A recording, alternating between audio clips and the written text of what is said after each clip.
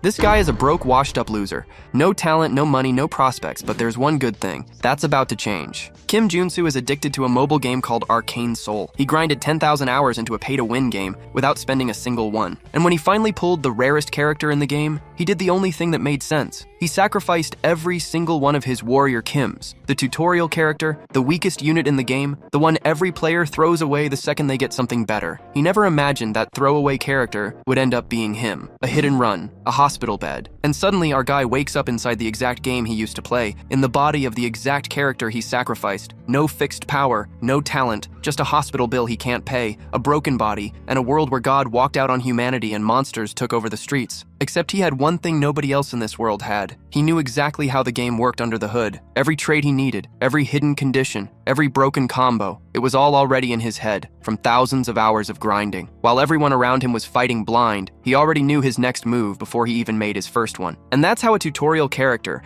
the most disposable unit in the entire game, turns into something nobody in this world can explain. To understand all this, let's go back to the beginning. When the MC wakes up in the hospital after getting wrecked, confused about what had happened and why he was in a hospital. His head throbbed for a moment, and the memories came flooding back in a flash. The truck hurtling towards him, his attempt to swerve, and the crushing impact. He remembered he'd been hit by a truck. A nurse suddenly entered the room and asked if Warrior Kim had finally woken up, saying she'd go get a doctor. The young man was confused, not understanding why she was calling him that. He looked at his medical chart and read the information. Warrior Kim, a 22-year-old male, hospitalized for dislocated and contused limbs from an accident. Junso felt a chill run down his spine, as if he was being punished for using his characters to power up the celestial demon. And now, somehow, he'd become one of them. When he tried to touch his foot to the floor, excruciating pain shot through his body, forcing a terrible scream from his lips. The nurse rushed over, telling Warrior Kim not to move, but all Junsu could do was cry out that it hurt so much. The doctor explained that Junsu had been hit by a truck and passed out, and that he'd now need to undergo some tests, including an MRI and a magic X-ray. Confused, Junsu asked what they meant by Warrior Kim and magic. Later, at the hospital reception, an employee calculated the total cost of the procedures, adding up the emergency room, hospitalization, the magic X-ray, the MRI, and other tests. The bill came to 22 million won. Junsu was outraged, questioning why he should have to pay so much for just 4 days in the hospital. The woman explained that since he didn't have insurance,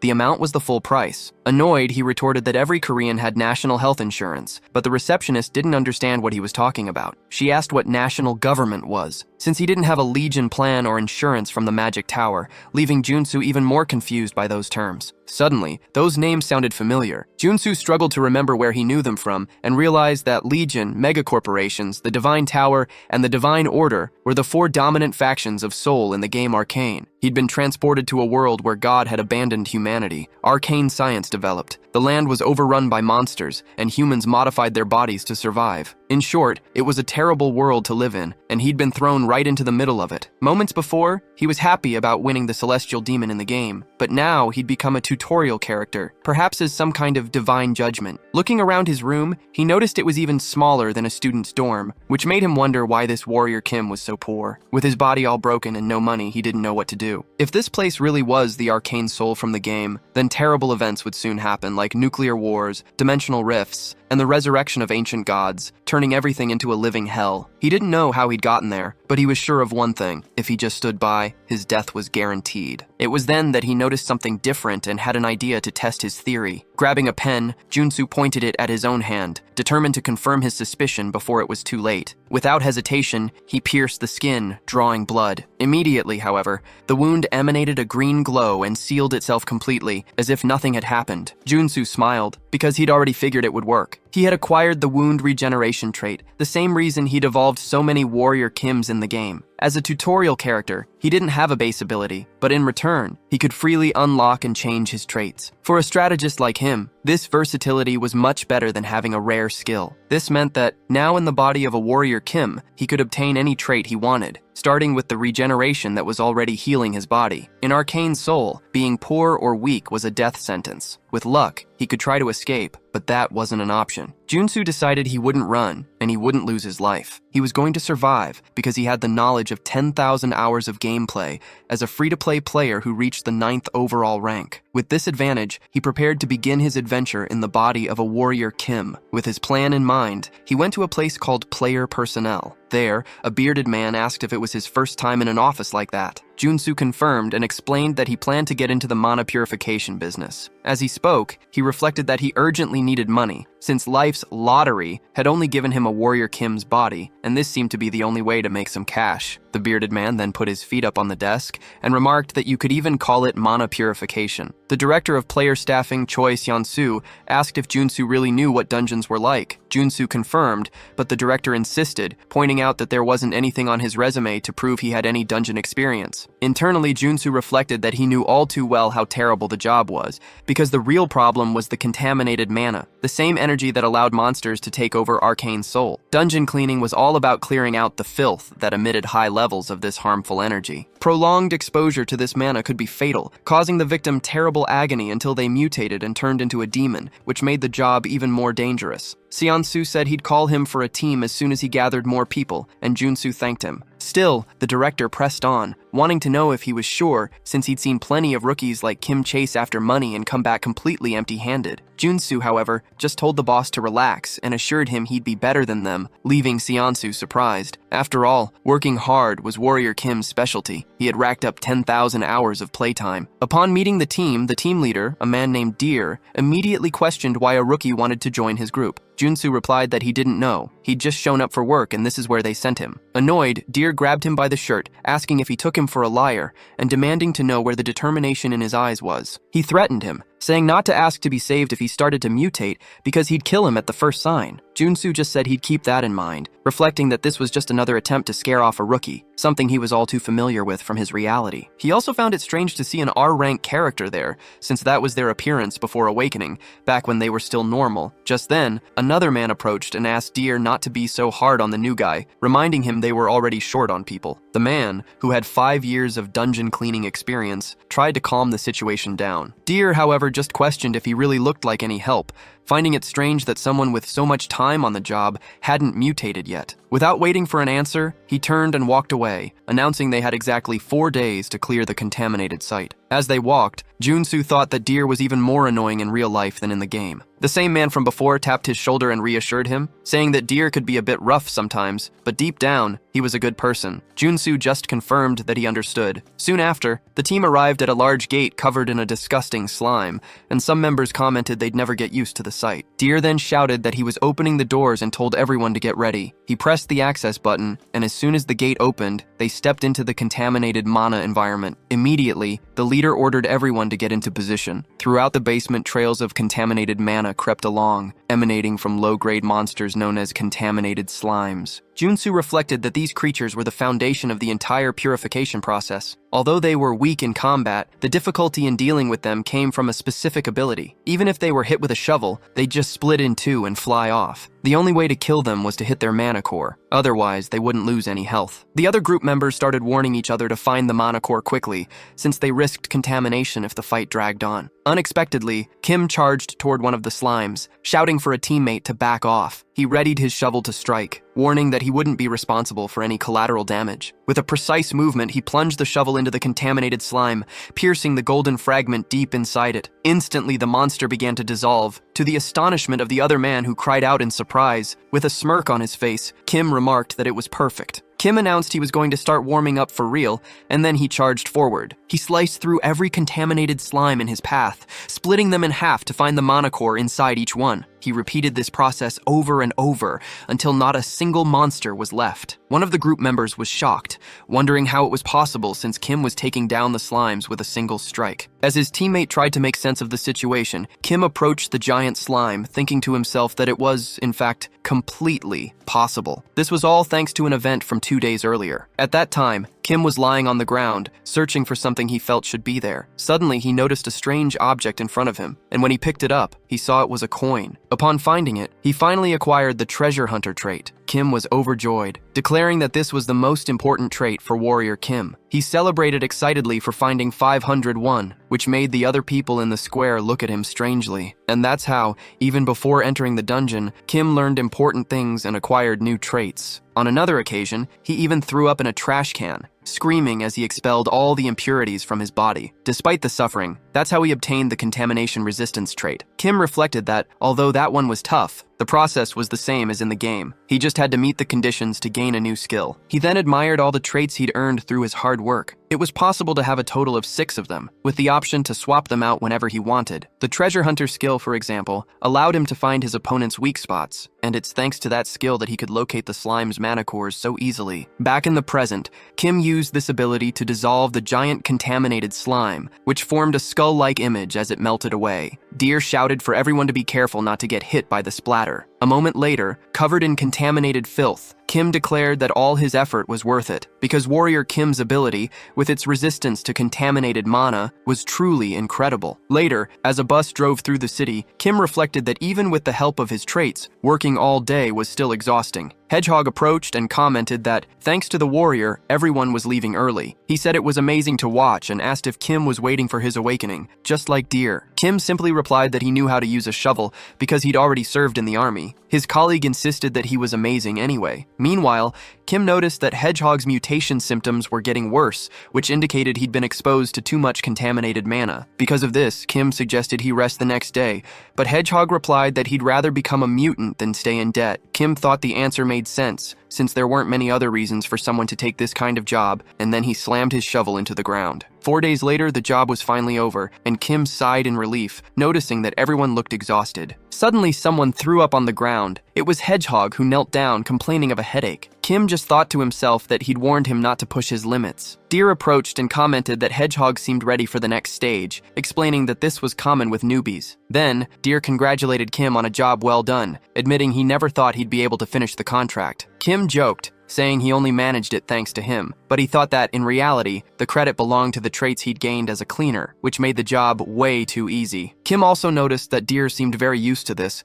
and wondered if he was really an R rank, while the man muttered about being tired. Suddenly, they heard a scream, and Kim turned around. Hedgehog was being consumed by contaminated energy, and his friends asked in fear if he was okay, pointing to the spikes that were beginning to sprout from his body. As Deer moved forward, asking what was happening, Kim thought this couldn't be real. The team leader tried to tell Hedgehog to hang on, promising they'd get out of there, but it was already too late. The man transformed completely into a mutant, unleashing a massive explosion in the contaminated area, leaving Kim stunned by the impossibility of it all. Hedgehog's body was now completely modified, turning him into a gigantic creature that rose up against the warrior. In his new form, he seemed to have lost all sanity, and Kim realized that if they defeated him, they could all lose their lives as well. To make matters worse, he felt that his new traits, designed for cleaning dungeons, wouldn't help him at all in this fight. No matter how hard he thought about a strategy, the only answer he could find was that winning was impossible. Suddenly, the mutant Hedgehog braced itself to attack and hurled Kim away with brutal force. The young man slammed onto the ground,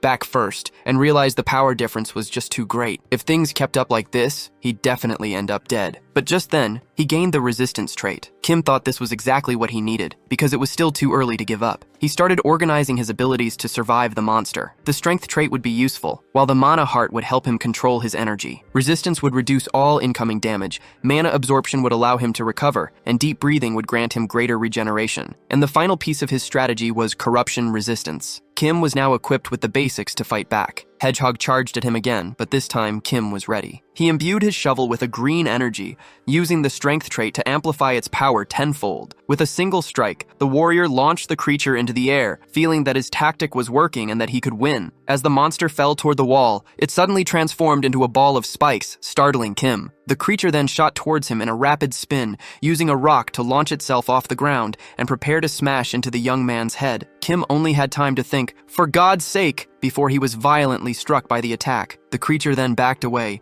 digging its claws into the ground and grinding its teeth at him. With a leap, the young man got back up, complaining that even with his resistance activated, the blow still hurt like hell. He knew that if he stopped now, he'd lose his life, so there was no other choice but to keep attacking. Just then, one of Hedgehog's spikes bent back and was fired directly at Kim's face, followed by several others. The warrior fell to the ground, injured, but thinking that he just needed to hold on a little longer. All he wanted was one chance to land a punch on the creature. Kim's blood gushed out again as the spines tore into him. The creature, even more enraged, fired a projectile that ripped the warrior's fingers apart. Lying on the ground, he screamed in pain. He remembered playing Arcane Souls as Junsu, completely surrounded by enemies. Back then, he'd tell everyone to bring it on, certain he could defeat anyone with just his warrior, Kim. Everything seemed so easy. It only took a single click to hunt monsters, and he'd never once thought about how his character would feel going through extreme situations, all under the guise of efficient training. Now, however, he understood firsthand all the suffering it took to gain even a mediocre trait. With this newfound determination,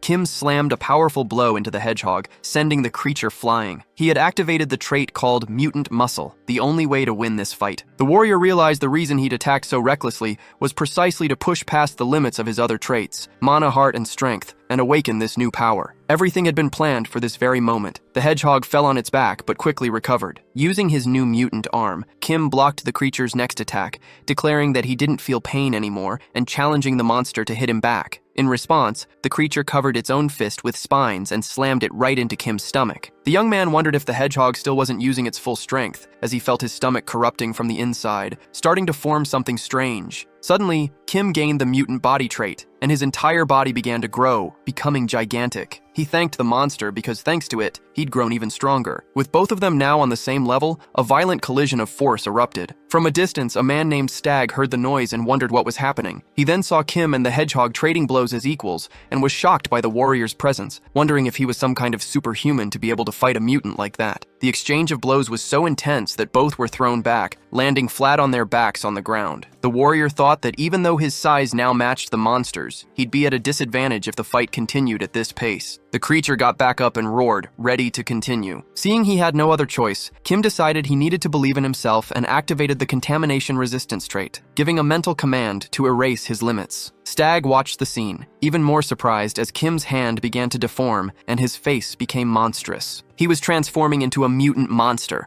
ready for the final battle, but suddenly a mysterious circle formed above his head. A spell was unleashed against the mutant, gradually disintegrating the hedgehog as the attack slammed it into a structure. Deer watched the scene, wondering what it was, and if Kim was also a monster, since he transformed into a mutant to fight another. He wanted to understand how that was possible as he watched Kim take on the mutant trait. Confused about what the hell was happening, Deer decided he needed to get out of there as fast as possible. However, Kim's shadow blocked Deer's view, and he saw the warrior extend a hand in his direction. With nowhere to go, Deer just closed his eyes, but soon noticed that nothing had happened. Kim sighed and, to Deer's surprise, returned to his human form. Then, the warrior fell to the ground, gasping, telling himself that he'd done it. He knew that because he'd possessed the mutant form and muscles, and had deactivated his corruption resistance, the common belief was that he could no longer return to normal. Despite that, Kim was sure he could do it, because he could swap the mutant trait as long as he was able to think rationally, even if just for a moment. That's how he endured the transformation, and managed to replace the mutant trait with corruption resistance again. All around them, the stadium was completely destroyed, and Kim felt dizzy after the fight. The sensation felt like all his bones and muscles were shifting inside his body,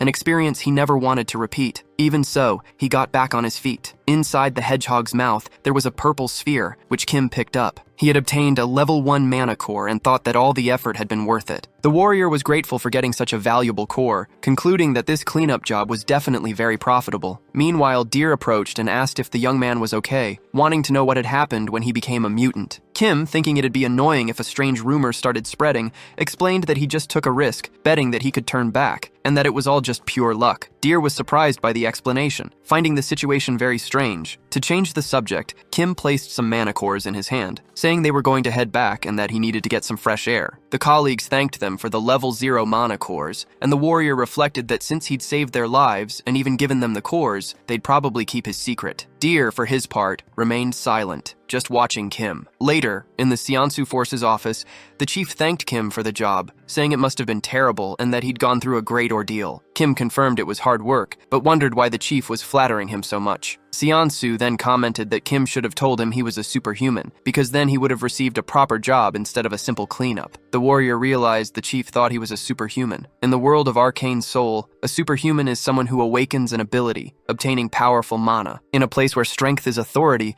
superhumans are like nobles. It made sense for Seansu to think that, since you'd have to be a superhuman to defeat mutants like that, Kim knew he'd only won because of his traits. but he let the misunderstanding continue. Seonsu said he should pay him for the cleanup, and Kim agreed, thinking it would be good to let the chief think he was a superhuman for now. The agency leader explained that Kim had cleared 5 regions, and that they would take 20% in fees from a total of 50 million won, which would come out to 5 million for each member of the group. However, Seonsu said that this time, he'd do things a little differently. Seonsu says he'll only take a 5% fee and will even throw in a bonus, which makes Kim happy to receive a total of 12 million won. The boss comments that he enjoyed working with him, and Kim thinks to himself how good it is to be considered a superhuman. As he leaves the room, already imagining how he'll spend all that money, he runs into a bald man. The man notes that the warrior seems to be in a good mood, guessing he must have gotten a good payout. Kim confirms that the job went well and remembers that this man was one of the people he worked with last time. The man then reveals why he approached him, explaining that he's there to ask for a favor. He says his wife is sick and asks if Kim could lend him some money, apologizing for making such a request to someone he's only worked with once. Kim hesitates, reflecting that it's not a good idea to help others in this world, since anyone can betray you at any moment, and it's already hard enough to get by. Still, feeling bad about just ignoring the request, Kim takes the man's hand and gives him a few level 0 mana cores, saying that while it isn't much, he should use them. Later, in a dark alley, the same man shouts that Kim was an idiot for falling for his poor old man act. An accomplice named Stag asks if Kim is new to this sort of thing, and the scammer bets he could have gotten even more if he'd made up a story about a son. He's annoyed that Kim, a fake superhuman, got paid more than the other workers, and Stag sighs, commenting that since Kim isn't even a real superhuman, it would be a good idea to teach him a lesson. The old scammer asks if Stag has any ideas, and the leader replies with a malicious smile, asking if he isn't seeing the obvious. Stag states that although Kim isn't a superhuman, that idiot must have some kind of strange ability. He declares that they already know Kim's secret, and they're going to teach him a lesson, shattering the level 0 mana cores in his hand as he promises to show him just how terrifying the world can be. Meanwhile, in a luxurious building, Kim is enjoying his money and comments on how good it feels to get a massage in a place like this, thinking that the game is better than reality. However, he feels a sharp pain when the masseuse presses on his arm. Kim reflects that even after 3 whole days of rest at the hotel, his body still aches, and he concludes that he'll need to think twice before using his mutant abilities again. He realizes that changing his traits isn't that simple, as his body alters along with them, and the severity of the side effects increases with the intensity of the transformation. The big problem now is figuring out how he's going to survive while limiting the use of his power. Suddenly, Kim notices something out the window and recognizes members of the Iron Fist gang, who are still walking around with an air of arrogance. He ponders how Arcane Soul is dominated by local gangs instead of the law, which is natural in a place full of monsters where people depend on superhumans for protection. Kim knows he survived the first stage, but he understands it'd be foolish to rely solely on his traits in such a dangerous place. With this realization, a smile spreads across his face as he concludes that the solution to his problems comes down to one thing: items. Following his plan, Kim goes to an item shop in Seoul. A clerk asks if he's there to sell something, and he confirms, saying he has some monster byproducts. The woman explains, a bit sheepishly, that they don't buy level 0 cores, but Kim reassures her, saying he already knew that and would like to sell something else. He then presents an item that leaves the girl surprised. She asks if that's a level 2 mana core, and Kim confirms, asking her to appraise it. As the clerk analyzes the item, Kim thinks that it was worth the effort he put in at the hotel to fuse everything he owned and create that core. He knows the price changes depending on the level, so this was the best way to get the highest value. The girl finally offers 4,770,000 won for the core, and Kim thanks her. Then, he asks if the shop also sells weapons or armor. The woman confirms and invites him to follow her to the stockroom, where Kim heads. With a smile on his face, Kim looked over the stock and thought that, despite having everything, it was all just the basic gear he used to use in the game. The attendant let him browse freely, and he took the opportunity to gear up, filling his backpack with various weapons. Stepping out onto the street, he finally felt like he was truly playing Arcane Soul. That's when a woman's voice called out, asking if he was a mercenary because she needed help. Kim said no and suggested she find someone else, but the girl insisted. She offered money and explained that she was in town on business, but the Iron Fist gang was scaring her. The woman wanted to know if he could protect her on the way to her apartment. Kim figured that 500,000 won for a bodyguard job sounded like a daily quest, so he decided to accept. Placing a hand on her shoulder, he said he couldn't just ignore a woman in danger and, pointing ahead,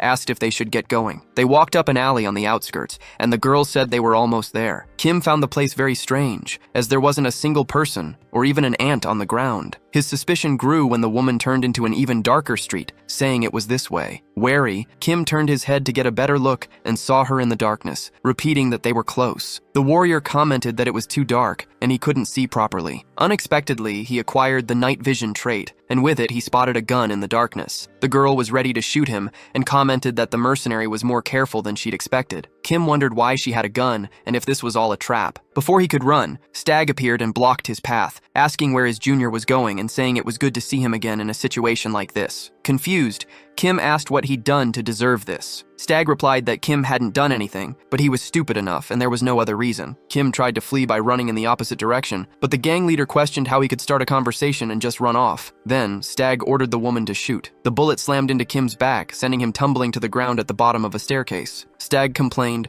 saying she should have shot him in the legs, not the back. The girl defended herself, claiming it was better this way than letting him escape. The leader assumed Kim was dead, commenting that he'd turned back into a human after becoming a mutant and that some mage would surely buy the corpse. As one of his companions offered to grab the bag and gear, Stag agreed they should do that first. However, when they went to look, Kim's body was gone, and they wondered where he'd gone. Suddenly, a glass pane from the ceiling shattered, and the shards pierced the back of one of Stag's partner's necks. The group wondered what that was, and Stag yelled, wanting to know if Kim was still alive. The young man replied for him to bet on it, because he wasn't going to lose his life to someone who repays kindness with betrayal. It turns out Kim had already left the shop wearing a bulletproof vest, and thanks to that, he gained the trait he needed, called Play Dead. Stag yelled, complaining that Kim had broken the streetlight and now he couldn't see a thing. Little did he know, Kim was already right behind him, asking if the leader was looking for him. In a menacing tone, Kim said that Stag had saved his life, and now he was going to take his. Kim slammed a punch into the man's face, knocking him to the ground. While Stag tried to get up, he only managed to sit and attempted to kick Kim, who dodged it easily. The warrior then said that Stag should have been grateful for being saved, and that trying to take his savior's life wasn't the right thing to do. He then slammed another punch into his face. As Kim prepared to stomp on Stag's head, the girl from the group fired a shot and asked if their leader was okay. Kim looked at his own wounded arm, thinking he'd been too careless. He realized that in Arcane Soul, the scariest things weren't the monsters or the mutants, but the people themselves. Kim admitted to himself that he was naive and trusted others too easily, a mistake he wouldn't make again. His mind made up, he drew a gun and shot the girl's hand, sending her weapon flying and striking another group member in the shoulder. He warned them that it was over, then fired another shot into the wall. Kim declared that he should take Stag's life just as a precaution, but the man on the ground tried to kick him again. The warrior didn't expect the move, and while narrowly dodging, lost his grip on his weapon. At that very instant, Stag's legs finally transformed. He had successfully gone through the superhuman awakening. Kim thought the developers did a terrible job. The superhuman awakening was something all playable characters could achieve, making it a basic growth system in the game. According to the rules of Arcane Soul, a level 1 superhuman was already strong enough to threaten a civilian armed with a rifle. In other words, Kim would now have to deal with a superhuman using nothing but his own body. Suddenly, Stag vanished from Kim's sight. Kim wondered where he'd gone. The newly awakened man was using his new abilities, stereoscopic movement and the kick. This movement power allowed the user to use the incredible elasticity of their legs to move freely. Soon, Kim noticed that Stag had used this ability to scale the building's wall. From above, Stag yelled that he'd send the warrior to hell and dove in for an attack. Kim rolled away, managing to dodge the blow. Surprised, the awakened man asked how he'd managed to escape and leaped from the ground again towards Kim, yelling that this time he wouldn't get away. With a smirk on his face, Kim replied that he had no intention of dodging. He then used an expandable baton to block Stag's kick, calling him an animal. As he blocked the blow, Kim thought that it had been a great idea to make that purchase. The scene flashed back to a few hours earlier, at the armory. At that moment, Kim was wondering if it was worth it to buy a firearm. He concluded that, since he was a warrior class, even if he got stronger, there'd be a limit to how well he could use a weapon like that. That's why he decided that, as a precaution, he'd also buy a class-specific weapon, picking up the baton. Back in the present, Kim knew that each character had weapons and traits that were most effective for their own class. To defeat Stag, he needed to use a short-range weapon with the right traits for a warrior. With that thought, he extended the baton again and launched into a vertical attack. Kim lands a blow on Deer's shoulder, and with that, he gains his first class-specific trait, Attack from the Warrior class. Immediately, he lunges forward with a flurry of strikes, a downward slash, an upward swing, and a piercing thrust, finishing it all with a sweeping sideways cut. Deer manages to dodge at the last second and counters with a high kick to Kim's head. Kim sees the opening, but he knows he can't stop now that he's come this far. Determined to press the attack even if it means breaking a bone, he ignores his defense and slams the staff into Deer's thigh. Deer's kick connects with Kim's forearm, but the warrior's staff also wounds the awakened's thigh. An aura envelops Kim's weapon once more, signaling that he's acquired the combo trait. Using this new skill, considered the best for the early stages of the warrior class, he combines attack and combo to pressure Deer. The Awakened begs him to stop, but Kim doesn't hesitate and delivers a final blow to the stomach, leaving Deer unconscious on the ground. As the rain begins to fall, Kim feels relieved to have defeated the Awakened. He notices his hand is slightly red and wonders about a strange sensation. Even though his entire body ached, he felt something overflowing inside him without understanding what it was. Suddenly, an explosion erupts nearby. That was the day he discovered the cruel truth of the world of Arcane Soul, awakening as a superhuman. Kim, the level 1 warrior. Kim opens his hand, now surrounded by an aura, and closes it again, processing the fact that he's now a superhuman. A cry of joy escapes his lips as he thinks about his new status. After all, this meant he'd start getting offers for high-paying mercenary jobs, and could also get low-interest loans. His celebration is cut short when a man with a cigar asks if he got what he wanted. Kim turns around and comes face to face with a large man standing right in front of him. He recognizes him as Iron Fist Kim, the second basic character in Arcane Soul after Warrior Kim. He's an enhanced soldier with a prosthetic arm, specializing in firearms and precision shooting. The big problem, however, is that he's also the leader of the Iron Fist gang. Kim realizes he fought inside the gang's territory and must have caused a major provocation. The soldier asks if Kim knew where he was before causing all that commotion. The young man replies that he was attacked and couldn't just let them take his life. The gang leader then cocks his gun and asks if Kim's attackers were scarier than the Iron Fist gang. Kim understands that if he continues this fight, he'll end up losing his life for nothing. Ignoring any justification, the soldier presses the gun against Kim's chest and says he made a horrible choice, promising to show him what happens when someone messes with his territory. Kim stares back at him with a defiant expression and asks if he's sure about that, stating that the soldier missed something. With that, Kim grabs the gun with his own hand, declares that he's not the type to lose his life so easily, and pulls the trigger himself. The soldier is stunned, realizing the kid just shot himself with a gun. As he gets up, Kim wonders what that was, since the shot just felt like a tickle. He realizes his body is healing rapidly thanks to the regeneration trait. Watching the scene, the soldier remarks with a mocking tone that Kim has a very interesting ability. Kim wondered about his new ability, regeneration, realizing it was an evolved version of wound recovery, a trait you could only get by becoming a superhuman. He decided to use a bluff, believing it would all be over the moment the soldier underestimated him. With confidence, Kim asserted that he hadn't survived by luck, and warned that anyone who messed with him should prepare for the consequences. The soldier repeated Kim's name and said he liked his courage. So, he'd let him go for now, but made it clear that Kim now owed him. Tapping him on the shoulder, the soldier warned him to understand exactly what that meant. Kim replied that he'd remember it, while wondering if the gang leader had recognized him from somewhere. Then, the man, known as Iron Fist, held out his hand and proposed they work together next time. Kim reflected that Iron Fist wasn't the type to betray someone, so building a connection there didn't seem like a bad choice. He agreed to the proposal, shook the man's hand, and said they'd see each other soon. Later, at the Jamsil Superhuman Tower, Kim was amazed by what he saw. He thought that, although he'd already seen the place in the game, reality was a stunning spectacle and completely different from his city. A girl approached him, thanking him for visiting the tower and asking if she could help. Kim found her very beautiful, and even wondered if she was an NPC. The receptionist, noticing his rookie appearance, deduced he was there to get his certificate and instructed him to use the nearby machine to measure his mana and his trait circuit. Kim thanked her, thinking that she had guided him without him even having to ask, which only confirmed how much of a beginner he looked. He concluded that once he got the certificate, his real life would finally begin. Suddenly, something strange caught his attention. The people around him clasped their hands in prayer, announcing that the saint had arrived. Kim saw a single airship in the sky and a rune forming on the building's floor, recognizing the symbols of the Order of the Old Father. He was confused, wondering why a stage boss would be there, since he was still in the tutorial timeline.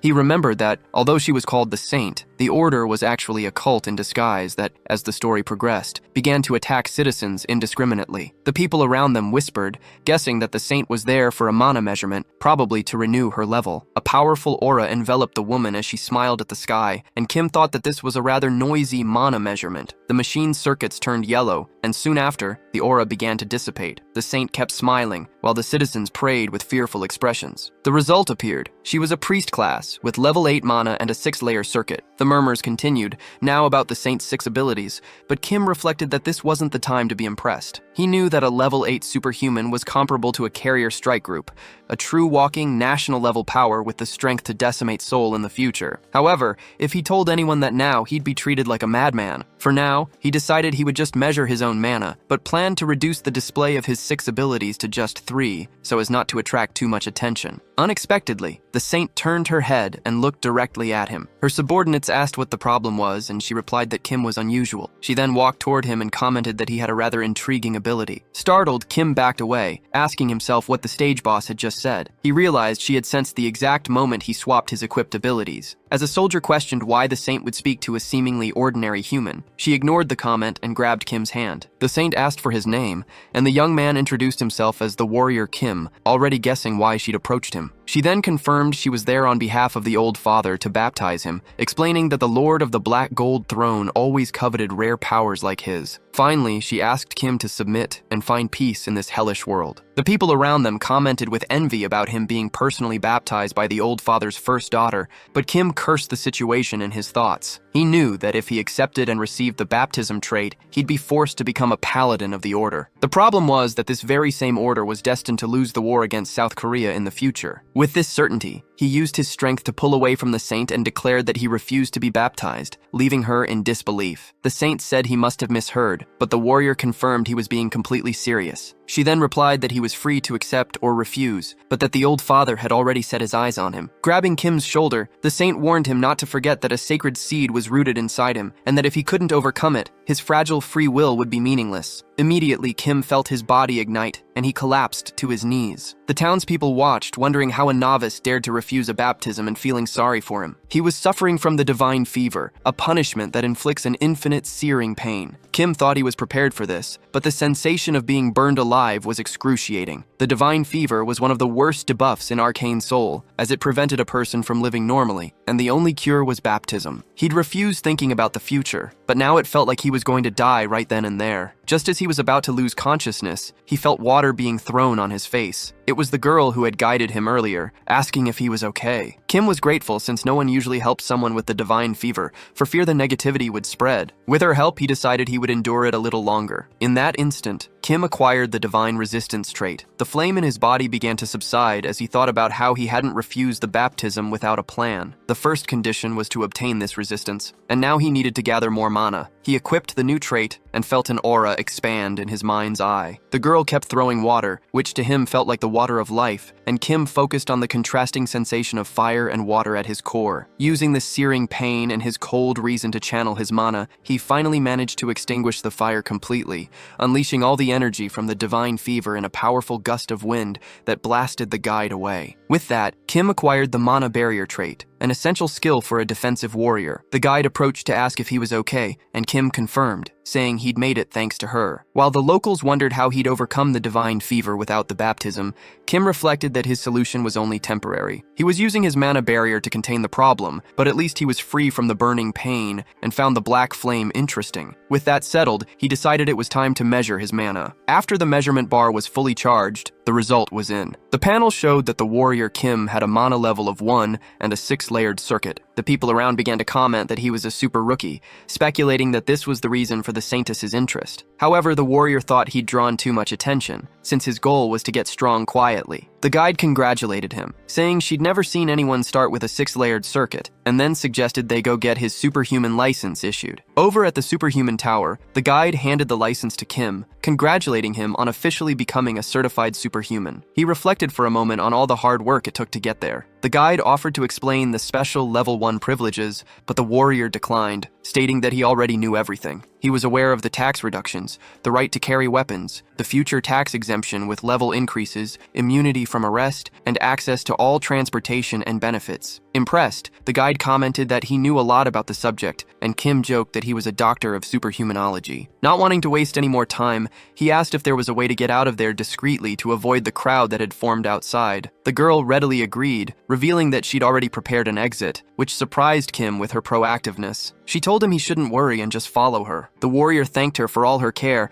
especially for giving him a stealth cloak and showing him a secret passage. The guide replied that it was no trouble to help others. With the cloak, Kim acquired the stealth characteristic and thought to himself that he'd gotten a skill for free. The guide then pointed to the exit, explaining that due to the rules, she could only accompany him this far. The warrior thanked her, saying her help had already been more than enough. As he walked away, Kim reflected that he didn't know anyone so kind in Arcane Soul. Besides being helpful, he found her beautiful and promised himself that when he got stronger, he'd repay the favor. It was then that he wondered what her name was and remembered he had her business card. Kim was completely shocked when he read the name on the card, as the guide's name was Beck Soren. She was one of the 3 strongest characters in the game, a berserker known for her terrifying appearance. He found it strange that her face had seemed familiar, but in the game, the character always had such an intimidating look that he never would have guessed. To think that Beck Soren was actually someone so kind left him confused, and he wondered what the hell could have happened to her to cause such a drastic change. Later, after slicing through the last slime of his quest, Kim thought about how awful it was to be a superhuman. He'd been clearing out the same monster cave for a week straight, and he felt completely exhausted. Sitting on the ground, he lamented that he was finally done, as his efficiency was terrible for him to be this tired already. The problem was that he needed to focus all his characteristics on maintaining the mana barrier. If he could customize his stats just for clearing the cave,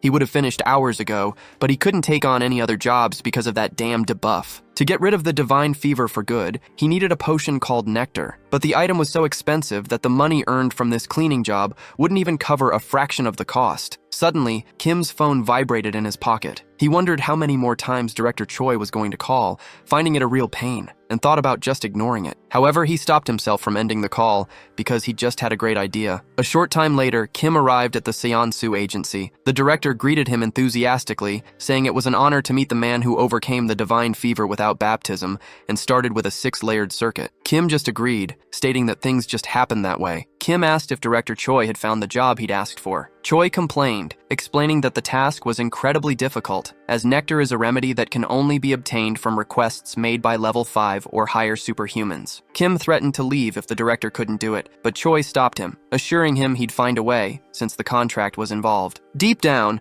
Kim had already expected this. He knew the director would find a mission with Nectar as a reward, so he simply asked what the job entailed. The director placed a tablet on the table and asked if Kim had ever heard of Number 1 Security. Kim said it was his first time hearing of it and assumed it was just an ordinary security company. Choi clarified that it's a private military company, one of the largest in the industry, and that the president and vice president are a couple, both from traditional martial arts families. The warrior found it strange that such a wealthy family would need something badly enough to make this kind of request, and Choi revealed that the problem was their son. The director continued, explaining that the boy was already past 20, but he still hadn't awakened as a superhuman. Kim was surprised, questioning how that was possible if both his parents were from martial arts families. Choi told him that their son had accumulated level 8 mana, but even so, he didn't awaken. The condition of the request was to hire a level 1 or higher warrior, which was a perfect fit for Kim. Hearing this, a smile spread across the warrior's face, and he said he'd go check them out. A short time later, in a beautiful, bright mansion, Director Choi was impatiently shaking his leg. He commented that the president and vice president were busy people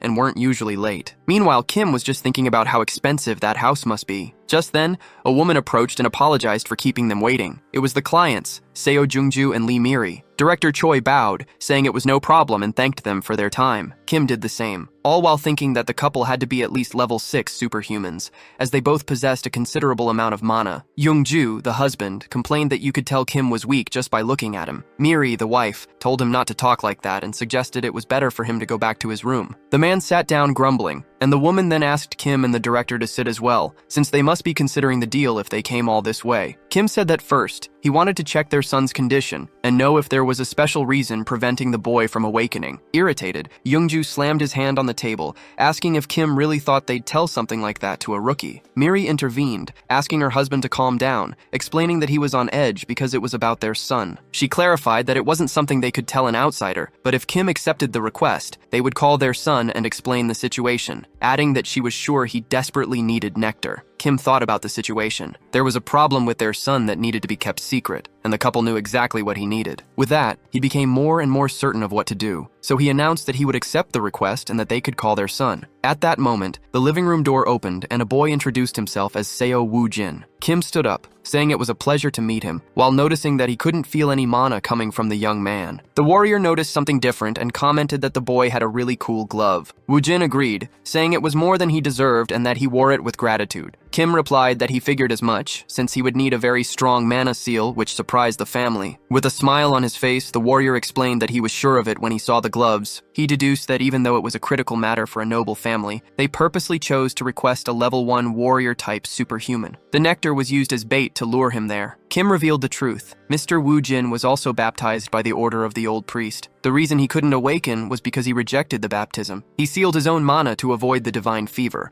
all while suffering in silence, unable to publicly announce his situation. Kim deduced they must have heard the rumor about a level 1 superhuman who overcame the divine fever, which is why they decided to seek him out. Wu Jin was completely stunned by the warrior's insight, remarking that it was incredible and that he didn't need to explain anything further, almost as if Kim were a detective from a show. Kim, in turn, simply said it was a matter of reading the situation, while reflecting that there's nothing to fear when you know the future. The moment he saw the photo, he had already understood everything. That's because, in the future, Seo Wu Jin would become the paladin of the vanguard for the order of the old priest. Although he initially resisted the baptism, he eventually succumbed and joined the order after his parents lost their powers. Seeing this, Jiangju approached, addressing Kim as Sir, and asking if there was any way for his son Wu Jin to escape the baptism. The warrior reflected on how the man, who was so arrogant just moments ago, was now acting so kindly, and then confirmed that he had a solution. He thought to himself that after playing Arcane Soul for 10,000 hours, of course he knew how to escape. Placing a hand on the young man's shoulder, Kim said he knew that pain, as he had suffered from it too, and asked Wu Jin to trust him because he was going to get him out of this situation. Overcome with emotion, Wu Jin began to cry, calling Kim Sir. The warrior thought that he didn't care if the woman was a saintess. She had dared to try and baptize his future subordinate into a disgusting cult,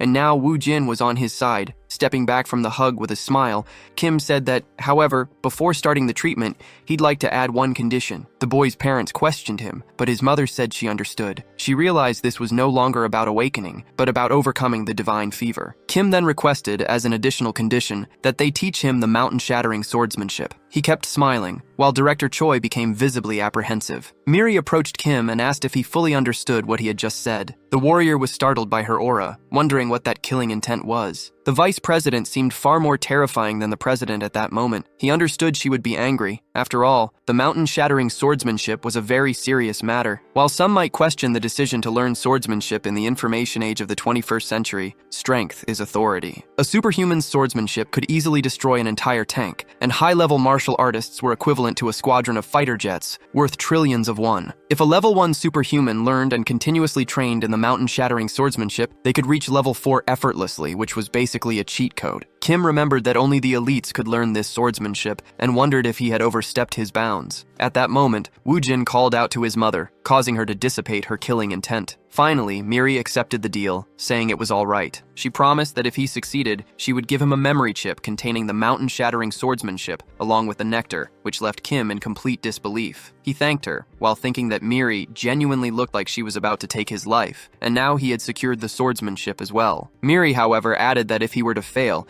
she and her husband would be very disappointed and angry. Kim assured them that wouldn't happen, and said it was best to start as soon as possible. They went to a room that contained a mana focus circle and 200 intermediate-grade mana potions. Miri explained that she had prepared everything he asked for. Kim agreed that this should be enough and said he'd prefer to be alone with the patient during the treatment. The woman then apologized for what happened earlier. She explained that her son Wu Jin was forcibly baptized before he even started school, and because of that, he never had the chance to make friends, let alone go on a family picnic. He had to suffer, unable to leave his room under any circumstances. Miri admitted they had become very sensitive about the situation, and that from that moment on, she would leave everything completely in Kim's hands. The warrior reflected that, in the end, their entire family had to suffer because of the Saintess's trap. Wu Jin thanked his mother, saying he was fine. Meanwhile, the warrior reflected that in the game, he would eventually oppose this family and become a cold person in the future. Feeling a little bad for them, Kim reassured the lady, promising he'd get the treatment done no matter what. Now alone, Kim announced they were going to start, and Wu Jin asked what he needed to do. The warrior noticed the boy was trembling and told him to calm down, but Wu Jin assumed he'd be terrified with injections and shocks to awaken his power. Kim then asked what kind of treatment they had done to him so far. The boy thought that the usual procedure to cure the divine fever was to drink nectar after awakening, but since he had so much mana in his body, the fever was too severe. To calm him down, the warrior knelt and said he didn't need to worry, but that he had to keep everything he saw a secret. The boy promised. With that, they began the treatment. First, Kim needed to expand his mana barrier to its absolute limit, which would make it weaker. He soon complained about the intense heat he felt. Ignoring Woojin's call, Kim uncorked the potions in his hand and started chugging them one after another, tossing the empty vials behind him without even looking. He opened 2 more and kept drinking, thinking how awful they tasted. After downing several vials, he activated the skill Potion Addiction. With it, his damage taken and mana consumption increased, but the effects of the potions were abnormally amplified. Focused, Kim used the skill Area of Darkness to create a shield in a specific spot. Then, he wiped his mouth and announced that the divine fever had been completely pushed outside the barrier. Woojin shouted, impressed, but the warrior warned him it was too early to celebrate. He explained that the next step was for the boy to take off his mana-sealing glove and put his hand outside the barrier, as Kim would need to hold it. Woojin warned that the 2 divine fevers would start a resonance reaction. Kim stepped out of the designated area and said his own fever would be tolerable since he was inside the barrier. He ordered the boy not to ask questions and to just follow his instructions. Thinking that this was the first time he'd ever taken off the glove, Woojin slowly removed it from his hand, and the resonance began immediately. As the energy emanated, Kim wondered how much mana the boy could possibly have in his body. It was terrifying. Even though he was scared, he knew he had to grab Woojin's hand. The moment he did, a terrible pain struck him, more intense than when the saint had baptized him. It felt like his bones were being shattered, and he had to focus with all his might just to endure it. Ignoring the pain and the power of the divine fever, Kim leaped toward the barrier, landing on top of Woojin. Completely out of breath, he gripped the boy's fist tightly and announced that the plan had been a success. With that, he acquired the skill Damage Absorption, which allowed the user to absorb damage from others. Woojin commented that even though he'd taken off the glove, the feeling was tolerable. Kim smiled, explaining that this was the whole reason they'd gone through all that. Beyond the barrier, he used Damage Absorption to take part of the boy's divine fever, which weakened it. Finally, the warrior said this was the final stage as he drew his sword. He told Woojin not to stop and to attack him until he awakened. The boy agreed, stating it was time to use the swordsmanship he'd practiced his entire childhood. He then took a fighting stance and attacked Kim's arms. Woojin moved behind the warrior, who reflected on the boy's power. He'd shattered an iron gauntlet with a simple wooden sword, and in doing so, obtained the Protect trait. Even so, Kim knew he'd be in critical condition if he took a direct hit, which was absurd considering Woojin hadn't even awakened yet. The boy's sword closed in, and Kim wondered what kind of swordsmanship this was, because he was having a very hard time dodging the blows. Unable to evade the next attack, he fell to his knees, and at that moment, he obtained the evasion trait. Seeing that Woojin was about to awaken, Kim had to act fast. The boy's mana began to gather intensely, and Kim noticed that both the sword and Seo's body were glowing with the same color. He'd reached the SSR rank with a trait called One with the Sword. Kim realized that Woojin had reached the state where the sword becomes an extension of oneself, a skill far too powerful for the warrior class. The strangest part was that the boy seemed to be in a complete trance. Kim knew he'd lose his life if he was hit by that blow. His only option was to use all the defensive traits he possessed, focusing the barriers on both of his arms. With the help of the room's mana focus circle, he combined 2 skills to defend against the impending attack. The impact of the collision was so strong it blasted him away, but a shield formed on the ground where he'd been. Kim had obtained the Mana Shield trait by combining the Mana Barrier and Protect skills. Woojin's power in the One with the Sword state had nearly taken Kim's life, but the boy only groaned a little from the effort. To the warrior's surprise, Seo's eyes returned to normal a moment later, and he simply collapsed sideways onto the floor. Kim approached, irritated, and asked how he dared to lose consciousness so peacefully after nearly killing him. He then noticed the boy was practically asleep and concluded that he'd simply lost control right after his awakening. Kim reflected on the situation. In the game, Seo Woojin was a strong SSR rank character, but since he'd awakened as a warrior instead of a paladin, he acquired the One with the Sword skill as his initial trait. The warrior feared he'd created a monster by changing the character's destiny and didn't know how it would affect the story going forward. On the other hand, Woojin was born into wealth, had immense strength, and now owed him a favor, so the situation wasn't all bad. A short time later, Miri, Woojin's mother, celebrated in relief that her son had finally overcome the divine fever. Both parents thanked the warrior profusely. Kim replied that it was nothing, and that he'd expected to succeed, while Choi took the opportunity to flatter his master. Woojin was still asleep, and his mother commented that it had been a long time since they'd seen him sleep so soundly, saying she didn't know how she could ever repay this debt. Jongju, the father, smiled beside his wife, and said that along with the promised nectar and the memory chip containing the swordsmanship, he would provide an additional success fee. Kim tried to be modest, but the couple insisted that he accept the sum of 1 billion won. stating it was a small price compared to what he'd done for their son. So as not to hurt the couple's feelings, Kim finally accepted the offer. Later in the car,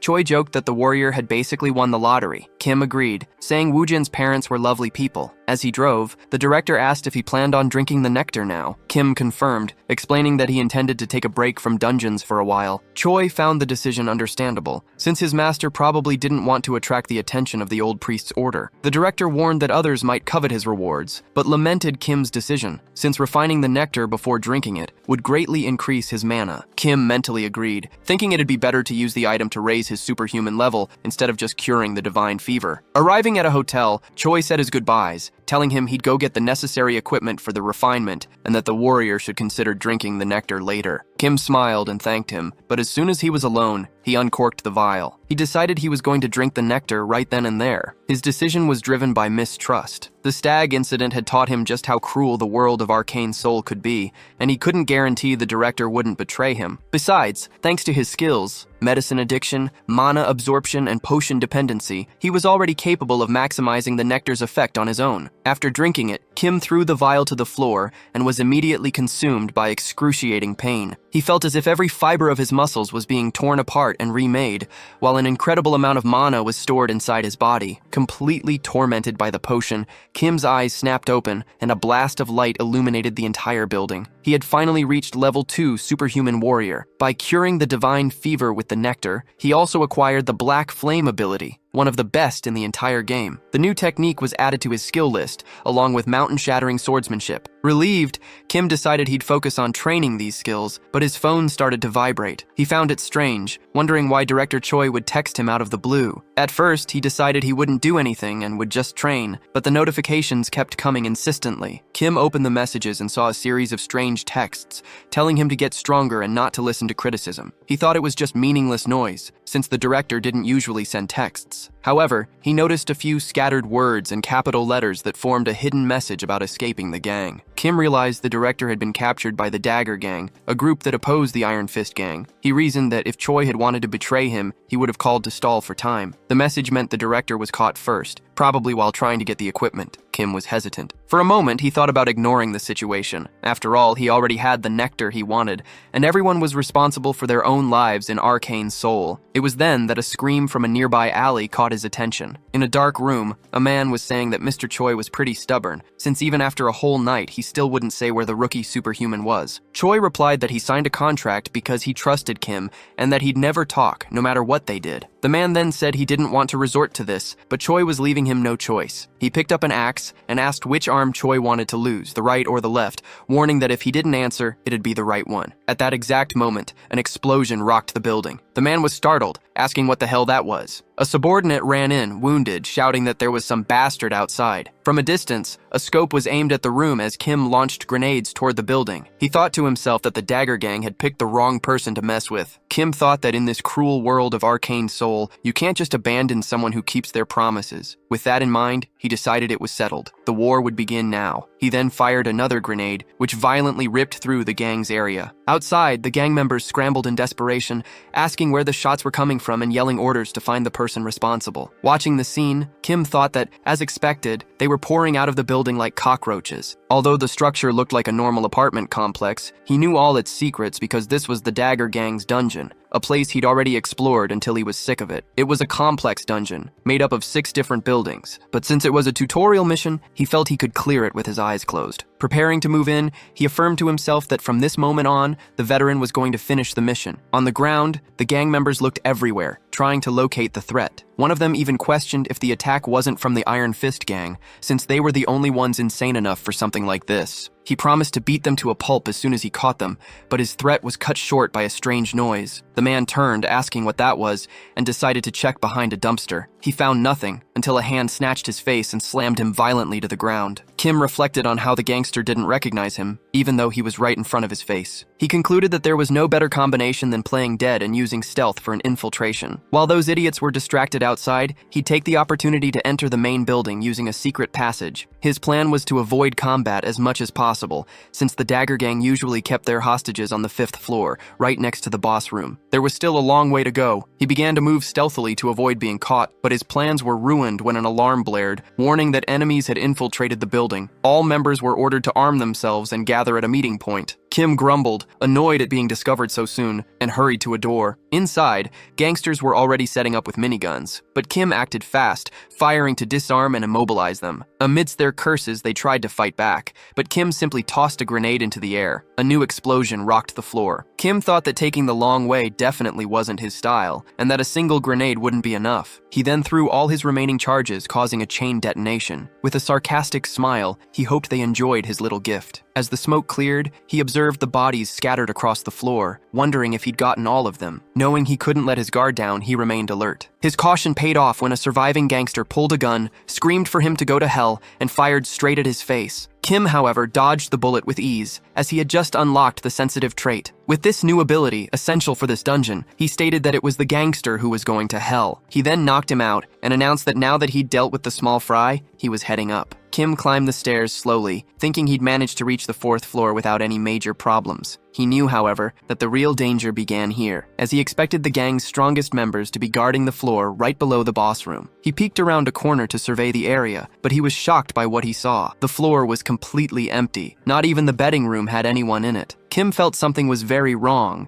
and knew he needed to focus, so he activated his focus trait. He expected to hear something from the floor above, but instead, he spotted a drone hovering nearby. The device quickly dropped a flashbang to the floor, which exploded in an intense burst of light. Kim cursed, realizing they were trying to blind him for a surprise attack. And just like that, an assassin crept up behind him, aiming to strike his shoulder. It was the Dagger Gang's boss, who called him a little rat and said he'd finally caught him. However, Kim managed to block with his shield, and ironically asked who he thought he'd caught. Surprised, the assassin fell back, questioning how his dagger hadn't pierced the shield. As the assassin backed away, Kim taunted him, asking who looked like a rat now. Kim reflected that he didn't expect to find the boss on the 4th floor, which made the situation very dangerous, since this part wasn't in the game. Even so, he managed to read the enemy's patterns. As soon as the flashbang went off, Kim had shut his eyes, predicting the flash was the standard pattern for a chain attack when entering the boss room. That's why he had time to equip his sensory and focus traits before the ambush. The boss was an assassin, and Kim would need to use all 5 of his senses to feel where the attacks were coming from. The gang boss complained that he'd blocked the ambush, but Kim told him not to be so surprised. Then,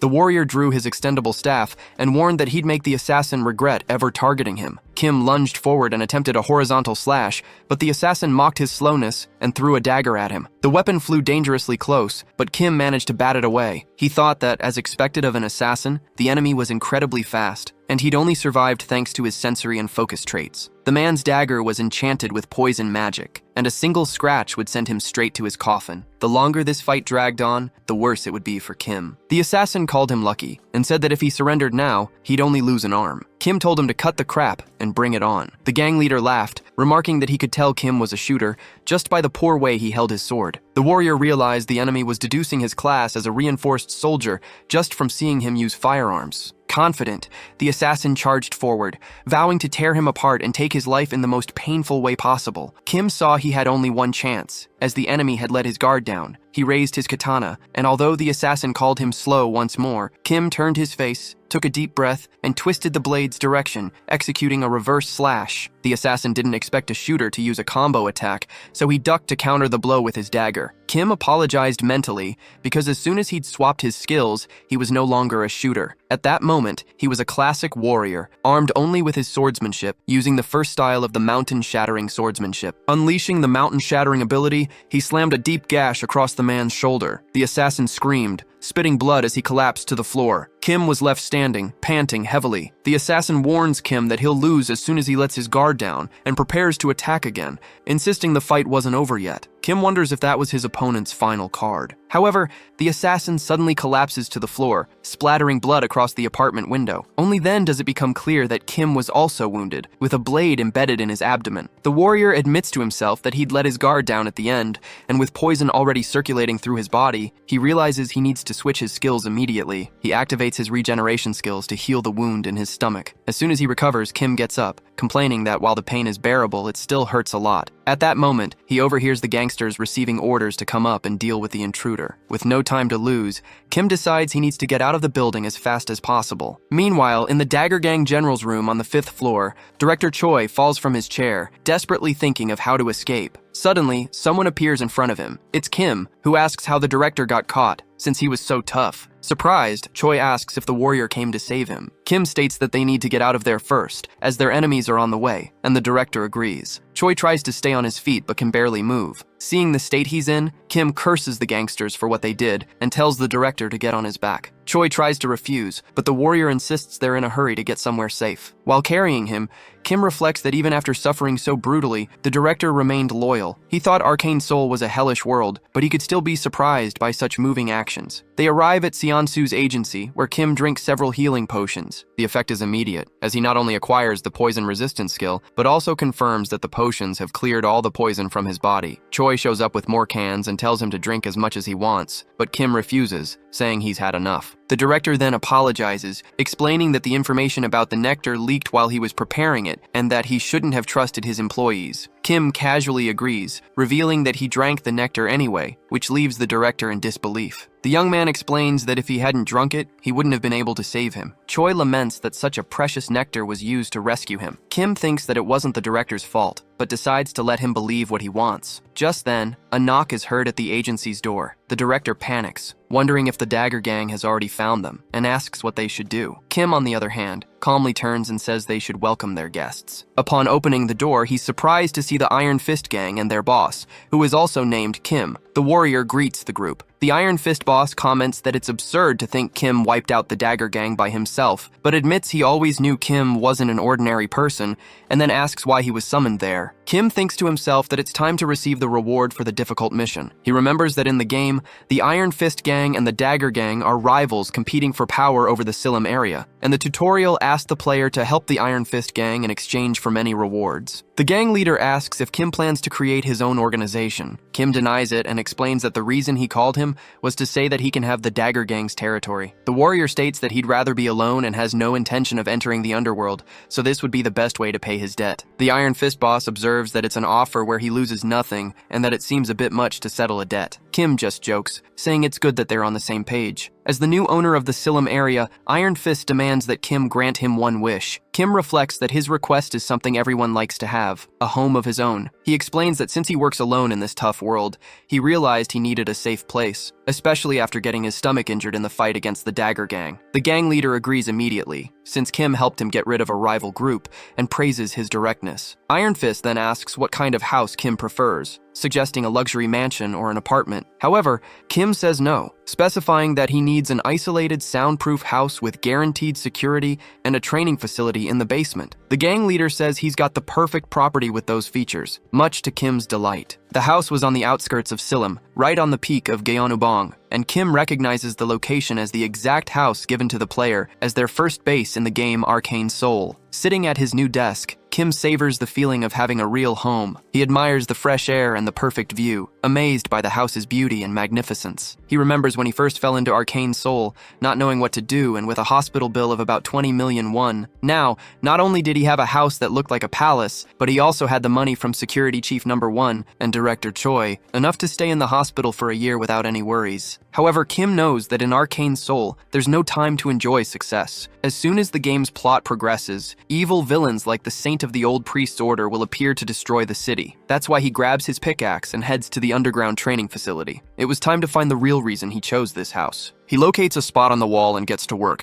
slamming the pickaxe hard into the stone. To his surprise, the wall shatters with ease. He realizes his skill is working better than expected, which could speed up the process. Kim Kim starts digging downward as fast as he can, complaining that he never imagined the treasure was this deep when he played the game. Still, he doesn't think about giving up and remains determined to get out of there soon. Suddenly, a liquid starts to leak from the stone, and Kim begins to drink it. The water slowly regenerates him with its energy. He loves the taste, as he can feel his body healing in real time. This is the effect of the mana spring, a place brimming with power. Even characters with zero health can recover quickly by being drenched in this spring, and most negative effects disappear, showing its incredible therapeutic properties. The house on Gyeonubong was the only place where he could access such an incredible spring for free. Kim reflects that he had to go through a lot of trouble to get here, unlike in the game, where everything was solved with a single click. The spring was so full of vitality that he could feel its effects easily. Grabbing one of his swords, he comments that the mana spring's properties are perfect for training. He could heal quickly if he ran out of stamina and get right back to it. The time had come to begin the first and only extreme efficiency training for free-to-play players. As night fell over the mansion, Kim reflected that it had already been 2 weeks since he'd locked himself in the training room. During that time, he'd become able to activate the black flame with ease, feeling the mana flow around his sword. He raised his weapon and executed the 3 styles of the mountain-shattering swordsmanship in sequence. First, the Mountain Crusher, followed by the lunge of the Mountain Splitter, and finally, the thrust of the Mountain Piercer. Kim was now completely used to wielding his swordsmanship in tandem with the Black Flame, not to mention the useful traits he'd acquired during his training. He felt he'd completed his main objective, but there was still one important thing left to do: obtain a mana cultivation technique. If he'd refined the nectar before drinking it,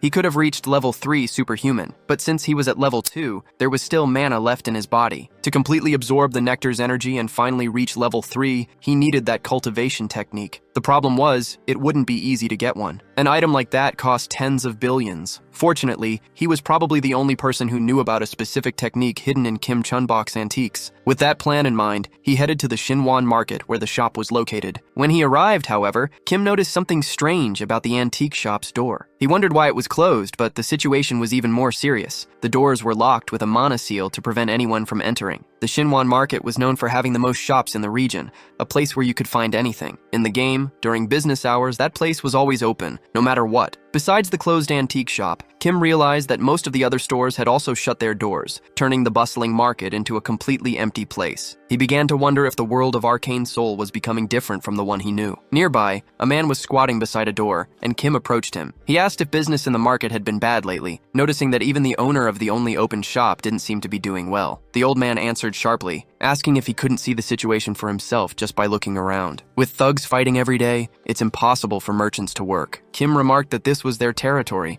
and the shop owner started cursing out the Iron Fist gang. He explained that ever since the Dagger Gang was wiped out, the smaller gangs had been fighting each other daily for control of the area. Kim repeated to himself, they were fighting among themselves. In the game's original story, the Iron Fist gang personally destroyed the Dagger Gang and claimed the territory for themselves, which naturally put the Shinwon market under their control. This time, however, he was the one who destroyed the Dagger Gang. Because of that, the market had become a battlefield, with other gangs trying to seize power. Questioning the consequences of his own actions, the warrior decided to go check out the fight. He found members of 2 gangs locked in a fierce conflict. The leader of the attacking group, the vice chief of the Poison Gang, known as the Steel Scorpion, yelled that this territory belonged to them and told the Iron Fist Gang to go back to their own turf. A member of the Iron Fist shot back a curse, but was cut off by the arrival of someone else, who asked what this mess was all about in his territory. A group of men wearing nothing but underwear suddenly appeared. The Steel Scorpion grumbled that the perverts had arrived. The leader of the new group, a man known as the Exhibitionist and vice chief of the Bear Gang, declared that this territory was his as well. The Steel Scorpion told him to cut the crap and get lost, but the Exhibitionist simply asked if they intended to continue committing this sacrilege. A terrified member of the Iron Fist Gang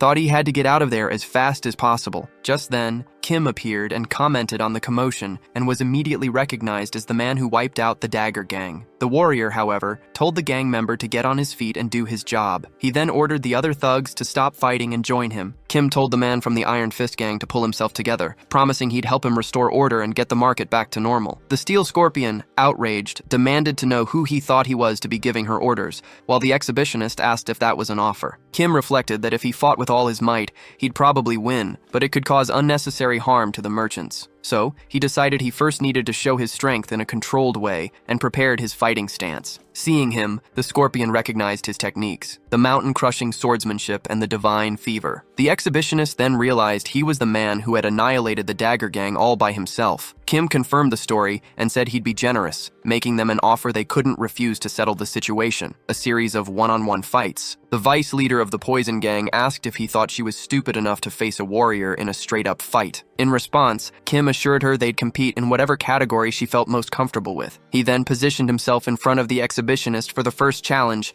and asked if the man's specialty was mind control, stating that if he could resist it, the victory would be his. The leader of the Naked Gang, however, said it was an honor and, instead of competing, wanted Kim to join his religion of the primordial goddess. Kim questioned why he'd joined such a disgusting order, since their religion wasn't part of the 7 major ones, nor was it among the second-tier ones. It was just some random cult. He declared he'd never join a pseudo-religion that wasn't even listed in the Peace of Westphalia. Offended, the leader of the Naked Gang said that was to be expected from a non-believer, and that he would reshape his mind with the love of his goddess. He then prepared his ability and ordered Kim to kneel and receive the chance to meet his deity. Kim felt the force of the mind control, typical of a priest class. His eyes narrowed, and he felt a strong urge to kneel before the man. However, he shattered the mental control with a solid punch right to the exhibitionist's face, sending him crashing to the ground, groaning. Kim reflected that not even the Saintess had managed to influence him. Seeing their leader defeated, the members of the Naked Gang decided to retreat. Kim then turned to the Steel Scorpion, who admitted he wasn't so bad. Even so, she warned him that the Poison Gang was on a completely different level than those perverts. Kim replied that he didn't buy that, and they'd only find out when they started. Since her specialty was poison making, he challenged her to give him her strongest concoction to drink. The girl quipped that if he was willing to lose his life, she'd gladly help him. The Iron Fist Gang member warned that drinking poison was a death wish,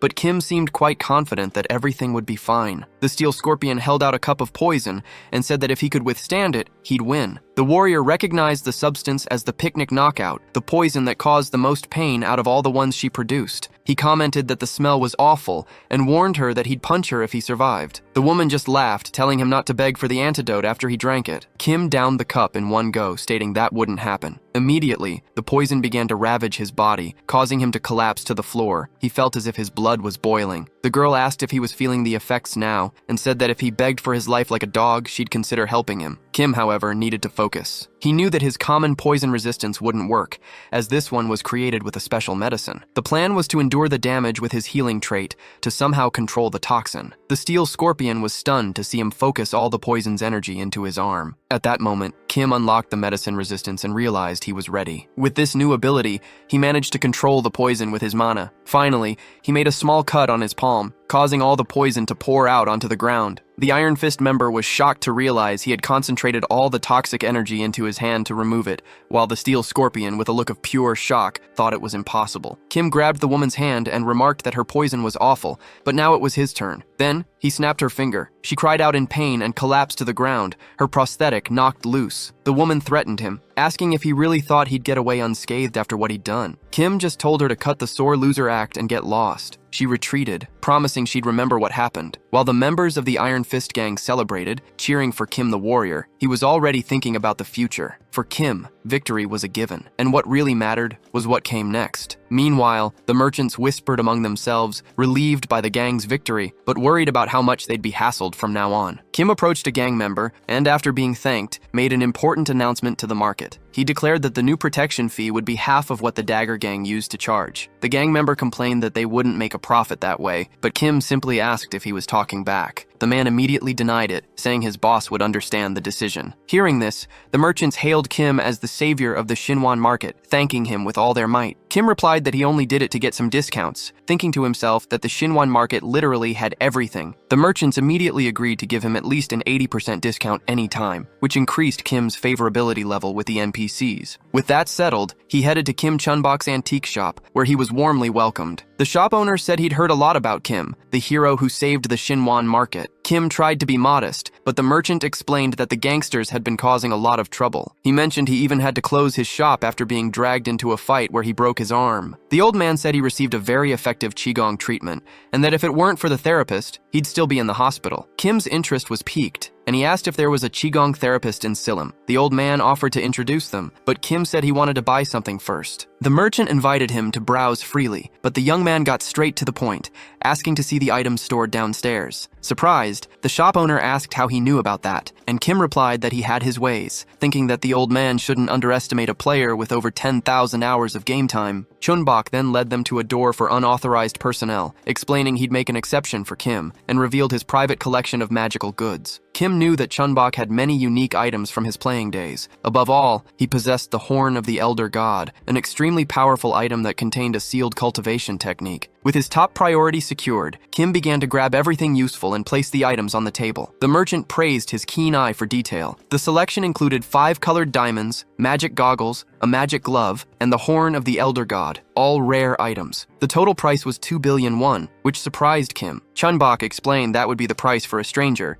but since Kim was the market's guardian angel, he could make a reasonable price of 500 million. Kim joked that he'd had quite a scare and handed over the money, thinking how sweet the 80% discount for being an NPC favorite was. Now, all Kim needed was to find a priest-class superhuman to release the Horn's sacred seal. Fortunately, he already had a lead on where to find such a person. He asked Chunbok for the address of the Qigong therapist the old man had mentioned earlier. Later, as evening fell, Kim arrived in an area full of buildings and knocked on the indicated door. Getting no answer, he pressed his ear against the wood, wondering if the therapist had gone out for a walk. Suddenly, the door swung open, and someone asked what he wanted so early. Kim noted the man's white hair and pale face, and was certain this was the person he was looking for. He joked, saying it was already evening, and the young man at the door just repeated his question about what he wanted. Kim then explained that he'd heard his treatments were excellent. Hearing this, the young man's face lit up. Realizing Kim was a client and not a gangster as he had thought, he immediately asked where Kim was injured. The warrior thought the man's reaction was exactly what he'd expected. The therapist asked him to lie down on the bed,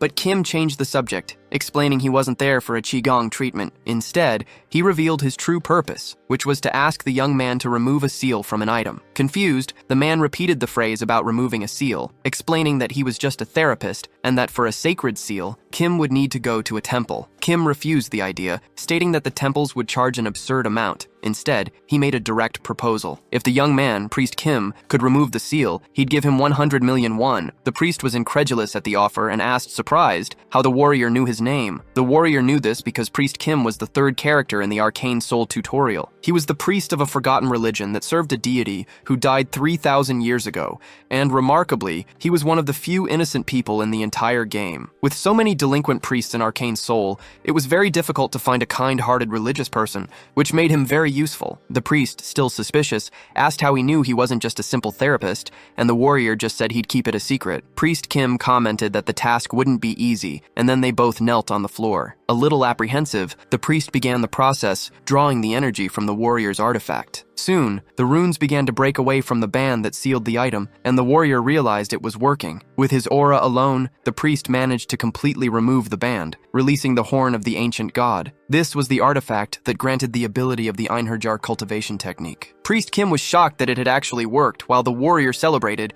saying it was excellent. Curious, the priest asked if that was a mana technique, but the warrior just thanked him. Next, he blew the horn, and a powerful aura filled the entire room. His body began to be molded by the new energy. Kim noticed that the mana that had been wasted in his body was now being rapidly absorbed. He planted his feet firmly on the ground, feeling the incredible effect of the technique, as if the silence of the deep North European Sea had entered his body. He calculated that in about 2 weeks, he'd be able to absorb all that mana and reach level 3 superhuman. Impressed, the priest clapped, commenting that it was the first time he'd seen a warrior-class superhuman use a cultivation technique. Kim explained that it really wasn't common. Seeing his exhaustion, the priest invited him to lie down on the bed and rest. Kim agreed, saying his mind was overloaded with too much information and that he'd stay in the priest's care for a while. The priest joked that since he'd paid a fortune, he could rest as much as he wanted. While resting, Kim reflected that the priest was just as kind as he was in the game. It was great to have found such a trustworthy clergyman, as this would be very useful in the long run. Sometime later,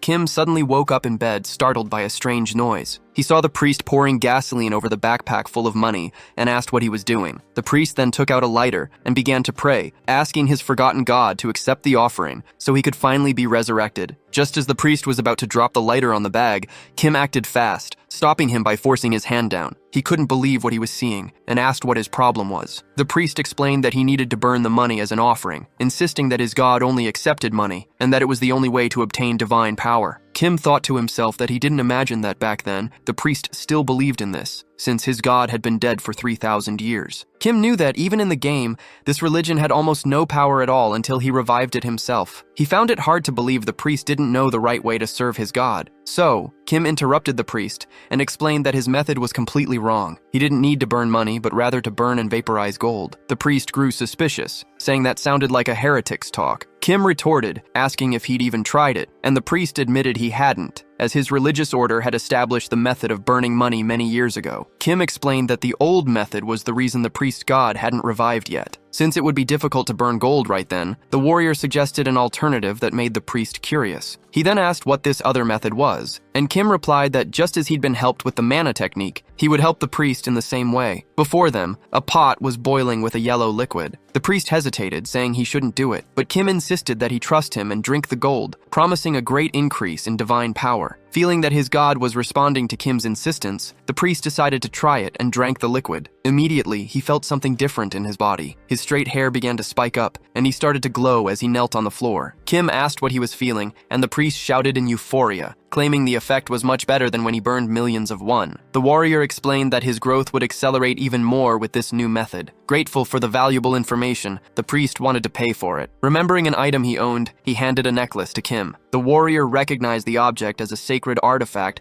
that contained the healing trait and accepted it, thinking this had been more profitable than he'd imagined. Kim also reflected that the priest's order always offered great quests. So, he asked if the priest would mind praying with him, saying he also wanted to pay for the service. In his thoughts, however, Kim considered that the priest now belonged to him. A week later, the priest begged Kim to stop, as he felt like his entire body was turning into gold. Kim, however, warned him that he still needed to consume more. The priest expressed fear of suffering from mana poisoning for increasing his power so quickly, but the warrior assured him that wouldn't happen and told him to get back to praying. Kim thought to himself that there was no reason to worry, since the 4 tutorial characters possessed unique resources. Just as he had the pure body, the priest Kim would never suffer from mana poisoning, which allowed for his accelerated growth. Finally, Kim announced that the priest was finished. A powerful mana began to envelop him, illuminating the entire area with a glow so intense that Kim had to cover his face. The priest could hardly believe he'd reached level 3, a stage that would even allow him to prepare an apostle. The warrior commented that at this rate, it wouldn't take long for the priest to become an apostle of his god. The priest Kim replied that he still had a long way to go,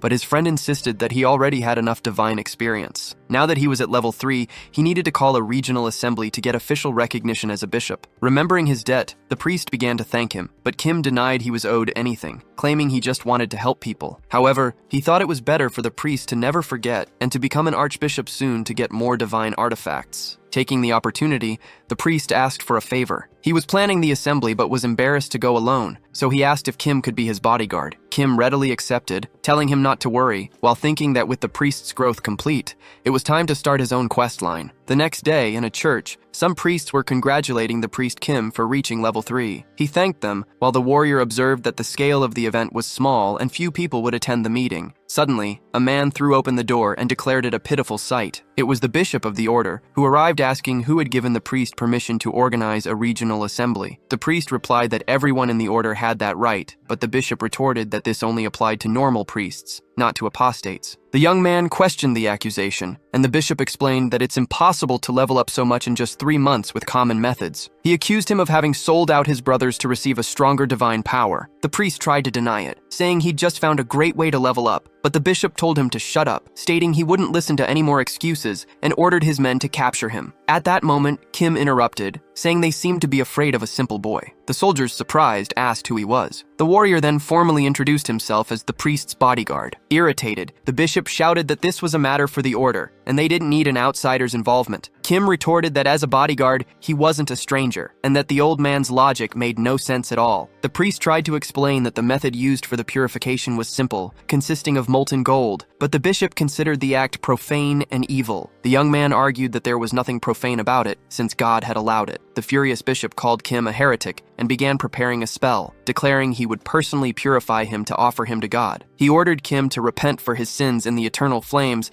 and then unleashed the spell, causing a massive explosion in the area. The cultists were shocked by the scene, but Kim simply complained that the bishop couldn't attack without warning, as that was blasphemy. Surprised, the bishop asked why his magic was blocked. In response, Kim questioned if he was sure it was a good idea to attack an apostle candidate. The old man, even more irritated, retorted how a heretic could become an apostle. The priest, confused, said he didn't understand what he meant by candidate. Kim then told him not to worry, just to eat the gold and pray. The bishop yelled for Kim to stay back if he didn't want to burn along with him, but the bodyguard warned him that if the priest proved to be an apostle, the bishop wouldn't know what to do. At that moment, an intense light filled the hall, as the priest had already begun to pray. The bishop, in disbelief, questioned if this was really the ascension of an apostle. Kim realized the bishop's surprise was the reason he hadn't made the priest an apostle the day before. He concluded that the old man wasn't just incompetent, but also jealous of the priest, and that's why he needed to get rid of him immediately. The condition for the priest's awakening was to swallow a golden artifact from a different order, and with the bishop being accused of blasphemy, the situation became perfect. Kim called out to his lord, leaving everyone in the room stunned. Kim then pointed his sword at the bishop and declared that, in the presence of a new apostle, it was time to teach the heretics a lesson. He asked the priest to ask God how he should punish the one who, out of jealousy, took the life of a fellow bishop and even tried to frame his own son as a heretic to send him to hell. Shocked, the bishop asked how Kim knew all of that. The priest then received a divine message stating that God had ordered him to take the life of the corrupt bishop. Kim placed his sword on the bishop's shoulder, stating that since it was a divine order, he couldn't refuse. With a swift movement, he cut down the bishop. The surrounding soldiers wondered what the hell was happening, while the worshippers whispered among themselves. Kim reflected that he took the man's life before he could cause any more trouble. The priest tried to argue that the man was still a bishop of the order, but Kim showed no pity, saying he deserved what happened. Next, the bodyguard asked what God's new order was. The priest explained that God had ordered him to go to the Levant region, where the first order began, and offer gold to him there. Kim commented that choosing the gold was the right decision, and that the priest should go to expand his influence, while thinking that this was a way for the priest to pay for what he had done. The priest, in turn, said he didn't know how to repay his debt, but that before leaving, he would give him a gift from the storeroom. Now outside the church, Kim felt good about helping the priest, especially since he received very valuable items as a reward. He finally obtained the first R-rank holy sword, which is worth billions. In addition, he also received a divine statue that grants a sanctuary around his location. The sanctuary is an ability that transforms a certain area into a safe zone, according to the owner's will. If an enemy invades the location, they are either expelled or suppressed. In other words, Kim would no longer have to worry about being ambushed during his training. With the new items in hand, he decided it was time to have some fun training in the Mana Spring bathtub. Sometime later,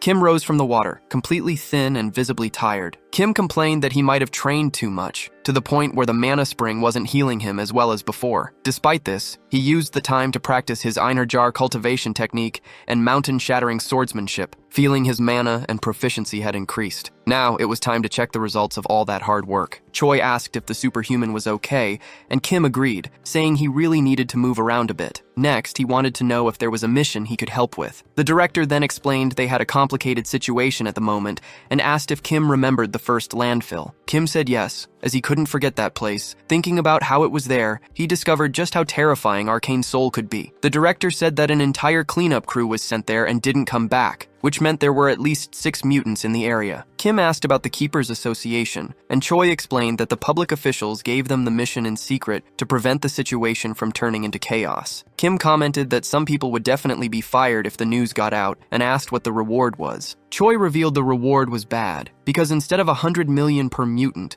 they were offering an arcane rifle with a curse debuff. The warrior wanted to know what kind of debuff the weapon had, and the director said it was related to him, since the rifle was used by the Order. Kim thought it was an offer he couldn't refuse, since the weapon used by the old priest's order applied a black flame debuff. So, he accepted the mission, saying he'd go to the location immediately. The arena was filled with black flames when Kim arrived at the center with a fire rifle. He commented that the place hadn't been cleaned in a few days and was already contaminated, feeling that there was something strange in the air. Unable to see clearly, he needed to be ready for an ambush until he noticed something moving in the smoke. Kim turned, but the figure moved to the opposite side, and he realized that monster sounds were coming from multiple directions, making it impossible to know where they'd come from. Suddenly, a purple light slammed into his face. Kim spun towards the attack and came face to face with a bat monster. Immediately, he started firing, sending the creature to hell as he pierced its chest, abdomen, and leg. The monster began to fly over the area, and Kim kept shooting, but he wondered if that was all, since the creature's wings seemed to be bulletproof. The monster charged again and fired a beam in his direction, but the young man managed to dodge. He thought that if he hadn't switched to the evasion trait, he would have been torn to shreds. Against a flying, bulletproof enemy, the fight would be disadvantageous if it went on for too long. Faced with this, Kim lowered his weapon and aimed for the monster's head,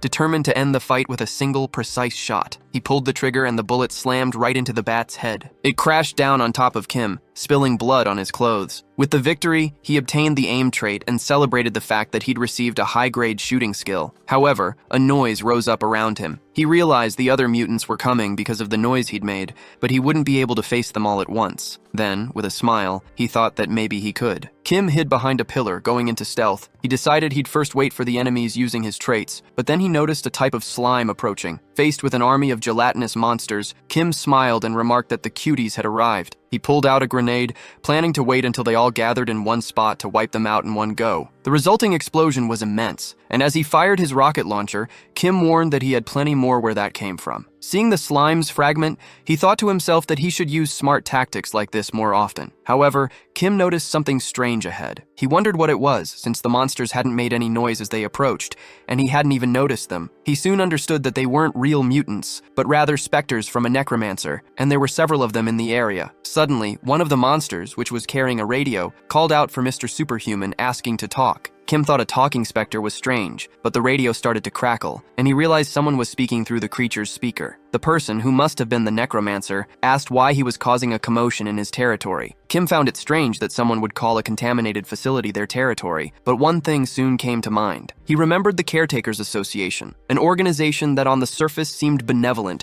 and dedicated to cleaning up contaminated mana. In reality, however, it was one of the game's most famous villain organizations. The mana cleanup was just a cover for their true nature, which consisted of committing all sorts of dirty deeds to expand their power. Kim realized they were also behind this incident, creating a situation where the government would have no choice but to ask for help, thus strengthening their influence. Furthermore, they planned to use the incident as an excuse to dismiss officials who were hostile to them. The Spectre suggested that since there wasn't a real reason to fight, Kim should join the Caretakers Association, seeing as he was so skilled. Kim mocked the proposal, asking if he should really join a terrorist organization of mutant creatures. The Spectre replied that with his skills, he'd be among the top ranks of the association. The young man simply told the necromancer to go to hell, saying that he didn't like the organization's name and it wasn't cool at all. Laughing, the Spectre said that Kim didn't know his place, and that if he didn't want to join them now, he could join after becoming a corpse knight. In response, Kim fired his flame rifle, unleashing a massive explosion in the area. He even ironically agreed with the Spectre's threat, but the radio glowed red and the specters simply reappeared. Kim complained to himself, remembering that firearms were useless against specters. In that case, he'd need another approach. Kim drew his sword, stating that the holy attribute worked wonders against dark monsters. Surprised, the specter asked about the holy sword, wanting to know if Kim wasn't a shooter. Kim told the necromancer to shut up and promised he'd find him and tear him apart. Then, the warrior charged forward, slicing through every specter in his path. Thanks to the attribute advantage, the fight wasn't too difficult,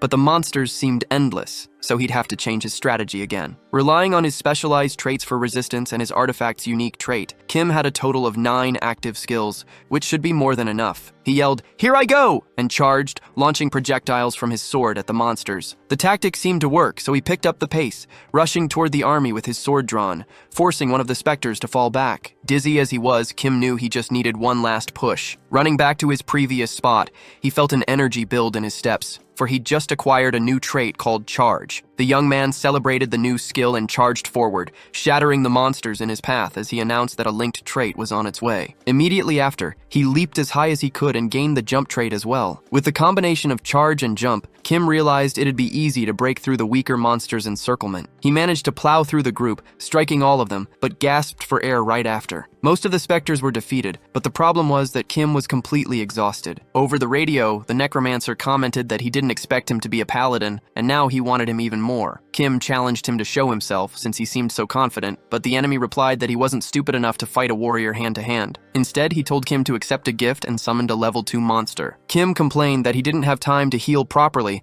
as he dodged the minion's attack. Suddenly, a cursed arrow flew toward him and pierced him in the back. He wondered about the combined attack, and the necromancer praised his movements, saying they'd be useful for a death knight. It was then that Kim remembered an important rule in Arcane Soul. When fighting a necromancer, you must never focus on their minion. He lunged to slash the monster, but the creature dodged beneath his legs. Kim wondered where the necromancer was, and looking up, he saw a light coming from the top of the stadium. He realized his enemy was there, and now he could go straight for him. Flying as high as he could, Kim called the necromancer a damned coward and yelled that he was going to punch him. The necromancer taunted, saying Kim had finally used his brain a little. He thought to himself that he was Karen, a B-rank necromancer, a director of the Caretakers Association, and the final boss of the landfill. Karen warned that things wouldn't go Kim's way, then seized the warrior's arms with spectral hands that began dragging him down. Karen screamed that Kim would never reach him and that he should go to hell as he unleashed a volley of arrows at him. The necromancer said he loved the sound of his screams and that the warrior should learn his place. Kim just thought that this was Karen's ultimate move, Black Fire, and heard his enemy declare that this was his end. However, Kim managed to break free from the hands, saying this was exactly what he'd been waiting for. Karen asked if that was all he had, calling it an adorable final effort. But the warrior replied that he never needed to be right in front of him in the first place. He explained that when the necromancer prepares for his big move, something funny happens, and then he switched his stats to 6 points in attack.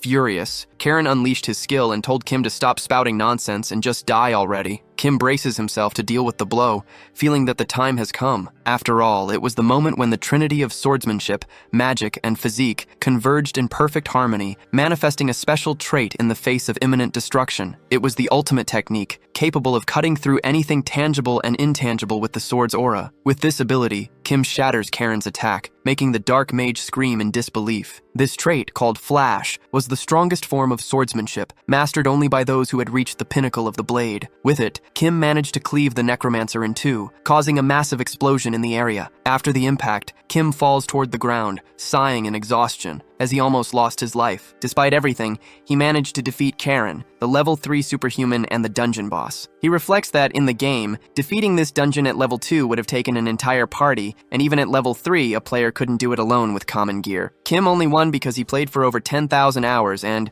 with a smile, he thinks that now it's time to collect his rewards. Upon arriving at the agency, Choi fawns over him, saying it was incredible that he actually managed to clear out that place full of mutants. Kim tries to be modest but complains about injuring his arm. The director then apologizes and says he should be more careful. Afterward, the soldiers thank him for his hard work, still in disbelief that he defeated all the mutants by himself, but Kim simply replies that he was just doing his job. Kim then changes the subject, explaining that something completely different from the mission happened when he entered the landfill. He asks if the soldiers recognize the speakers and cameras he found. One of the soldiers questions if that wasn't the mana chip that creates specters, a technology used by Karen from the Custodians Association. Kim confirms, revealing that the incident wasn't an accident, but intentional. Hearing this, the soldier slams the table, cursing the association, and the warrior comments that he can tell they don't really like the Custodians. The soldier explains that the association always charges ridiculous fees and that they've had conflicts in the past, but they never expected them to use innocent people. Meanwhile, Kim thinks that the soldier has no idea of the truth, as the association's dark reality only begins to be revealed after completing the landfill mission. The soldier then bows and apologizes for Kim being put in danger, but the warrior accepts it, saying he needed to put an end to those villains. The man then holds out a briefcase with the promised reward, but Kim asks why he was getting 2 boxes. The soldier explains that one of them is an arcane weapon,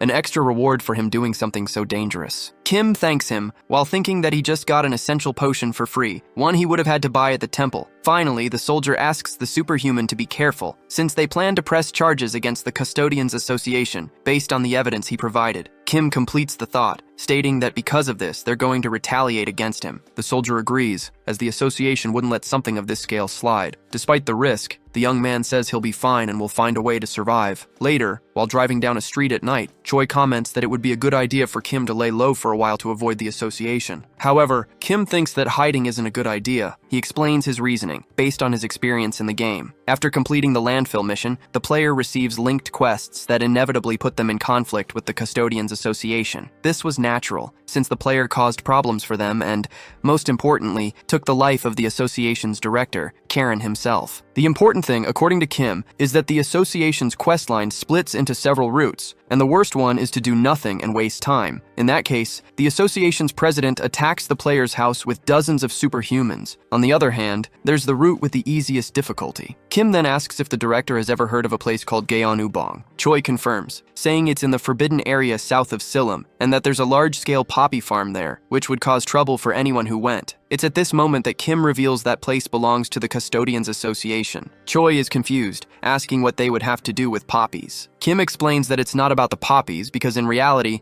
they were conducting body modifications and kidnappings there, being much more than a simple criminal organization. Shocked, Choi yells that they're insane, and Kim confirms, stating that's exactly why he wants to hit that place first. Completely terrified by the revelation, the director starts swerving the car. Still in the car, Kim says he needs a lot of things and hands Choi a list to prepare. The director reads the items and is stunned to see claymores and electromagnetic pulse bombs, equipment used in wars. Choi complains that it would cost a lot of money to buy all of that, but Kim reassures him, saying that worrying about money is for amateurs. He then shows the items he got from defeating the monsters in the landfill, indicating they could be sold to fund the operation. Choi admits the item's value is enough to cover the costs, but points out that even he couldn't fight the association alone. He explains that the association's president is a level 4 superhuman, and the executives are all level 3. Kim, however, reassures him, saying he won't fight alone, and that, for now, Choi just needs to worry about getting the items he requested. 2 days later, at the Gyeonubong hideout, 2 guards were on watch when a spectral hand emerged from behind one of them and snapped his neck. His partner barely had time to ask who was there before he was slammed in the chest and sent flying. Then, Kim appeared, dropping his stealth mode, and commented to himself that he loved infiltrations, no matter how many times he did them. He figured that was enough for the outer guards, and that it was time to check the underground. Suddenly, someone lands a punch. It was Steel Fist, who thanks Warrior Kim for clearing the path, saying it'll now be easy to secure the underground area. Kim agrees they're villains who need to be destroyed, since they crossed the line by forcing body modifications on people. He then asks if Steel Fist has already checked the whole place, and his ally says yes, confirming it was a very complete modification workshop. Kim suggests that Steel Fist keep the workshop once they're done, since it could increase the power of his men. Steel Fist asks if Kim can really defeat everyone, since the situation is problematic. The warrior responds confidently, asking if his ally has ever seen him act without being sure of something. He notes that for a main source of the association's income, the security at the Gyeonubong hideout was surprisingly weak. Then, Kim flicks open a lighter and declares that this is the best place to start the association's downfall. The next morning, in a giant building, someone rushes to the president's office to report urgent news. The subordinate reports that the Gyeonubong hideout has been attacked. The president, Park Dae-op,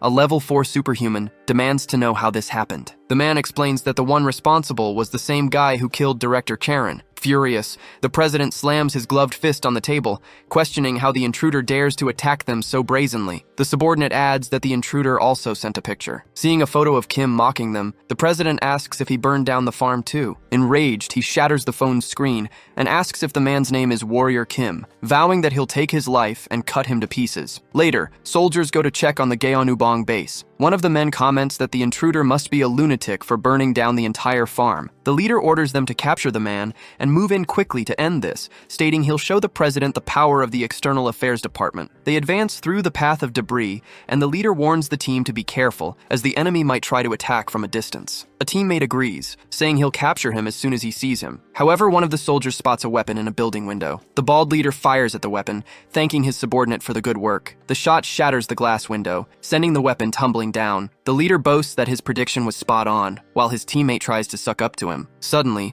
the ground begins to shake, and an explosion rips through some of the soldiers. The captain yells that it's a claymore, and his subordinate desperately asks what they should do as rocket launchers fire in their direction. The captain is terrified of what's about to happen. Watching everything through a camera, Kim laughed and commented to himself that it was worth spending the night setting up bombs and mines. He knew that, thanks to his special trait, it'd be impossible for his enemies to find the traps ahead of time. As the soldiers screamed from the mines, Kim stated that he wasn't crazy enough to fight hundreds of them head-on. His plan was to defeat them all remotely from that underground control room. Several mines exploded on sight, but a mana shield emerged amidst the chaos, protecting the targets. One of the men commented that the enemy had prepared well, which was to be expected from someone who'd openly provoked their organization. Just then, another man offered to handle the situation, stating that he'd already analyzed the opponent's tactics. He introduced himself as the vice president of the Caretakers Association, an R-rank, level 3 superhuman cyborg. In response, the president ordered them to bring the target back alive, but to defeat him in the most painful way possible. Following orders, another grenade was thrown to the ground to test the area. The cyborg then guided his men, telling them the area was safe and that they should keep throwing grenades to check for more traps, proceeding slowly. Suddenly, a rocket was fired at the group, but the cyborg swatted it away with a single swipe of his hand. He immediately asked if they'd found the shooter's position, and a soldier confirmed the shot came from the right side of the cover. Then, they all opened fire on that specific spot. The attack damaged one of the enemy's rocket launchers. The cyborg celebrated, saying this was excellent, as it meant they were almost in the same building as the target. He declared they would show what they were capable of,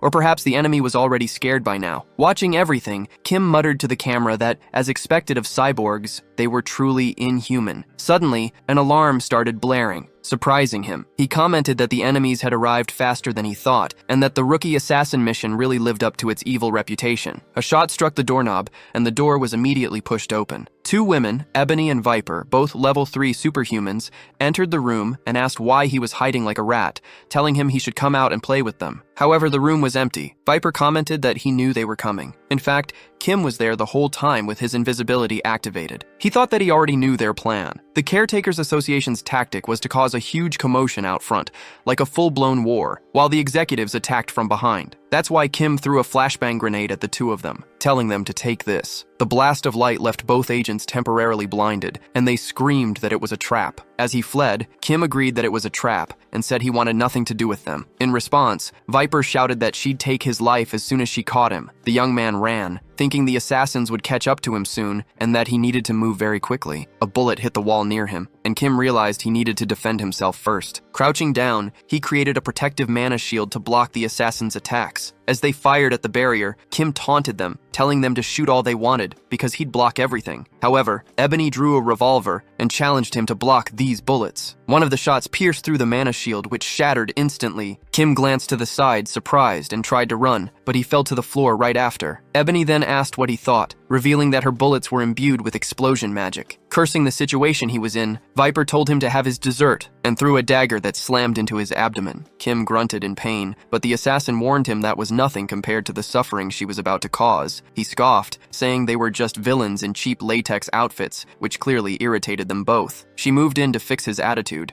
slamming him with a kick that sent him flying into a wall clock. Grabbing him by the collar, Viper asked if it hurt, explaining that the dagger was laced with a potent venom that attacks the arteries and wouldn't be easy to withstand. Ebony then announced they were taking him to the president, but to their surprise, Kim broke into a smile. He told them they were welcome to their doom and asked if they could hear that ticking sound, like a giant time bomb. Kim then activated the charge in his feet, telling the two of them to stay there and rot. He knew the pair was stronger than Karen and that he couldn't win in a straight fight. That's why he'd suppressed all his abilities to fake weakness, luring them close to the clock while their guard was down. Inside the clock, he'd installed white phosphorus munitions that cost him $1 billion. He wished the ladies a good night's sleep, and they barely had time to curse it was another trap before a massive explosion engulfed the area. Lying on the ground, Kim sighed. He'd managed to take down the executives, but he had to recover quickly since more enemies were on their way. He was especially worried, since he didn't know when that machine guy might show up. As if on cue, he found himself face to face with the cyborg's army. Kim got to his feet, muttering, "Speak of the devil." He faced the massive troop, calling out for their leader as he gritted his teeth. The cyborg asked if Kim had taken down Ebony and Viper, and he replied that the cyborg would soon share their fate. The villain, however, told him not to dare die so easily. He would make sure to modify him until he begged to be sent to hell. Kim shot back that his villain monologue was terrible, but the vice president considered their chat a waste of time and raised his weapon. Just then, Kim asked if the cyborg knew how much he loved people who'd modified their bodies beyond all reason. "Thanks, you idiots," he said, pressing a button. A jolt of electricity surged through the cyborg's brain, who cried out,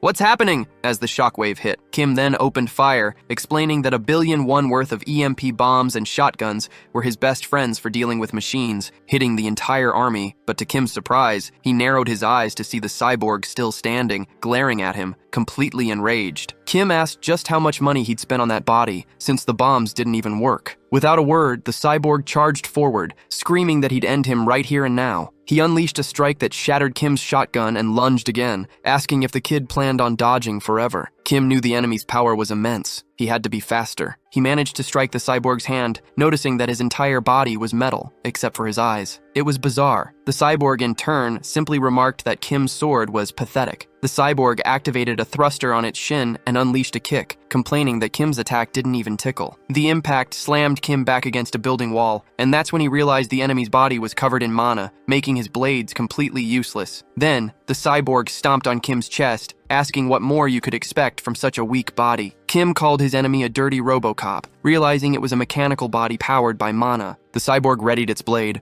warning that he was going to cut off Kim's arms and replace them with umbrellas. He then mocked Kim's pistol, calling it cute. But at that moment, as he looked at the robot's body, Kim got an idea. The enemy asked if he still didn't understand that mere bullets couldn't hurt him. Kim replied that it wouldn't be a mere bullet, and as he fired, activated the black flame. The projectile struck the cyborg's thigh, which asked what it was as its body began to burn. Kim explained that since its mechanical body ran on mana and the black flames burned mana, the fire wouldn't go out after entering its system. He added that the cyborg should have stopped its modifications at a certain point. Scorched by the flames, the soldier began to kneel. Kim then raised his sword, saying goodbye to the monster. The cyborg closed its eyes, groaning slightly before falling flat on the ground. With the enemy defeated, Kim got to his feet and said that now, only the final step remained. Outside, a rifle shot echoed, and he declared it was time to eradicate the Caretakers Association, calling them cowards who run without their executives. The remaining soldiers tried to flee, screaming that there was no hope left, but Kim commented that their screams sounded like music to his ears. Suddenly, a sharp pain pierced the young man's ears, and he cried out. A war cry erupted, and Kim wondered if he was finally going to show up. The red eyes, like a tiger's, belonged to the president of the Caretakers Association, who ordered Kim to wait right there. The president crouched, preparing to jump, and in an instant, he leaped toward Kim's location, landing on the rooftop ready for a fight. Kim was shocked, not understanding how the hell the man managed to jump from the ground directly to the rooftop of a 5-story building. The president stated that he'd never experienced such a great humiliation, and that he would gladly punish Kim for messing with the Caretakers Association. He lunged forward to punch, and Kim tried to draw his sword to defend himself, but the blow sent him flying off the building. As he fell, the young man thought that he would have lost his life if he hadn't switched his stats to defensive ones, but he also realized he couldn't win fighting like this. He then unleashed a slash with his sword, but the president dodged it with ease and commented that he used interesting skills. Kim fired his black flame gun and asked what he thought of that, but the attack was blocked by a mana shield. The president said he liked it, leaving Kim stunned that he had blocked his flash and the black flame so easily. Then, the president charged forward again and began to pummel the young man, sending him crashing to the ground. Defeated, Kim thought that his opponent was unbelievably strong and that, as expected, the fight was impossible from the start. After all, the president was like an SR character from birth, while he was just a beginner character with a much lower level. The power difference between them was insane. While the president, Daop, questioned if that was his final effort, Kim asked if he knew how his subordinates had been defeated. Kim revealed that he'd defeated Ebony and Viper with white phosphorus and the cyborgs with EMP bombs, but Chairman Daop thought it was impossible for him to be so prepared. Faced with Kim's smiling denial, the chairman's disbelief only grew. Suddenly, Kim's body was slammed by invisible blows, his clothes ripping apart. He understood that the only way for a level 2 superhuman to defeat a level 4 was to activate his mutant body. Immediately, his arms and legs shifted, growing larger and stronger as his entire body expanded, and his face was completely transformed. As he activated the mutant warrior ability, Kim took on a demonic appearance. Seeing this, Daop asked why he'd chosen to become a mutant. As a new eye opened on his face, Kim thought he'd lose his mind at any moment. But fortunately, he'd prepared for a situation just like this. He had the Berserker's goggles, an item that granted the user the frenzy trait for a limited time. That was exactly what he needed most. Kim crushed the goggles in his hand and gained the frenzy trait, which cleared all distractions from his mind, allowing him to focus solely on the battle and unleash his power beyond its limits. With his brain now filled with thoughts of violence and combat, he felt he could finally relax and give himself over to the bloodbath. The demon lunged at the chairman and slammed into his robotic arm. Daeyop commented that he didn't know what ability Kim had used, but things had just gotten much more interesting, and he wanted to start experimenting. The two agreed they were going to have fun, and Kim declared that was exactly what he wanted. Then, they began to exchange a flurry of powerful blows. Daeyop declared that it wouldn't be enough, and Kim agreed the same went for him. After an intense exchange of attacks, Kim managed to land a blow on the chairman's side, forcing him to stumble back. With his super strength and iron armor traits activated, the thrill of the fight overwhelmed Kim's senses, and he roared that he could do this all day. Daeyop acknowledged he hadn't had a fight like this in a long time, but declared that he'd already finished analyzing his opponent and that victory was his. Kim charged forward, telling the chairman to stop bluffing, but was caught by surprise when he glanced to the side. Daeyop explained that Kim was just throwing punches wildly, without any real technique. When Kim threw a horizontal strike, the chairman dodged by, dropping to the ground, and prepared a counterattack. He said Kim's strikes were like those of someone who doesn't know how to fight, and then he slammed a devastating punch into the monster's chin. Kim crashed to the ground, barely conscious, and thought that in close quarters combat, the chairman had the clear advantage. On top of that, the effect of the frenzy was already wearing off. He realized he had no choice but to pour everything he had left into one final attack, abandoning close quarters combat. Meanwhile, Daeyop moved in to finish the fight, wondering what kind of trick his opponent was planning now. At the last second, Kim grabbed the chairman's forearm. He admitted that Daeyop was better in close combat, but revealed that he wasn't a brawler, he was a swordsman. Immediately, Kim transformed his own arm into a sharp bone blade, leaving Daeyop utterly stunned and vulnerable to the unexpected weapon. Kim uses the gleam of the blade to slash into the president's abdomen, who screams in pain. Impressed, Daeyop remarks that the kid can use the ability even with his bare hands. Kim says it was a good fight, and Daeyop calls him a monster before collapsing to the ground, defeated. Kim thinks he pushed himself too hard, as his body was giving out and taking damage from the transformations. Suddenly, a red dot appears in his eye and starts to move, making Kim cry out in pain. However, a yellowish aura surrounds him, and his face returns to its human appearance. He had reached level 3 superhuman. Relieved, he's thankful for leveling up right on time, considering himself very lucky. Shortly after, Kim collapses to the ground, his hand still a blade, and loses consciousness. He's taken back to his mana spring, where he rests beneath the healing water. Suddenly, Kim regains consciousness and asks if he's home. Choi calls him Mr. Superhuman and hugs him, asking if he's okay. Confused, Kim asks what happened. The director explains that he thought Kim had died since he found him lying on the floor with all the men from the Janitors Association. Choi says he noticed Kim was still breathing, so he put him in the mana spring, where he was unconscious for a whole week. Kim remarks that he healed up a lot in that time. The director praises him, saying he's incredible for defeating the janitors all by himself, and that the office has been getting a lot of calls with requests. Kim agrees that he's special, but stays modest while Choi keeps praising him. The director tells him he's gathered the loot from the fight for Kim to check out later, but Kim replies that he needs to heal first. He then thinks that now that he's level 3, he has a place to visit. A week later, at the association building, Kim approaches the mana measurement machine. He confirms that he's now level 3, and that he'll finally get his official certificate with all the benefits. Soren congratulates him, remarking that she's never seen anyone level up so fast, and even asks, jokingly, if he plans on founding his own country. Kim replies that he doesn't plan on going that far. He then asks if he can get his certificate, and Soren leads the way. She hands him the official document, and Kim thanks her. The girl then confesses that she's envious of him. Kim asks why she's envious,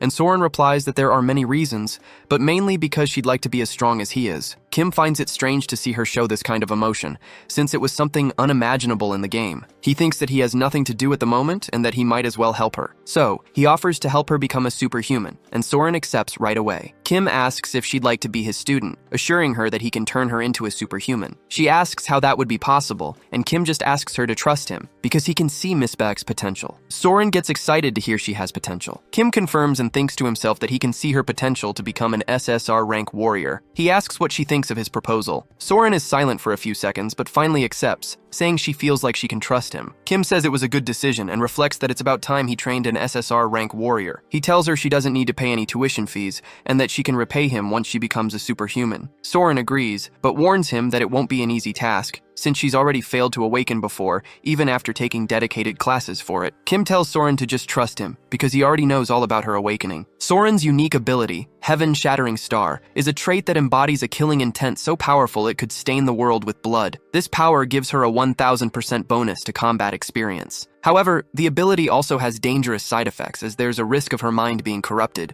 turning her into someone uncontrollable. Baek Soren's awakening story is directly tied to this unique ability. Aware of the risks, Kim says he'll need to prepare well. Soren immediately asks if he needs money for it, but he says no, explaining that all she'll need is mental strength. Their conversation is interrupted by a secretary, who informs Mr. Kim that someone has invited them to a meeting in the 5th floor lobby. As they ride the elevator up, Kim thinks about the invitation. He knows the Tower of Superhumans is organized by levels, so being called to the 5th floor means the host is a level 5 superhuman. He tries to think of who it could be, but no one comes to mind. When they arrive, Woojin calls out to his teacher, surprising Kim. The young man says he was expecting him, and congratulates Kim on receiving his level 3 certificate. Kim replies that he's also happy to see him, but wonders how his student reached level 5 so quickly. Woojin then hands him a box, explaining it's a congratulatory gift. Kim tries to refuse, but the young man insists, saying it's an item with a mana focus attribute, perfect for a warrior. He touches Kim's shoulder and asks how he could refuse a gift from a friend. With a serious expression, Woojin reveals he has another reason for the meeting and asks for a favor. He asks if Kim would be willing to help his friends who are also suffering from divine fever. Kim wants to know if they also received the curse from the elder priest's order, and Seo confirms it, explaining that his 4 friends have suffered from it since childhood. Hearing about the 4 people, Kim wonders if they could be the characters he knew. If they were, it would be a perfect opportunity to make things easier. He agrees to help, saying he can't ignore people in need, and Woojin thanks him profusely. Kim asks to meet with them before starting the treatment, and Seo promptly agrees to arrange the meeting. They go to the first security mansion, where Woojin introduces his 4 friends. Kim confirms his suspicions. They were the side characters who supported the paladin Seo Woojin. They were children of wealthy families who had been taken hostage by the elder priest's order. There were 2 young men and 2 young women, all suffering from divine fever. Kim decides to get straight to the point and asks if they were all baptized against their will. The group confirms it and asks if it's really possible to cure their condition. Kim warns them his method will be painful, but he guarantees that if they can endure it, they'll awaken their powers, just like Woojin. He then asks if they have what it takes to face the process. The 4 friends look at each other and, with determination, state they'll do whatever it takes to get rid of the divine fever, begging for his help. With a smile, Kim says they'll start immediately and unleashes his black flame. A week later, in the same mansion, the 4 youths have successfully awakened their powers. Kim reflects that, due to their innate talents, they all went through the process without any major issues. The 4 of them cry with gratitude as they thank their teacher, but Kim tries to be modest. Then the parents of the 4 youths approach to thank him for everything he did for their children. They show him a table full of gifts, saying it's a small token of their gratitude. Kim thanks them, but says it wasn't necessary, attributing the success to the youth's talent. However, he thinks to himself that he could benefit greatly by targeting only wealthy families, feeling like he'd hit the jackpot in a paid lottery. Among the gifts, he receives boots of extreme speed, a detection helmet, an axe of fury, an Acropolis shield, and 2 nectars. The parents explain that they chose the gifts together and hope he likes them. Kim turns to them and expresses his sincere gratitude for the reward. Kim considered himself a very lucky man, but beyond all the gifts, it was time to claim his true reward. To do that, he went to speak with a young man who was waiting for him. The man approached and asked if the professor wanted to talk to him, and Kim confirmed, explaining that he had a favor to ask of the Galaxy Mall representative. The representative promptly offered to do anything for him. Kim then asked if he could grant him access to the underground gold mine located beneath the Hanam branch. The representative tried to deny the mine's existence, but the warrior revealed that he knew its exact location, between areas A1 and A2 on the 8th underground floor. Shocked, the man said he couldn't authorize entry, even for the professor. However, Kim promised he wouldn't tell anyone what he saw inside. Faced with this promise, the representative fell silent, and Kim insisted, asking for just 1 day to keep everything a secret. A short time later, now in the building's parking garage, Kim and Baek Soren positioned themselves between areas A2 and A1. Together, they smashed through a wall, revealing a secret passage. Baek Soren couldn't believe there was really a hidden space there. Kim explained that this was the place where she would awaken,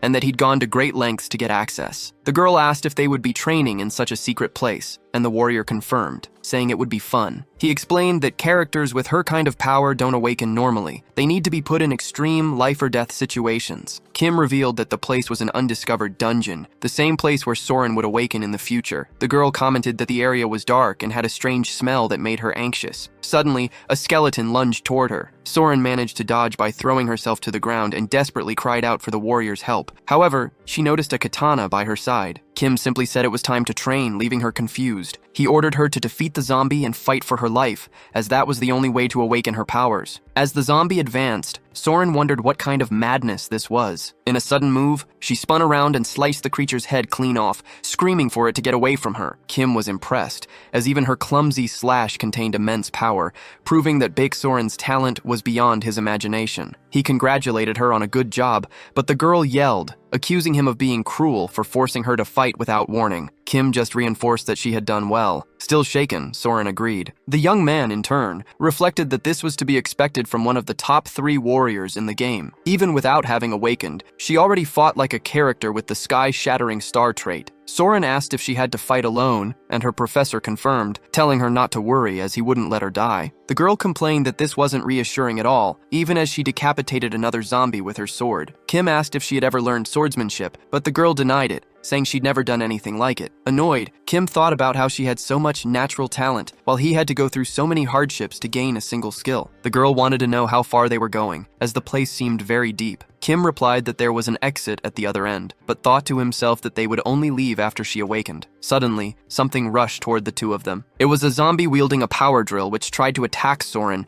but she dodged just in time, wondering why a zombie would have a weapon like that. Kim thought that these opponents were also tricky in the game and considered helping. However, Soren acted first. Complaining that a zombie should fight with its bare hands and not dare use a weapon, she ripped the creature's arm off and sliced it in half. The body slammed to the ground in front of her. Kim praised the clean victory, and Soren explained that it felt like her body was moving on its own, automatically. In the middle of their conversation, the girl let out a sharp scream as the zombie on the ground managed to bite her leg. Kim kicks the fallen zombie, calling it a damn nuisance. Desperate, Soren asks what she should do, and the warrior explains that common sense dictates a bite would turn her into a monster. The girl then begs him to take her life before the transformation can happen. However, Kim calls her name and reassures her, saying he has a solution, thinking to himself that in this world, a cure for the virus had already been developed. They sit against the wall to recover. Soren confesses she was terrified at the thought of becoming one of those monsters, and Kim simply comments that it's a complicated world. The girl notes that the zombies here looked strange, from their clothes to their equipment,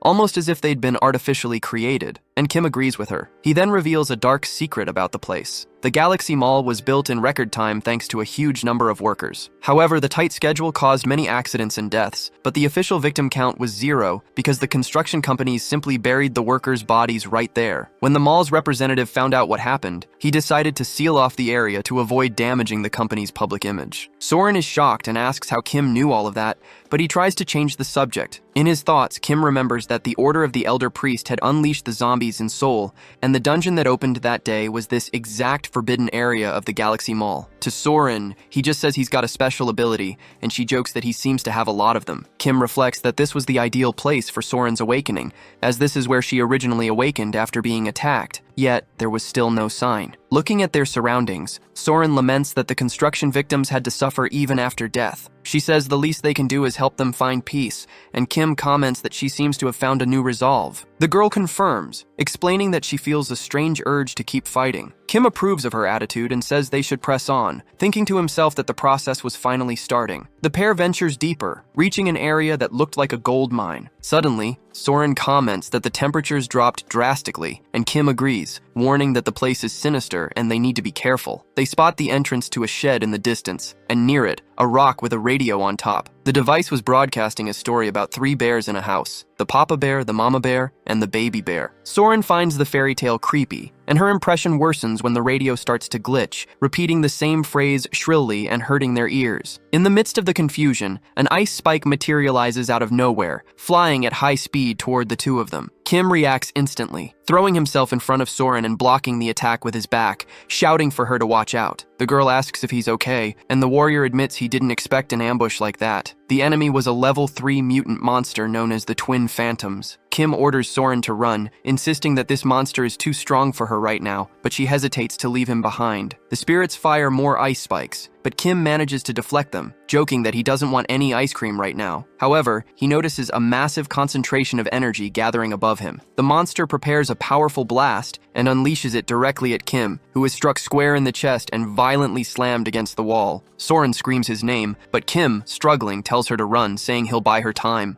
Crying, the girl refuses to abandon him, but the warrior insists that at least one of them has to survive. Seeing her hesitation, Kim reveals the reason for his confidence. She is the Skybreaker star. Confused, Soren says that can't be true, but Kim encourages her to trust in herself, telling her it's the key to her awakening. He declares that this marks the end of her lessons, just as more ice spikes shoot toward them. The ice spikes surged towards Soren and Kim, but at the last second they were pierced by other spikes erupting from the ground. As she mulled over her decision to trust herself, Soren endured the blows and was frozen solid. Even so, she told Kim to leave the rest to her, saying she'd trust him and herself. Just then, a yellow aura enveloped the girl, and she urged the warrior not to give up. Seeing this, Kim cracked a smile as the ice in his path shattered. This was the awakening of Bayek Soren, who had reached level 1 as an SSR rank warrior. Soren wondered what this power was, surprised that she'd actually awakened as she watched Kim advance with his sword. The warrior then commented that it was time to stop acting. Confused, the girl asked him what he meant by acting. Kim explained that the trait of a Skybreaker star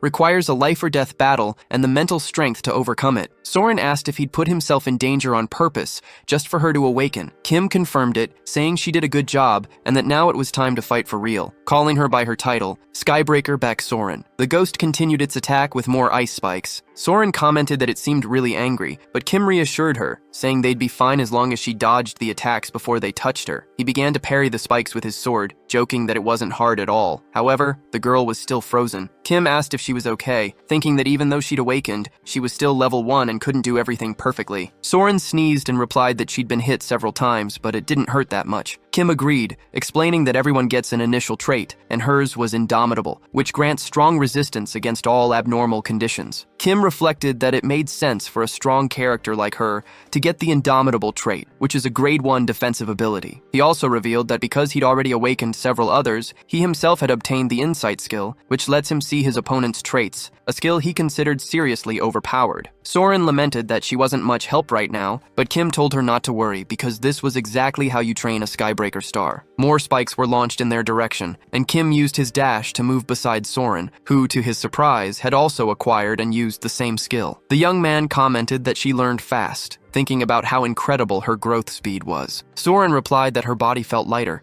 but she soon noticed the creature had hurled a giant boulder of ice at them. Kim leaped to dodge and told the girl to wait while he took care of it, but Soren said it was okay and used the leap skill just like he did. They both landed on the ground, preparing for their next move. Impressed, Kim congratulated her on a job well done, and Soren joked that it felt like she was flying. The warrior wondered if she'd surpass him as quickly as Seo Woojin, but the girl just wanted to know what she should do next. Kim instructed her to use the skills she'd just learned to draw the monster's attention, while he'd use his to finish it off. He thought that he'd already taught her everything she needed, and that it was time to end this as quickly as possible. Soren said she understood, stomped her foot on the ground, and charged toward the creature, dodging its attacks. Seeing this, Kim noticed she'd already gained even more traits, confirming that her talent was truly on another level. This was perfect. Now it was time to end things once and for all, and the warrior prepared for the final strike. Kim unleashed his flash skill against the monster, and his final blow closed in on the creature, finally shattering it on impact. An explosion rocked the area, and while Soren commented that it was amazing, Kim tried to be modest, saying it wasn't a big deal. Just then, something fell in front of them. Kim picked up the object and explained that it was a cell phone, the monster's mana core. The girl was confused, asking how a phone could be a core, but the warrior clarified that it's pretty common for ghost-type monsters. He told her the device belonged to one of the workers who died there, and that before losing his life, the man thought more about his daughter than himself. His resentment possessed the phone, which was still displaying a video of the little girl talking about 3 bears, and transformed it into the mana core. Soren wished the man could finally rest in peace, and Kim agreed, stating that now he would. The warrior then released the phone, which transformed into golden energy and formed 2 stars in his hand. Kim explained that this was called a crystal, and told the girl to make good use of it to get some great equipment, thinking to himself that it was an incredible reward. Suddenly, a powerful earthquake began to shake the mall. Soren asked what was happening, and Kim explained that the entire area was going to collapse because they defeated the boss. He took the chance to ask if she'd already adapted to the movement traits she learned, which left the girl impressed. With no time to lose, Kim warned that it was time to run, and that if she didn't want to lose her life, she needed to run now. The two began to rush forward side by side,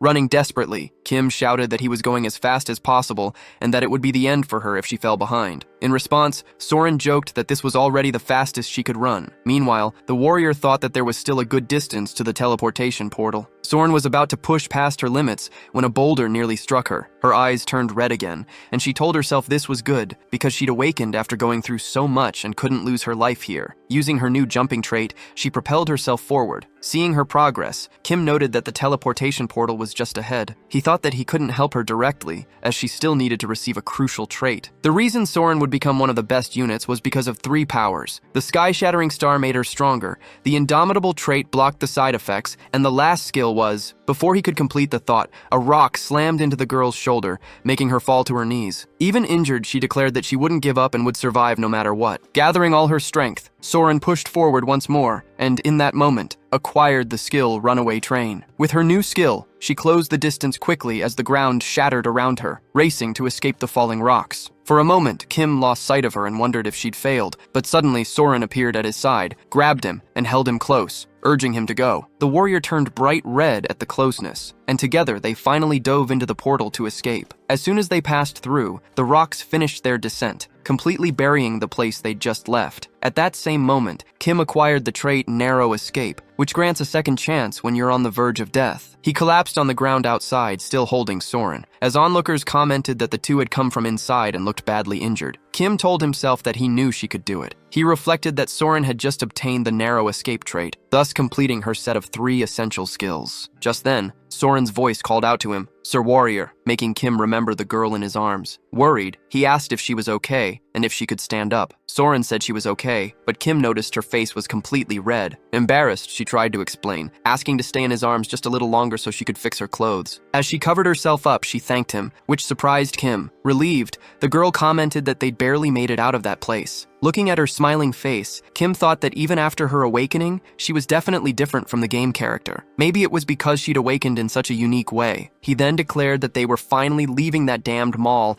and told Soren to grab one of the crystal stars. Surprised, she asked if he was really giving her the item, since it was worth at least a few billion. Kim confirmed and rushed her, telling her to just take it. The girl hesitated, saying it was too expensive and she wasn't sure if she could accept it. The warrior reassured her, telling her not to worry and to pay him back later. In his thoughts, Kim knew there was a good reason he'd spent so many resources to awaken Beck Soren. The Sword of Mars was one of the top 3 weapons in Arcane Soul and guaranteed rapid growth, but only Soren could use it, and the technique could only be learned from a memory chip. She thanked him again, and Kim told her not to worry, just not to forget to pay him back later, all while secretly thinking that his real goal was to learn her technique. When he got home, all Kim wanted was some rest. However, his plans were interrupted by Woo Jin, who suddenly appeared, telling Kim he needed to come with him. Kim wished the world of Arcane Soul would leave him alone for a moment, but he got in the car and thanked Woo Jin for coming all the way there. The boy replied that he was happy to help his friends. Although the warrior accepted, he thought he'd have preferred it if Woo Jin hadn't shown up right then. Woo Jin eagerly explained that he'd managed to arrange a meeting with the master armorer. Kim realized there was no way he could skip this event, given the craftsman's importance. In this world, good items led to good skills, and a master capable of creating high-level items was an extremely busy person. Woo Jin added that the contact they'd secured was with someone who could forge level 7 armor. This made Kim both surprised and excited, and he urged them to hurry. They arrived near an imposing mansion, where several men were standing out front. Kim asked if this was for real, and Woo Jin joked that a great house was fitting for a great craftsman. The warrior then asked what ideology the craftsman was devoted to, but Woo Jin was confused, not understanding the reason for the sudden question. Kim realized he didn't know anything, and thought that was only natural, considering everything he'd been through. That house belonged to Jo Chul, a devotee of the Order of the Old Priest, who, in the future, would become one of the Order's lead war craftsmen. A soldier interrupted them, asking Kim to extend his hand for identification, and then ordered him to show his black flame. Annoyed, Kim asked what the hell he was doing,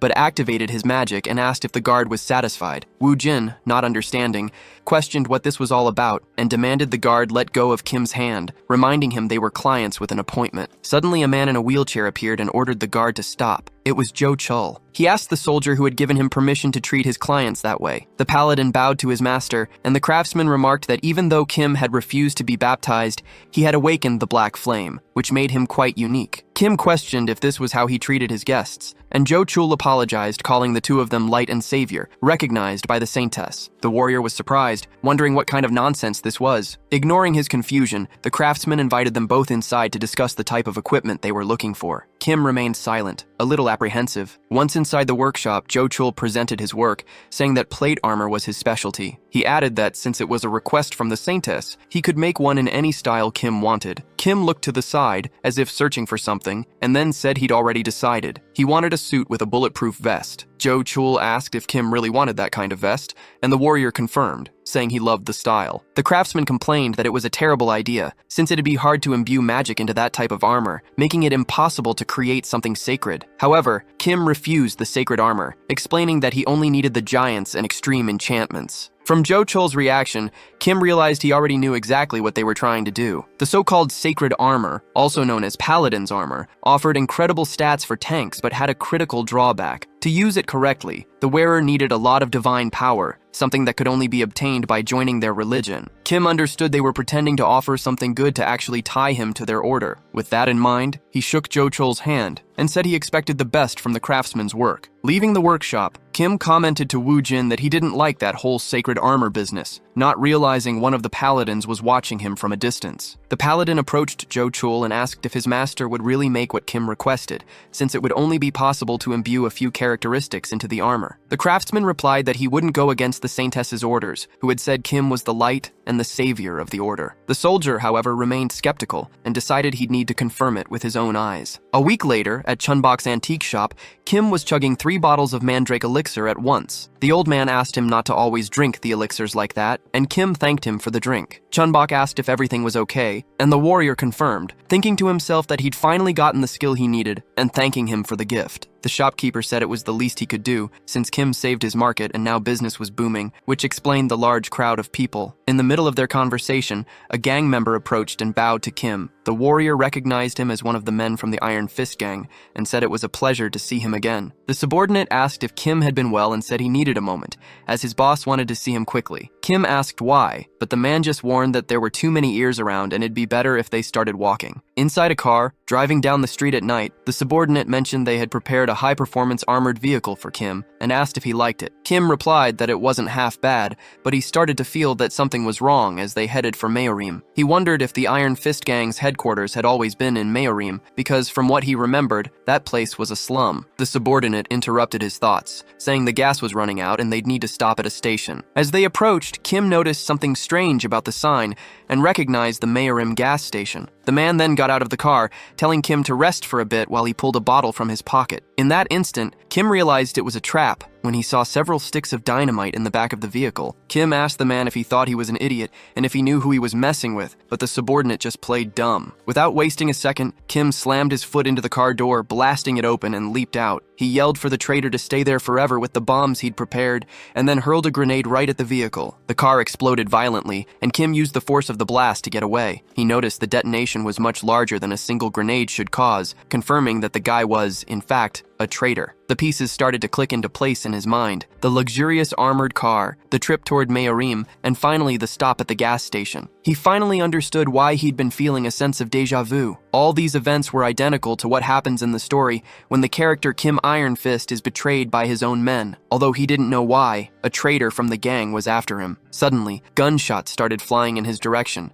and the shooters screamed that he was the guy from the sketch. The bounty for his capture was $1 billion, an amount that would make anyone take the risk. Kim realized that obviously, the attack wouldn't end with just the car bomb. That's why the assassins kept firing relentlessly as he crouched behind a vehicle. There were too many enemies, and that cover wouldn't last long. Determined to act, Kim leaped out from his cover, concluding he needed to get out of there first. The move seemed to catch the shooters by surprise, but they quickly resumed firing. Frustrated with the situation, Kim activated his mana shield, impressed that ordinary people with no superpowers could react so quickly. One of the soldiers ordered everyone to aim for the center of the shield to take it down at once. Under the concentrated fire, the mana barrier began to shatter right in the middle. Kim was shocked by the insane accuracy of their shots and decided the best thing to do was to fall back for now. However, one of the shots managed to get through and pierced his arm. Wounded, he realized he had to take this fight seriously. Although he didn't want to use an item he had just bought, he saw no other choice and threw smoke grenades at the group. The effect was immediate, and the tear gas grenades completely caught the mercenaries off guard. They shouted that they couldn't let him escape, since they needed to kill him to get the antidote. Kim scoffed at their incompetence, as they weren't even superhumans, and used the confusion to finally get away. Later that night, Kim walked through the vast city as he reflected on the attack. He concluded that the only explanation for a group of ordinary assassins having accuracy comparable to a superhuman's was the use of a battle drug. This substance momentarily boosted their abilities, but it had serious side effects. The mention of an antidote confirmed his suspicion. The problem was, only one person would be capable of mobilizing so many assassins like this. The only name that came to mind was the Human Hunter, a master of cowardly tactics active in Mayrim. His methods were always the same. First, using the betrayal of those close to him to plant a bomb. Second, a mass attack with assassins under the influence of battle drugs. And the third step would be a long-range shot, his specialty. The exact moment he thought of this, a light flashed on a nearby building and a bullet flew towards him. Kim managed to dodge by moving his head at the last second,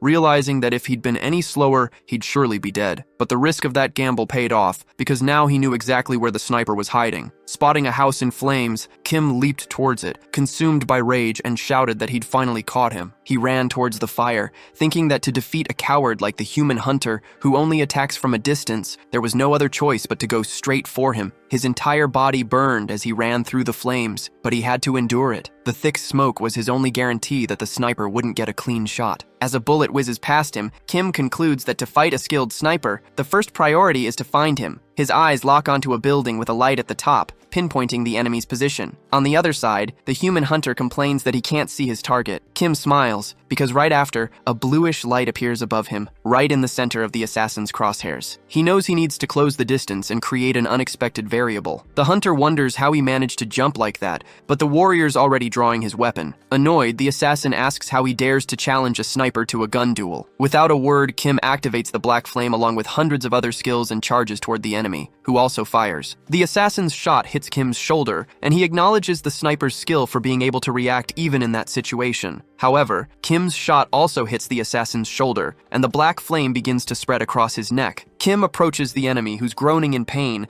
and comments that his bullets are lethal even if they just graze you. He then shouts that victory is his, but at that very moment, his foot begins to sink into the ground. Kim wonders if it's some kind of trap magic, while the Human Hunter calls him a brat and tells him not to overthink it. The warrior realizes the situation is bad and that he can't get out. The assassin yells that he's going to fill him with holes, and Kim thinks that if the enemy extinguishes the black flame with holy water first, he'll be dead. It had become a race against time. For now, he needed to slow his sinking speed, reducing the magical damage. It was a brute force method, but survival came first. Kim plants his hands on the ground beside him and uses his mana to try and escape, activating his purification trait to destroy as much of the trap's mana as possible. It was then that he noticed something different. The hunter had already gotten rid of the black flame. The sniper says he gives Kim credit for resisting the magic, but claims he took too long. Kim shouts, surprised that he'd already put out the flame. Meanwhile, the hunter reaches for his weapon, declaring that victory was his, and that by taking Kim's life, he'd be set for the rest of his own. He prepares to finish him once and for all, but realizes Kim is already gone. Completely stunned, the assassin is met with a punch that slams into his face. Kim says that's the thrill of a comeback and thanks him for letting him get a new skill at the last second. He explains that his earth resistance trait worked. Then he states that the hunter is a sniper and shouldn't even think about attacking at this range. Instead, he should say who placed the order.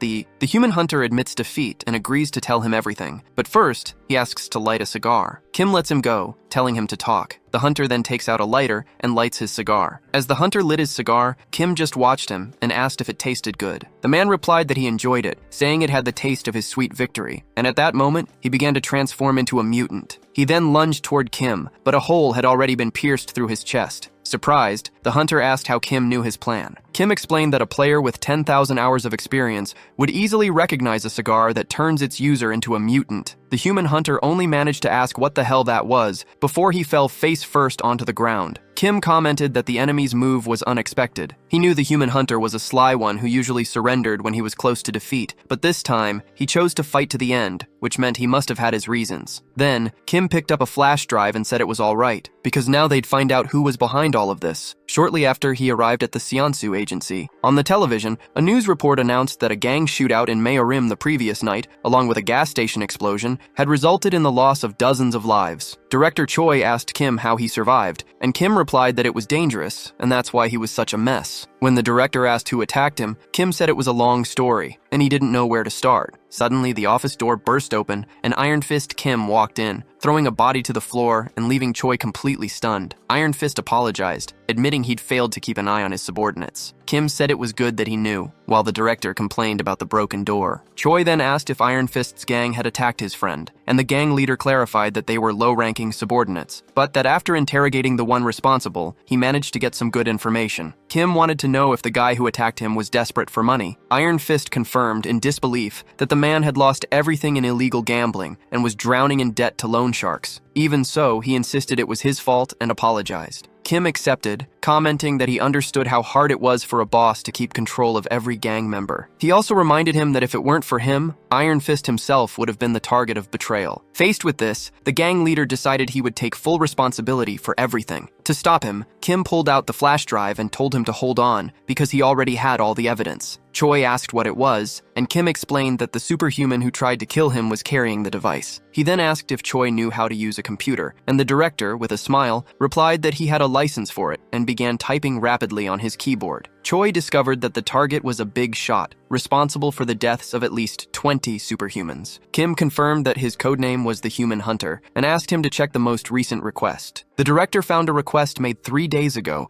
with a 20 billion reward. Hearing the amount, both Kim shouted in astonishment. The warrior questioned who would offer so much money, and Choi revealed that the client was someone from the Ascendant Group, a major corporation. The director then displayed the person's identity on the screen, leaving Kim completely shocked. He asked if it was that bastard, recognizing the face of the paladin from the house of Jo Chul who had given him a dirty look. Things had just gotten a lot more complicated. Choi wanted to know why a rich kid like that would try to kill him, and Kim, saying he had a suspicion, asked to see the man's family tree. Choi started typing again, stating that he'd find the information. Seeing the results, Kim thought that, just as he'd expected, he already knew what was going on. Ascendant Security was a private military company under the command of the Ascendant Group and one of the 5 largest companies in Arcane Seoul. Lee Jae-yol, the eldest son, was first in the line of succession. However, after being baptized into the old priest's order and becoming a paladin, he was pushed way back in the line of inheritance. Now, the only path left for him was to succeed as a paladin. Kim explained his theory. The saint was obsessed with him, calling him her light and savior, and the fact that he'd overcome the baptism and gained prominence likely infuriated Lee Jae-yol. That rage would have been the reason to hire an assassin. Choi agreed that Jae-yol needed a lesson, but Iron Fist warned that they couldn't mess this up, since their enemy belonged to a powerful family. Despite the warning, Choi argued they couldn't just stand by, and Kim agreed with him. Kim announced he had an idea, which led Choi to flatter him. Meanwhile, Woojin was furious with the news, slamming his fist on the table and cursing the bastard who tried to kill his lord. Kim told him to calm down, reminding him that he was alive, while thinking to himself that there was no one more reliable than Seo Woojin, who was rich and at level 5. Even so, Woojin insisted he wouldn't let it slide, and suggested they also hire an assassin to strike back. Choi started to argue against the idea, mentioning it'd be too expensive to hire an assassin of that caliber. Interrupting the discussion, Kim told them not to worry, because his real idea was something else. He revealed that he was going to officially challenge Lee Jae-yol to a duel. Immediately, Woojin warned that this was far too dangerous. Kim explained there was no way to avoid the confrontation, because if he left Jae-yol alone, the heir would simply hire even stronger assassins. Woojin predicted that Jae-yol wouldn't fight personally and would put someone else in his place. Kim agreed, but pointed out that despite the world's unfair advantages, winning the duel would guarantee him a formal apology and compensation. Faced with these arguments, Iron Fist admitted that it seemed to be the most realistic solution. With everyone in agreement, Kim stated that with the clear evidence he had more than enough justification for the challenge. Choi took charge of sending the formal challenge and reminded them they'd need an official notary. Woojin promptly offered to handle it, explaining that his parents knew a lawyer who had once been a Supreme Court judge. The warrior then thanked everyone for their help. Noticing their worried looks, Kim asked why they were staring at him like that and assured them he wasn't going to die. Iron Fist questioned him, pointing out that the enemy knew his strength and would certainly call on a fighter who was at least level 4. Kim admitted it wouldn't be easy, especially since he thought he couldn't use his mutation in an official duel, making the fight harder than the time against the chairman. Despite this, he claimed he could anticipate who Jae-yol would put in his place. Surprised, Iron Fist asked if he already knew who the opponent was, and Kim confirmed it. He explained that was why he needed time to prepare and asked to train with Woojin. His friend accepted on the spot, promising to help in any way he could, and Kim thanked him, asking him to go easy while remembering he'd almost died the last time they fought. 3 days later, in the arena, Woojin and Choi were cheering for the warriors' success. Kim thanked them for their support, thinking about how hard he'd trained for the past 3 days. He was exhausted, but thanks to the effort, he felt his preparations were complete. He was ready to face his opponent, Dusik, the paladin captain of the Order of the Old Father. Upon arriving, Dusik commented that it had been a while since his last duel. Lee Jae-ol tried to say the captain didn't need to come, but Dusik told him to be silent, stating that he had no right to speak. The captain declared that as long as he was in command, no paladin of the order would lose an official duel. Watching the scene, Kim thought that Jae-ol, who acted all tough in front of him, was nothing more than a meek sheep before his captain, a true coward. Then Dusik turned to Kim, saying it was a pleasure to meet him and that he'd like to start by apologizing for the unpleasant matter. Kim was surprised by the paladin's unexpected politeness. Dusik made it clear that the incident was the fault of an individual and that the esteemed saint had nothing to do with it. Kim then asked what the order's official position on the matter was. The paladin replied that the saint had told them that the warrior Kim would be her light and her savior. The young man reflected on those words, remembering that Jo Chul had said the same thing, though he still didn't understand what it meant. Then, Dusik proposed a condition for the duel. If he won, Kim would have to join the order. Surprised, Kim repeated the proposal, wondering why the saint was so obsessed with him. Dusik simply replied that it was her will and the will of their lord. At that moment, the lawyer approached, announcing it was time to begin the duel. He declared that with all parties present, they should confirm the oath contract. The agreement was clear. If the paladin won, Kim would join the Order of the Old Father. However, if the warrior won, Lee Jae-ol would be forbidden from harming Kim, directly or indirectly, and would also have to pay compensation. With both parties accepting the terms, the duel was made official. Kim reflected that in the world of Arcane Soul, a duel's oath was a powerful magic contract, capable of making the heart of anyone who broke it explode. Even in a chaotic world, no one would be crazy enough to break such an oath. Next, the lawyer confirmed the rules, which would follow the international standard regulations set by the superhuman federations. All superpowers and personal weapons could be used, but consumable items had to be crafted on the spot. Dusik announced he was already ready, while Kim stated he'd need some time to make his own consumables. The lawyer granted a 10-minute limit per item. Kim then created 3 vials of potions, thinking he was basically an alchemist for creating elixirs specifically designed against paladins. The lawyer identified the creations as the Steel Body Elixir, the Flash Elixir, and the Magic Dragon Elixir. Kim announced he was going to consume all of them, as he considered doping essential in player-versus-player combat. With the preparations finished, the lawyer announced the start of the duel. A counter in the arena began counting down from 10, and the opponents faced each other. Dusik said it was an indescribable honor to have the chance for Kim to join his order, and suggested he change his mind and come willingly. Kim just told him to cut the chatter. Realizing it was no use, the paladin drew his hammer. He assured him he wouldn't take Kim's life, since he still needed to join the order. Kim, in turn, felt Dusik's incredible mana and realized he was on a clearly superior level. No matter how well he'd prepared, he couldn't defeat him without risking his own life. When the counter finally hit 0, Dusik charged forward with all his might, unleashing a massive explosion that shattered part of the arena. Despite the destruction, Kim was unharmed. He hadn't vanished. He'd activated his dash ability in the blink of an eye. Then Kim yelled that the warrior Kim would become a god, leaving the paladin in utter disbelief. The burst of black flames startled the audience, and Woojin commented that Kim was strong too, and that the fight could end in a single hit. Soren, who was also watching the battle, simply told everyone to watch closely. When the smoke cleared, the scene revealed Kim blocking the blow with his shield. He then questioned Dusik about the story of becoming a god, calling it complete nonsense. The paladin was completely stunned. Kim thought to himself that he'd already expected that initial charge, a high-level skill used for surprise attacks, which is why he was prepared to block it. Either way, he knew that one-hit skill could shatter his third-layer shield. Dusik commented that a level 3 warrior blocking his attack made him understand the Saintess's insistence, but Kim cut him off, demanding an explanation about the story of him becoming a god. The paladin replied that it was exactly as he'd heard. According to Dusik, the warrior Kim was his order's hope, and the one who would save them from the apocalypse. Kim started connecting the dots, remembering that the god they served was lifeless. He recalled that years ago, as the game's story progressed, the Saintess performed a ritual to revive her god, which triggered a boss battle in the middle of Seoul. Suspicious, Kim asked if by savior, Dusik meant he'd be used as a vessel for their god. Dusik confirmed that was exactly it, describing the act as a noble sacrifice and a sacred dedication. Outraged, Kim complained that those crazy bastards wanted to sacrifice him. Dusik, however, declared with conviction that Kim's soul and body already belonged to the old father and his avatar because he was going to lose the duel and join the order anyway. Kim rushes forward, telling Dusik to stop talking nonsense, but the captain blocks the attack with his shield and stumbles back, surprised by the force of the blow. Kim realizes it's because he'd switched all his stats to an offensive warrior build. He then charges again, slamming into the man's shield and planning to use his other skills to pressure him. Dusik remarks that the kid's swordsmanship is quite challenging. Kim mentally agrees, realizing that while the paladin was focused on defense, he was leaving himself open. Seizing the opening, Kim draws an axe and switches his skills. Dusik tries to block with his hammer, but the axe pierces his armor, making him remark that the fight is getting fun. Kim thinks to himself that his plan is working,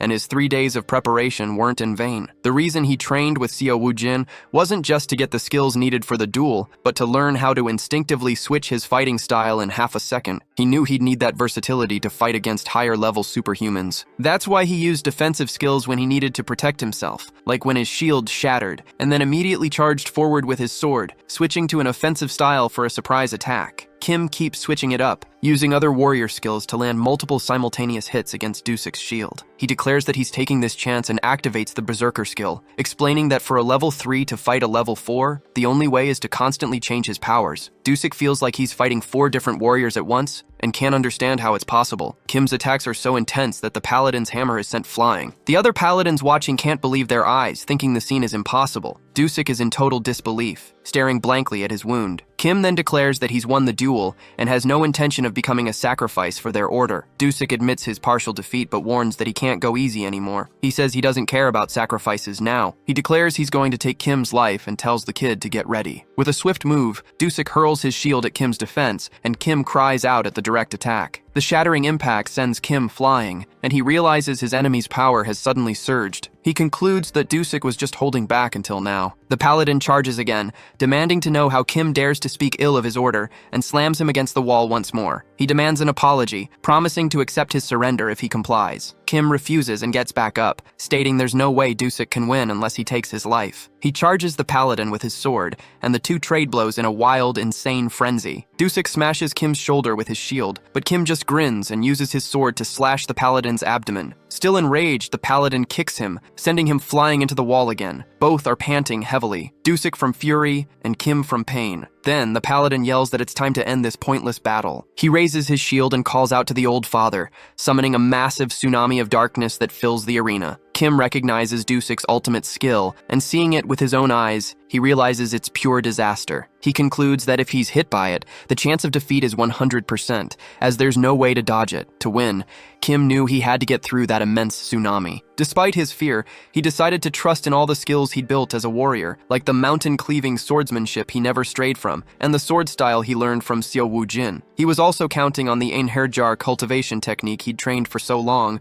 and the mana heart that accompanied him. Finally, there was the charge he gained in a moment of desperation, and the flash, the strike capable of cutting anything in the universe. Kim decided he'd use everything he had because it was time to put all his efforts into a single attack. Charging forward with his sword for the final thrust, the young man tore through the darkness with each passing second, thinking he just had to trust himself. The spectators, like Jaeol and Choi, wondered what was happening. After the strike landed, Kim stopped, spitting blood and feeling a terrible pain. Dusik, with his back pierced through, praised the warrior, saying it was a magnificent duel. Immediately after, the paladin fell to the ground, utterly defeated. The lawyer then raised Kim's hand and declared him the winner, causing his friends to rush toward him. Kim could hardly believe he'd managed to defeat a high-level superhuman without using a mutant ability. Wujin hugged him, saying his master was truly the best. Soren joked that the performance was inhuman, while Choi claimed he knew he'd win all along. Even Iron Fist couldn't seem to believe what he'd just seen. The celebration, however, was cut short when Jaeol insulted Kim and charged at him with a hammer. Wujin moved quickly to defend his master, causing an explosion that forced the paladin to retreat and slam his back into his colleagues. Wujin told that piece of trash to get back in his place,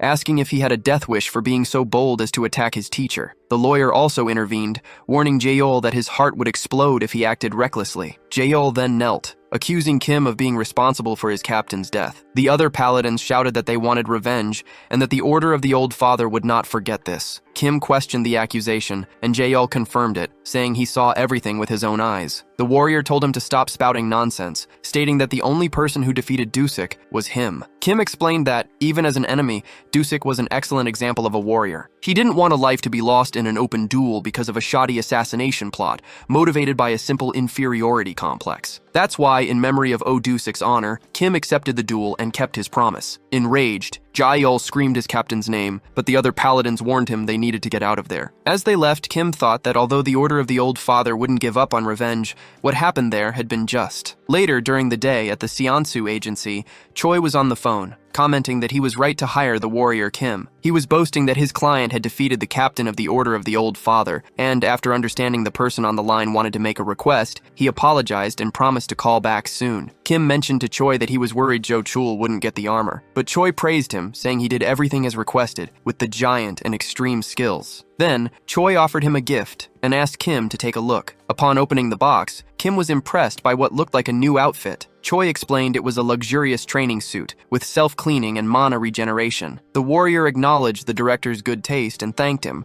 while his boss began to flatter him and asked if he could make a request of the superhuman. Choi thanked Kim, explaining that his business was booming thanks to their short partnership, even though people still had their doubts. Kim agreed that the distrust was understandable and took the chance to ask if the director had any decent work for him. Choi confirmed, saying he'd prepared something perfect. The Sun Magic Tower wanted to study his black flame for research purposes. Kim thought about the proposal. The Sun Magic Tower was one of the 4 great magic towers in Seoul, and if he remembered correctly, it was the place to get fire-related magic. To sweeten the deal, Choi mentioned they'd gift Kim a membership. The warrior accepted immediately, since he knew the rewards would come from a specific character in that tower. When he arrived at the location, Kim was impressed by the scenery, which blended science and magic in an incredible way. He was soon approached by a scientist who introduced himself as Park Hyung-ju, a researcher. He asked if Kim was the superhuman warrior who was there for the study. Kim confirmed the information, noticing that the researcher looked older than he actually was. Hyung-ju said he didn't want to waste his time, and guided him toward a room for a basic measurement test. Seeing the equipment, Kim thought the machine looked familiar. The mage asked him to step inside and stand still in the center as the door closed. It was an ultra-precision measurement test. At that moment, Kim realized this was the same machine used in games to reveal everything about a character to the player. He understood that all his secrets and abilities were about to be exposed. Desperate, Kim started banging on the glass, shouting and asking what the hell this was. He demanded they stop the machine as he wasn't ready. From the outside, the doctor simply replied that it was a necessary process and that it was all in the contract. Seeing he wouldn't be released, Kim braced himself. With a single strike, the glass shattered before the shocked doctor's eyes. Hyung-ju questioned what that was all about, and Kim explained that the contract he signed only required him to show his black flame, and that's why he cooperated. Suddenly, someone else appeared, asking who Hyung-ju thought he was to treat a guest that way. Then, the newcomer, named Yoo Myung-sok, slapped Hyung-ju across the face and accused him of daring to ruin his project again. Hyung-ju tried to say it was a misunderstanding,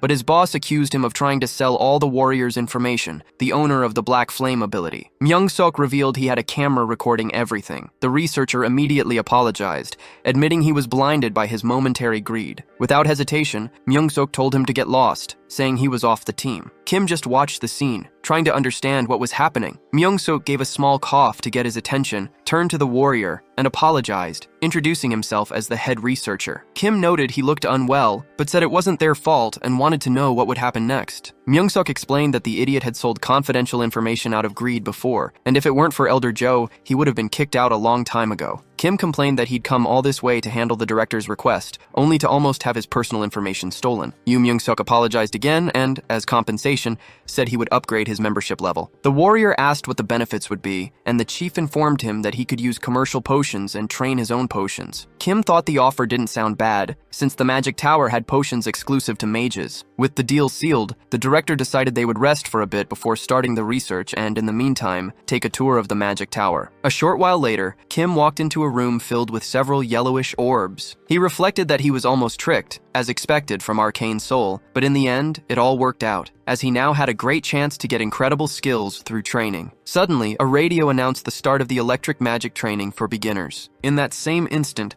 the orbs emanated an incredible electricity, unleashing a barrage against the warrior Kim. The shock slammed into him, and he groaned in pain. He thought the pain went straight to his bones, but if he could just endure it a little longer with his stats, it would be perfect. And it was because right after, he acquired the electricity resistance skill. Kim celebrated, as he had finally obtained the final resistance of the 6 attributes. He then told the system to shut down, feeling like he'd be fried alive if this continued. However, red lights filled the room, and a warning announced that the system had switched to manual mode and the electricity's intensity had been increased. Kim shouted that he was already done with the training and asked who was outside. Looking at the control panel, he saw Hyungju, who warned him that he'd messed with the wrong person. Hyungju cranks the electrical discharge to maximum voltage, blasting Kim with an immense surge of energy. The warrior thrashes in denial, while Hyungju just watches, hoping that Kim will finally lose his life. The protagonist absorbs the entire electrical discharge, concentrating on resisting until the end to acquire another skill. Laughing, Park says that this is exactly what happens to those who care too much about their lives. However, something unexpected makes him serious and the laughter stops immediately. Jun-soo endures the entire electrical charge with the goal of evolving. Accessing the skill panel,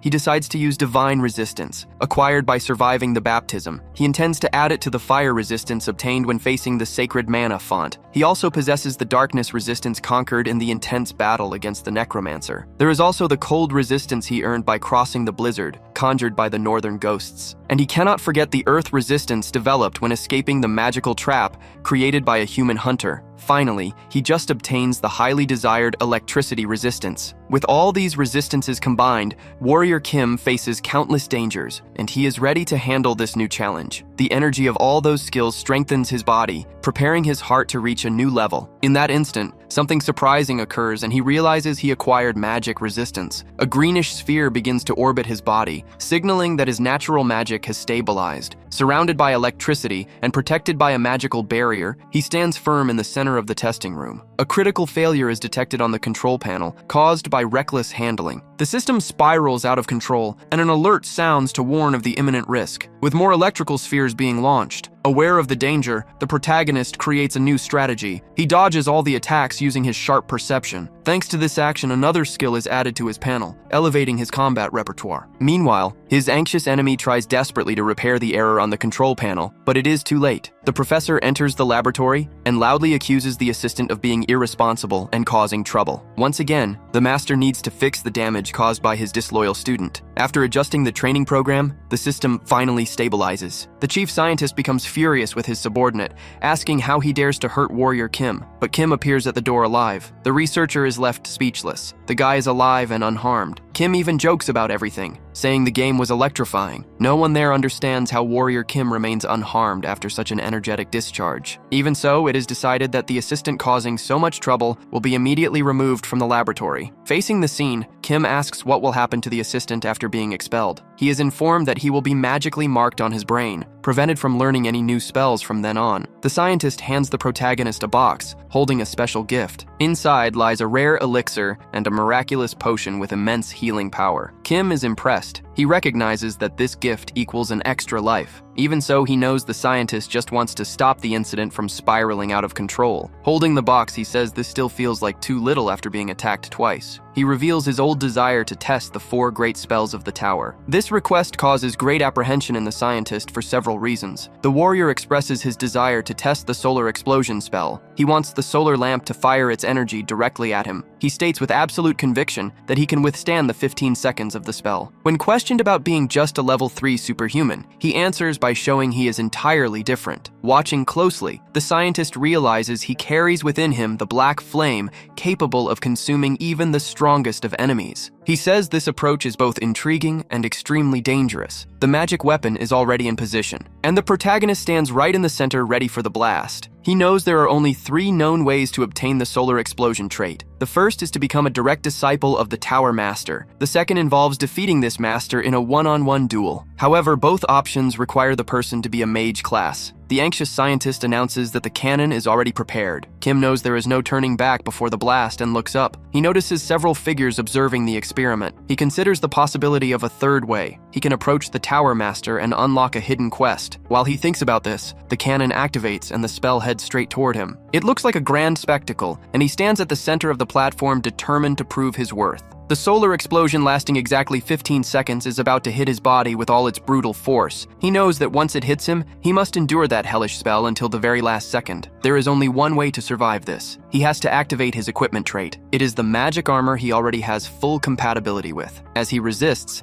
he draws the attention of everyone watching his raw determination in pure shock. Nobody believes that a mere level 3 superhuman can withstand something reserved only for level 6 warriors. Finally, the timer hits exactly 15 seconds. The scientist screams for them to shut down the blast. The weapon releases thick smoke, signaling that the spell is over, and the protagonist clutches his chest. He feels like those were the longest 15 seconds of his entire life. He has acquired the desired trait. On top of that, he caught the full attention of the Tower Master. His feat is so impressive that he receives an invitation to drink tea and converse with the mage. During their conversation, the master praises his clever strategy of using the black flame to survive the solar explosion. The master mentions that the warrior could be useful in a project of great importance to the tower. Kim replies that it would be an honor to contribute to that. The mage reveals that he appreciates the way the warrior uses his words and therefore makes a special request. He calls his grandson, who steps shyly through the door, visibly suspicious. With pride, the mage introduces Kim, stating that he is a level 3 superhuman with great potential. This is how the protagonist meets the young magician Kim, the mage class character,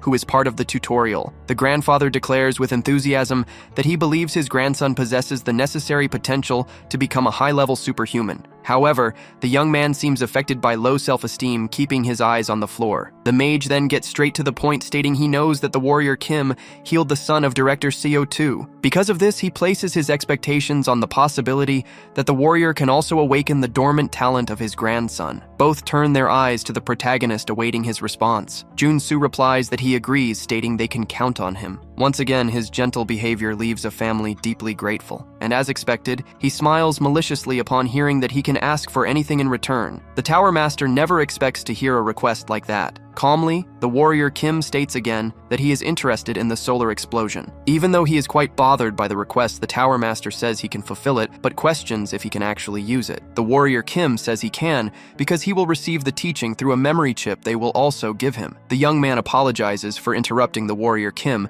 but has a doubt about how the training will be. Pointing a finger at his grandson, the master says that his problem is having low intellect. However, the warrior Kim knows very well the problem the mage Kim is going through. That young man is intelligent enough, but has given up on using mathematics. The proposal of the warrior Kim is to make the young man use magic that does not depend on mathematical calculations. He guarantees that if he does this, he can use spirits and become a flame sorcerer. The grandfather panics, not wanting his grandson to be just a sorcerer. However, the warrior says it is not fair to the grandson to let him suffer from a lack of magic. The grandfather stares intently at his grandson, wanting to see this potential to be a flame sorcerer. Sitting down again, he wants to hear the details. It is simple, he should leave the difficult tasks to the spirit and just provide mana for it. The Tower Master finds it difficult because his grandson has no familiarity with spirits, and this could be a problem. The protagonist warns that the young man is not supposed to make a contract with a spirit. He should just inscribe a single spell on the mana circuit so he deals with the mana, and the circuit handles the spell itself. The Tower Master seems excited by the idea. The theory is incredible, and the grandfather does not know how a warrior can know such profound things. The warrior Kim stands completely still, knowing it is indeed incredible, because he stole the idea that the Tower Master himself comes up with in the future. Because he played for so long, he knew all the tricks, and since the spirit gate was closed, they could use spirit animals. It could be something like a phoenix, since it was easy to handle. The problem was finding a legendary creature. But for that warrior, Kim said he could leave it to him because he had his own way. With this purpose, the three headed to another mountainous scenario where countless phoenixes were flying. It seemed everything warrior Kim did was admirable and left everyone around him with great expectations. After everything, warrior Kim wanted to know about the promised solar flare. Hearing that the Tower Master would give the chip with the solar flare, he got excited. He had a question. He wanted to know how he would use the solar flare as a warrior. Showing a small flame on his fingertips, he said he would like to improve and create his own. This left that man laughing because he knew it would be a very arduous task. The warrior told him that approaching it as a mage and as a warrior could yield different results, and when the warrior told him his could be better, the man found it interesting and decided to make a bet. Within a period of 2 years, they would compare the polarizations of the magic tower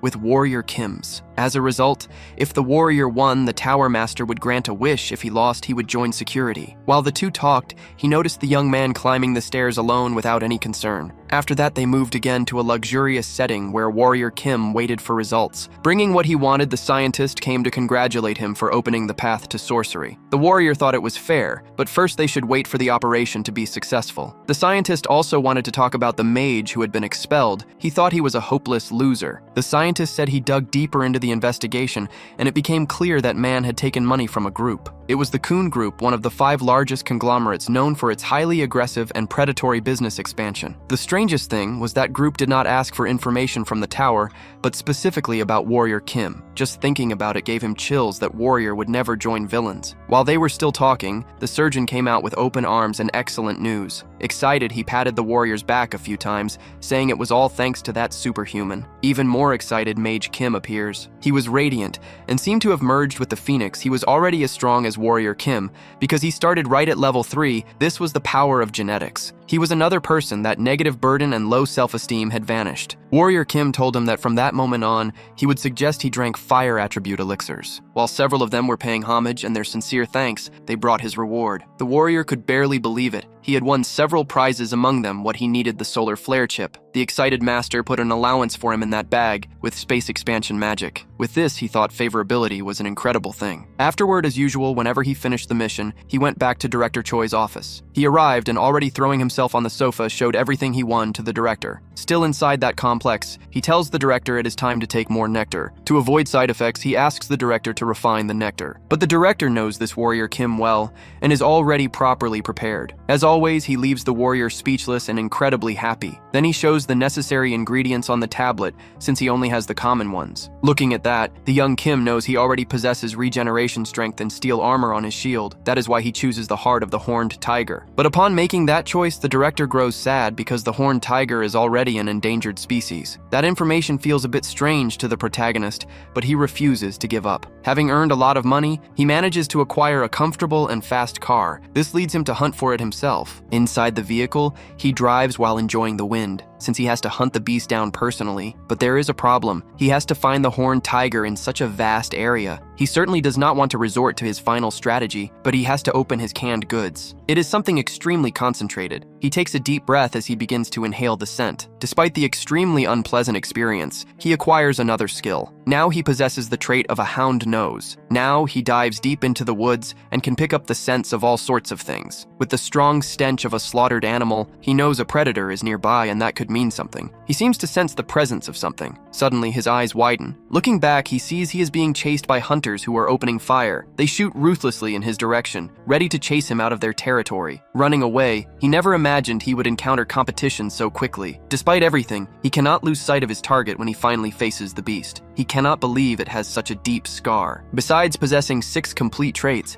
it is so dangerous that he could be killed if he drops his guard. Having a beast charging at full force leaves minimal room for any possible evasion. Even using his trait, the warrior is still grazed across the face. Seeing the monster move, he knows he does not have much of a chance. He has to end everything with one single shot. He has to rely on his senses and instincts. In response, he launches himself into the air. He seeks support in 6 main skills, focusing purely on his aim. He launches himself upward with everything he has, fully intending to strike the monster. He notices the creature can dodge with ease. Putting momentum into his legs, the warrior knows it is not over yet. Once again, the king of the mountain is face to face with the warrior. However, Kim is quite confident in his shooting skills, despite being a warrior. It seems he hits the target. That is not just any ammunition, it is imbued with power. Even so, he stops and notices the beast has not slowed down, despite taking a direct hit. On the contrary, the king of the mountains locks onto him and launches a brutal attack. Using his skill, the warrior can do nothing but dodge the strike. Staring into the blood-red eyes of the beast, he realizes it can still move even after being struck by the black flames. He needs to find a defensive method in case the black flame is not enough to stop it. If that fails, he will have to engage in close combat with that red-eyed demonic being. The warrior now faces the strongest ability of the Mountain King. The attack is called the Inverted Charge, and it accelerates a massive body weighing over a ton. The strategy to eliminate it is ridiculously simple, as he just needs to use the great tiger's own strength against it. The massive beast widens its eyes in apparent surprise. This is the perfect moment for the warrior Kim to strike, since the creature can no longer evade. Just as planned, the protagonist secures his victory against the Mountain King. Sometime later, he appears at the monster exchange market. With excitement, he shouts that he carries the heart of the king inside the box.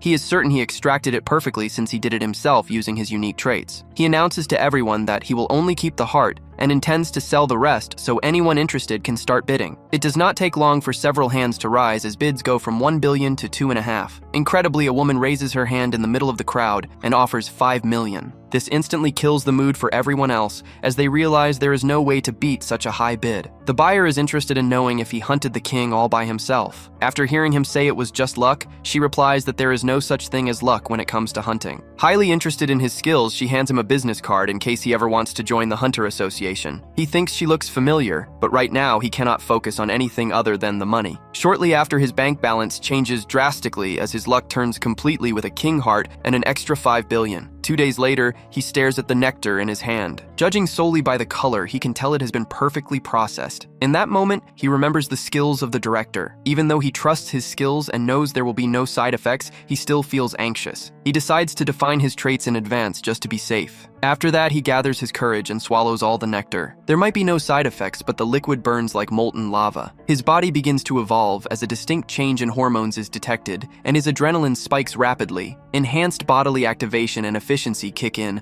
while his mana circuits undergo a complete reconstruction. Finally, he reaches level 4 and his stats increase drastically. It feels as if his very soul has ignited, allowing his level to rise along with his audacity trait. There is a reason why he hunted the beast and then sold the items alone. He wins battles with those traits. He wonders what happens if he obtains the traits of his equipment like the diamond. This is certainly something serious to consider, especially with great traits like robust and giant. Standing before the skill panel, he seems to have all preparations finalized. He feels significant damage detected in his muscle fibers. His skeletal structure is readjusting. His trait panel resets. It is as if all the traits are communicating with each other. They finally fuse into a single trait called the strength of the giant. Looking at all that muscle mass, he feels excited. He finally succeeds. The strength of the giant is a top-tier warrior trait. Standing before the mirror, he tries to measure his raw power. His size is now that of a mutant. It is just as he expected. It shatters from the shockwave alone. The power is significant, but the damage his body suffers is not worth it. His entire body aches. Because of this, he decides to think twice before using it. As expected, he needs a body of diamond to handle that trait. The invincibility trait that increases his regeneration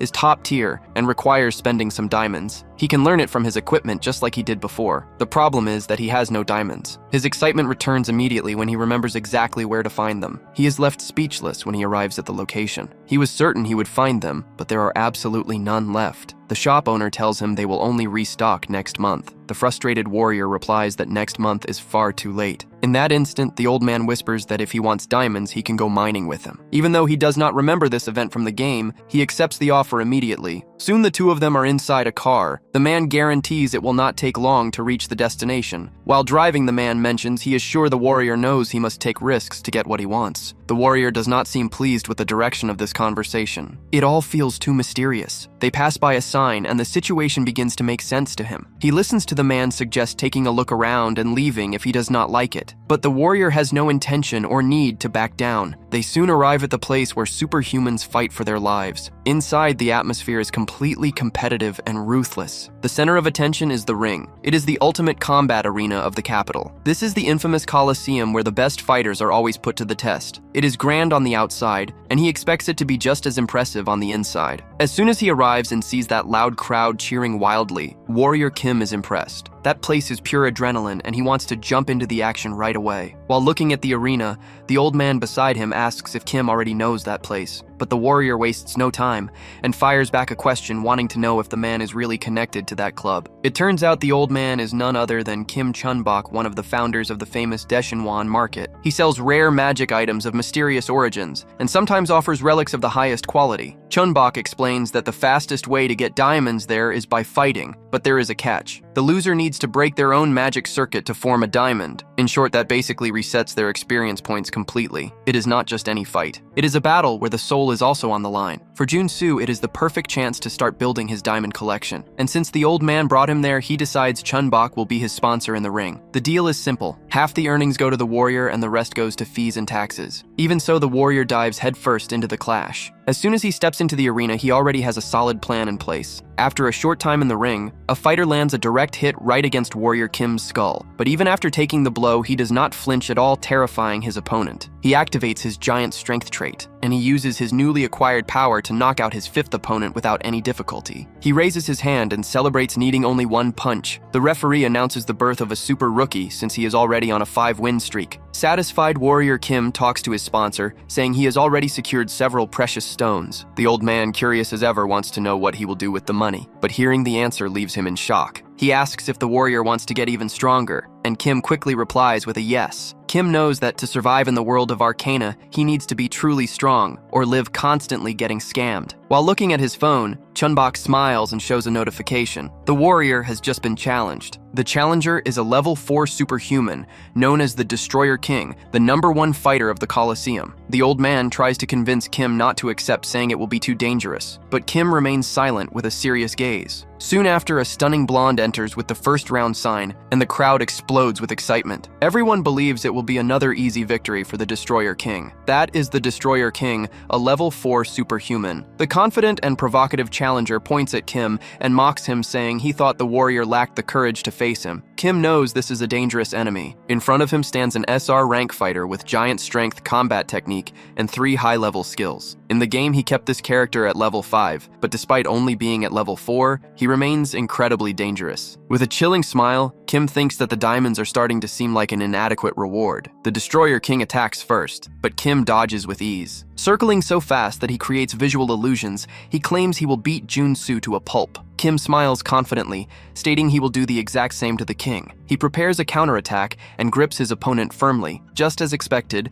the enemy aims for his joints. Being more agile, the warrior holds his adversary tightly. But the Destroyer King is experienced and begins lifting Junsu off the ground. He prepares for a single decisive final blow. Suspended in the air, the protagonist smiles. He already has a few ideas in mind. He spins mid-air and accesses his skill panel. He activates giant strength and super strength. At the perfect moment, he activates the counterattack trait. He positions himself flawlessly. This allows him to land a highly precise attack. The strike visibly damages the Destroyer King. As Kim begins to apply pressure, the Destroyer King changes his fighting style. He nearly manages to neutralize Kim once more, but the warrior breaks free again, now determined to end things efficiently. He grabs his opponent by the collar. He hurls him to the ground with all his might. Through this action, he acquires a new trait called Suppression. The Destroyer King demands to know how he dodged the attack. Junsu replies that this is only the beginning, because now that he possesses all the basic combat traits, he will merge them and evolve them into an entirely new ability. This is the practical combat trait. After acquiring it,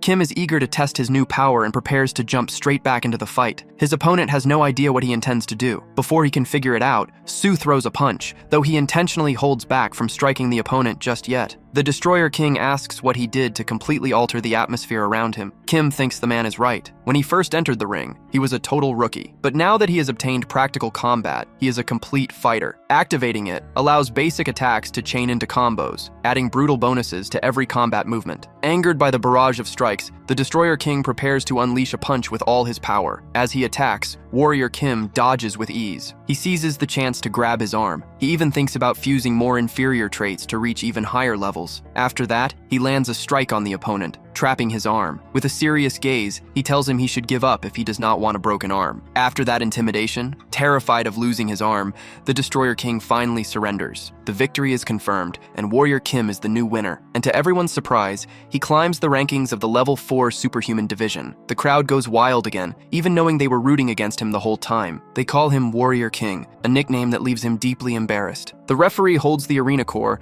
and announces they will begin the diamond creation process. Kim simply watches in silence. The opponent grits his teeth, appearing unwilling to lose all the strength he has conquered. The defeated Destroyer King asks to use a special contract. Even the referee is shocked by this. He informs Kim that with this contract, the diamonds would come from the organizers and not the loser, but only if the winner agreed, and he asks if he would give his consent. To make things easier, the Destroyer King offers 10 diamonds directly as a deal. Without a second thought, Warrior Kim refuses. His reaction is so unexpected that the referee and the opponent himself are left confused. Kim does not just want the 10 diamonds, he wants a higher stake. The new proposal also includes a rare accessory, the legendary Steel Fist, an SR rank magic weapon. The Destroyer King is visibly shaken when he realizes Warrior Kim knows about the existence of the legendary Steel Fist. He tries to hide it, pretending he has no idea what they are talking about, but it is already too late. Kim is direct. He will accept nothing less than what was agreed upon. With no other way out, the Destroyer King agrees to hand over the magic accessory, but he wants Warrior Kim to duel him later in the Coliseum for the Steel Fists,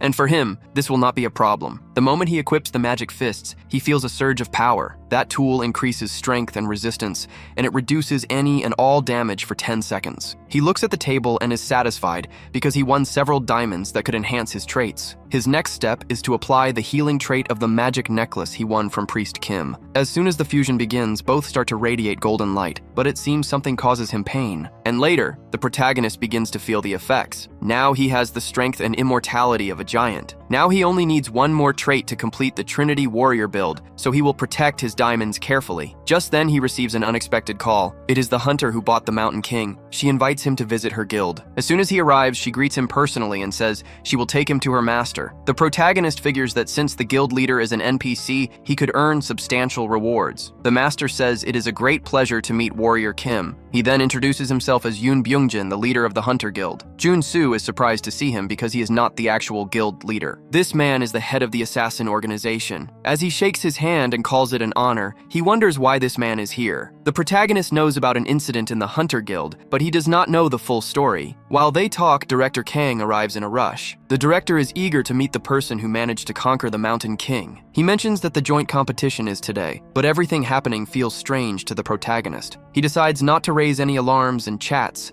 as if he understands the situation. The director seems to be a good-natured person, and very different from the guild leader. The leader wants to get straight to the point. He is interested in inviting Warrior Kim to join his guild. The proposal is tempting, but getting too close to the guild leader does not seem wise. The leader explains that the guild is currently creating an exclusive hunting ground. Right now, they can only hunt freely with authorization from the Western and Eastern armies. The goal is to establish a territory where they can hunt without those permissions, and for that they need a superhuman. Everything sounds perfectly reasonable, but Warrior Kim still has his doubts. However, the director notes that it will not just be a hunting ground. The real objective is to have the guild recognized as an independent army. The protagonist asks if something on that massive scale is even possible. The warrior notices that the two men have conflicting opinions about the feasibility of this plan. The leader tells him that if he lends them his strength, he might even hand over his position to him in the future. The protagonist can clearly see that the guild leader's eyes are overflowing with pure greed. Meanwhile, the director acts peacefully and says that if he decides to join, he will personally take care of everything. But the young female hunter wants to handle everything related to Warrior Kim. As they argue,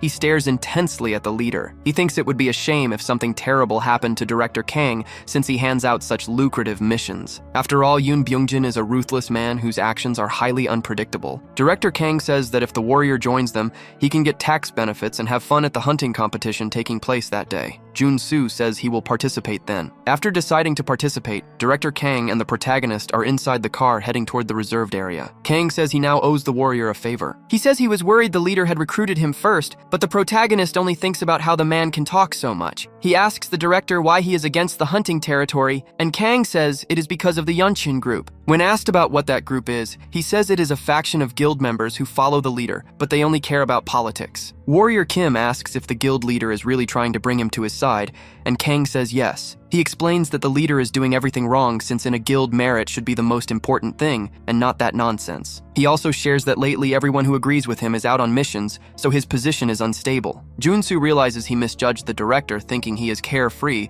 when in fact he thinks deeply. After some time, they arrive at the secret hunting ground of the guild. All the hunters present belong to the Hunters Guild. He is welcomed by one of the female hunters who asks where Director Kang is. Kim says the director has gone to the bathroom. She seems to want to help him, so she advises him not to get too close to the director. Indignant, the warrior asks if she thinks he will join the director. The hunter realizes from this that he already knows about the factions within the guild. She says the director fails to see the big picture and cares too much about minor details. Looking directly at her, Kim notices her yellowish eyes and a large scar over one of them. In that instant, he remembers she is part of the guild leader mercenary organization. She adds that the director is losing his mind over minor illegal activities in the hunting territory. Contradicting the hunter, the protagonist states he likes the director because he is sincere and does not talk about others behind their backs. From that moment on, she begins to look at him differently. She stops caring and tells him he can do whatever he wants. After properly grasping the situation, he figures it is time to start preparing. He applies a lot of sunscreen on his face. Because of this, he gains another trait called sensitive skin. After acquiring it, he tries to wash his face to remove the excess cheap cream he applied until it started to hurt. It is all worth it, because with that trait, he gathers all the necessary ones to combine into a better one. After combining them all, he obtains a sixth sense. He knows the sixth sense trait is good for hunting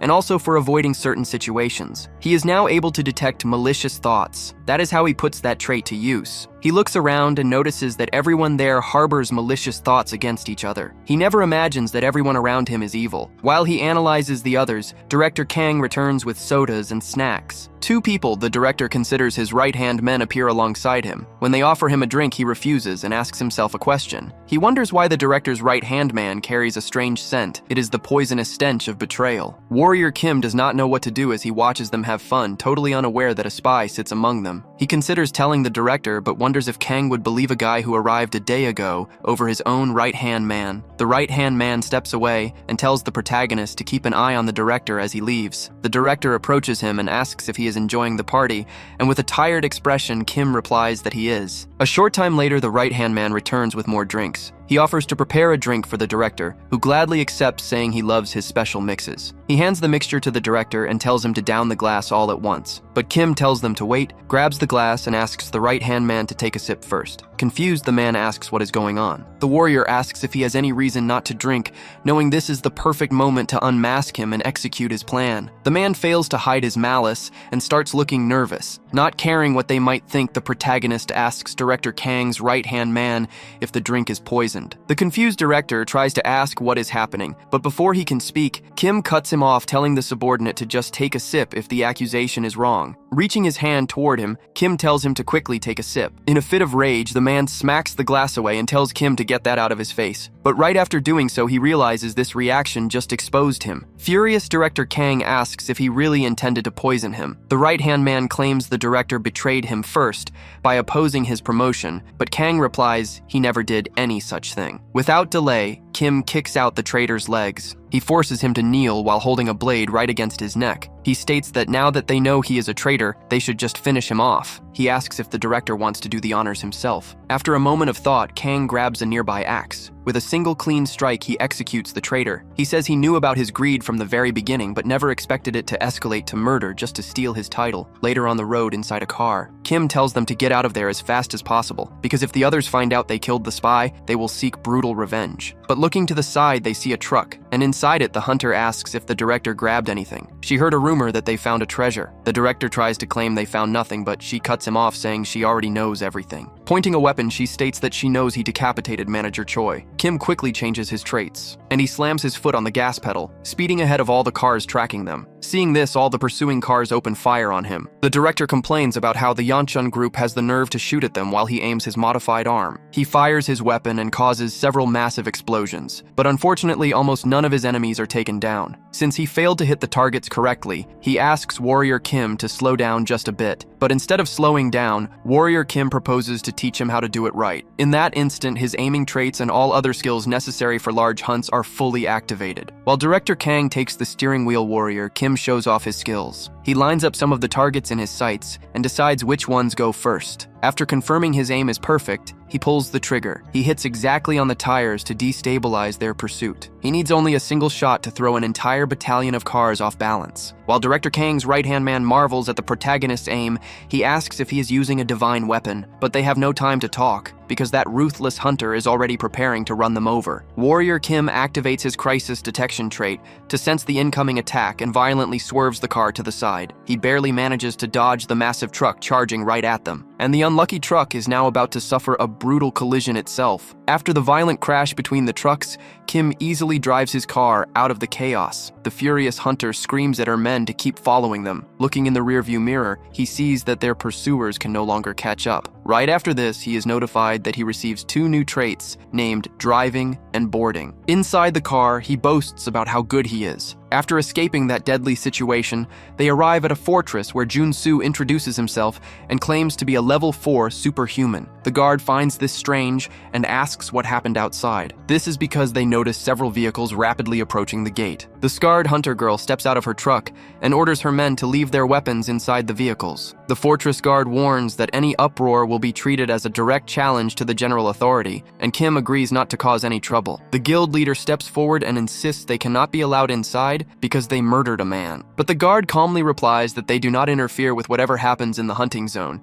and he should already know that. He then questions if the guild leader is daring to challenge the authority commanding the Eastern Branch. However, the leader who questioned it earlier just swallows hard.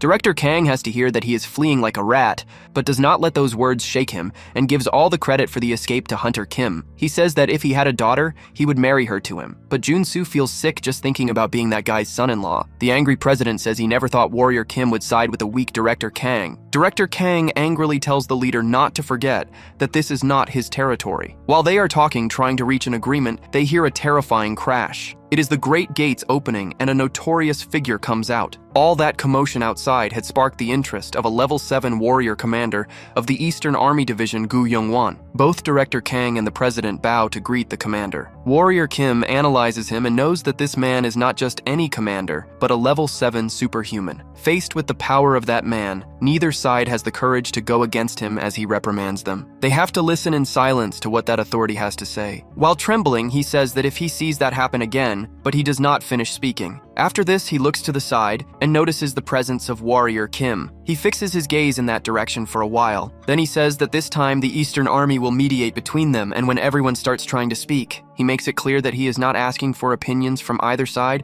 because this is an order from heaven. This leaves the two surprised and terrified. Everything is decided. The next day at noon, they must choose someone to represent each side in a duel. While the commander says that only a person who is there at that location can volunteer to fight, he looks at Warrior Kim. He in turn does not understand why he is looking at him, but meanwhile the commander says that the loser will have to offer their head, and if they refuse the duel, he will condemn them. The time and day of the duel have finally arrived, and even standing in the rain, everyone gathers to watch. While the warrior stretches, Director Kang tells him that it is not necessary to go so far, even though he volunteered himself. But for the hero, there is no problem. This is a fight that for him is nothing more than a test. He knows that such a sudden duel could only be the work of the big shots. He soon imagines that behind the commander is the 8-star general. That one is a notorious superhuman who has reached the peak, a level 8 superhuman. The warrior's expression shows nothing but interest in knowing what profits he will gain in a match against that person. Now he is face to face with his opponent. The protagonist holds his sword and shield. The president tells him that it is a shame he chose the other side. If he had sided with him, things would be better. But mocking the president's face,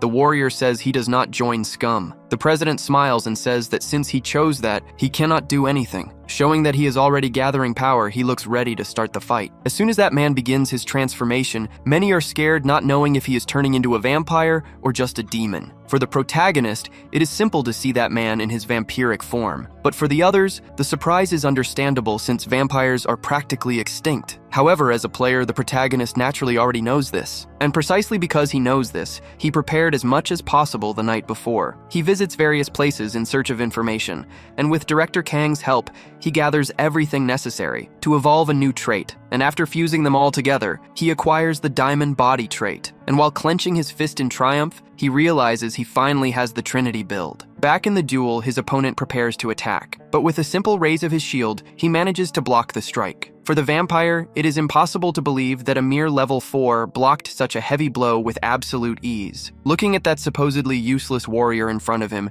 he knows he is plotting something. However, it is now time for the warrior Kim to demonstrate his true gifts. Without delay, he attacks the vampire to cut off his reaction time. The adversary feels increasingly vulnerable and wonders if the warrior lied about his level. But Kim is not lying. It is simply his newest power at work. In short, It is the synergy of the 3 strongest traits in the game. He can unleash a power that far surpasses a level 4. Knowing this, he fiercely attacks his opponent. The shocked vampire cannot comprehend how that attack shatters his metal claws. He knows he has reached a critical point. Having no other choice, he decides to break free and unleash his inner monster. Left with no alternatives, he begins to transform as violent spasms rack his body. His face elongates into a beastly snout and his fingers twist into savage claws. Extra arms burst from his back. Everyone is now shaking at the horrific appearance of the man who calls himself president. Following his transformation, he becomes a bizarre fusion between a spider and a bat. This is the second awakening of a transformer using the mutant trait. Using it carries the risk of losing consciousness, but in exchange grants the power to decimate an entire group of level 5 players. Kim realizes he must defeat the beast as quickly as possible and unleashes an attack of black flames, but the opponent easily blocks it with his newly acquired claws. Kim does not understand how he resisted the black flames and states that if the monster completes the transformation,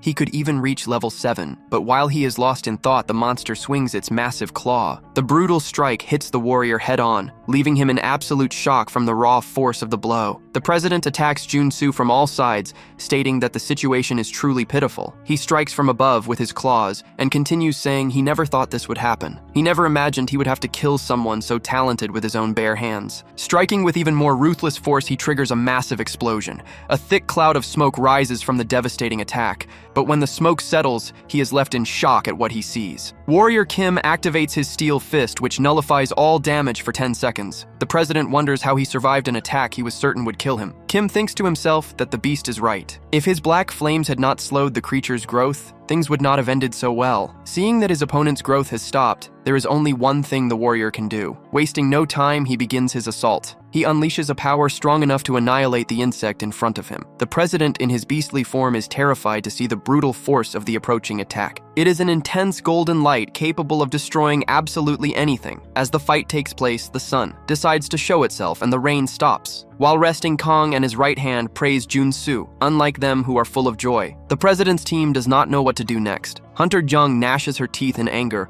while her companions beg her to say something. Kim asks what the director will do with the association. He replies that he is not sure and asks if Kim will take the role of president. He answers that he will not take it because Kang knows more about the association than he does. However, he secretly thinks he just wants all the missions that only Kang can provide. Suddenly, Gu Hyungwon calls the warrior's attention. He says that the unit commander wants to see him, but Kim is not even surprised because he knew Kogigum was watching him. Now inside a massive structure known as the Palace of the Tiger King, Kim bows slightly and introduces himself. He glances sideways and thinks that the man is over 100 years old but does not look it at all. Kugigum says he saw the fight and wants to know who trained Kim. He replies that he does not have a master. The commander finds this interesting and concludes that he is completely self-taught. The elders say they already suspected this because his swordsmanship is raw and his combinations lack finesse. Despite all the flaws pointed out in his technique, the warrior is invited to become the commander's disciple. He knows that accepting would bring many advantages, and as a student, his accelerated growth would be guaranteed. And as a final reward, he would obtain the unit commander's technique, but he bows again and refuses the offer, stating that he wants to forge his own path. The elders ask how he dares to refuse their father's offer,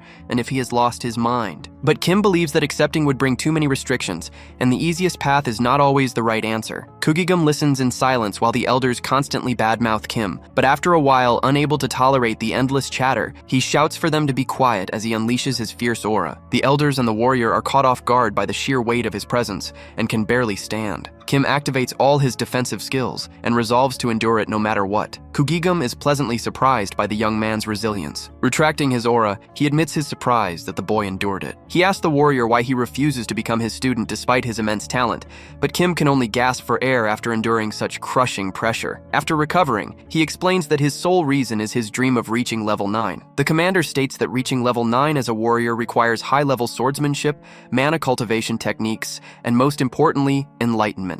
He warns that bad habits will limit him to level 7, but a resolute Kim replies that he will forge his own path even if it leads to failure. He insists on doing it his way because that is simply who he is. Kugigum expresses his understanding and holds the boy's courage in high regard. Following this, he reaches for a nearby sword. He tosses it to the warrior, who catches it somewhat clumsily. The elders stand in absolute shock at the sight. Looking at the weapon, Kim can barely believe his eyes. It is the SSR rank Black Tiger sword. The disciples stare at the warrior warrior in pure astonishment as the general calls him closer to offer him something else. As the warrior opens his hands to receive another gift, he wonders what it could be. It is an invaluable treasure for the young man, the Ho Wang sword technique. This allows him to master speed, and the two skills combine perfectly. It is given to him because the general recognizes his potential to master them both. Despite his immense gratitude, the warrior feels curious and openly questions the motive. The general responds that he is giving the young man this gift simply because he sees true potential in his spirit. He naturally accepts the gift, but knowing the cruel reality of Arcadia Online, he remains deeply suspicious of everything and everyone. However, the general's disciples completely disagree with this turn of events. Their shock only deepens upon realizing the general's high expectations for him, promising to hand over the East Corps if he reaches level 8 or 9. The commander leaves all his disciples absolutely horrified. The idea is absurd, as the East Corps is a vast entity holding countless secrets. Holding ultimate authority, he decides his own successor, turning back to Kim to declare that he will hand over the power of the East to him in 10 years. Kim promises to keep this in mind and bows in gratitude. However, he boldly adds that he expects to achieve it all in just 5 years. He knows he has no real desire for the East Corps, but a wild smile forms on his face at the thought of keeping such a powerful option open. Returning to the main building, he goes straight to speak with the director. Director Kang jokes that everyone should now address the warrior as Lord Black Tiger. Deep down, Kim knows that to master the 3 great sword styles, he cannot be tied down or bound to any single faction. He can also count on the superhuman Baek Soren, knowing he just has to wait for her to awaken the Mars Gladiator style. However, it is a shame he has not managed to secure Janet or Kaylee yet. President Kang still hopes to keep the warrior by his side. Since Kim refused the presidency, he offers him the position of honorary director instead. The warrior feels deeply honored, especially after hearing he only needs to attend a few quarterly meetings while securing full benefits and profits. He promises to consider the offer. In response, a box is placed on the table, and the warrior immediately perks up, knowing a marvelous treasure must be inside. The shock hits him hard, as he never could have imagined the sheer magnitude of the gift before him. If everyone is this generous, he will gladly accept the benefits. President Kang grows excited the moment he spots the warrior eyes sparking with joy. That item is the Dasan weapon, created and developed by an arcane scientist near the end of his life. He receives not just one, but the only 2 the association has had the privilege to get its hands on. The protagonist knows this weapon was crafted by Chong Yang Yong, who worked as an arcane engineer in the game. These are priceless relics, but since he saved both the man and the association, it is a reasonable gift. In total, these artifacts are part of a 5-piece collection. The excited, chubby man explains they tried for years to gather the full set, but those who hold the other pieces refuse to part with them. But perhaps if the warrior is persuasive enough, he might manage to bring all 5 relics together. Of course, the warrior can only keep these 2 artifacts if he agrees to become an honorary director. Nothing less is expected of Kim upon seeing such relics. He immediately agrees to stay under President Kang care. This secures his prize and leaves the door open to gain even more. After that brief meeting, he returns home. Lightning can be seen flashing from the house, visible even from the outside. The warrior continues his relentless training. Now he wants to perfect the Black Tiger sword. That technique has 4 main forms, and he struggles to master even the first. He refuses to simply give up. At a certain point, it seems he is close to achieving the mana control and technique needed to master the blade. There are moments he considers giving up or slowing down, but whenever he looks at that magnificent weapon, he watches its aura manifest. This is how he manages to master Ho Wang High Sky technique, bringing forth an overwhelming power. The sword aura is finally unleashed. He knows a bit more training is necessary to master it completely. Its raw firepower is clearly visible. He acquires 2 skills related to that power, knowing he only managed to extract so much aura thanks to the Black Tiger sword. As always, he unlocks even more abilities, and a wide smile spreads across his face. He gains powerful traits like the Moon Slash and Quick Draw. He opens his arms, knowing all his efforts are finally paying off. He knows he is not far from unlocking the Sword Specialist trait, and this leaves him strangely happy. Just like throughout this story, Kim makes exaggerated expressions, and this occasion is no different. While drinking tea outside, he spots something from his balcony. He is about to finally rest, but witnesses a scene that is hard to process. It looks like the Steel Fist warrior was ambushed. The man can barely pull himself out of his car. From down below, he screams for Kim to help his little brother. The moment the warrior rushes downstairs and sees Steel Fist in such a pitiful state, he demands to know what happened. Steel Fist is physically and mentally broken. After explaining the brutal situation to the protagonist, the two stand on top of a building to analyze their next move. The warrior can barely believe his own subordinates betrayed him for opposing their operations. It turns out he discovered an illicit project and decided to punish the leaders, but they held a ruthless grudge in return. But Warrior Kim believes that is not the only reason, especially since the other abilities are being used at that very moment. Jun-soo knows that this betrayal is part of the game story, but using his traits he can see everything. Warrior Kim is a great ally. He possesses traits for enhanced vision and hearing, and has incredible ease with facial recognition even from a distance. It is no surprise to him that Kim Iron Fist has been betrayed, since this also happens in the game. The traitors are the Mad Bomber and the Demolition Expert. They are likely involved in the incident that caused so many injuries to Iron Fist. Even though the situation is complicated and Iron Fist has lost his arm, Warrior Kim proposes something unusual. He says he will enter through the front door to catch everyone off guard while he searches for his brother. Of course, Iron Fist does not want to put a friend in a bad situation. However, Warrior Kim knows exactly what he is doing. Furthermore, he has the weapons and the potential. That is why he walks right through the front door in grand style. Everyone is terrified, thinking the warrior has gone completely mad. The bastard simply walks in the front, demoralizing them all. The moment he spots the traitor, Warrior Kim is ready to take his revenge for what happened to Kim Iron Fist. The treacherous bastard looks at Warrior Kim. Without a single ounce of guilt, he states that he merely gave that wretch exactly what he deserved. With that, he shouts for his subordinates to raise their barriers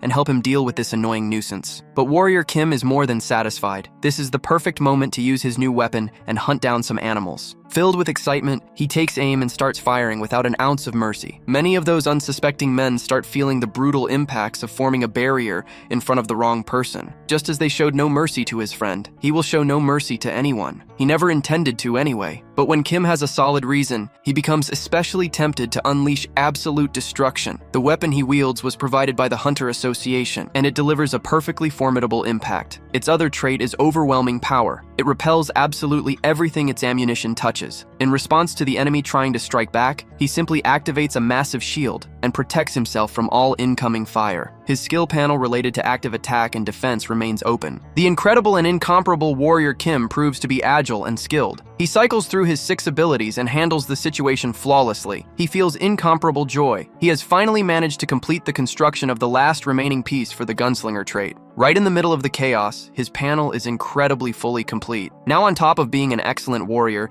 he can also be called a professional gunslinger. Now he can finally hunt down the bastards behind it all, the ruthless cowards who were not afraid to use someone else just to get to him. He knows his only chance is to play the madman and strike down every single target that moves. That is why he spares no ammunition. Even though the enemies wear light protection and hold shields, they are simply no match for him. It all happens faster than they can even process. This leads to only the damn traitor remaining. The coward crawls on the floor and looks up at the warrior, begging for mercy. He needs to drag the truth out of him. A crawling worm like this could never come up with such a plan on his own, especially when he cannot even execute it properly. That is why he crouches down. He looks straight into the traitor's eyes and demands to know who is behind all of this. At this point, only the mastermind matters. In that exact instant, the warrior notices an active call on a cell phone discarded on the floor. Unfortunately, it seems that the warrior Kim has fallen into a trap. Now he hears that person say through the cell phone that he will receive a gift. It is certain that he is being watched, and so he wants to know where the bastard is. And when he imagines what this gift could be, he only sees a flash of light. That is the warning sign that a massive explosion is about to consume everything. It is exactly as he expected. Not much is left of that building. The impact brings everything down. However, the hero, being a skilled warrior, needs to use another one of his traits, and so he gains the agility to dodge and escape the rubble. It is a good thing he does it in time. If he took a little longer, he would have fallen into the trap made with the entire building. But now he has a clear view of what is really happening,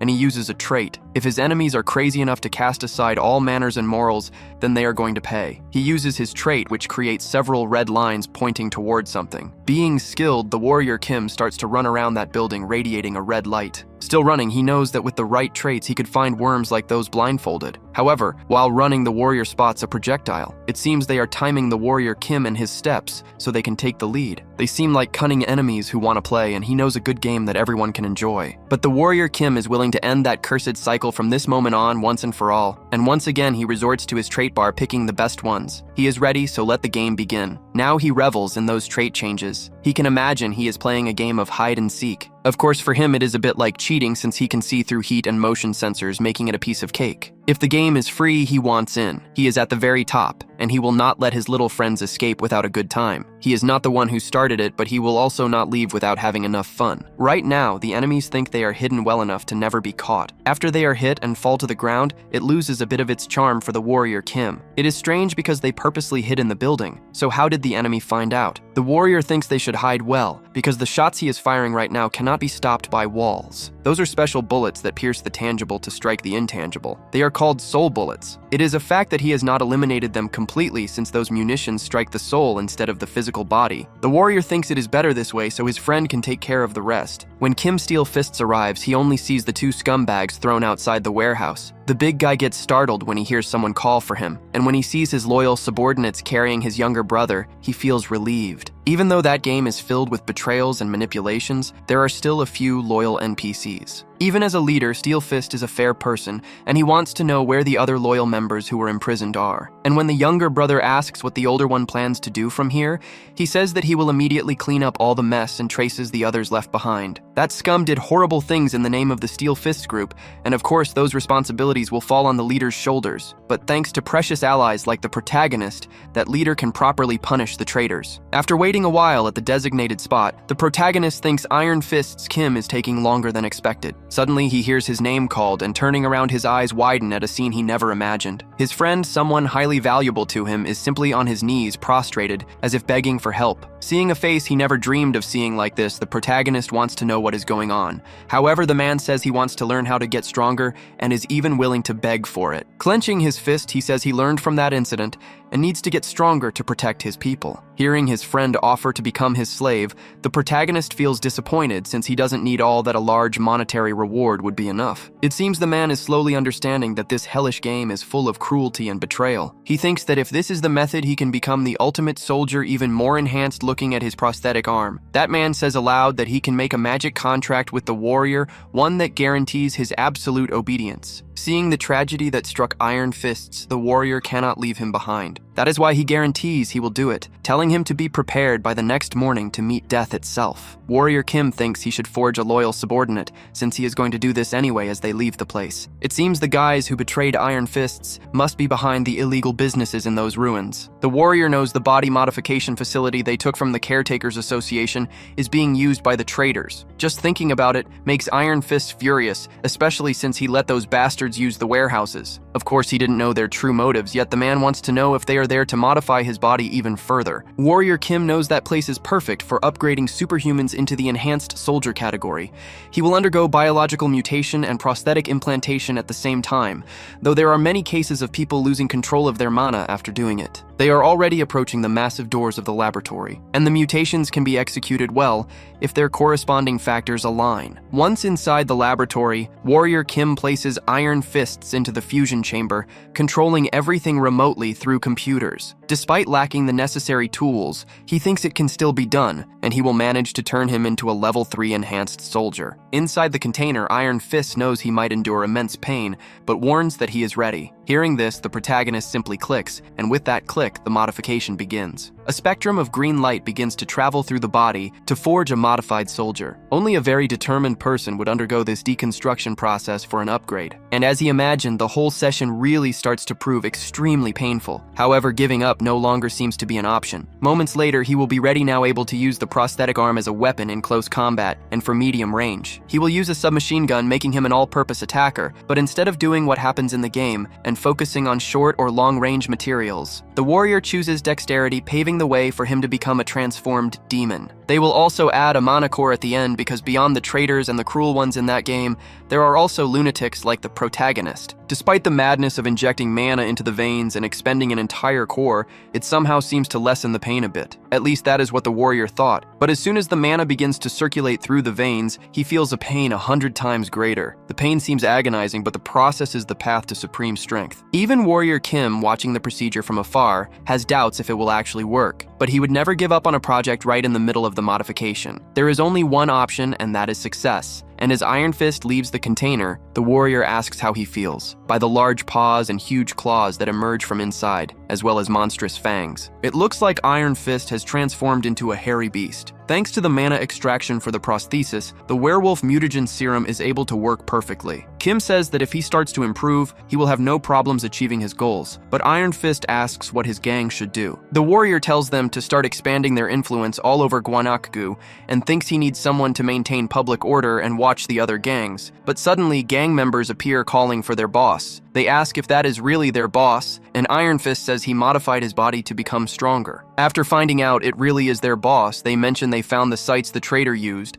and also biological experiments, and Iron Fist says he already told them to destroy everything. But the henchman explains they could not, because there is a young witch shooting lasers everywhere, and hearing this, Kim becomes interested. Meanwhile, in the building where the experiments were done, everything trembles, because inside lasers are being fired everywhere. They all shoot out of a cage deeper inside. Iron Fist, seeing this, says that if they do not hurry, the entire building will collapse. Kim, seeing all that power, is certain that this is without a doubt Jeanette, one of the 3 strongest in the game, an SSR grade character. He thinks that Baek Soren has the heaven-destroying star, and Jeanette has innate energy. He believes the reason she is using so many lasers is because she is on the brink of death from mana exhaustion, and instinctively she uses magic to defend herself. But without much time to think, Kim continues to dodge that relentless barrage of lasers. Iron Fist, barely able to dodge, says that at this rate, they will not even be able to get close. After saying this, he sees Kim running towards the cage. He yells for him to be careful as several lasers head in his direction, but Kim does not stop, and as expected, all the lasers hit him. From inside the cage, a face can be seen, and activating all his defensive traits. Kim emerges unharmed from the lasers and breaks the bars with his bare hands. He says it hurts more than expected, but his eyes widen, seeing that the girl is preparing another attack, but now at point-blank range. Iron Fist, seeing him take that attack, panics and screams for the warrior. After the explosion, looking at the smoke, he asks if Junsu is okay, but he is startled to see a mana potion fall to the ground. Out of the smoke steps the warrior Kim, carrying the child responsible for all that destruction. He tells him to be quiet because he managed to calm her down with a potion. Steel Fist asks if he should take her to the hospital. Kim says no, since he plans to take her home and assume responsibility for healing her. Later at the warrior Kim's house, Baek Soren calls for her master and announces her arrival. Seeing her, Kim congratulates her for reaching level 3, and she celebrates knowing he would notice. She asks what kind of training he wants to do by calling her there, and Kim replies that the situation is a bit complicated. He explains that his second disciple candidate is currently sick. Baek crouches down and asks what happened to the little girl. Kim says she cannot control her own power, but he intends to teach her as his disciple. He asks if she could take care of her as a senior student, and Baek agrees without a second thought. A few days later, a beautiful sun shines outside the house, but down in the basement, the two fight fiercely against the little girl's lasers. Baek Soren asks how long they have to keep dodging lasers,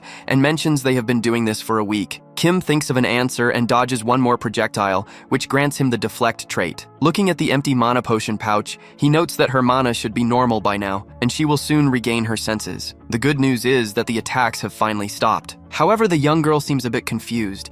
Soren rushes to her aid, showing deep concern for the newcomer. Holding the girl's hand, she expresses her worry and wishes for a quick recovery. The first thing the girl wants to know is where she is and why she was brought there. After becoming aware of the situation, she introduces herself and expresses her gratitude for the help. She recounts that her parents died while escaping the magic tower, but she was caught. The protagonist knows that, as expected, this is the exact same story from the game. Crouching down to her level, he tells her that if she wants, he is willing to accept her as his disciple. Quite restless, the young girl says she has nothing to offer in return. She pays close attention when told she could repay him once she gets strong enough in the future. This ignites a unique strength within her, declaring she wants to become a superhuman to repay her savior. He feels she is more than welcome since he knows the girl is a precious talent. She will be the one to teach him one of the 3 most powerful swordsmanship skills in the game. However, right now, her powers are a bit unstable, and the moment she gets too happy, she launches another one of those attacks. Realizing what she just did, the young girl starts apologizing profusely, but everything is fine, and no one was hurt. With that, the master informs her that they should start practicing mana control. He begins by explaining to her that this ability is called innate energy, and it is very similar to the heaven-destroying star. Either way, she needs to train her body to withstand the power of the aura she wields. Looking at her small hands, she worries she might not develop any physical skills. However, the protagonist plans to use this opportunity to train her transmission system. The diamond body trait hardens the body and mind of the user simultaneously. That is exactly what Jeanette needs right now after suffering so much physical and mental damage. But first she must eat. Since she looks so frail, she needs to consume as much as possible to withstand the heavy training. 2 weeks pass inside that house. The intense physical training never stops for an instant. Jeanette always takes the opportunity to spar with Soren. She is visibly stronger and more agile, and she controls her mana in a spectacular way. Even though they are close friends, Soren does not take it easy on her during training. The protagonist watches with pride as he notices they reach level 2 in just 2 weeks. This is naturally due to the swordsmanship traits they both learned, and of course,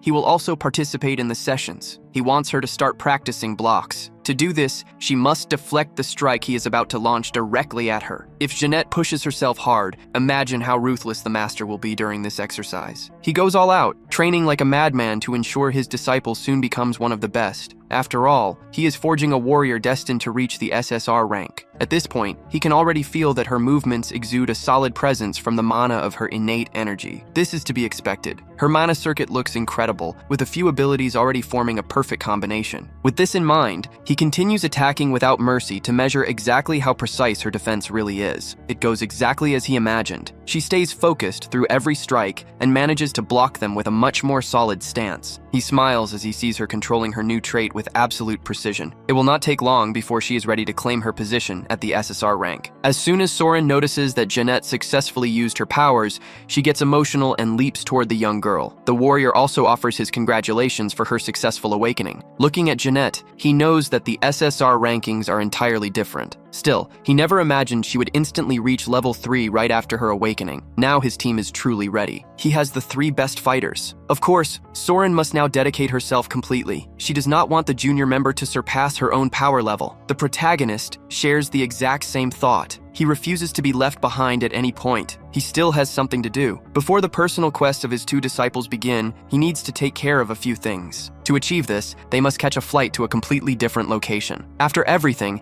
he finally feels like he is truly abroad. They have arrived in the city where the divine annihilation war will take place. He knows that a massive structure lies hidden beneath that hollow shell. That place is the extra-dimensional space known as the Great Labyrinth. It is a chaotic place where the ghosts of forgotten gods launch constant attacks. Even so, there is no need to worry. The strongest organization of humanity, known as the Guardian League, protects this city. There is a very real reason why he decided to come to Ashley. There is a specific technique he intends to inherit from this place. As soon as he walks in, he is greeted by an elegant woman with large horns. She politely asks if he wants a specific drink. He cuts straight to the chase and states he is not there to drink. He just needs to acquire some information. When she asks what kind of information he needs, he mentions a man named Sing Mundi. He guarantees he will pay handsomely for a lead. The horned woman explains that money will not work. The wife of the man he is looking for is currently in critical condition with an incurable disease. Hearing this reminds him of what he read about the loss of this man's wife. In response, he stands his ground and insists he really needs this information. He promises to take a look at the wife and suggests he might be able to do something for her. If that is the case, she offers to announce his arrival. However, she warns him it will be difficult since Sing is currently very sensitive. Proceeding with caution, she enters the room slowly. She announces that a guest has arrived who is concerned about his wife's illness. But upon stepping inside, he notices that other guests have beaten him to the punch. 2 priests surround the sickbed. They promise a cure and have clearly been attempting this procedure for quite some time. With his usual gentleness, he grabs the arm of one of the archbishops and asks him to stop. He suggests it is best to leave them in peace for now. The man dislikes being approached by a stranger and hates having his procedure interrupted. As soon as he lays eyes on these 2 individuals, he knows they belong to the Order of Thor and Gaia. Their clerical treatment is completely obvious and has yielded absolutely no results so far. Still gripping the old man's hand, he states that this procedure is entirely meaningless. The holy light will only aggravate the sick woman's wounds. The archbishop is utterly shocked. He has no idea how this stranger even knows the name of the treatment they are performing. Overhearing this conversation, Sing demands to know why this intruder is speaking like this. He asks if he actually knows an effective treatment, and doubts a mere superhuman could understand anything about healing. Seeing the commotion, the horned woman steps in to mediate. She explains that this guest has already claimed to know a way to treat the lady's condition. While they argue, Jordice begins to deteriorate rapidly. She thrashes violently in her bed as her body moves almost on its own. In response, the archbishop tries to resume the procedure. However, the protagonist simply will not allow it. This severe worsening in Jordice's condition is directly caused by that fraudulent cure. Even against his strict warning, the priestess begins to radiate divine light. This leads to the woman spiraling further out of control. Jordice violently arches her back as her body is thrown upward. With her eyes wide open, the priestess seems completely unable to control her own power anymore. The desperate husband demands answers from the archbishop. He tries to force the man to resume the treatment immediately. The priestess realizes the protagonist is absolutely right. It is too late, and they cannot stop these brutal convulsions with mere light. In that instant, the warrior announces the grim truth. The woman's disease comes from receiving the stigma of the demon god of the dark chambers. Hearing this, the husband is stunned that this stranger knows so much about their plight. At this point, he finally begins to believe in a possible cure. Naturally, the warrior reminds everyone that he has spoken nothing but the truth since stepping into the room. In response, the desperate man drops to his knees and begins to beg. He swears on his own name that he will give this man anything he desires if he can truly cure his wife. Hearing this is quite refreshing, but now it is time to act. That is why he begins to alter his characteristics. He initiates a fusion of all his traits and begins his performance. He unleashes what looks like a blast of light upon the woman. He states his intention to cure the disease right then and there. After that, the husband will have to fulfill his solemn promise. Only he knows that the stigma disease is contracted from the demons of the labyrinth. It is a terrible affliction where a dark divinity leaves permanent marks on the soul itself. From there, the demon's soul gradually drains the victim's vital life force. After the warrior finishes his treatment, the woman's convulsions stop. He explains that he put her to sleep using his mana and that she should not be woken up anytime soon. Following these measures, the archbishop and the priestess return with the requested materials. Now they can begin the ritual immediately. Candles are already lit at the edges of the sigil drawn beneath the sick woman's bed. The pieces are almost in place to start the ritual. While crushing the herbs, the protagonist shifts his traits. The archbishop worries if this procedure will be enough to fully restore the woman. In reality, surviving this ordeal is even more important than the cure itself. Holding the formula in his hands, the protagonist realizes that this curse is incredibly hard to break, even back in the game. The logic is brutal and simple. The more healing she receives, the more the entity's vitality grows. That is why she must personally overcome the stigma. First, he needs to draw out the hidden root causing the affliction. In that instant, the woman begins to levitate amidst a dense black smoke. Demonic horns start to erupt from her head. Meanwhile, the husband watches in sheer terror as Jordice nearly transforms into a demon right before his eyes. He begins to doubt if this treatment is actually working. Even so, he must maintain his faith and wait, trusting entirely in his wife's inner strength. Gripping an artifact tightly, the warrior tries to calm the husband, assuring him that this method will work. He remains calculating, waiting until the demon fully manifests its horns and wings. He knows he can only succeed by confronting and punishing the creature face to face. He activates the artifact with the exact right words, forcing the great demon to spread its wings as a blinding light consumes the entire room. Everyone watches as the intense light violently purges the demon from the woman's body, expelling it like a violent burst of toxic sludge. After the purge, the woman is thrown back onto her bed with brutal force,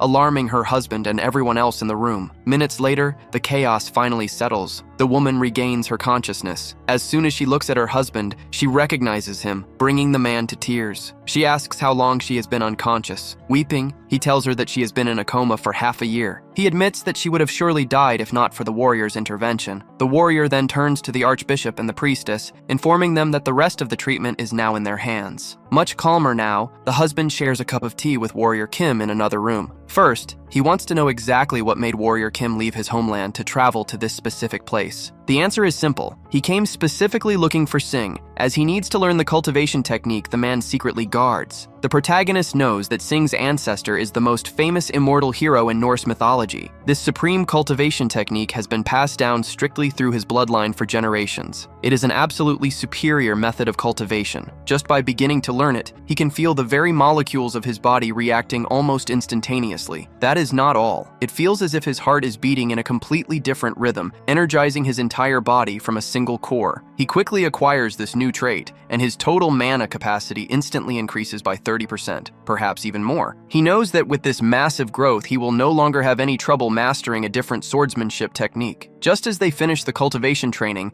the archbishop and the priestess return with good news. The treatment is finally complete. They congratulate Warrior Kim, praising his absolute mastery in curing stigmas. Their eyes shine with pure joy when they ask if he knows how to cure other types of demonic marks, and he confidently answers, yes. The protagonist thinks he can use this opportunity to become more familiar with those two orders. He also says he will not charge anything from either order and will do it for free. While the two say he is practically a saint who appeared in that era, he just smiles on the inside. Of course, everything has a price, and he will gladly collect it since this is the start of a hidden mission. Everything in that place feels like endless fun. The three raise their glasses to make a toast to Mr. Kim. Since he is now the hero of the village, the woman with braids encourages him to drink fast so he can drink a lot. The warrior prefers to drink slowly. He says it is to taste it better. He remembers that a week ago, he was on a stage presenting a kind of seminar to some special people. He told 2 orders that he had released information on how to overcome stigmas. He did everything so well that even his voluntary experiment seems fully recovered after the entire procedure. With this, he changed the fate of Aachen, so it is understandable that they are organizing a grand festival. But what he needs most right now is a good rest. He is distracted thinking he has barely managed to escape those festival-loving northerners. He then runs into another fan who says he has been looking for him to talk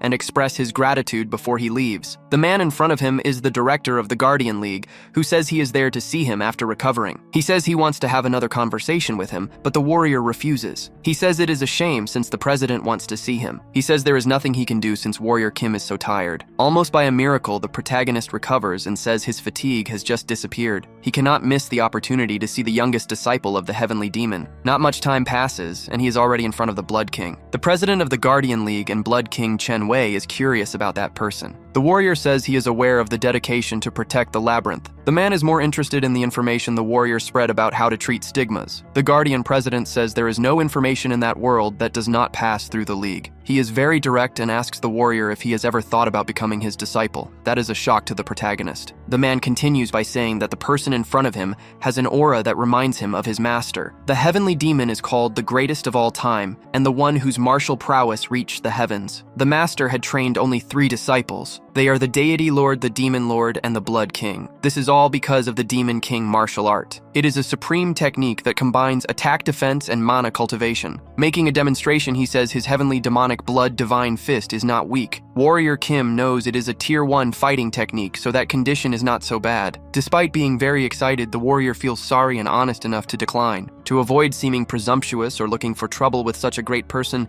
he decides to show him something. He explains he has already rejected another offer to become a disciple and ends up showing the Black Tiger sword. The man says emotionally that he finally found a promising disciple, but as always, that old man arrived first and ruined everything. But he refuses to give up so easily, so he offers him a token as a symbol of his consideration. As he places his hands on it, he knows it is the totem of the heavenly demon. The warrior knows the only reason he is giving him this is a way of saying he can return if he changes his mind. It is the exact same reason the unit commander gave him the sword. He has 2 living legends showing so much interest in him, and this is a bit terrifying. He does not even know why he suddenly starts to tremble. After that brief conversation, he expresses his gratitude, feeling deeply moved by the gift he received. With a malicious look, he thinks it is time to claim his reward for completing the secret mission. With that, the scene shifts and he returns to speak with some of the priests. Standing before them, they both prepare a grand reward for everything he has done. As always, the warrior pretends he does not need a reward, claiming he acted out of pure generosity. And as soon as he opens the box, they insisted so much upon his eyes fail to hide his joy. He pulls a hammer out of the box, a gift he received from the Order of Thor. Of course, he knows it is Mjolnir, the hammer of Thor. He also received a gift from the Order of Gaia, which is the incredible shield of Athena. Putting on an innocent face, he asks the 2 if they really want to give him such precious gifts. And when they tell him there is actually more, he becomes even more thrilled. There are 10 nectars and 7 diamonds along with an angel tear, but one item among them all catches his full attention. It is a demon heart prepared so that he can consume the nectar. He thinks for a moment and decides to push further, asking if they happen to have a fire dragon heart. The priestess explains that it is meant for fire attribute mages. In response, he decides to show them that he can also use the black flame. Seeing the protagonist desire, the elder steps forward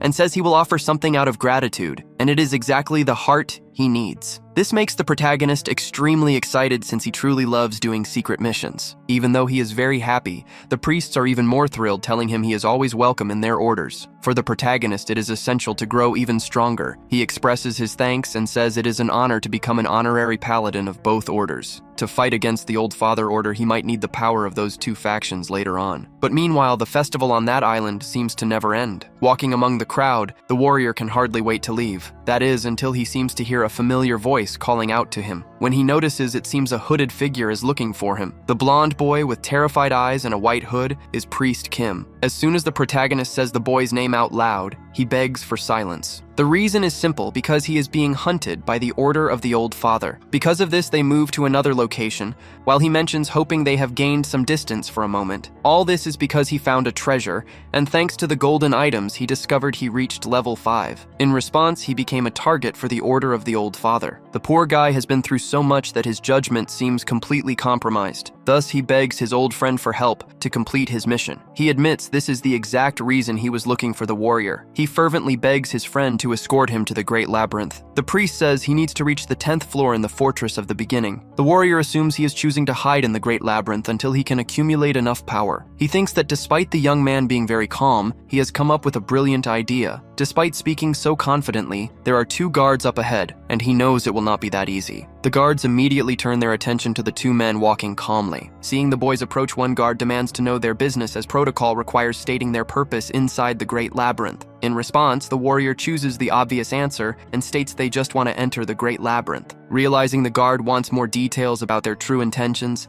the protagonist quickly claims it is for personal reasons. It is not uncommon for fugitives and criminals to use the Great Labyrinth to commit even worse crimes, thinking they can escape justice. The man says he will register him as a level 4 superhuman and clears them to enter, but warns their IDs will be checked when they try to leave. Looking at the priest, the warrior thinks the guard is not entirely wrong, since his friend is a dangerous cult member. Inside the Great Labyrinth at the Seal of the Fallen Gods, the priest asks the warrior if he is famous, since the guard did not even recognize him. His answer is sharp, because if he had been recognized, his friend would be in deep trouble, a reality the priest clearly had not considered. Thanks to the previous events, the warrior has rearranged his skills and now senses something with his enhanced smell. He tells the priest he is starting to catch a strange scent of sulfur. Ahead of them lies a very dark corridor where, despite the many lit torches, the shadows refuse to lift. As they walk a bit further, they realize the demons dwelling there are frantic to taste their flesh. The warrior asks the priest to bless his weapons, deciding this is the perfect moment. They have magic weapons they can use whenever they want, and the warrior is eager to test his newly acquired gear. Being weapons of the gods, they are neither weak nor meant for games, and he feels a visceral thrill as his weapon glows with the golden blessing. Wasting no time, he launches into the clash, wanting to slaughter as many of those unbearable creatures as possible. He grows excited because the hammer of Thor works perfectly,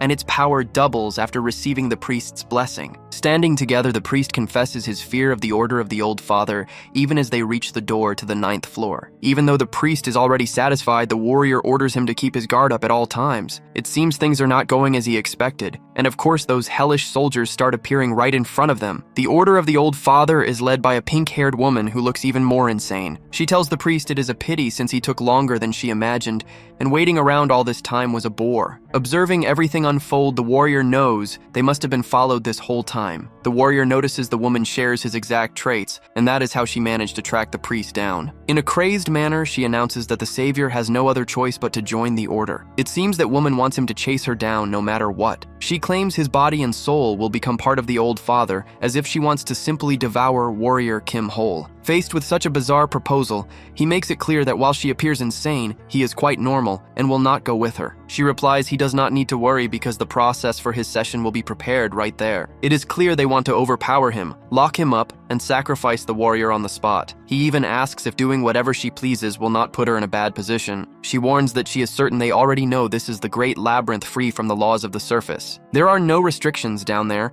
and although it seems impossible, the warrior has found a woman even crazier than himself. The First Order arrives to eliminate the wicked follower who deceives people in the name of a false entity. That is why she demands the warrior hand over the priest willingly. However, the warrior reminds the woman that the rules of this place are indeed not subject to the laws of the surface. While warrior Kim speaks, the priest does not quite understand what he means by those words. Assessing the situation, the priest grows worried since there are 2 double-S rank warriors and most of the others are rank 3 or higher. This is why he wears that sarcastic smile, and he is also prepared with some magical grenades, and this leads him to quickly request the assistance of the priest. He wants him to use his golden blessing on every weapon they use, including the magical grenade. Then that thing approaches the woman, and after the priest fulfills his wish, the warrior simply hurls the grenade at incredible speed toward the paladins. As soon as it gets close, a massive explosion occurs. The pink-haired woman says those are useless tricks, and none of it can harm them. Even so, they lack information, while warrior Kim seems to have a few tricks up his sleeve. That is why the warrior adjusts his skills to make better use of his weapon, which he gladly uses to bombard all sides. The woman raises a huge shield and screams that these useless efforts are a waste of time, so she clasps her hands and asks the Great Father to protect his children. Meanwhile, the ammunition continues to bombard that barrier, as she tells the Savior that this is the true power of the Old Father. Every time the warrior is called Savior, he gets extremely irritated. Therefore, he says this is just a little warm-up, and the real pressure starts right now as he modifies his skills once more. He is so excited that he flashes the beastly smile and glare he always shows off. It began possessing him completely, and he felt his blood start to boil. As the mana level surpassed his limits, his head was burning. He was not about to waste a second and charged forward to crush everything. His heightened senses captured every detail of the world with absolute clarity,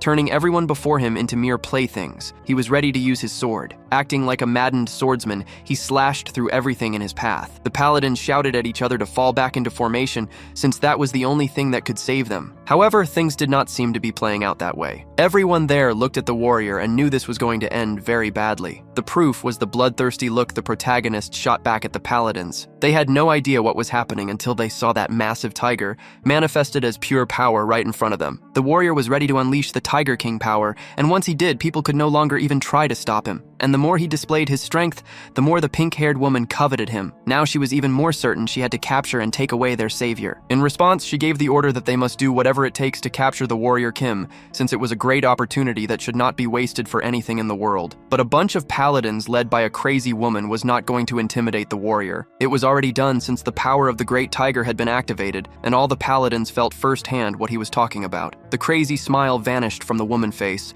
and now she was beginning to fear her mission might not be as successful as she initially thought. That is why she told her paladins their deaths would in a way satisfy the Old Father, so they should gladly accept their fate. She just kept watching the massacre unfold in front of her, thinking all those paladins would make a fine offering to the Old Father. Meanwhile, the warrior continued to manifest. Using the powers of the great sword, he seemed even more thirsty for power. Holding that sword, the warrior became increasingly violent. That woman could barely contain herself as she started panting, thinking that man was delicious. She knew this whole scene was delicious and savory to watch, considering it an honor to witness the true light. The protagonist liked her attitude and asked if she was finally ready to send out her strongest fighters. Just as the priest had warned earlier, there were 2 SS rank paladins, and those were the ones the protagonist was going to face. She was going to send them, but told the warrior to do his best and give his all, warning him to be careful not to die prematurely. The crazy woman's advice was completely ignored since the protagonist did not care and charged forward. The enemies were not going to stand still either, and when one of them launched at the protagonist, his attack was blocked. And as soon as the attack hit the shield, he suffered severe internal damage. Since there were 2 of them, the moment one was hit, the other launched a counterattack thinking he could catch the warrior off guard. But this was the warrior Kim, a young man who used to dominate that game and had spent hours playing it. That is why he was not going to be shaken by an adventurer trying to catch him by surprise. In response, the warrior Kim attacked him violently. After humiliatingly defeating the 2 SS rank warriors, he looks down at one of them and states that if this is all they have, he cannot even get warmed up. The man who was thrown far away and already has his face shield broken does not understand how they could call someone like him a savior, since he is much more like a demonic apostle. But realizing that this pest is a demon, he decides to simply destroy him and deal with the consequences later. Poor fool, since the consequences arrive much sooner than he imagines, and so the warrior helps that man lose his head even faster. The pink-haired woman grows increasingly deranged, thinking that this man is perfect, and that this is the true savior. She asks the warrior as he shifts his traits if he still has more powers to show, since she is eager to see them. Kim is not playing around. While the priest aids him with a golden blessing, he warns that crazy woman to think carefully about the last words she wants to say. But as expected from a deranged person, the woman is in a frantic state of arousal and tells him after intertwining her fingers that all she can do is calmly wait for him to reach the divine land. In response, the warrior launches an attack so formidable that it is difficult to see anything. Moments later, the woman is thrown to the ground alongside her paladins. His priest friend is in awe. He knew from the start that the warrior is incredibly brave, but he just did not believe he could defeat all of them alone. He asks if he saw how that woman kept saying those things until the very end, and adds that this is why they should never mess with fanatics. Then he complains that because he used too much force, he ended up breaking everything and leaving nothing useful for them to take. He thinks back to the battle from a few minutes ago. Making those crazy expressions that the warrior always makes, he thinks to himself that the battle helped secure the materials needed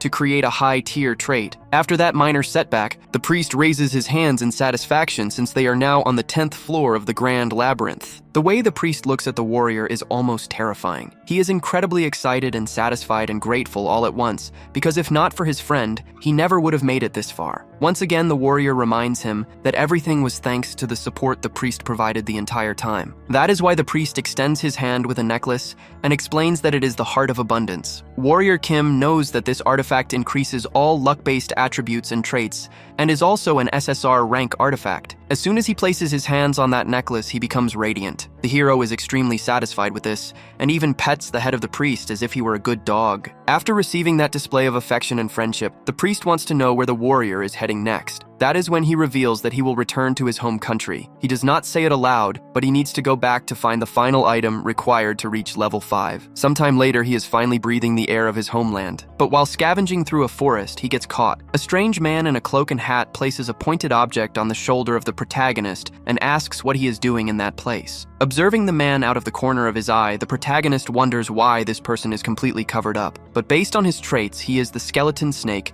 a senior level character. It seems the protagonist has stumbled upon the mutant hideout once again. The man asks, demanding to know what this strange outsider is doing on their lands. The protagonist simply states that he has matters to attend to. The covered man warns that this area is forbidden and orders him to leave in a hurry. In that instant, the protagonist skillfully utters the password. This is the keyword that circumvents the situation, as he asks if by chance this is the way to Hope Village. Immediately, the mutant skeleton who previously wanted him gone now demands to know how he knows that name. He knows that anyone aware of that name is a suitable person to enter the place that monster came from. It is the monster village currently known as Hope Village. This makes the hero satisfied since the one on patrol that day is the snake skeleton. Unlike the other mutants, this one is quite flexible. The place is different and full of mutants of various races. It is also where the item he needs is located. As he thinks this, a large deer appears and asks the snake skeleton why he brought a human to the village. That mutant deer is a colossal being. Since that deer is the one responsible for the village, the snake skeleton speaks quickly to say that this human knows the true name of the village. He also warns that the human has business to discuss with the great deer. The great furious monster with hungry eyes looks at the young man in front of him. He leans in slightly and growls to ask what kind of business he could have with someone he has never seen before. Now he has a problem to face, since all the mutants antagonized by society are hostile and closed off towards humans. This makes the situation worse because the protagonist needs to ask a favor. When he speaks, the monster darkens his expression and asks what kind of favor someone would ask of him. Without delay, the protagonist says he needs a mutant core. Just as he's about to say he could buy one of them, the monster becomes infuriated and strikes the protagonist almost immediately. The only time he has is to try to dodge and activate his shield to lessen the damage. Despite knowing the reason for that unreasonable anger, the protagonist needs to insist. He does this even knowing that mutant cores come from the corpses of that mutant deer's race. That is why the still enraged monster asks the protagonist if he would have the courage to sell a family member's body for a few gold coins or something similar. The bone-faced deer is now using an aura blade. This is quite striking even for the protagonist, who does not expect to find something so far ahead of his time. He raises his hands up and tells that great mutant to calm down, because he can name whatever price he wants. He is willing to reach a fair negotiation for both of them. The mutant insists that he does not need human money. The warrior replies while taking something shiny from his coat that he never said he would pay in money. He pulls out the illuminated object, and even the great mutant has difficulty seeing. After the glow fades, the protagonist is on his knees, showing a large pot of ramen. He says he will pay with that. The great mutant still does not know if this human is crazy or just trying to irritate him further. However, the warrior goes even further. He grabs a thermos, pours hot water into the ramen, and asks the mutant to not be so difficult and just take a sip. The animal looks angry and shouts that he does not need this. He says he will tear the human apart if he does not leave quickly. However, the smell of the ramen begins to take effect, and that big bad bear now looks like a good little bear. He knows that even if he is a horned mutant with a big bad bear face, he still cannot resist that smell. Now calmer, the mutant sits next to the human and says he has never smelled that scent before. It is then that the warrior says he heard from a friend that the people in that village have difficulty getting proper food. He asks him to try it and says that only then will he know why humans like instant noodles so much. The bear makes a somewhat enigmatic face. He does not know whether to try it or let it pass, but the smell seems delicious. While some other mutants observe what is happening, the great bear says he is the boss of Hope Village. While tasting it, he says he is only eating it to learn more about human culture and not because the smell is delicious. The bear widens his eyes at the taste of those noodles. As the great bear eats, he feels a strange sensation dominate his body. He seems possessed by the noodle god. It is as if the fine strands of noodles slowly intertwine with his taste buds, while the succulent broth satisfies his hunger. In the end, he feels a warm sensation, as if he has found the supreme flavor. After he finishes, he asks how there could be something so tasty and if that human has more of that succulent meal, but the hero is no fool. He knows it is useless to win over just the leader because he needs to win over as many mutants as possible. That is why he states that he has already prepared many other things. He knows that not all mutants possess highly developed senses like the bear, so he prepares sweet ice cream to appeal to everyone. In an instant, the village transforms into a place of amusement, and everyone starts laughing at the funny sight. This is because the massive bear eats almost everything in a single bite. While everyone laughs and enjoys themselves, the protagonist thinks that after feeding them properly, he can finally call them his friends. The most special item is saved for last, and that is when the snake skeleton notices the jar of powdered monocore. Hearing this, the bear asks if he can eat that as well. The mutants who were previously satisfied suddenly become cautious. The protagonist knows this reaction is natural because consuming mana could simply make them go mad. But he is also prepared for this scenario, so he tells the bear that if he is so worried, he can ask his guardian angel. He makes it clear that he is referring to the being possessing the full power of prophecy, the one known as the godmother of the monster village, the tree god. The ancient tree is known as the guardian angel of the monster village. Although the power she possesses is weaker than that of transcendent beings,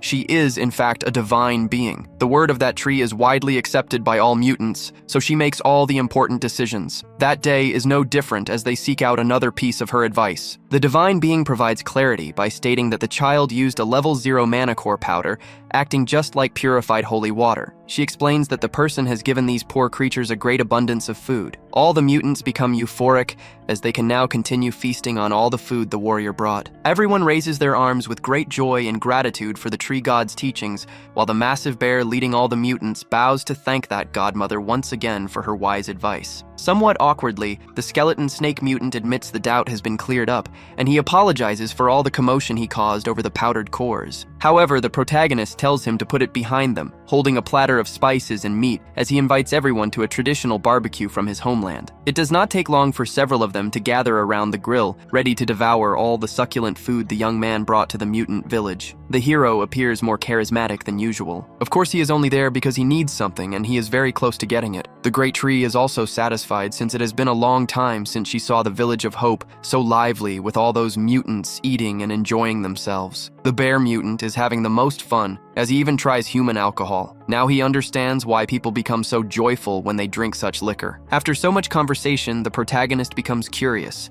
and asks the bear why he keeps calling him human all the time while refusing to call himself the same. The story is long, but since the bear is already intoxicated, he is quite talkative. He explains that it all traces back to an invasion by foreigners years ago, which easily turned the mutants into targets for their recreational hunts. The protagonist steps forward, immediately telling the large bear that despite being treated as targets, they are all incredible, especially the bear who stepped up to lead all the mutants with an iron grip. The warrior also knows that all the mutants made a massive contribution to the country by helping to expel the foreign invaders, so now they all deserve equal rights. Despite everyone being incredibly strong and brave, it has been a long time since the entire village enjoyed the company of an outsider, simply because they do not trust or believe in humans. But with his cunning approach, the protagonist proves himself trustworthy by bringing delicious food and the famous ramen, which acts as the god of meals. This is why the bear feels so sensitive and even gets emotional. This moment of peace and happiness where everyone can simply rest is exactly what he always dreamed of for the entire village. In that instant, the bear remembers how the protagonist previously mentioned needing a mana core. Wanting to repay the human's kindness,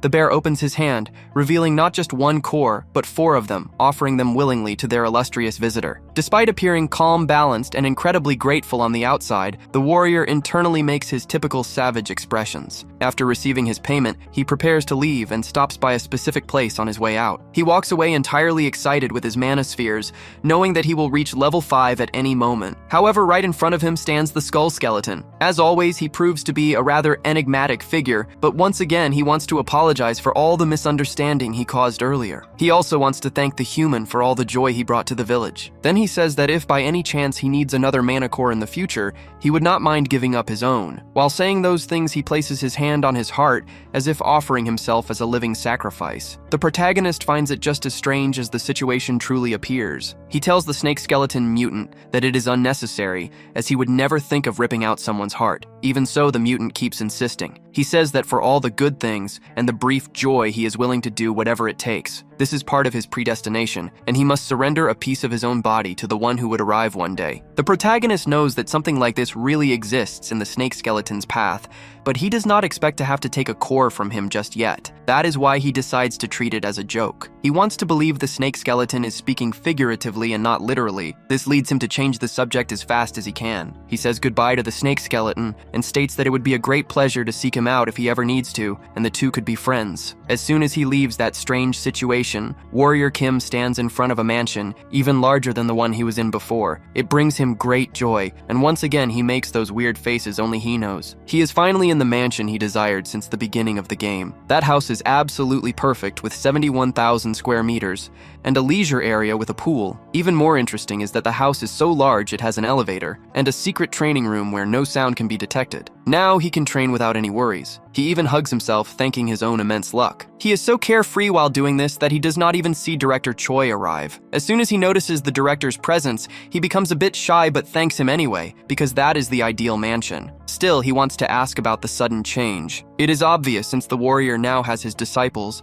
and as time passes, the girls take up even more space. After that, the director informs him that he has everything prepared so the warrior can make the transition to level 5 as comfortably as possible. For this, he shows him an incredible mechanism. It is a large capsule that even includes a magical being. Now the warrior has his own butterfly. The half-woman, half-butterfly girl informs the human figure in front of her that she is the magical spirit born to support the master. She is very interested in starting the preparations as soon as possible. He says he first needs a more precise meditation, while internally thinking it would be good to have a spirit guiding that whole process, with a snap of that magical spirit's fingers. Warrior Kim's abilities, as well as other information, begin to be extracted. They are checked one by one, and at first it seems things will not go so well. Errors start appearing, and Warrior Kim begins to worry. However, the magical being warns him that the first circuit failed because she did not account for so many active and inactive skills. That is why she will restart the process, keeping the warrior's number of skills in mind. She becomes thoughtful for a moment. She knows a normal elixir might not work since the warrior is not a normal person. He needs the right measure of the elixir for the master. Despite everything, Warrior Kim knows that a corresponding performance demands a high price. That is why he places all his abilities in that spirit's hands. She asks him to list all his active and inactive skills one by one. By that moment, she manages to register a total of 133 skills. Based on this, the project is concluded using the elixir of the heavenly throne. Now, the warrior believes there is no way for things to go wrong. Everything has been meticulously calculated for him, and now he can easily reach level 5 with that elixir of the heavenly throne. After that feat, the house becomes a bit calmer. That is until the girls arrive, bringing gifts to congratulate the warrior on his transition to the 5th level of superhuman. Although he is grateful since he always likes receiving gifts and treats, he wants to know how they found out about this news. However, when he looks to the side, he notices that the director has also invited Iron Fist. He is smiling just as much as the director, and they are all incredibly excited holding gifts. The protagonist asks who else the director has told. Then he notices a garland and fireworks in the sky. He becomes irritated because now it seems everyone knows, not just his female apprentices and Iron Fist, but also his male apprentice and his family. And when the director mentions that he also placed a large, flashy garland on the door to congratulate him, the warrior says he has lost his mind. He goes outside and begins to crush that flowery and flashy garland with his own feet. It is unbelievable he wanted to go through that transition calmly without drawing so much attention, but instead the director ruins everything by showing everyone that he is now a level 5 superhuman. While the crazy hero throws a fit outside, a fancy car pulls up and a violet-haired woman slowly steps out. Upon noticing the woman, the warrior Kim becomes cautious. He looks her way and wonders what she wants with him, as it seems that day will never end. Just as he suspects, she also knows he has reached level 5 and even congratulates him. He thanks her but demands to know what she is doing there, knowing she did not come just to celebrate. She then introduces herself and states that she works for the Kumo group, revealing that the woman standing before him is the 3rd daughter, a level 6 superhuman. Because of this, he puts his hand on his hip and asks what brings her there, questioning if by chance she wants him to interfere in the succession battle. He is not entirely wrong, as she confirms she came because she has a request to make. He He then remembers that the succession battle will be a brutal cannibalistic affair, where they will all enter an insane fight to see who inherits the position of president. He is ready to simply ask her to leave, as he does not want to get dragged into a fight that will bring him no benefit. But she is clear, stating they want the warrior to participate in the 5 consecutive duels held to define the succession to the champion title. And when she mentions the prize she will give him if he sides with her, he shudders. She promises the compensation will be more than satisfactory, and once she reveals that weapon, everything becomes clear. The hero simply drools, as that is an incredible pistol that could be called the absolute destruction among the Dasan weapons. With such an offer, his plans quickly change. He immediately grabs the pen and asks where the contract is, eager to sign as fast as possible. Faced with such a tempting proposal,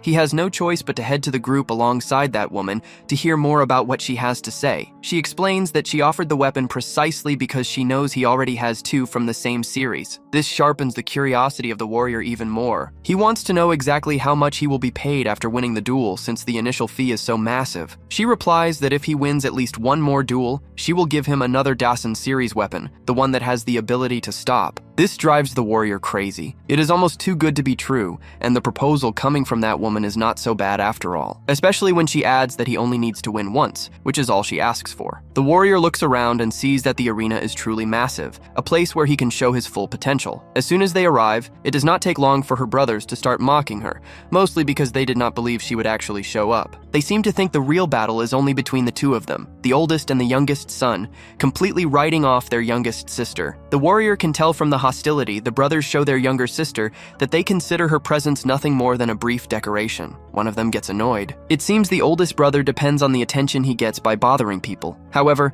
he is nothing special, just a level 6 superhuman like his brother and sister. Even so, the youngest brother calls his attention, wanting him to focus since the fight will happen exclusively between level 6 superhumans. With this, the warrior asks her if the brothers are really not taking her presence in the tournament seriously. She asks him to drop it and focus on observing the duelists for now. That cyborg would definitely be a stumbling block, and right now he is fighting a superhuman with firepower. The warrior finds it strange to see a level 6 cyborg using fire powers, and thinks this must be the magic tower's doing, since he did not expect them to stoop so low as to expose their secret powers like that. If observing the duel is his job, then that is exactly what he will do, and he immediately notices the cyborg charging in with everything. However, the man with the fire powers does not seem the least bit concerned. Even with the man's body covered in flames, the warrior has a pretty good idea of who that lunatic might be, especially when he unleashes that power and overwhelming force. The warrior Kim knows this all too well since he has taken a direct hit from an identical or similar power before. However, the woman who hired him is stunned because the cyborg is defeated with a single strike,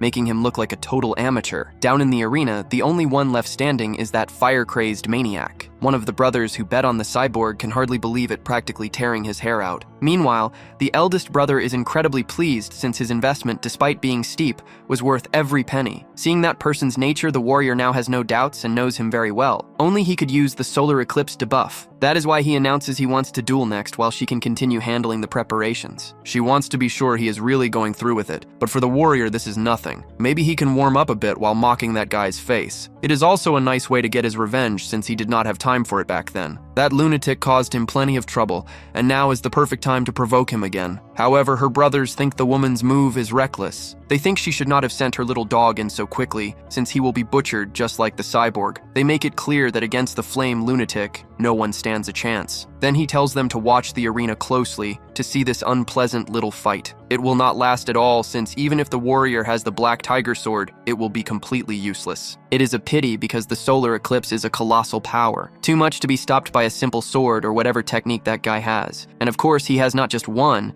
but several tricks up his sleeve, so he quickly lets the kid know that he remembers exactly who he is and will not let him walk away this time. The Flame Maniac's only doubt is if this man actually withstood the magic tower's solar eclipse power, and if so, he should warn him that his power is much stronger. Big deal after all. Warrior Kim already got a few lessons about this man on the way to the arena when Director Choi told him everything he needed to understand. And that is why absolutely nothing that little Flame Maniac does can throw the warrior off balance. He can spin a story about how the Magic Tower leader already knew and sold out for a good price, but it will not change a thing, since he does not care about the tower's drama. All that matters and will ever matter to the warrior is getting skills, and the more the better. He knows facing that power again will not be easy, but he is ready, so if the guy unleashes his power at once, he will handle it with everything he has. In the opponent's mind, somehow, he will emerge victorious. That is why he unleashes his flame burst to its maximum limit. An intense light begins to dominate the area. It is an interesting spectacle that causes a certain astonishment in the director. She initially imagines it might have actually hit and finished off Warrior Kim. For her, it is easy to believe he would succumb to such power, since his enemy is level 6 and he is only now entering level 5. He only needs to activate his shield to reduce that enemy power to nothing. After doing this, he figures that if it had lasted a little longer, he really could have been in serious trouble. But that is not the case. So since he has withstood the enemy attack, now it is his turn. And he makes this clear when in one movement he shows all his grit by gripping Thor's hammer. Meanwhile, his enemy is still somewhat terrified. He does not know how that useless warrior simply bypassed his power and remained standing. Not only that, he has the audacity to try to strike back. Even so, the enemy's stance changes as soon as he sees how the warrior handles the hammer. He has already altered some of its characteristics, and now he is about to wreck everything on a level everyone enjoys. In response, the warrior attacks that little man who, despite liking flames, will not withstand the electricity of Thor's hammer. And to finish it all, the shockwave descends, and the hammer simply obliterates him. It finishes off that person who had already caused difficulties for the warrior in the past. This is enough to leave the director with her mouth hanging open. Worse, her brothers are now furious. They do not believe that level 5 superhuman rat can be better even than them. Of course, he will never stop with just one little battle. He wants more. After that splendid demonstration of power, he is shown with the highly impressed president. She presents several items to generously show how grateful she is. The hero is now eager and delighted as he holds another weapon. He already imagines his collection growing from 2 to 4. This is truly a colossal advance. He is satisfied even though the woman says there is an addition that is not a big deal. To him, those boots are incredible. He is going crazy on the inside. On the outside, he has to present a lucid warrior Kim. It is impressive. In the arena, he won 3 consecutive fights, and he could have done more. However, he cannot show his full potential with several people constantly watching his actions. He must save some of his brilliance for future battles, and this way he will never be caught off guard again. Knowing the duel is about succession, he asks the president if she is now protected by the victories. She says no, as the duels were just a pretext to accept her as an official competitor. He thinks it is somewhat unfair since they were the winners of the duels. Even so, he is not willing to interfere in their family fight. But of course, he offers his future services in case she needs them.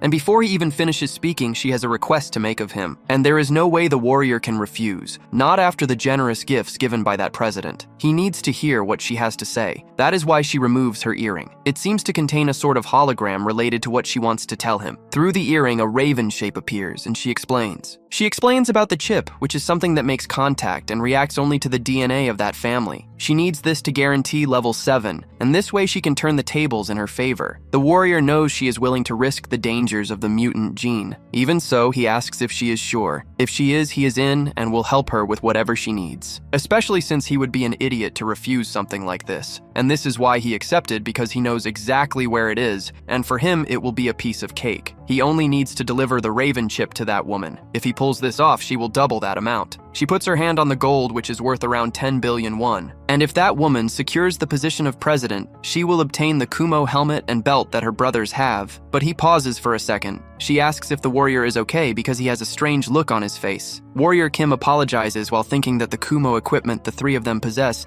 will ultimately be handed over to the president. This means the equipment set that has an effect comparable to an SSR tier item will be his. While the warrior makes that face, the woman says that her brothers cannot find out, so he must keep it a secret and just let her know if he needs anything. The protagonist then asks if he can take a few diamonds. In another location, the protagonist says he can see the entire city from up there. He notes that having money is really nice as he tosses one of the diamonds into the air. We can see a detection helmet and schematic speed shoes, the Axe of Fury, a crisis detection ring, and other artifacts. Then he clenches his fist with great force. Raising his arms, he declares that it is time to absorb the traits of those magical items. Then a massive power begins to flow into the protagonist. All those characteristics are revealed one by one. A notification appears stating that the protagonist has acquired a movement trait. Now all preparations are complete. The warrior jumps off the roof thinking it is time to begin. He lands on top of a bird statue with agility and control. Warrior Kim says that as expected, those boots are in a league of their own. He takes out his phone and calls Seong saying he has found it. Then she asks where he is and he replies that he is in front of the raven statue in the hall. Then the warrior says there is a problem. and the woman asks what problem that might be. Already holding his hammer, the protagonist says he needs to make a little noise to get the chip, so she has to take responsibility for what is about to happen. In that instant, the protagonist grips the hammer with all his might and smashes the statue to pieces. A golden bird turns over with something in its claw. The protagonist grabs the object and tells the woman that he has the Raven chip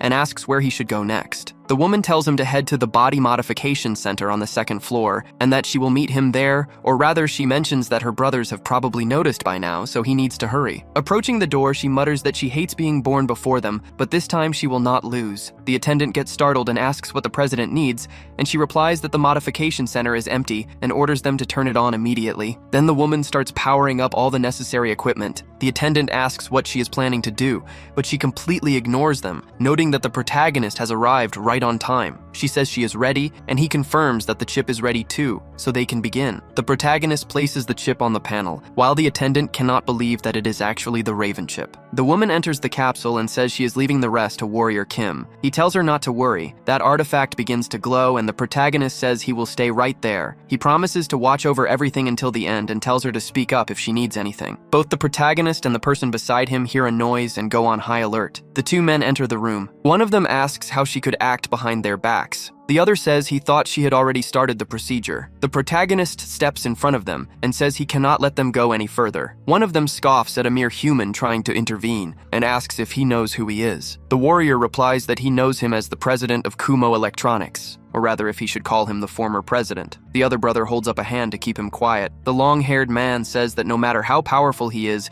he cannot fight two level 6 superhumans. He guarantees a reward if the protagonist steps aside. He suggests making a deal instead of fighting. One of them offers the position of vice director of security at Kumo. He rubs his chin thoughtfully. The protagonist makes his typical grimace and says that idea is garbage. He states he will not betray his defenseless client. He notes that this is a typical way of thinking for the past generation. The protagonist admits he might have considered it if the offer was double or triple, but he puts trust above all else, so he never would have accepted anyway. The furious man says that siding with trash makes him trash as well. He grips his sword with hatred in his eyes. The protagonist readies his shield to protect himself from the strike. The protagonist admits the attack hurts more than he expected. He realizes this is the raw power of a level 6 and that he should not have provoked them. He thinks that just as they said he cannot handle them both at the same time. Then the man spits blood as a vicious wound opens on his stomach. The protagonist points out he barely missed. Since they lack practical experience, he can use that fatal flaw to his advantage. The other man grows angry and asks how he could do that while holding two weapons. He then starts shooting wildly at the warrior. It is revealed that he has gained another trait. The protagonist notes that his shield feels much sturdier now, and that the man can shoot as many bullets as he wants. One of them tells the other that this is their chance. The protagonist widens his eyes, caught completely off guard. One of them reaches out to grab their sister inside the machine. The long-haired man stops for a brief moment, unable to process what is happening. The short-haired man takes a heavy hit. Neither of them expected the gun to misfire. The man curses and asks where he got that weapon,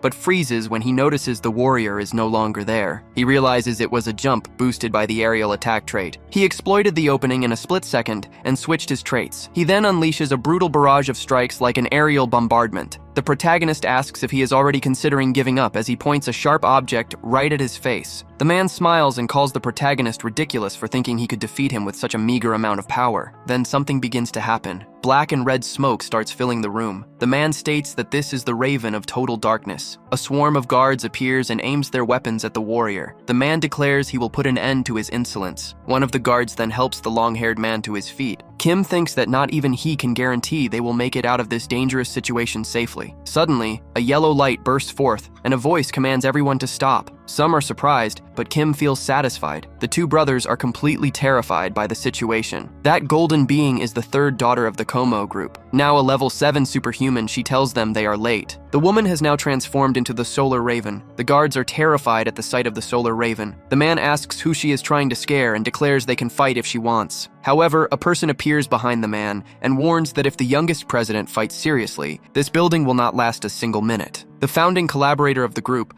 thought the outcome was already settled by the last confrontation. He asks if the young man is disrespecting official procedures involving the shareholders. He grips the young man by the shoulder with more force. The young man tries to say that is not what he meant, but the older man presses him on it. The man asks if the youth is scheming something else following the death of the president. He congratulates the woman for finally reaching level 7. Bowing respectfully, the man says he will see her at the shareholders' assembly to elect the next president. A few days later, in a luxurious house, the woman explains that following tradition, her brothers have retired from all business ventures and moved to the United States. The protagonist congratulates her on nearly becoming the president of the Como Group. She calls the gesture sweet, but admits it was all thanks to him. She asks if he has received her brother's items as promised. He confirms he has, while silently celebrating that he finally completed the Como set. The warrior tells her to call him if she ever has another request in the future. In response, the woman mentions she has one more proposal for him. The protagonist smiles and asks what kind of request it is this time. The woman reveals an SSR rank ring. Finding it a bit strange, he asks why she is holding a ring. The woman gets down on one knee and asks the protagonist to marry her. The protagonist raises a hand in apology and firmly refuses the proposal. She asks why he refused, since she genuinely wants to be his partner. He admits to himself that she makes a strong case, possessing boundless wealth and beauty. Kim simply states that she is not his type. She calls that absurd and asks why such an insignificant detail would matter to people like them. He replies that it actually matters a lot. The protagonist wants the attention of a normal girl, not someone like her who just wants to use him. He is 22 years old and does not want his pure heart betrayed. Slightly upset, the woman remarks that he truly is an unpredictable person. In that case, she asks for a cooperative relationship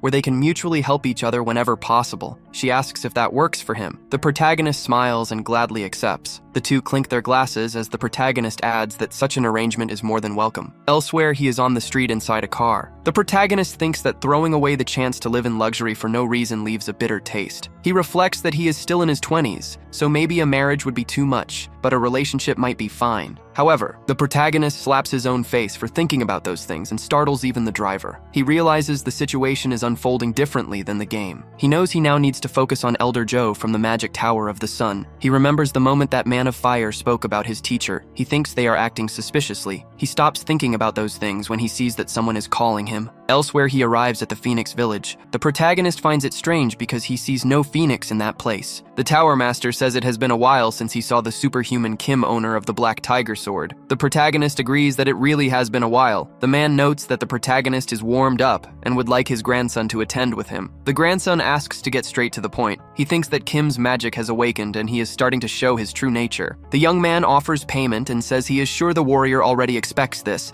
but called him there to make a request. The warrior asks why all the phoenixes have disappeared. The young man says the warrior is correct and that he does not know where the phoenixes ended up. He assumes a mystical beast took all of them. He says that is possible, but asks if they considered the possibility of illegal poaching. The man states that is unlikely because their security is impeccable. The protagonist asks what if someone on the level of an elder from the Magic Tower made a move like that. The grandson thinks that is possible but wonders who would do that. The furious man declares that the improper use of a phoenix is a clear violation of the rules. A very angry man asks if the protagonist could find the culprit. While the man bursts into flames, the protagonist says he can find the culprit. The protagonist states he will find all the phoenixes and whoever is behind this. However, he thinks he must charge an extra fee for it. Elsewhere, the young man asks what his grandfather thinks of that red car. He says that sports car is incredible. He notes that the steering system is linked to a spirit and the autopilot. The young man mentions that he thought of using that car as payment since he could never have dreamed of driving it because his grandfather loved it so much. They need a very fast car to catch those things. A few moments earlier, the young man asks what the warrior is planning to do. The protagonist asks the young man if he can recognize what that is. He says it is a phoenix. The young man replies that it certainly does not look like a phoenix. The protagonist says he can save the compliments for later. He thinks he managed to get a lot of creation traits. The protagonist raises his hand and says he needs a small favor from the young man. He says he will take a little of his blood. Returning to the present, the young man says he never thought a little of his blood would transform into an artificial phoenix. The protagonist explains that the young man's blood possesses the essence of a phoenix,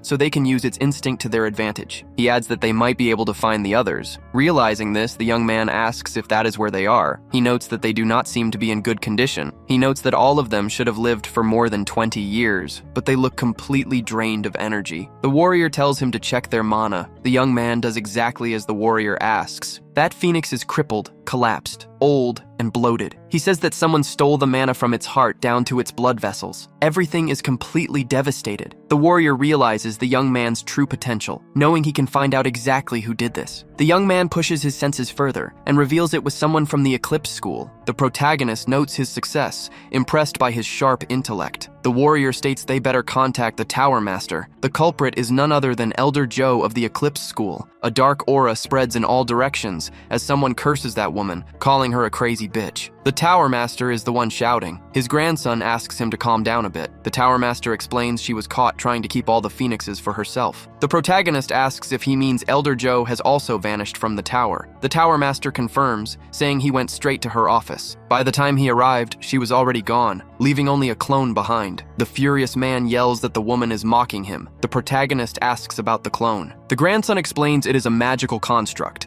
an identical body that simply vanishes after a set time. He says she was just buying time. The death of the Como Group president, whose heart was reduced to ashes, the exiled mage resurfacing as an enhanced soldier. The fiercely pillaged phoenixes were used to generate energy, and Elder Joe is now retreating to her hideout. The warrior calls out to the Tower Master, asking if he sees what is right in front of him. The man cannot believe what the protagonist implies. The man asks if that elder really got her hands on the forbidden ritual of the Eclipse School. This ritual is conducted by emitting mana to block out the sunlight. It is an event that manifests in the polarization mansion of the Sun Magic Tower. The warrior figures this could be the result of his involvement with Elder Joe's disciple. The young man asks what this means. The man explains she is using the power of the phoenix to corrupt the solar magic, but it goes beyond that, reaching through the sky, the earth, and the sea. She is absorbing the mana of every living thing. The young man asks if this magic ritual will damage the tower. The protagonist warns they need to hunt her down immediately. If she reaches level 8, there is no telling what she might do. He says he can feel a massive amount of mana from a distance. He tells them to follow him, certain he knows exactly where that woman is hiding. A portal tears open. The protagonist concludes she is hiding inside while the ritual takes place. The man agrees,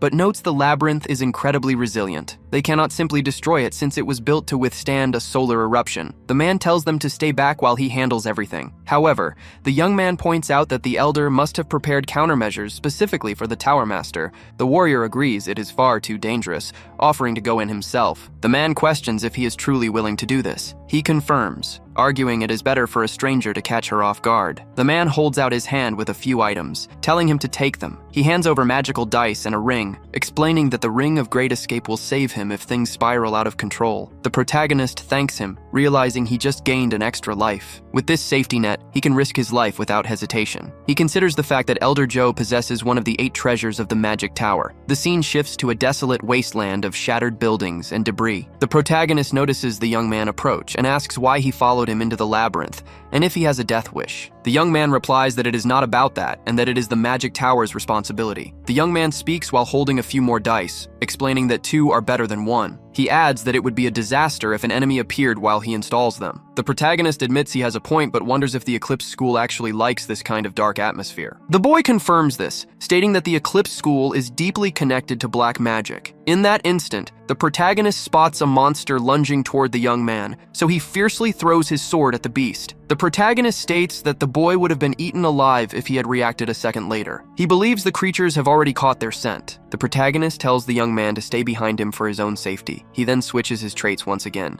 The protagonist warns that dozens of them are about to swarm their position and tells the young man to brace himself. Just as he predicts, a massive horde of monsters begins their savage attack. As always, the protagonist ruthlessly slaughters every single monster in his path. He grips his sword with every ounce of his strength. With this brutal display, he acquires yet another trait. Striking enemy weaknesses now inflicts massive extra damage. This leads to a massive explosion erupting across the battlefield. The young man points out in shock that all those monsters have simply vanished. Suddenly, a voice commands them to halt. It is an old woman who demands to know how they dare set foot in that place. She declares that the crime of obstructing such a grand cause will not go unpunished. As the protagonist speaks to the young man, they watch dangerous voids opening up one by one around them. He thinks to himself that the elder is indeed a difficult and opportunistic enemy. However, he refuses to lose his life to a mere trick like this. The warrior orders the young man to hold on tight. This is because the warrior has already survived this exact attack pattern countless times in the game. Therefore, he can see straight through the illusion. He immediately breaks into a sprint with the young man thrown over his shoulder. In that instant, a series of violent explosions begins. The scenery then violently shifts once more. The protagonist asks if the young man is unharmed. The boy confirms he is fine and asks about their location. The warrior explains that they are in a place where the mana fish is concentrated. The protagonist commands him to install a neutralizer. The young man promises to do it quickly. Suddenly, the old woman appears again and calls them little rats. She declares that this place will become their grave. In response, the protagonist yells at the young man to dodge the incoming attack. The ruthless attack is launched, forcing the boy to dive desperately to the ground to survive. The protagonist realizes that this is exactly what he expects from a level 7 mage. He knows he would have died instantly if that strike had connected. The warrior states that he will distract the old woman and orders the boy to move. The young man quickly agrees, while the protagonist decides it is time to use his own ace in the hole. The old woman turns around and demands to know where the little rat thinks he is going. However, the protagonist loudly calls out to her. The protagonist screams and calls her an old hag. He knows he has to provoke her as much as possible to keep her distracted. The old woman glares at the protagonist in outrage, and he immediately gains another trait for provocation. He asks if she is using the chairman magic circuit to stay young, or if she has simply gone crazy from old age. The already irritated old woman says she wanted to obtain the solar crow through her disciple, but he completely ruined everything. She says none of that matters anymore, because the crow of the deepest darkness will serve just fine, and asks if he can keep dodging the power of the Eclipse School. The protagonist mocks the woman and calls her school nothing more than a third-rate institution. He asks if her vision has gone bad since she cannot land a single shot. The furious old woman curses him and says he is pushing his luck. Meanwhile, the young man announces that the magic station is finally complete. Several points of light begin to appear and he confirms that it is activated. The old woman watches in disbelief and asks if he has already installed the neutralizer. The young boy calls out to his grandfather. He thinks they finally have a chance since the power of the dimensional space is growing weaker by the second. The Tower Master declares that it is time to show a glimpse of his true strength. In that instant, severe cracks begin to form across the area. The young boy tells the warrior that the labyrinth is falling apart. The protagonist agrees and notes that the Tower Master has clearly done his part. The old woman sees this collapse and refuses to believe it is actually happening. She cries out that her magic and her entire world have been completely ruined. The old woman drops to the ground in despair and repeats that everything is ruined. She says her plan would have been complete in a matter of seconds and blames the warrior Kim for everything. She screams that it is all their fault while unleashing another wave of power. The warrior blocks the savage attack with his steel fists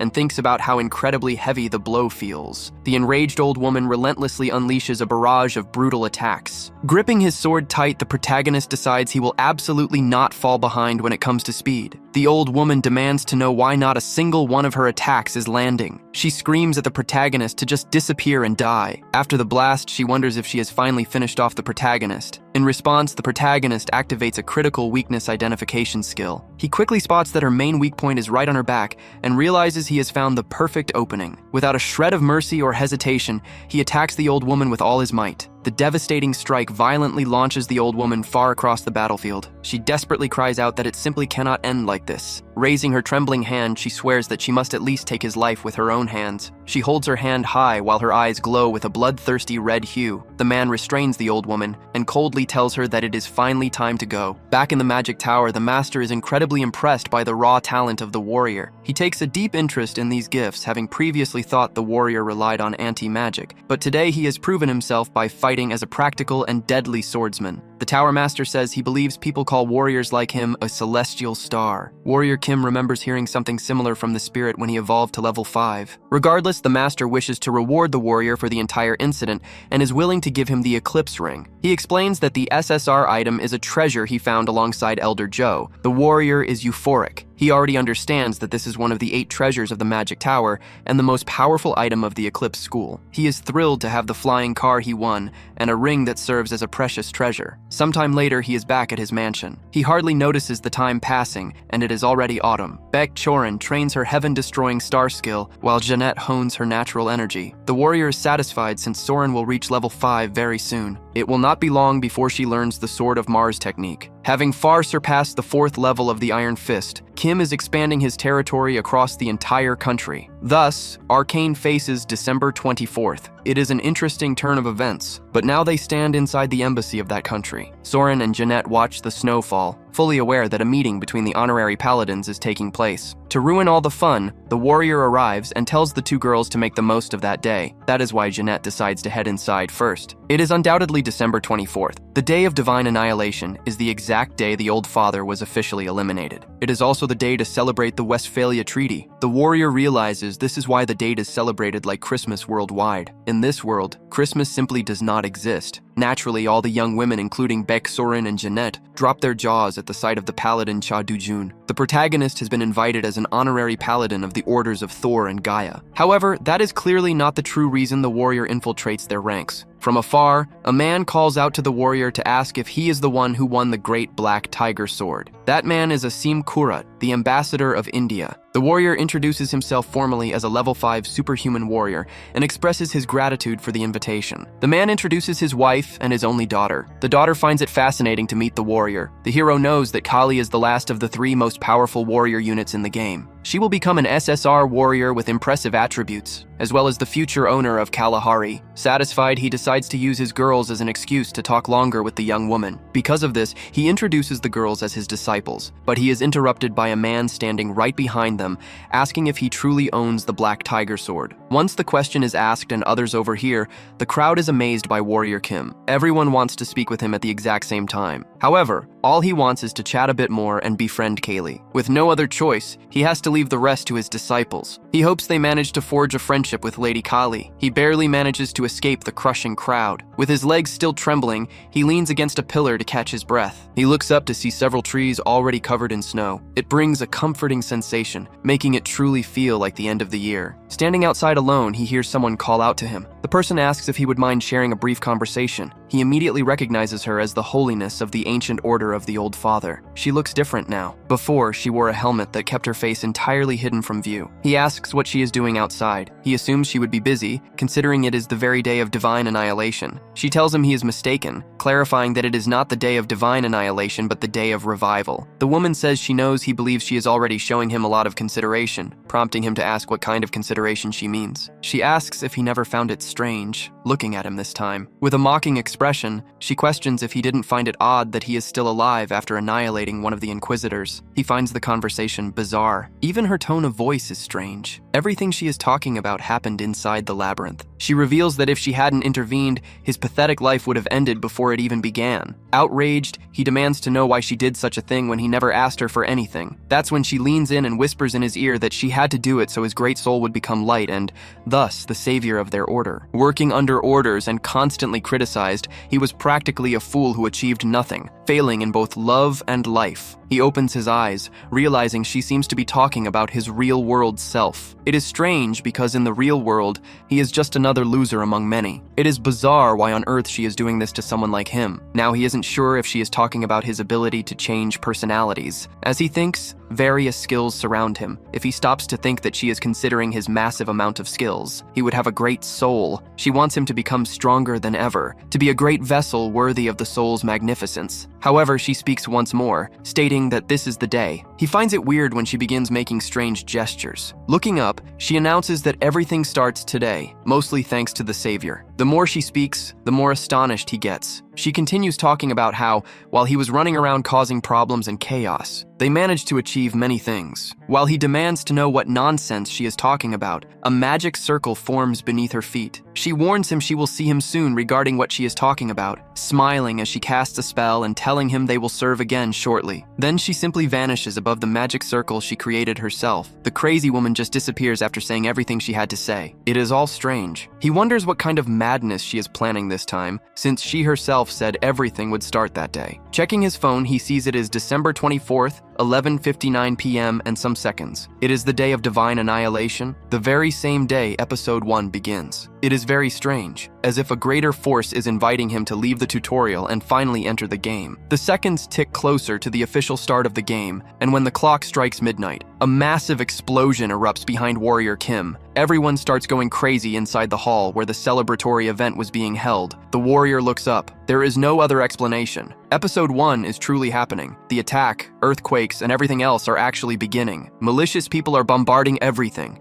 and this is just the start of the chaos. There are also demonic savage beasts unleashed everywhere. Now the war is ready, and everyone has to fend for themselves. But if it is war they want, Warrior Kim is prepared. Once again, that man calls out to Warrior Kim as the owner of the Black Tiger Sword. Alongside him, he begins fending off the monsters. The warrior is specific, asking the man to protect the side with the paladins. He will fight as much as he can, especially since there are people he has a duty to protect. We can see a bunch of snakes appearing. The girls ask if the ambassador is okay. The attack on Seoul shocks the entire city. There is a monster behind Kali's parents. They even try to warn them, but it is too late. As a turning point, Kaylee, devastated by pain, decides to become a superhuman. But this time is different. The monster that would have devoured her parents is completely massacred. The girls are happy to see that the monster has not devoured the young woman's parents. It is the warrior who cuts down the monster. He says he will not let this happen in his timeline. Kali widens her eyes as she witnesses the brutal scene. They note that he is a very busy man as the three hold their swords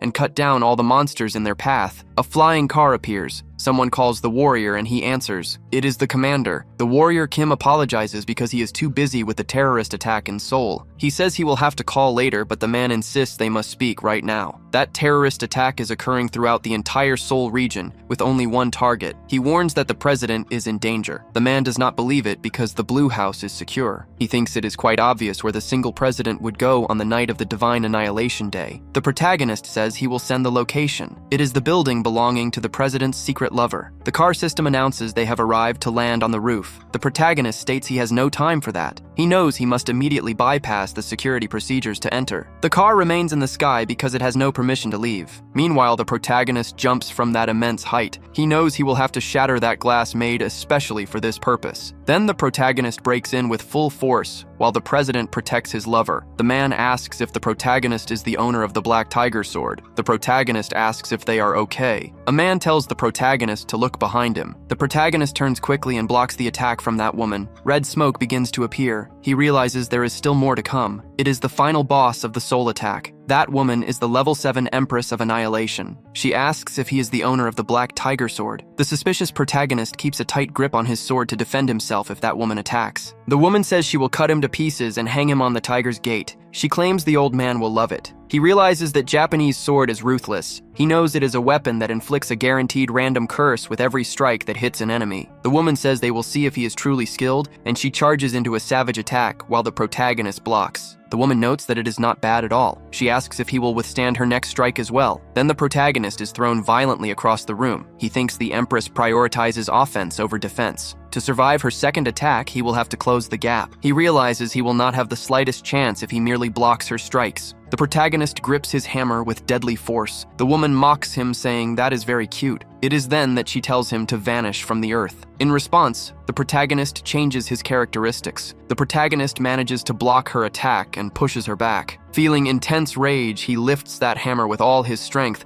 while a yellow light begins to radiate. In that instant, the protagonist strikes a blow against that woman. The already irritated woman curses at him as he realizes the Empress only has a weakness in extreme close combat where one wrong move means his death. He figures he at least has to try, so he launches his attacks. Meanwhile, the president tries to protect his lover in every way possible. The two are locked in a fierce battle since neither the woman nor the protagonist will give up easily. He wonders if the characteristic of the Empress is invincibility, thinking he cannot deal any more damage. The woman glares at the protagonist with furious eyes and calls him an annoying worm, saying his end will be right there in that moment. Just then, the woman unleashes an attack on the protagonist. The woman says he is actually quite tough and asks for the last words of the protagonist. The protagonist calls for the car and tells it to take the president and the lover far away. The car confirms it is heading to the desired location, as the woman even tries to reach it. However, the car is much faster than that lady and speeds off at an absurd pace. The protagonist asks what she is going to do now, saying she has lost her target. Rage begins to consume the woman who says he was planning that the whole time. He realizes that this is the final ability of the Empress. The ability is called Annihilation of Heaven and Earth. He widens his eyes, knowing he cannot even move because of the curse,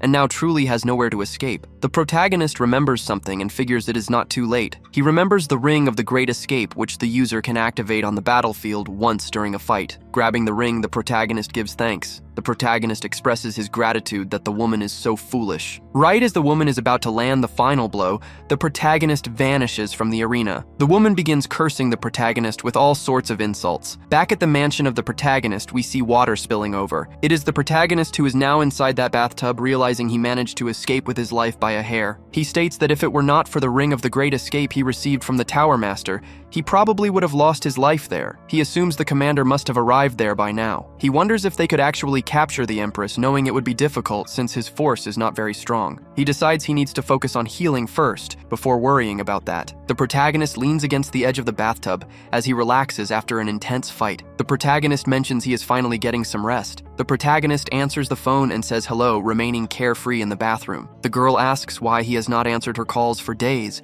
and the protagonist replies that he was resting. The protagonist stands up from the bathtub and asks if she just said days. The girl confirms it and says she was worried because he disappeared after leaving a strange message. She mentions he sent a message saying he survived and wanted to rest a bit. The protagonist apologizes and says he was in a hurry. She says that is fine and asks if he knows where she is right now. The protagonist asks her where she is. She says she is at the Blue House with Jeanette and tells him the president wants to see him. He says he understands what is going on and that he is on his way. Putting on his usual smirk, he thinks it is time to collect his rewards. The scene shifts again, and we see Warrior Kim shaking hands with the president. The leader tells him he is incredible for risking his life to save him. Still shaking his hand, he asks if the warrior is feeling a bit better. He says he is fully recovered and thinks the magic bath and the elixir played a major role. Suddenly, someone starts patting him on the back. The man says he knew he would show up as if nothing had happened. Another adds that the elixir helped a lot. He wonders why these old men are being so friendly. The man thanks him while another holds a briefcase. The warrior smirks, thinking this is exactly what he needs. He accepts the gift and says he will put it to good use. One of the men puts a hand on his shoulder and says that since he has collected his rewards,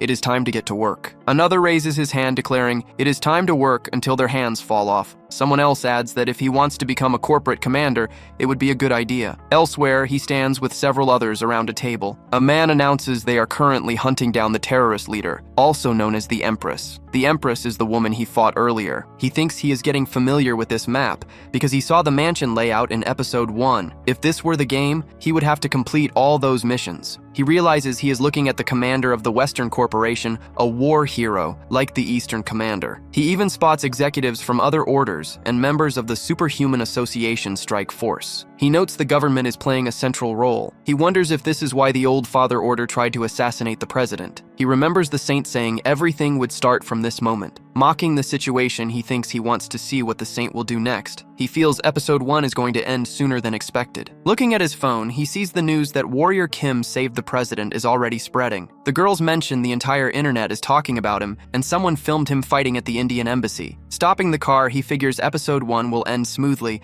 and decides he should focus on building up his character for a while. Jeanette notices some movement, looks over, and asks if that is Kaylee's ambassador. He realizes he completely forgot about Kaylee. The man places a hand on his chest and says they came to show their gratitude. He sees this as a great opportunity. Then Kaylee steps forward. She declares she wants to become his student. He asks what she means, and she explains that after surviving that incident, she wants to become stronger. She wants to be as strong as his other students. Bowing deeply, she asks him to be her teacher. The man asks Kaylee if she is sure, suggesting they could discuss it later. Kylie's parents are worried because her grandmother, the former protector of Calaritry, mutated into some kind of otherworldly being during the Rift expedition. In the ambassador's family, upon reaching adulthood, a woman manifests the destiny of the goddess Kaylee. If they reject this destiny, they lose their lives, so she has no choice. He calls out to Kylie's father, thinking he cannot waste this opportunity, as she is one of the 3 best warriors and has fallen into his hands. The protagonist says he is fully aware of their family's dedication to protecting humanity and the destiny passed down through their generations. Both Kylie and her father are surprised that the protagonist knows this, and the man asks how he could have that information. The protagonist says Kylie has another talent to protect her, so the woman asks if that means there is a way for Kylie to escape this suffering. The protagonist confirms this, saying that she needs to become a superhuman to achieve it. He states that if they leave her in his hands, he will manage to save Kylie, thinking he cannot lose this chance. The man says that child has never even held a sword, and there might be another way. The woman argues that Kylie does not have much time left, so they will leave it to him. A man asks if his daughter is sure about this, and Kylie replies that she is sure, and that she will do well. Holding his daughter's shoulders, he tells her it will not be an easy path, but if she is prepared, she should do what must be done. They tell her she has to overcome her destiny and survive. The protagonist asks the young girl if she is certain of her decision, and Kaylee says yes. The protagonist, making his usual face, tells her she will go through hellish training starting that night. Kylie, slightly scared, says she is looking forward to it. A few days later, in another location, Kylie has already started her training. She is Calaratri, a woman who takes lives and dances. While watching the girl, he thinks she unlocked the stealth trait some time ago, so maybe she needs to unlock the dance trait. He believes it is only a matter of time before she manages to unlock it. The girl is so focused she does not even notice the protagonist there. She moves her hand from side to side. The girl begins to radiate yellow energy. After much effort, she manages to get 3 traits: Blood of the Goddess, Stealth, and Dancer. Watching the young girl, the protagonist thinks she truly has a lot of talent. He thinks that now she is building the foundation to challenge fate. All she needs to do is level up. The protagonist offers the girl a towel. He tells her to rest since her stamina is still a bit low, so it is best not to overexert herself. The girl says she is fine and that they can continue the lessons. She wants to become strong like Jeanette and Soren. The protagonist thinks that Soren has already reached level 5 and Jeanette level 4. He thinks she is overworking herself in training without realizing it due to her lack of patience. He tells Kaylee she has innate talent just like the other two. The protagonist says all she needs to do is train thoughtfully at her own pace and not be so impatient. He says that overworking herself could delay her progress, and the girl promises to remember that. He asks her to be quiet for a moment because someone is calling him and tells her to rest. When he answers, it is the white-haired old man. The protagonist notes it has been a long time and asks what happened. The man says the protagonist has another challenge at the Colosseum and asks if he remembers the Destroyer King. During the call, the protagonist wonders if the man wants to recover his steel fists, so he replies that he remembers. He notes that this time the man wants to bet some diamonds and the statue of Mars. The protagonist wonders if he really wants to offer that statue. He thinks about how that divine statue with the Sword of Mars technique sealed inside is perfect. The protagonist makes another one of his faces and concludes that this must be the mission to obtain the Sword of Mars technique. The man states that the battle is scheduled in 2 weeks as a 4 versus 4 group match and asks if he accepts. He hangs up the phone and realizes he has 2 weeks to assemble a team. He knows the Destroyer King will be prepared for this, so he needs a group to guarantee his victory. He remembers a few strong people and feels slightly excited to fight a real battle with them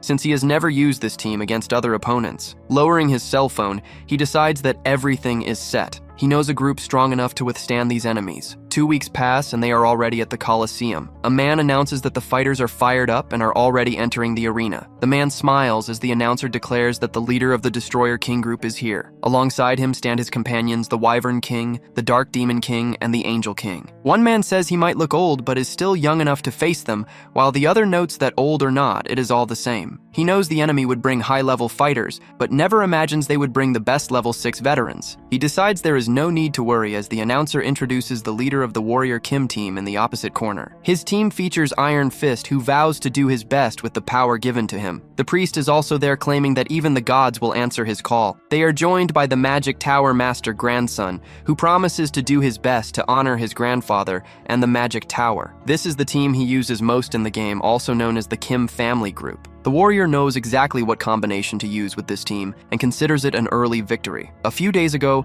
the warrior thanks them for answering his call, and the young priest insists he will always come when summoned. The Magic Tower grandson calls it an opportunity to repay the superhuman Kim, while Iron Fist says he would rush over immediately even during lunch. He considers this a traditional group formed by a warrior, an enhanced soldier, a mage, and a healer, which he is familiar with, but there is a drawback to this combination. The protagonist explains that their biggest problem is defense, but the priest tells him not to worry because he has a support skill. The Magic Tower grandson blames himself, but is reassured that everything is fine and he should not be so hard on himself. He warns that fighting the Colosseum veterans will be very difficult, so Iron Fist asks what he plans to do. The protagonist tells them they only need to remember 2 things. The first is that they must keep advancing. The second is to brawl and fight dirty by pulling their opponent's hair to keep the plan for the Kim family group simple. They just have to fight like madmen, biting and pulling hair, so their sole objective is to look completely insane. The priest takes this a bit too seriously and aggressively pulls the old man hair, ignoring his pleas to stop. All of this is meant to disrupt the specialties of their opponents. The man asks how he dares use that pathetic tactic and says they must respect him. He thinks everything is going exactly to plan. They underestimate him and let their formation break while everyone there acts completely insane. The man smiles as he gathers a massive amount of power. He launches his strike despite thinking aerial attacks are the specialty of the Wyvern King, but the protagonist also has a method of his own. A massive series of explosions begins to erupt. The man demands to know how he is able to fly. It is the soaring paradise of the Tiger King. In response, the protagonist charges at the man with absolute brutal force. The enemy realizes he cannot escape. A massive explosion of energy radiates outward mixed with thick yellow smoke. The man getting his hair pulled widens his eyes in shock at what just happened to his ally. The Destroyer King watches in pure shock because they actually caught Uncle Wyvern. Iron Fist tells the man that he looked away and therefore deserves a brutal punch. Thrown to the ground, the man admits that Iron Fist is incredibly strong and fights like a real monster. A complete striker like Iron Fist, Kim has absolutely no difficulty against an enemy like this. Meanwhile, someone tells him to fight like a proper mage, while another expresses deep shame. He replies that he just received a message from his creator saying he is completely proud. The warrior observes the chaos and notes that they are doing perfectly fine, just as he predicted. A few days prior, during their planning phase, the protagonist forbids the two of them from using any kind of magic. The mage asks how they are supposed to fight. The protagonist tells them to simply stay close to their opponent and brawl until they eventually find an opening. That exact moment is when they need to unleash their magic. A blinding yellow light begins to radiate across the battlefield. The priest raises his hand to shield his eyes from the intense glow. The man declares that this is their bitter end. A massive surge of red energy rushes violently toward the two young fighters. In that instant, the vicious attack is completely blocked. The protagonist orders the priest to use the blessing. The priest obeys without hesitation, and the enemy attacks begin raining down relentlessly. It turns out that Benita has unlocked a new ability known as the Shield Wall. The man angrily asks if they plan to keep blocking his strikes forever. The old man begs the Demon King of Darkness to wait, because he senses something truly sinister. The mage asks if he can finally finish this, and the warrior gives him permission. The warrior tightly grips his heavy hammer. While the mage begins to gather his power, they declare they will end this. Then, a bird of fire appears. The protagonist and the bird charge straight at the two men. The protagonist states that this is already a victory for the Kim family group. A massive explosion detonates. The announcer declares that the blinding light has faded and the winner is the warrior King Kim, while the warrior still holds his attack stance. A prompt reveals he has gained another trait, and the warrior Kim smiles. Looking at those broken men, he thinks that the condition is to defeat high-level Japanese fighters consecutively. Thanks to this, he now has what it takes to enter another challenge. The Destroyer King admits his defeat. The warrior calls it a great fight and thinks it is finally time for his reward. The man reveals the reward and hands it over as promised. He adds that the others will also hand over their prizes. He thinks about how he finally secured the statue of Mars, which will awaken Soren with the sword technique. The Destroyer King offers a rematch anytime he wants. The other man places a hand on his shoulder and notes it is only a matter of time before they retire. The man declares that their era has passed and a new era has just begun. Back at the Warrior Kim mansion, he recovers after the intense fight. However, the Warrior Kim is already back to training with his disciple. They engage in fierce combat training. The protagonist attempts to block his disciple as she strikes. The warrior notes that she has genuinely grown stronger. The disciple tells the warrior she hopes he is not getting tired, because she prepares to strike him again. She moves at blinding speed while the warrior recognizes the power of the heaven-destroying star. A few hours earlier, she asks if that object is for her. The warrior confirms that it is entirely for her. The statue of Mars is very useful to him, but the only person it truly answers to is her. She is the heaven-destroying star. The disciple finds the statue strange, but the protagonist assures her everything is fine.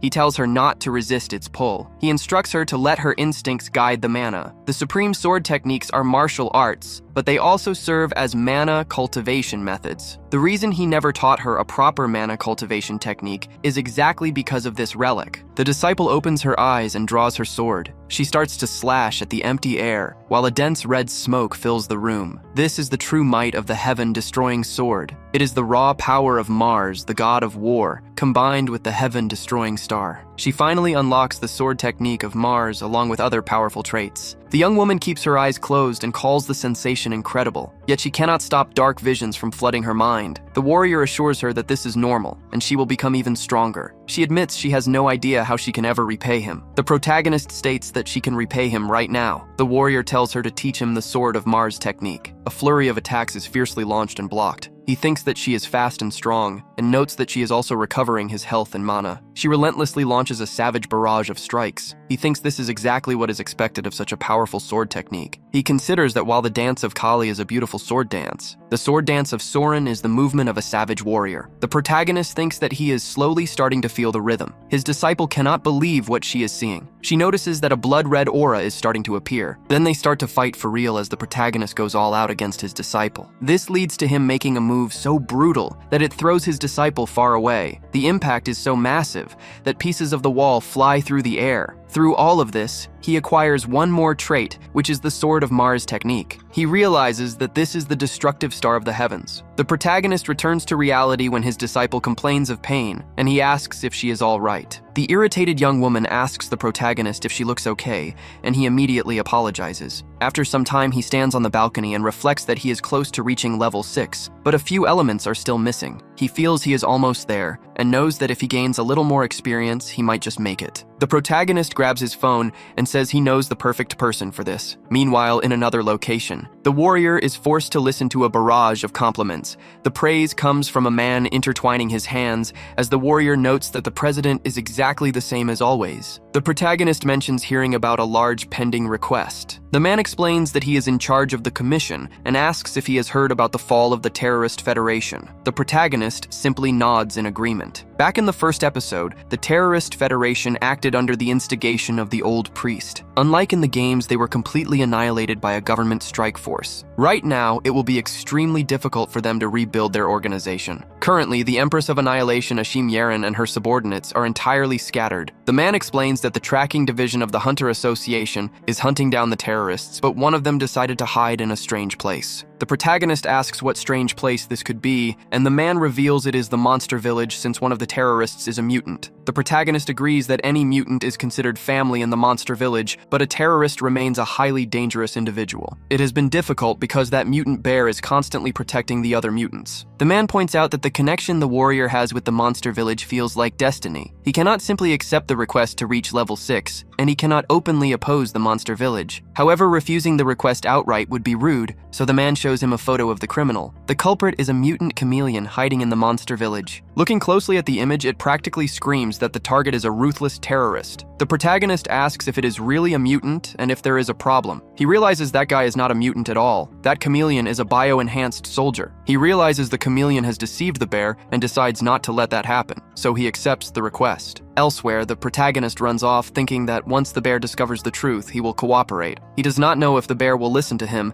but he has to persuade him. He notices an explosion coming from the monster village. He figures the chameleon is making his move. Everything there is burning. Everyone is lying on the ground, struggling to breathe because of the blast. The bear asks what just happened. The warrior comes running and explains it is a magic bomb, prompting the bear to ask the young man what he is doing there. The protagonist explains he heard the terrorist chameleon is there, acting as a criminal pretending to be a mutant. The bear does not believe this, but someone quickly reports that the skeleton snake has vanished. The bear is in disbelief since the chameleon was the one with the skeleton snake, but the protagonist warns that this is no time to panic or they will all burn. A warrior tells the bear to raise the barrier. The bear, furious at being deceived, agrees. The bear calls out to the godmother. The bear kneels and begs the tree to protect them. The tree begins to radiate a yellow light. Then the tree starts emitting a barrier. The mutants are relieved to see they are still alive. The warrior tells him to maintain that barrier while he tracks down the lizard and the skeleton snake, and the bear asks if he is really going alone. The protagonist alters his features once again. While doing so, he promises to find him as fast as possible and return. A purple smoke begins to appear. The protagonist figures he must be around there somewhere. He widens his eyes and looks back upon hearing someone call him Professor. It is his disciple calling out to the warrior, and he asks why she is there. His disciple says she found him there because he needed her help. The protagonist, making a face of disbelief, admits she is right. Noticing he looks strange, his disciple asks if he is okay. He says yes, wondering why his body feels so strange. The girl suggests he needs to rest a bit while she keeps searching for the target, and he asks if she is sure she can handle it. Smiling, the girl assures him she absolutely can. She told him to rest and leave the rest to her while holding a sharp object. All we can see is a red liquid spread all over the place. The woman widens her eyes when she realizes she failed to attack the protagonist who told her not to make him laugh. The protagonist asks who would be fooled by such an illusion, and the illusion asks if that was holy water. Then the liquid begins to burn that illusion. The illusion says he is too late. The protagonist widens his eyes in shock. He widens his eyes, seeing that the skeleton snake is tied up right there. Angry, he calls him crazy and asks if he used a mutant body to create a bomb, but the enemy says those mutants were very easy to fool, and now the terrorist attack was perfect. Now the chameleon says that with him out of the way, the owner of the black tiger sword,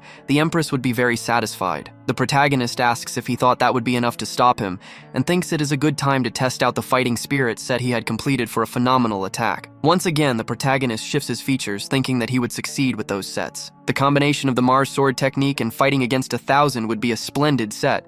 Then the warrior starts attacking him. The lizard does not understand what is happening. The protagonist holding the hammer tells him he picked the wrong person to mess with. Then he leaps holding the hammer in one hand and the sword in the other. The sword is surrounded by red smoke. The lizard asks if that is the Mars sword technique. The protagonist strikes fear into that lizard, showing off such a fearsome power. Sometime later, the protagonist arrives with the skeleton snake, and the bear asks what happened to him, completely confused. The protagonist explains that the skeleton snake was exposed to mana for a long time and would soon spiral out of control, so he told the bear to ask the tree for help. Then the bear kneels and begs the tree to help his friend. However, the tree starts saying that it is too late, and that she could not do anything while the bear refuses to believe it. In that instant, the snake slightly raises its hand and calls for the bear, who shouts his name. The bear grabs the skeleton hand and asks if he is okay and if he is coming back to his senses. Then the skeleton asks the bear to end his life. The bear, not understanding anything, asks what he is talking about and if he is really telling him to take his life. The protagonist thinks it is the best option, because if his core spiraled out of control, it could destroy all monster life. The bear, starting to cry, says he could not do that, and even if he had to lose his life, he would not do it. The protagonist says he has an idea, and the bear asks if that is true. But the chance of failure is higher than 90%, and he thinks that if things got worse, he would be in serious danger. He remembers the moment the skeleton snake had said that when his savior arrived, he would give a part of his body, which the protagonist had not understood at first. Since the skeleton snake had helped a lot, it is worth risking his life, and the bear says he did not care even if the chance was 1%. In that instant, the protagonist tells them to bring a bathtub. They agree immediately and say they will fetch it. The Hunter Association should already be outside, so he asks to let them in. The men arrive shouting the warrior's name. A man says the requested items are there and asks if he needs anything else. The warrior says no and just needs him to extract the mana cores. The man asks how many he will need. The protagonist says he needs everything. He needs every last drop. The only way for him to save the skeleton snake is by making that mixture. In reality, he needs to get a human body. In other words, he has to mutate a mutant. He thinks that method only appears in the nuclear war episode, but it is worth a try. The protagonist calls for the godmother. The warrior asks the godmother for a small portion of her blood to save the snake. He thinks this is only possible with the sacrifice of someone who has ascended to godhood. The bear is stunned and repeats what the protagonist said. Then the godmother says she can do it. The tree then pours some liquid into a small jar. The skeleton needs to take just one sip, and the protagonist does too. In that instant, he gains a new trait called Divine Power. He gains another trait called Sacred Light. He also gains the Radiant trait. He briefly summarizes the relationship between divinity and the three traits. He enters the space with the wood's permission while holding his shield and hammer. That is when the protagonist enters the godmother's space, and the two beings she invited are deities. The protagonist's existence is insignificant to face both of them. However, his items are responding with the help of those three deities. He can even penetrate this probability system. He could even ascend to the heavens. A massive whirlpool begins to form around the tree. A great power begins to enter the bathtub where the skeleton is lying. The bear is frightened to see a lightning bolt strike the skeleton snake. The man standing in front does not understand it either. He wonders what is happening in that moment. A massive light illuminates that bathtub. A few moments later, smoke begins to rise from the bathtub. The protagonist calls out to the skeleton snake. The protagonist says it is time to awaken. Then a hand begins to emerge from the bathtub. Then a beautiful blonde woman steps out of the bathtub. The protagonist thinks it was a success, and that the skeleton snake has taken a human form. Both the bear and the man standing behind the protagonist blush at the situation and ask if that is even possible. To be more precise, she is an android. Then that woman steps one of her feet outside. The young woman looks up at the sky and finds it absolutely beautiful. The protagonist congratulates the woman on obtaining a new body. The woman says it feels like a dream since it has been a long time since she smelled the grass and felt the humidity making her think it is not real. She says she finally has a real body, but suddenly stops and starts feeling sick, prompting the bear to ask if something went wrong. He is completely certain the process was a success. She starts coughing violently until she spits something out of her mouth. The protagonist cannot believe his eyes. It is the treasure received after completing the personal snake quest, known as the SSR Prophet Ring, and the woman asks if this is what the godmother meant. The bear has no idea what they are talking about. She places the ring in the protagonist's hand and says she is giving it to the one who restored her flesh and blood. She is destined to give a part of her body to the protagonist, which in this case is the ring. That is the ring of the prophet being handed to him. Just as the name suggests, it is a device that displays all the game information in advance. For instance, it can show the reward inside a treasure chest or reveal the map of a randomly generated dungeon. It seems that is not the only thing he will get, as he is also offered a core. The warrior says that even though she is no longer a mutant, she still needs it. For her, it is not a problem at all, since the tree already told her the warrior needs to reach level 6. The Godmother tree told her that the warrior needs her mana core. Beyond that, the Godmother secured a blueprint for him to reach level 6. He gets curious for a moment and decides to listen to what she has to say. She explains that according to what is written there, he must use the mana cores of other mutants as well. Everyone agreed to this since he is the benefactor of the mutant village, and that is why they stored some mana cores. In a way, he is quite excited to receive cores from people so important to them. With that, he deeply thanks everyone for their gesture of friendship. After a long time, a massive building comes into view. Inside, his excited disciples are ready to go all out with their master. Now they can train with greater determination and focus. His old friend Director Choi is responsible for all this organization.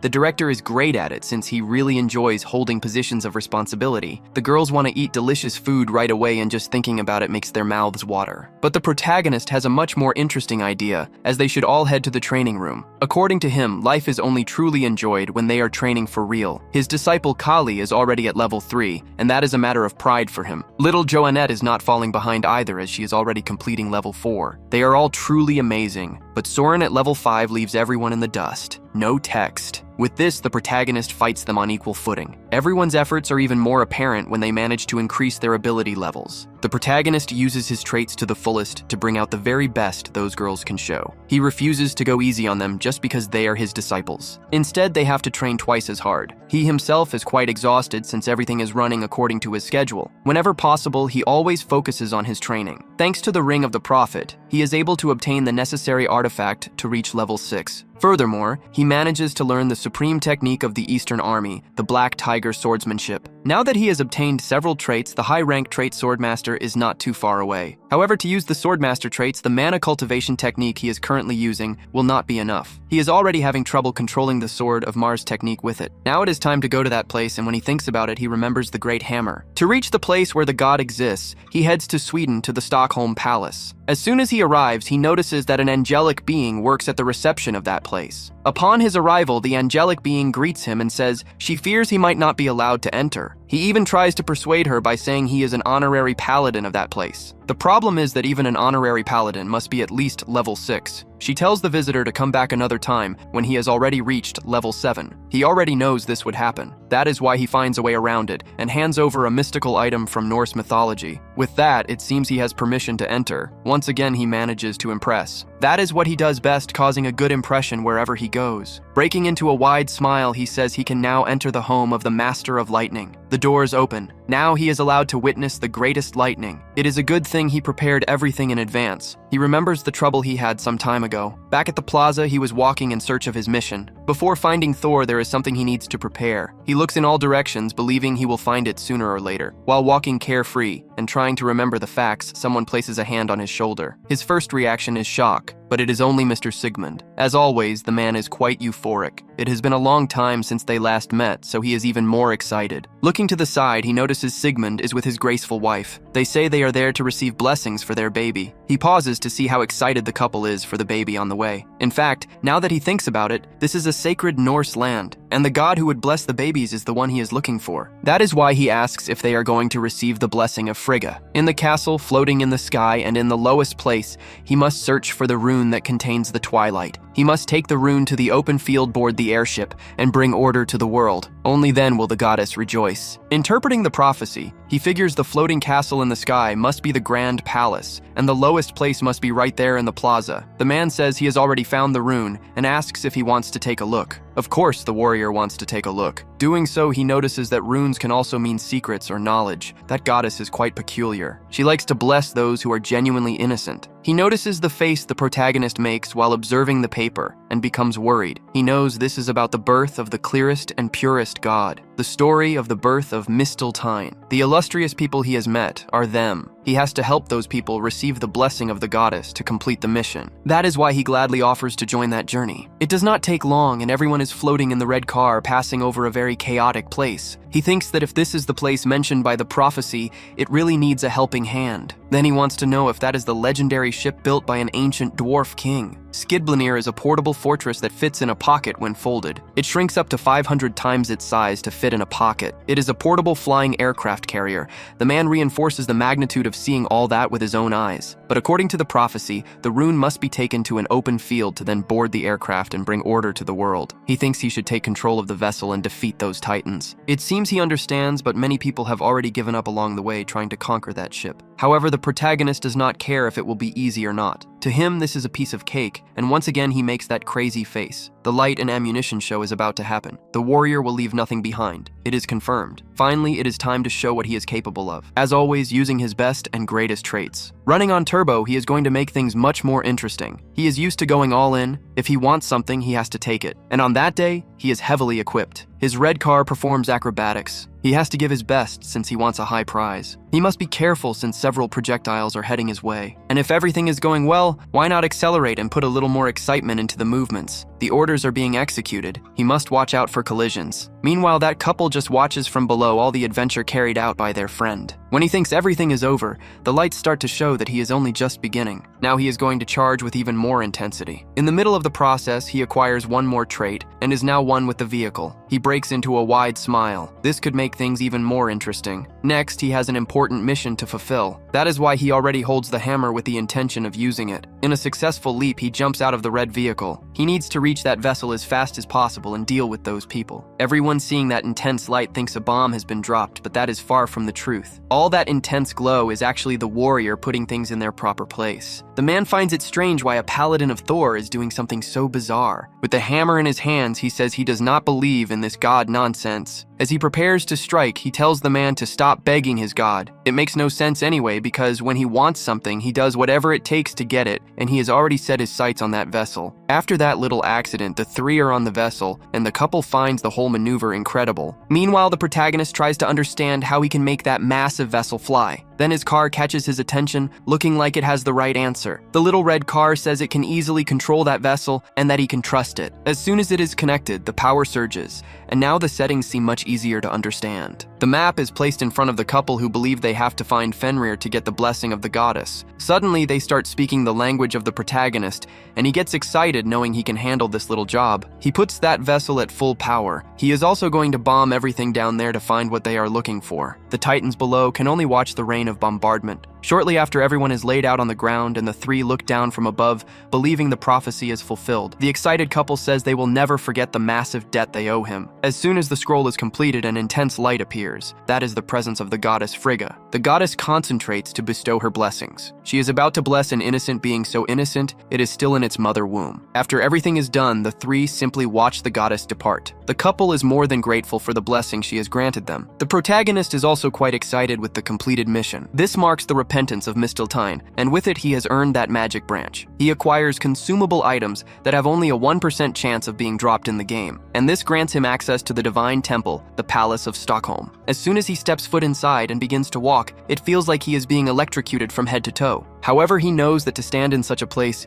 he must prove his worth and push through as much as he can. At the right moment, he has to activate that magical energy he has gained. Luckily, he brought along the magic god item, which allows him to withstand the pressure of a god even if he lacks the required class. Finally, he has found him Thor, the god of thunder. The protagonist is amazed to see that the god standing before him knows his true identity. Thor, noticing that the young man is wondering how he knows this, says that his eyes can see through everything. He considers that the gods might know his true identity, but seeing it happen up close is entirely different. Warrior Kim wants to ask a few things. One of them is if they know who is responsible for bringing him to that world. Far from the answer he expects to get, the god Thor bluntly states that he does not know. He adds that he does not know because he has no interest in that kind of thing. The protagonist then asks if it could be the old father. Thor replies that the dead old man probably lacks the strength. The lingering question remains. If it is not the old father, then who could it be? He remembers a conversation he had with the saint. She told him she wants him to become stronger than ever to serve as a great vessel worthy of his magnificent soul. She stepped closer and said it is necessary for that great soul to become the light and the savior of her order. Thor tells the warrior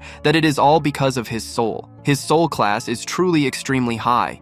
It is precisely because of his ability to change characteristics. Only an omnipotent being is capable of doing that. The deity mentions that in the East, they call it a celestial star. In that instant, he remembers the words words of the Magic Tower Master. The protagonist wants to know if he has ever seen anyone like him before. Thor replies that he has encountered one in the past. They are beings called heavenly demons. When he hears that name, he remembers the Blood King saying he closely resembles his master. So that is the reason why the Blood King said those words. Thor tells him to do everything in his power to escape that repugnant order that follows the old father. Now that he is promoted to a higher position, a chill runs down his spine. The situation is escalating rapidly. Thor says he does not think there will be any problems if that miserable bastard comes back to life. In that universe, the supreme god is dead. In the war of divine annihilation where the old father died, all the defeated gods perished. The victorious gods, however, were imprisoned. The protagonist looks at Thor and imagines he must be desperate for a little action. The deity states that in the end, the Treaty of Divine Annihilation was meant for humans. He adds that even so, he will root for him. He knows the warrior must be seeking a power that allows him to escape the old father. He promises to grant him limitless power. Of course, he will feel a slight sting. It is merely the sensation of 1,000,000 volts surging through his body. It is nothing he cannot endure, especially if he truly desires such grandiose power. Gradually, raw electricity takes over the warrior's entire body. The deity tells the protagonist to make good use of the power granted to him. With this, he gains Thor's cultivation technique and the lightning trait. After that painful ordeal, the protagonist slowly tries to recover. After everything, he is left with the small Mjolnir. The god of thunder receives the warrior's gratitude. The deity tells the warrior that he can leave now. The mighty deity bids farewell to the omnipotent being from another world. From his vessel, he looks down upon the city. He contemplates the beautiful view that illuminates his eyes. The journey is long, but it is worth the effort. He plans none of this, but he manages to secure the sacred god-killing branch that removes invincible traits. He even obtains a massive golden mark. Perhaps he should go on a trip with his disciples. However, from high above, he notices a strange noise echoing loudly, sounding much like sirens. When he looks toward the building, he is completely terrified. It is his building. His dear and beloved building is engulfed in flames. This makes him worry even more. He wants to land as quickly as possible to understand what is happening. At the hospital, ambulances carry the people who suffer from the tragedy. Showing immense concern, the warrior runs down the hospital corridors searching for his dear friend. As soon as he arrives at the right room, he throws the curtain wide open looking for Director Choi. When he gets there,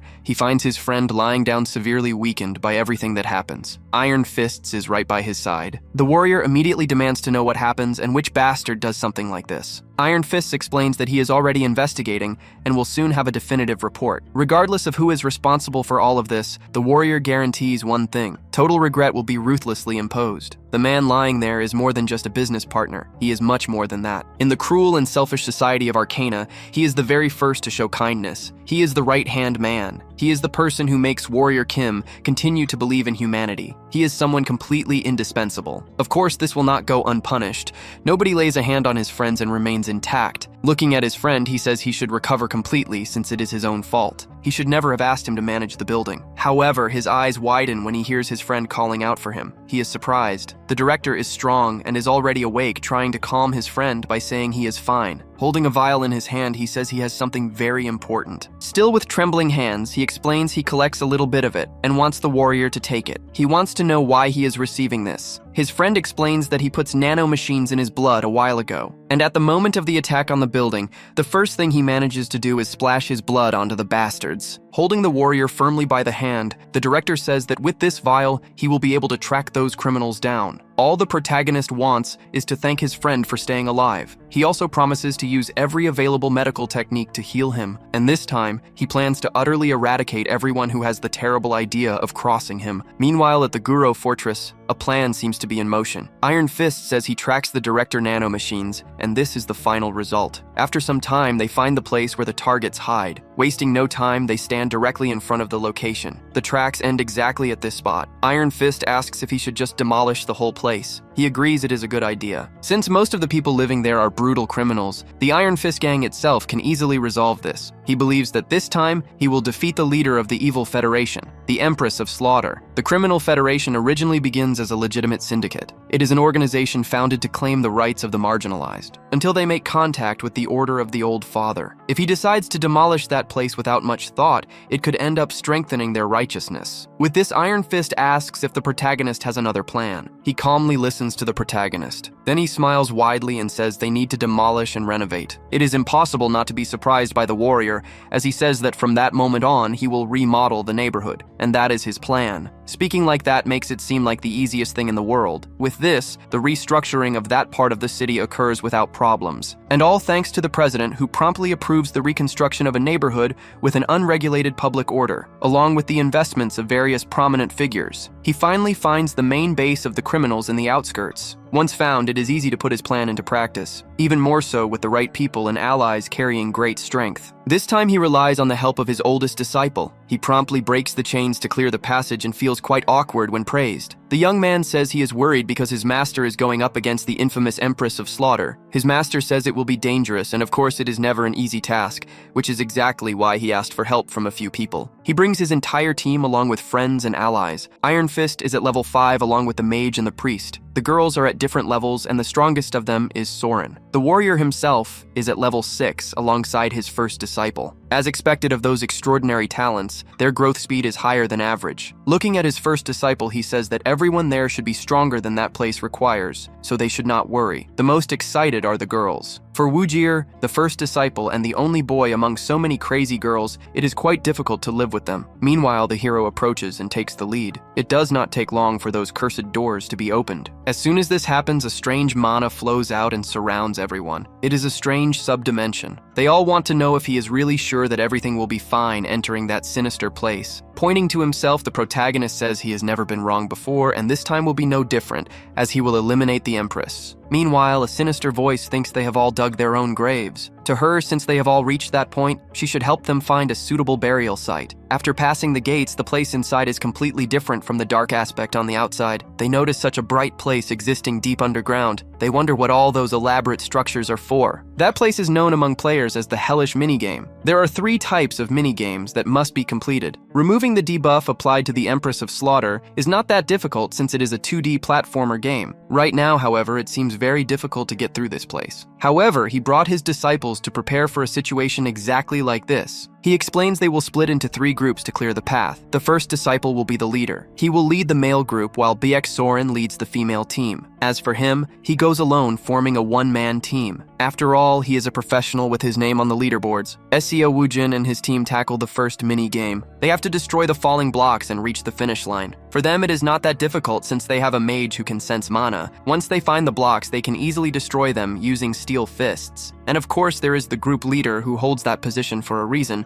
despite being quite timid. Soren and her team take on the second mini-game where they must find a solid cloud platform to cross the sky. After crossing the sky, they must reach the finish line following a specific rule to solve it quickly. Furthermore, they have Kali, a true board game maniac. Finally, he stays alone and tells them not to worry. He warns them that if they reach the finish line before he does, they must not open the door. After all the instructions are given, the boys successfully complete their task and arrive first. This is all thanks to the mage Kim, who does an excellent job finding the blocks. It seems the Steel Claws, the mage, and the priest have great synergy, which leaves the master's first disciple completely out of the loop. He merely observes the strong communication among the 3 from a distance. It does not take long for the girls' team to arrive with their usual loud commotion. They are so loud they can be heard from a long distance, completely radiant. Their teamwork is also crystal clear. This makes Seo Woojin feel alone and entirely out of place. It feels as if he is not good enough. He only wants to show the teacher how much he has grown. Things cannot continue this way. Here he is the only level 6 warrior. In response, he makes a hot-headed decision. It is one that directly contradicts the orders he received. Stopping her celebration, Soren notices what her comrade is about to do. When she tries to stop him, it is already too late. Seo Woojin has already opened the doors. However, all he wants is to prove his worth. Soren screams for him to come to his senses. She reminds him that the master is not there yet,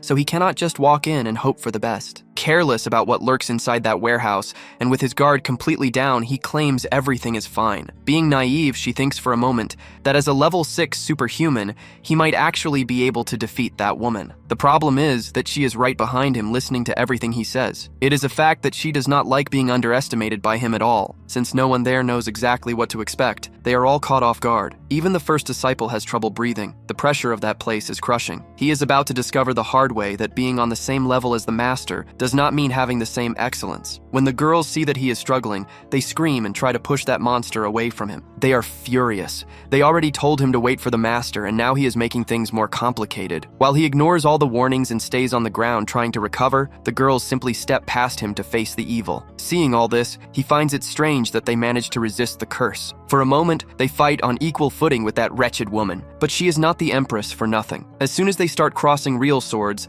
the girls prove that they are still weak. Seo Woojin has to convince himself that resisting the curse is not enough to defeat her. That woman is not someone he should challenge in the first place. She manages to subjugate Soren with a chilling ease. The young disciple begs Soren to run. Everything is his fault, and he will resolve it. In that instant, the empress prepares to eliminate the little rat. The warrior sees the scene and feels obligated to intervene and save his disciple. He greets her and says that they have not seen each other for a long time. It is evident that he is there to make her pay with interest for everything she has done while playing smart. The disciple who almost met her end on the blade of the enemy is very grateful to be saved. The empress tells him that there is no need to waste time because she will certainly eliminate everyone. Watching from afar, the disciple thinks that perhaps not even his master is capable of dealing with this. But the situation seems to change right before his eyes. He notices that the master stands on equal footing with the empress. The strikes delivered are returned with the same frequency. This makes the empress quite excited. It has been a long time since she fought as an equal with anyone. Now from afar, the disciple notices everything. It was a mistake to want to be the protagonist for a day. In that fight,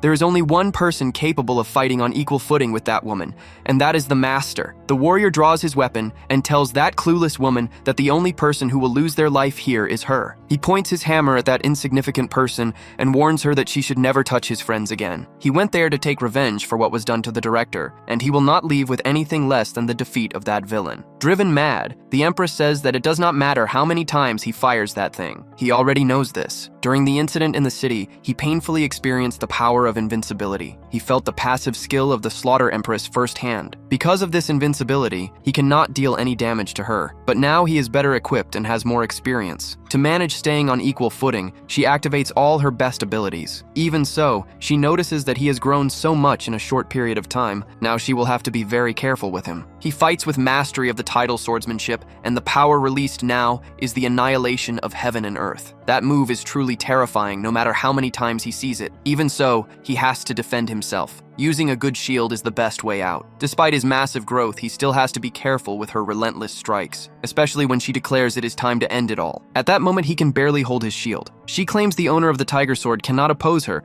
until she notices he used his little trick. What is embedded in her chest is the Mistletoe, better known as the God Killer. He is thrilled now that the crazy woman is doomed. She notices she has been hit without even fully understanding what is happening. Her body begins to show signs. After all, she has been struck by the God Killer, and her invincibility is nullified. The reason he stays on the defensive is to get as close as possible and tear her arm off with his bare hands. He knows that as soon as he takes drastic action against her, her power will be unleashed almost immediately. After unleashing all that raw power at the woman, he just has to wait to enjoy the results. That venomous snake who is no longer invincible burns in her own fire. This is exactly why he stays on the defensive all this time, waiting for that perfect opportunity. But she thinks it is nothing but a petty attack from a level 6 superhuman. The problem is that what she thinks is nothing ends up taking both her arms. The master's swordsmanship is so magnificent that his disciples watch in sheer disbelief. The woman who harmed the director and put her hands where she should not is now being sliced apart. It is a battle that surpasses any standard level. After that devastating attack, he just wants to distance himself from that thing. After giving her what she deserves, he looks down at her on the ground, feeling completely relieved that vengeance has arrived. Playing the villain against someone who was not even on her level was a fatal mistake. With this, he eliminates the boss of the first episode. He thrusts his sword to finish her off for good. All that remains of the Slaughter Empress is a smear on the ground. It is hard to believe the Slaughter Empress defeated the greatest martial artists. As soon as his disciple friends see what the warrior did, they all gather to celebrate, all except one who feels deeply guilty for everything that happened. Looking hesitant, the first disciple apologizes, saying he was reckless and ruined the plan. The warrior acts as if nothing happened. Giving his student a gentle nudge, he says, everything is fine since she is already defeated. He picks up Masamune, the phantom sword of the Empress. He knows it has a high attack attribute. Furthermore, it never misses and inflicts a random curse upon striking. Seeing that she is deeply impressed by the weapon, he gives the sword to her as a gift. He tells her she can take it as it suits her perfectly. He thinks the heaven-destroying star combined with the phantom sword will be incredible to witness. Standing before the doors once again, he says he now wants to see what the Slaughter Empress was protecting so fiercely.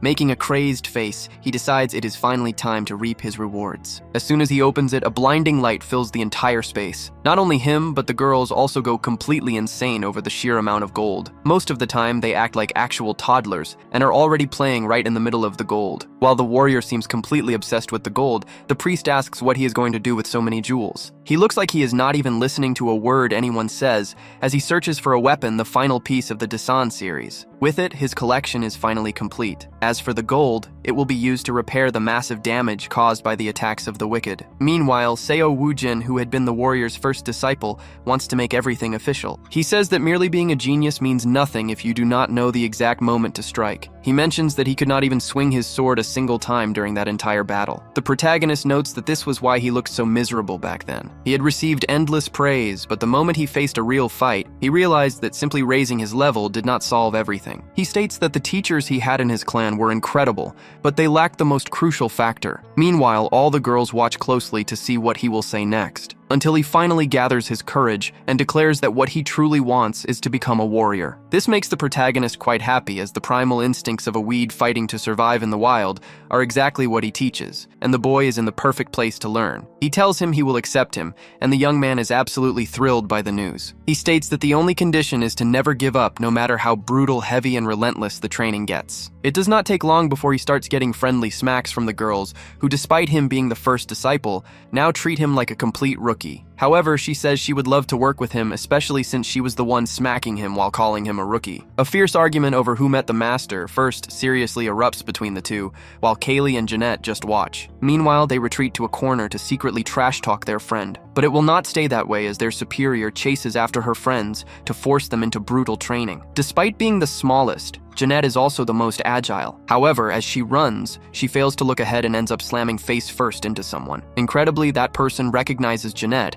and calls out her name. It is a hooded figure who says he has finally found her, adding that she has no idea how much trouble it took to track her down. Grabbing her roughly by the arm, he demands that she follow him immediately. Of course, that man has no idea how things work around here and is instantly neutralized by the protagonist. He truly despises people who lay their hands on his disciples, and gripping that lunatic's arm tight, he demands to know what he is doing there. The man insists she must return since she is their property, and the protagonist wants to make sure he is really speaking so disrespectfully about his disciple. He even reveals a contract claiming that it states right on the paper that the girl is their property. Now the protagonist knows these are the scum who ruined Jeanette's parents and sold her off since she was left completely alone in the world. They are the mages from the Ilyang Magic Tower. That is definitely not how things operate around here, and the protagonist declares that she is his disciple and no one is taking her anywhere. The man keeps insisting the girl belongs to him because he has a contract that proves it. But if the contract is the only obstacle, the protagonist finds a simple solution by drawing his sword and slicing it to pieces. Then comes the warning. He declares that to him, it is nothing more than a worthless piece of paper. He then makes it clear that if that damn piece of paper states they must take Jeanette to the magic tower, he will go with her. As he speaks those words, his gaze grows even sharper. He knows this is her personal mission. The Nephilim sword will finally be inherited. It does not take long for them to reach the location of the magic tower. In that place, all kinds of experiments are conducted.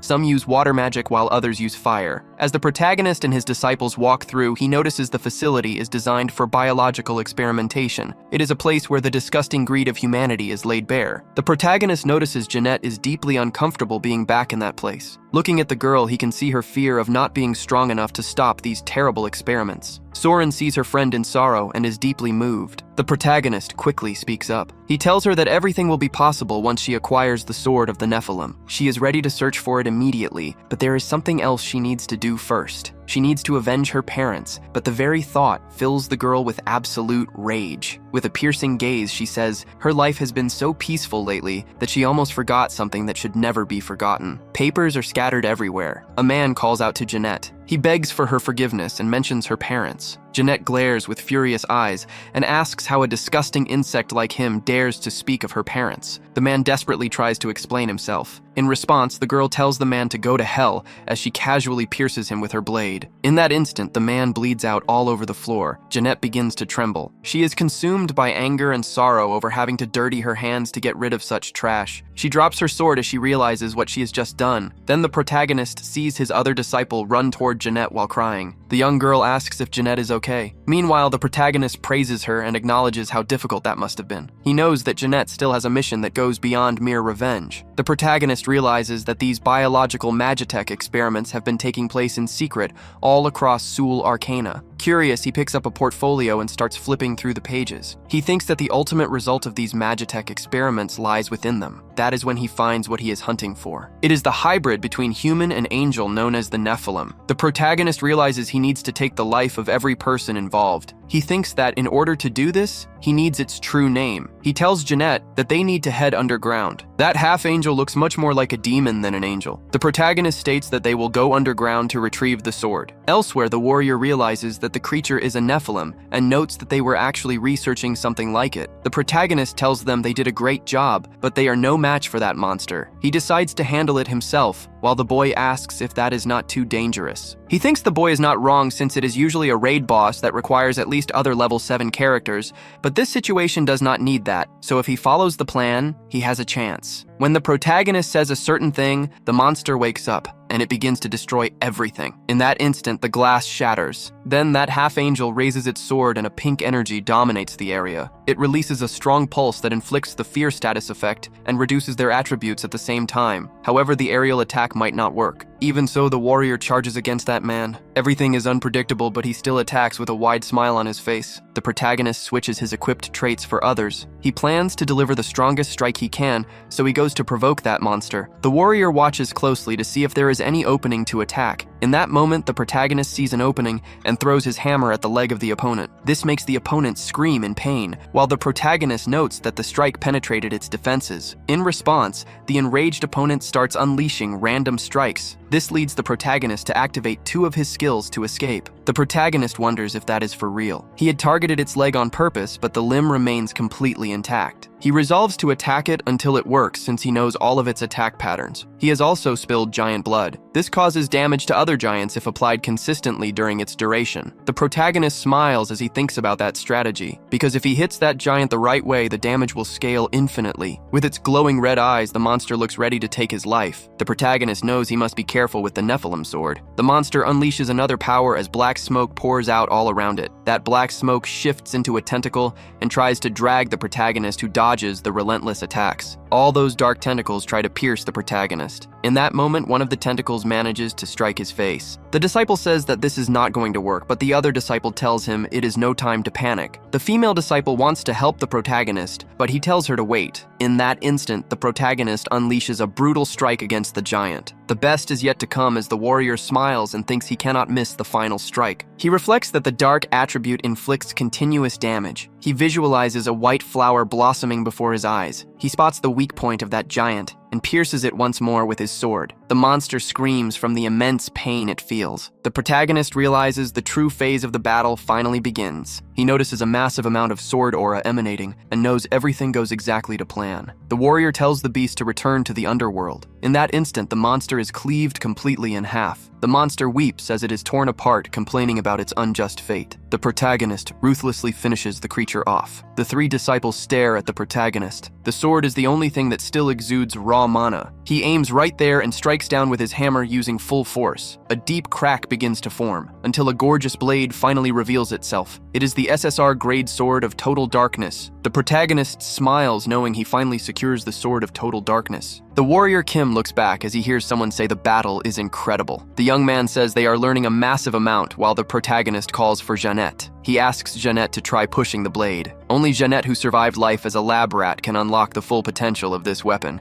It is an essential step to finally complete his mission. Jeanette has no idea what is happening. The protagonist tells her not to worry and to simply follow his exact commands. The young woman closes her eyes to focus her mind. Suddenly, her eyes turn pitch black. She turns the blade toward herself and says she will do whatever the sword commands. The The two disciples watch this terrifying scene in absolute shock. They scream her name as the girl pierces her own stomach. Everyone watches this horrifying display unfold, but the protagonist tells them all to stay calm. He says the process begins now, and right after her bizarre action, things start shifting rapidly. The innate energy of the Sword of Total Darkness activates the moment its traits react with the latent power inside Jeanette. In response, a massive magical circle appears, and she finally looks completely ready. It is agonizing to watch their friend suffer like this, as she looks entirely possessed by a dark entity. Little by little, they understand what is actually happening. That is one of the strongest arcana traits. It is often confused with total darkness, only to later reveal itself as just an arrow of light. If the sword is properly controlled, it becomes obedient, and the energy of darkness becomes complete. Back at the newly renovated building, everyone notices it is much more sophisticated than before. An armory, a shooting range, and an obstacle course are added,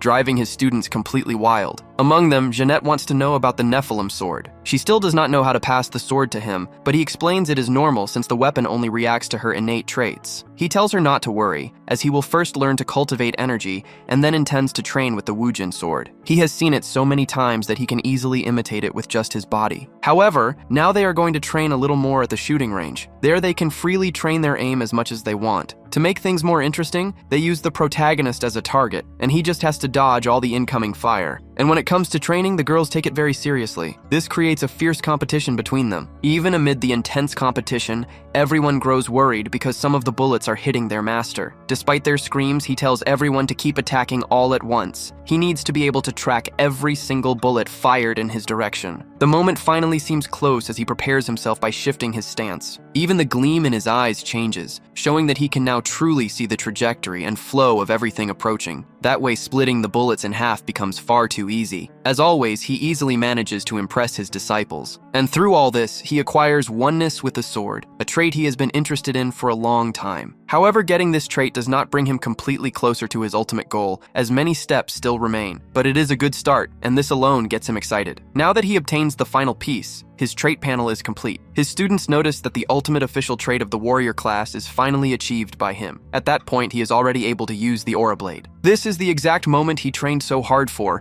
as he finally obtains the Swordmaster trait. This marks the appearance of the extraordinary level 6 swordsman. After the intense training, he goes to talk with Jeanette, explaining that before she starts learning everything seriously, she needs to get closer to the flow of Kai and also be able to explain in her own words what she thinks it is. She says it is a kind of soul light, different from the sword aura and not just crystallized mana. She uses mana with her body, and her soul as her mind is basically another being inside her. It is like creating an avatar of herself. She tries to explain it in the best possible way so her teacher can understand. Then the teacher asks her if it is just energy taking a tangible form. He wonders if it could also be called an aura blade. After he says those things, she spends a long time trying to imagine and find a perfect way to conclude it all. He makes it clear to her that ki is more than just a concentration of power. It can be seen as the path to transcendence. It is like transcending mere visibility and becoming fully tangible. This means a major transformation in physical properties. She thinks she understands. She asks if this means his class is elevated when he uses Kai. In fact, she seems to grasp the foundation he is trying to convey. The Nephilim seek to refine their ki to strengthen their souls. This is because they wish to elevate their beings to divinity. That is why the Nephilim are not born as half-angels, since they always master ki instinctively. He hears his students say that they master it instinctively as naturally as breathing. He notes that she is using the trait as an active skill, but he has to use it as a passive one. She asks him to hold the sword and close his eyes. While he does this, she tells him not to use the sword aura like he normally does. She tells him to simply breathe. She tells him to do it slowly. He should feel a comfort as if something wants to soothe him. It is just breathing in and out. He begins to do it so perfectly that he seems to be transported to another place. This is the space of the Nephilim who seek to become gods. That is the main point. He understands their desire as the glow of the stars unfolds before his eyes. It is the staircase that leads to the constellations, the light of his soul. Through all that experience, he feels heat and exaltation rushing through his entire being,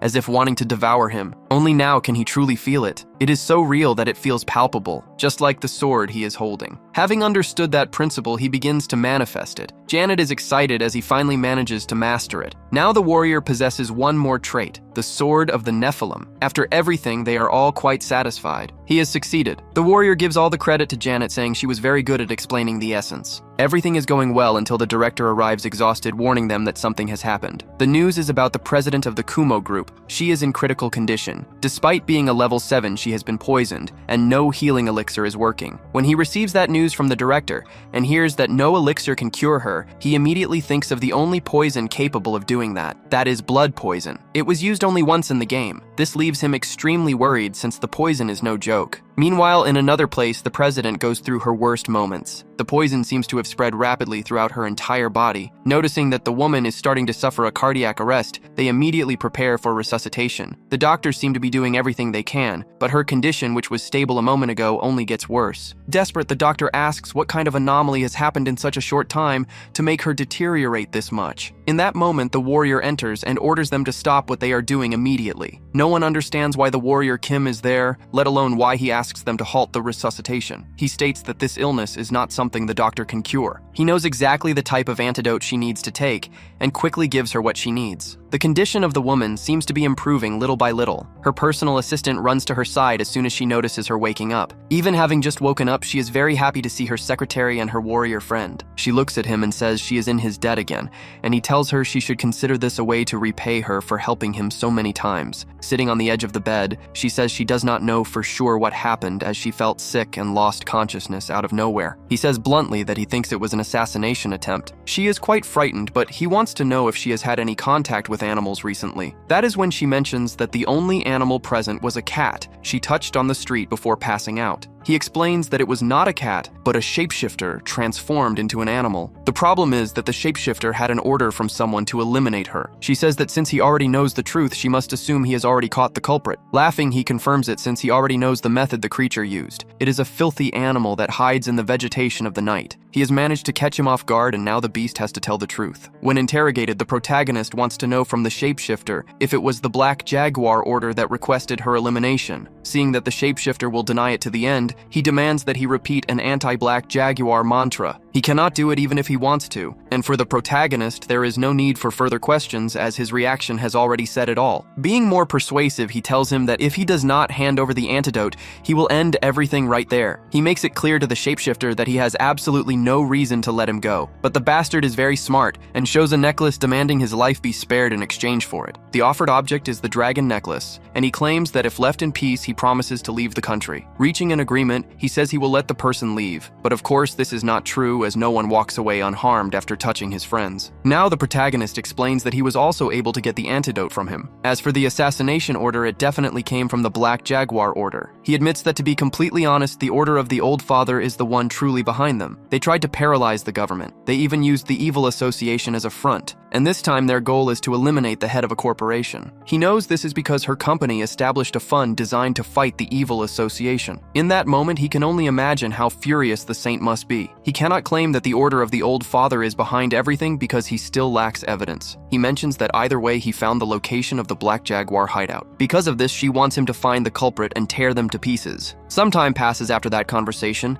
and they are already on the Han River Bridge. She says she has already prepared everything he asked for. She also wants to know if there is a reason to go this far when for now, they are only trying to gather evidence. He says there are other ways, but doing this reminds him of the second episode, which is the zombie apocalypse. To prevent such a horrific event, there is only one way. They have to set a brutal example and warn them. This also goes for anyone who might be hiding behind the Jaguar order. The woman seems to start understanding. He tells her she will understand more when she sees it. The large-scale moisture evaporation spell is cast directly into the river. That glowing light in the water reveals the entrance. This leads to the forbidden area they established at the bottom of the river. Immediately after this, his operation is about to begin, and it draws the attention of several people, especially with such a massive and flashy vessel. He plans to include bombardments and extra-dimensional projectiles. Once again, he activates his numerous traits. Over time, that warrior has become a master in everything he does. He is now ready to open fire in all directions. With this, another trait ignites, and he obtains a skill called Command. This will greatly facilitate all the explosive destruction he is going to inflict on everyone. Things improve with the subsequent traits. The Order skill makes things more organized. Meanwhile, the Presidency skill makes everything easier to comprehend. Soon he is warned that a barrier has been detected around the target. In fact, everything seemed too good to be true, but finally the reality is showing itself. This time he is going after the Black Enforcer, the Blood Soldiers, the Prophets, and even the Priests. The vessel asks the Master what it should do. He is eager to fight, so through a barrage of skills, he decides to handle everything completely on his own. That is why he jumps from his vessel ready for whatever comes next. Everyone can see the storm of light drawing closer. The servants of the Black Jaguar brace themselves for the clash. It does not take long to begin. Meanwhile, an angelic being thinks the protagonist is acting far too recklessly. The president in her evolved form tries to help and gives it her all. She understands that pushing through to the end will be difficult since they are dealing with black magic. She doubts whether she can even withstand that kind of power. But she is surprised to see the Black Jaguars being hunted down. They all look desperate to run away, and she realizes the protagonist is relishing the slaughter. He is perfectly wielding an aura blade. She notices he has evolved into a level 6 master swordsman. Feeling restless again, she mentions she came to help, but ended up being rescued, yet at least the secret base has been found. It sits right in a forbidden area. All evidence points to this place holding the proof of who is behind the Order of the Black Jaguar. After taking an odd route and walking for a while, the protagonist explains to the young woman that the place is empty because their headquarters is in Brazil. Using one of his skills, he tells her they need to find the people responsible for all this chaos in their country. Standing together in the thick fog, he believes the answer lies just beyond it. Everything is covered in black flames, but the protagonist can handle it. He lightly touches one of the bricks on the wall. The engulfing black flames grow larger by the second. The young woman shields her face from the blazing heat, just as the protagonist promised he takes care of it, and reveals a hidden location inside the forbidden zone. He opens a drawer and finds jewels, magic weapons, and diamonds inside. Shouting from a distance, he tells the young woman he has found the proof. They read the document and realize everything is written in a secret code. She notes it will take some time to decipher, but plans to ask a professional for help. She says she can leave the task to the company's security team, back at the Kumo group building. The protagonist sits down comfortably, but is startled when someone calls him a master swordsman. Pointing to himself, he asks what she is talking about, but the news has already spread. Everyone is already calling him a master swordsman for wielding the black tiger sword. He has no idea he is this famous,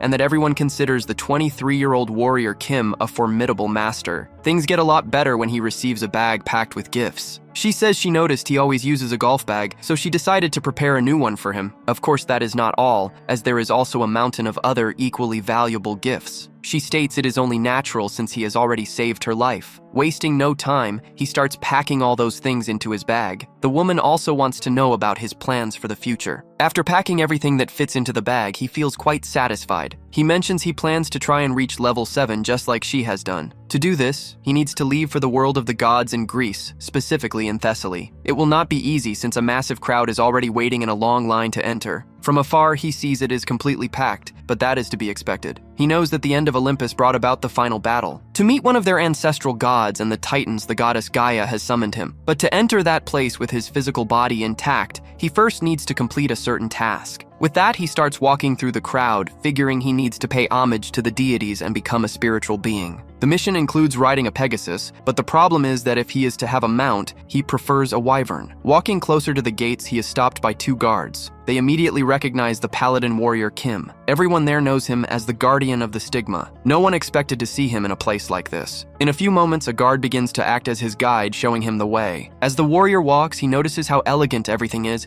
and how it carries a different atmosphere compared to the Temple of Thor. Looking at that crest, he mentions he is making the most of his title as an honorary paladin of the Order of Gaia. The altar of the goddess is also incredible, and he is already expected there. Warmly welcomed, the woman tells him that the scroll contains his task. It does not take long for him to crouch down at that sacred spot and pick up one of the scrolls, assuming it is just a random task. As soon as he pulls the scroll from the water, he knows he has to complete the task for the gods as an easy favor. The woman states that the traveler must go to the Georgia Valley of the Golden Dragon at the top of the gold mine. He must bring back the golden scarf. The warrior is annoyed because they gave him a very difficult task, and the mantle is located far away. Not to mention the golden dragon, as he has to deal with that annoying creature. He tries to walk calmly to avoid waking it up prematurely. There is not much to be done since he is in the territory of a dragon that wakes up to the simple light footsteps of warrior Kim. As soon as he approaches, the dragon begins to roar, attempting to intimidate the invader. Warrior Kim does his best to approach the beast amicably. Despite making it clear he just wants to talk, the dragon finds it strange the moment it notices a human speaking to it. But of course he can speak. He has the dragon pendant. The user can speak the language of dragons just by wearing it. The dragon finds this person quite peculiar and wants to know what he is doing in his territory. Observing the monster, he thinks it will not be that difficult since he has defeated it before in the game. The problem is the golden cloak. He has to act with extreme caution so the dragon does not ruin it. He tries asking the dragon to listen to him for a moment, but meanwhile he activates all his traits. Sitting comfortably on the ground, the warrior tells the draconic being that it is useless to dream about the title of Dragon Lord. This makes the dragon even more furious. Not only is the invader completely shameless, but he also seems to know his plans. Jun-soo continues to talk. The dragon has been there for 2,000 years, and nothing has happened. He finds the dragon's situation desperate, to say the least. The dragon demands that the miserable being stop speaking like that in the presence of a dragon. The problem is that the impatient warrior says he will have to teach the beast how to become an elder dragon. What really enrages the dragon during this conversation is the price demanded in exchange. He realizes the human wants his golden scarf. Completely spiraling out of control, the dragon spreads its wings and launches into a series of threats. Acting completely bold, the warrior begins using his provoke trait. This is definitely working since the dragon already starts showing signs of deep impatience. Unleashing a blast of fire, the beast declares it has heard the human last words. It is strange because the warrior Kim does not even think about dodging. Instead, he simply activates his aerial attack trait, and he just waits for the dragon to drop its guard to steal the scarf. This is not difficult since he knows the dragon's main weakness is its impatience. As soon as the dragon sees its most precious possession stolen, it brings out the heavy artillery. Being fooled by a human leaves the dragon absolutely furious. But the protagonist seems confident and completely prepared. He does not seem to care at all since the dragon will not dare ruin its own treasure. Knowing this, he even openly mocks the poor dragon. The dragon is completely outraged. There is not much it can do against this clever warrior. The monster cannot attack Kim with its full power, or the treasure will be destroyed along with him. The protagonist knows this and takes full advantage of the situation. Since the golden cloak grants immortality and reincarnation, defeating the golden dragon is no longer a problem. Jun-soo charges the monster with his hammer and warns the beast that it is better to accept the offer. In that instant, the protagonist remembers the god Thor and how the deity asked him to take good care of the hammer. After landing the heavy blows, he feels deeply grateful for the small hammer.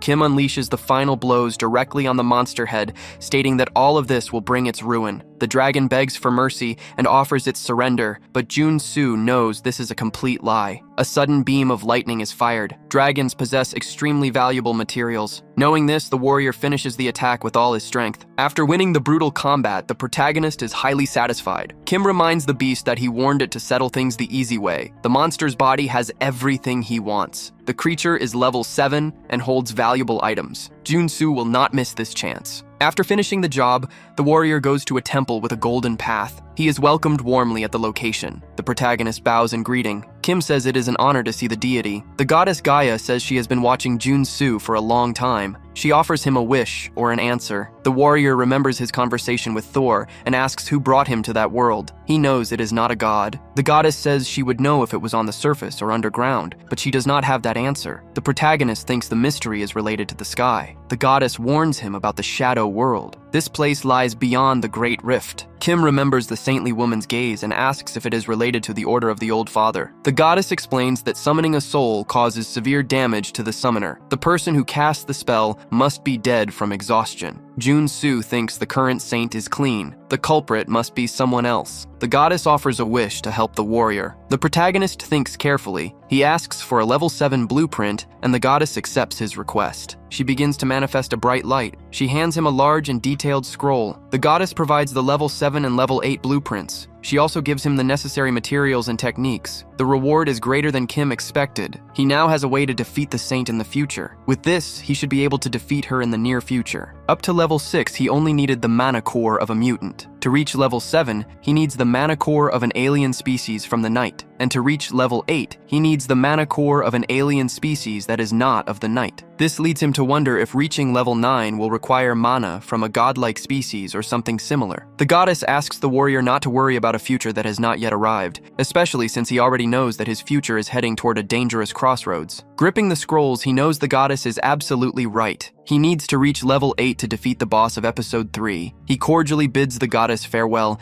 and thanks her for the generous mercy Gaia has bestowed. The goddess in turn tells him to be careful because the second wave is on its way. He is quite surprised to hear this. When facing the second wave, anyone unable to stop it will be devoured entirely. All this is left behind as the scenery changes. He is already heading into episode 2, dealing with the zombie apocalypse that will happen shortly. While driving his red car, he reflects. He has already destroyed the Order of the Black Jaguar, which was the central axis that orchestrated the zombie outbreak. As he steps out of the car, he considers that the cult might not give up so easily. At that very moment, they must be creating the final boss of episode 2 known as the Corpse Dragon. After closing the car door, he knows it is impossible for him to defeat that monster alone. He is lost in this thought when he sees his newly formed team. He has a way to solve this brutal problem. He must use Kali's personal mission. One of his disciples asks if he found the goddess. The warrior says he succeeded, but is far more interested in the golden dragon. They tell him they have finished dismantling it. But he has a few questions to clear up with his disciple, and the young man seems quite eager. It is about the flying ship. He wants to know what he did while he was away. Woojin explains that he made some modifications, since he is a professional in that field. The excited girls say their junior has a lot of potential. The protagonist is quite pleased. He has raised those kids well. Everyone is thrilled to receive praise from their master. This is especially true for Sareem, who has already reached level 6. Janet also raises her hand. She wants to know if he has noticed any progress in her. He explains that when he looks at Kaylee, he sees several surprising traits. Petting the girl on the head, he says she has made great improvements and will soon reach level 5. All the disciples want to know where they are heading. His answer leaves his disciples quite apprehensive. Kaylee is especially anxious upon hearing about the Grand Rift. Seeing her apprehension, he tells her he will help her reach level 5 using nectar. He warns that it might be mentally exhausting since she has to face her grandmother. He needs to know if she can handle it. The young woman is determined. She declares that the moment she became his student, she had already made up her mind. She asks him to leave it to her, promising to do everything possible to always please him. He knows her personal mission is to dispose of her grandmother, who will turn into an alien species. Placing his hands on her shoulders, he knows this is the only way for the owner of the goddess blood to break free from the pain. He announces that everyone will train until they reach their goal. Naturally, he flashes that wicked expression. His disciples are ready for whatever comes their way. The scene shifts abruptly, and they are already at the Grand Rift. Using his signature intuition, he can see the dangers that lie ahead. He points out that some dangers might exist in the Grand Rift of the Black Jaguar Order. He recalls the meeting point. Everyone must gather at the Shell Tower. Everyone is curious about where their master is going. Then he reveals he will lure the Corpse Dragon out. Janet is the youngest in the group and always worries the most about the master. However, the two more experienced girls tell her not to worry so much. Suddenly, Kaylee begins to feel a ringing in her head. This inflicts a horrible pain on the girl. The pain is so intense that she bends over, worrying everyone around her. Watching from afar, the protagonist knows this is a sign in response to Kali arriving. Crouching down, the girl says the noise is simply too loud. All of this is undoubtedly a sign from the other master of that place. Alongside the Corpse Dragon stands the Stellar Descendant. The Black Jaguar Order has a branch in the Grand Rift, and everything is heavily monitored. The footage is displayed across large screens. However, for the guards just loitering around, it feels like time is dragging on. The two chat calmly about the Corpse Dragon prison. They say he has been confined for over 20 years. They say that if they can control him by infusing mana into him, that will surely be the day the Order ascends to the heavens. That is, until they hear a noise. One of them turns around to see what is happening. He is quickly struck down. This leaves his companion totally confused about the situation. It does not take long for the protagonist to attack the next guard, who is caught completely off guard. He manages to do all this by using his giant strength and stealth traits. He even teaches those guards a lesson. He says they are useless for watch duty since they just stand around chatting. Observing all those people, he realizes he cannot fight them all since they are level 5. That is when his elaborate plan is set into motion. As soon as he grabs one of the identification cards, the red button is immediately pressed. The emergency alarm quickly sounds, and all of them start scattering like roaches. While all the mages are casting mana to try and wake the Corpse Dragon, something happens. Someone grows concerned about the noise coming from outside. One of them asks what that sound could be, until a disciple points upward, wondering what the guards are doing. They point at Warrior Kim, who watches everything from above. Jun-soo is not willing to just sit back and watch, so he launches himself from high above for an attack. There is great joy in the young man's eyes. Now he can test his new weapons and see what they are truly capable of. This makes him remember when he was on a mission with the president. He remembers seeing them in a drawer and knew they were unparalleled weapons. Desiring them, he quickly found a way to take them, and now he is going to wreak havoc with those invincible weapons. Excited, he starts shooting in all directions. Those getting hit have no idea how someone can shoot infinitely, but that is exactly what happens as the warrior throws himself toward the high priest. This person prepares to block by creating a barrier,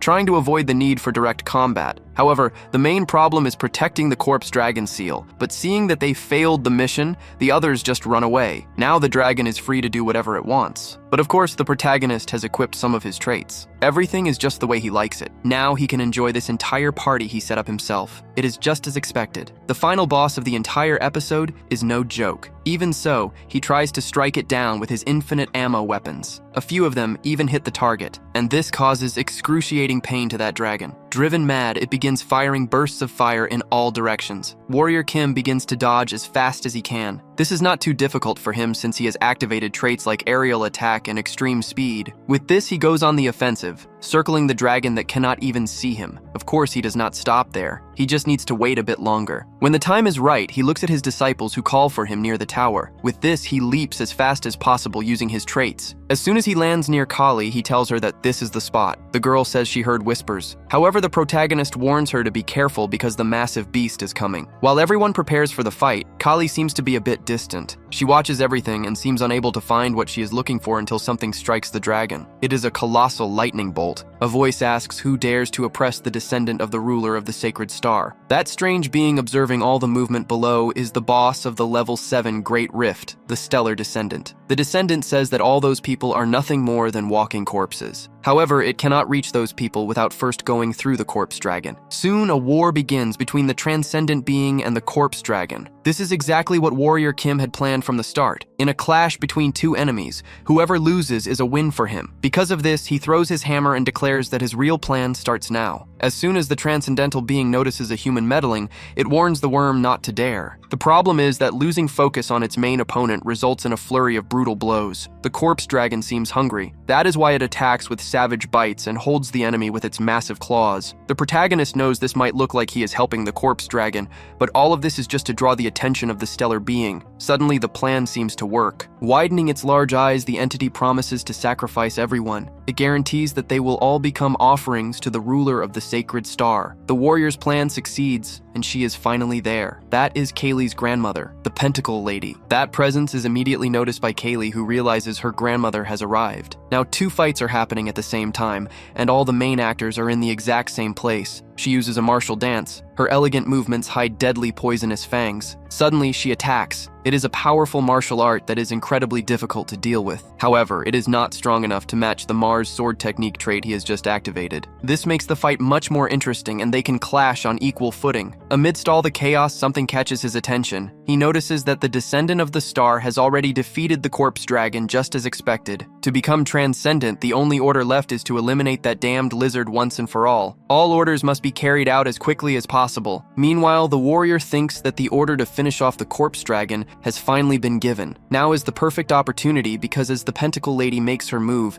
he leaves everyone exhausted. He launches himself so fast he looks like a blur because he needs to eliminate a greater being. While he wields the hammer, the deity tells him not to conspire against her. He should offer himself silently to the ruler of the stars, and because of this, she launches her tentacles. They go straight for that insignificant worm. The lights of her tentacles head straight toward the warrior. Since everything was orchestrated beforehand, the warrior knows exactly what to do. After a brief jump intending to use the hammer, he faces the barrier. It is unpleasant, but she still has all that strength left over. But this is not a problem either. He is already prepared for everything as a blessed paladin. Protected by divine grace, he also wields that hammer crackling with lightning. The unmatched strength of Thor is the torment he inflicts on that opponent. After the brutal attack, he thinks that by now, things should be coming to an end. And in fact, the corpse dragon no longer seems to have enough strength to resist. That is why the Black Tiger Sword enters the scene. It is a good time to end everything. Surprising everyone, the protagonist appears right on top of one of the fighting monsters. His goal is to not let either of them walk away in one piece. The corpse dragon is the first to understand the magnitude of that sword. But since he wants to eliminate them all, the beast is not the only one to taste the protagonist's skills. With his accumulated experience, he takes both down in a few strikes, leaving only him and the ancestral force. Sheathing his sword again, he declares that the operation is a success. Now the woman controlled by the star descendant finally regains her sanity. But her life after this is about to end. The young woman sharing the name of a goddess despairs seeing her grandmother in such torment. The woman writhes in agony. That is the grandmother of Kali. After the woman recovers her sanity, the warrior approaches to try and ease her pain. He gives her holy water to prolong her life. It does not take long before the body once consumed by madness seems to undergo magical modifications. She regains her original appearance. She must have been that age when she became an alien species. The warrior's disciple and granddaughter of the alien is visibly shaken.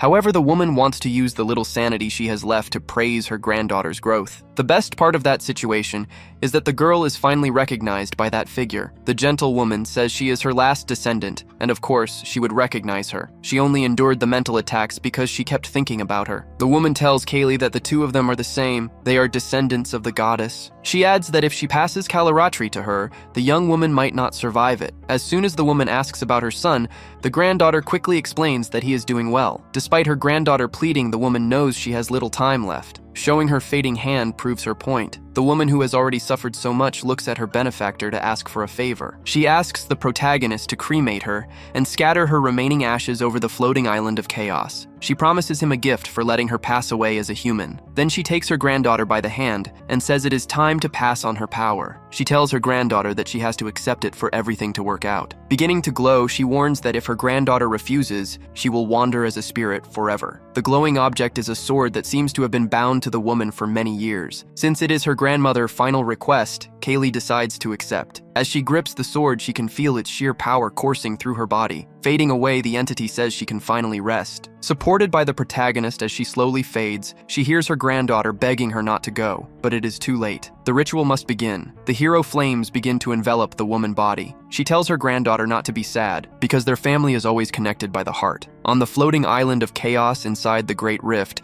Kali is finally calm. There they discover a place connected to the goddess. It is an excellent location for mana growth, but it carries the severe risk of mutation, especially if exposed to the whispers of a strange being for too long. The girl can already hear voices. The protagonist suspects it is the goddess Kali. He explains that both she and her grandmother are servants of the goddess. Now that she is blessed with her protection, she is bound to hear the voice. The long-haired girl says she can hear the voice. It feels like it is trying to comfort her. The moment she interacts with the voice, a magic circle forms. The warrior Kim senses an overwhelming presence. The young woman tells her master that the goddess is asking him to place his hand on the magic circle. Despite the overwhelming force, it is all part of the ritual. He places his hand on the circle. In that instant, something happens. The magic circle grows to massive proportions. He receives the superpower trait. He never imagined he could acquire that trait so easily. Young Kali explains that it is a gift from the goddess. Almost as if possessed, she begins to dance and display her technique. She wants him to follow her lead. They leap from one floating island to another. She twirls beautifully in the sky. The warrior follows closely, hoping to unlock new traits alongside her. Countless traits activate and evolve. This is all thanks to the superpower trait. Multiple traits flourish inside him, spreading like wildfire. It is all because of that specialized environment for mana growth. Strangely, he is already able to keep up with his disciple. It seems that the real training begins from this point forward. Noticing that this would happen, she warns him to prepare himself, as she will not hold back. With this, countless skills begin to change their names. When the Swordmaster trait and the Dance trait meet, they become the Sword Dance trait, and with this, he can fight her on equal footing. As a result, the two do not even seem to be in the middle of a fight or a training session. It all looks much more like a dance with swords. Her movements are fast and graceful, yet dangerous at the same time. He watches in awe. That is certainly the power of the goddess, especially when he sees his disciple looking completely hypnotized. With grace and infinitely powerful attacks,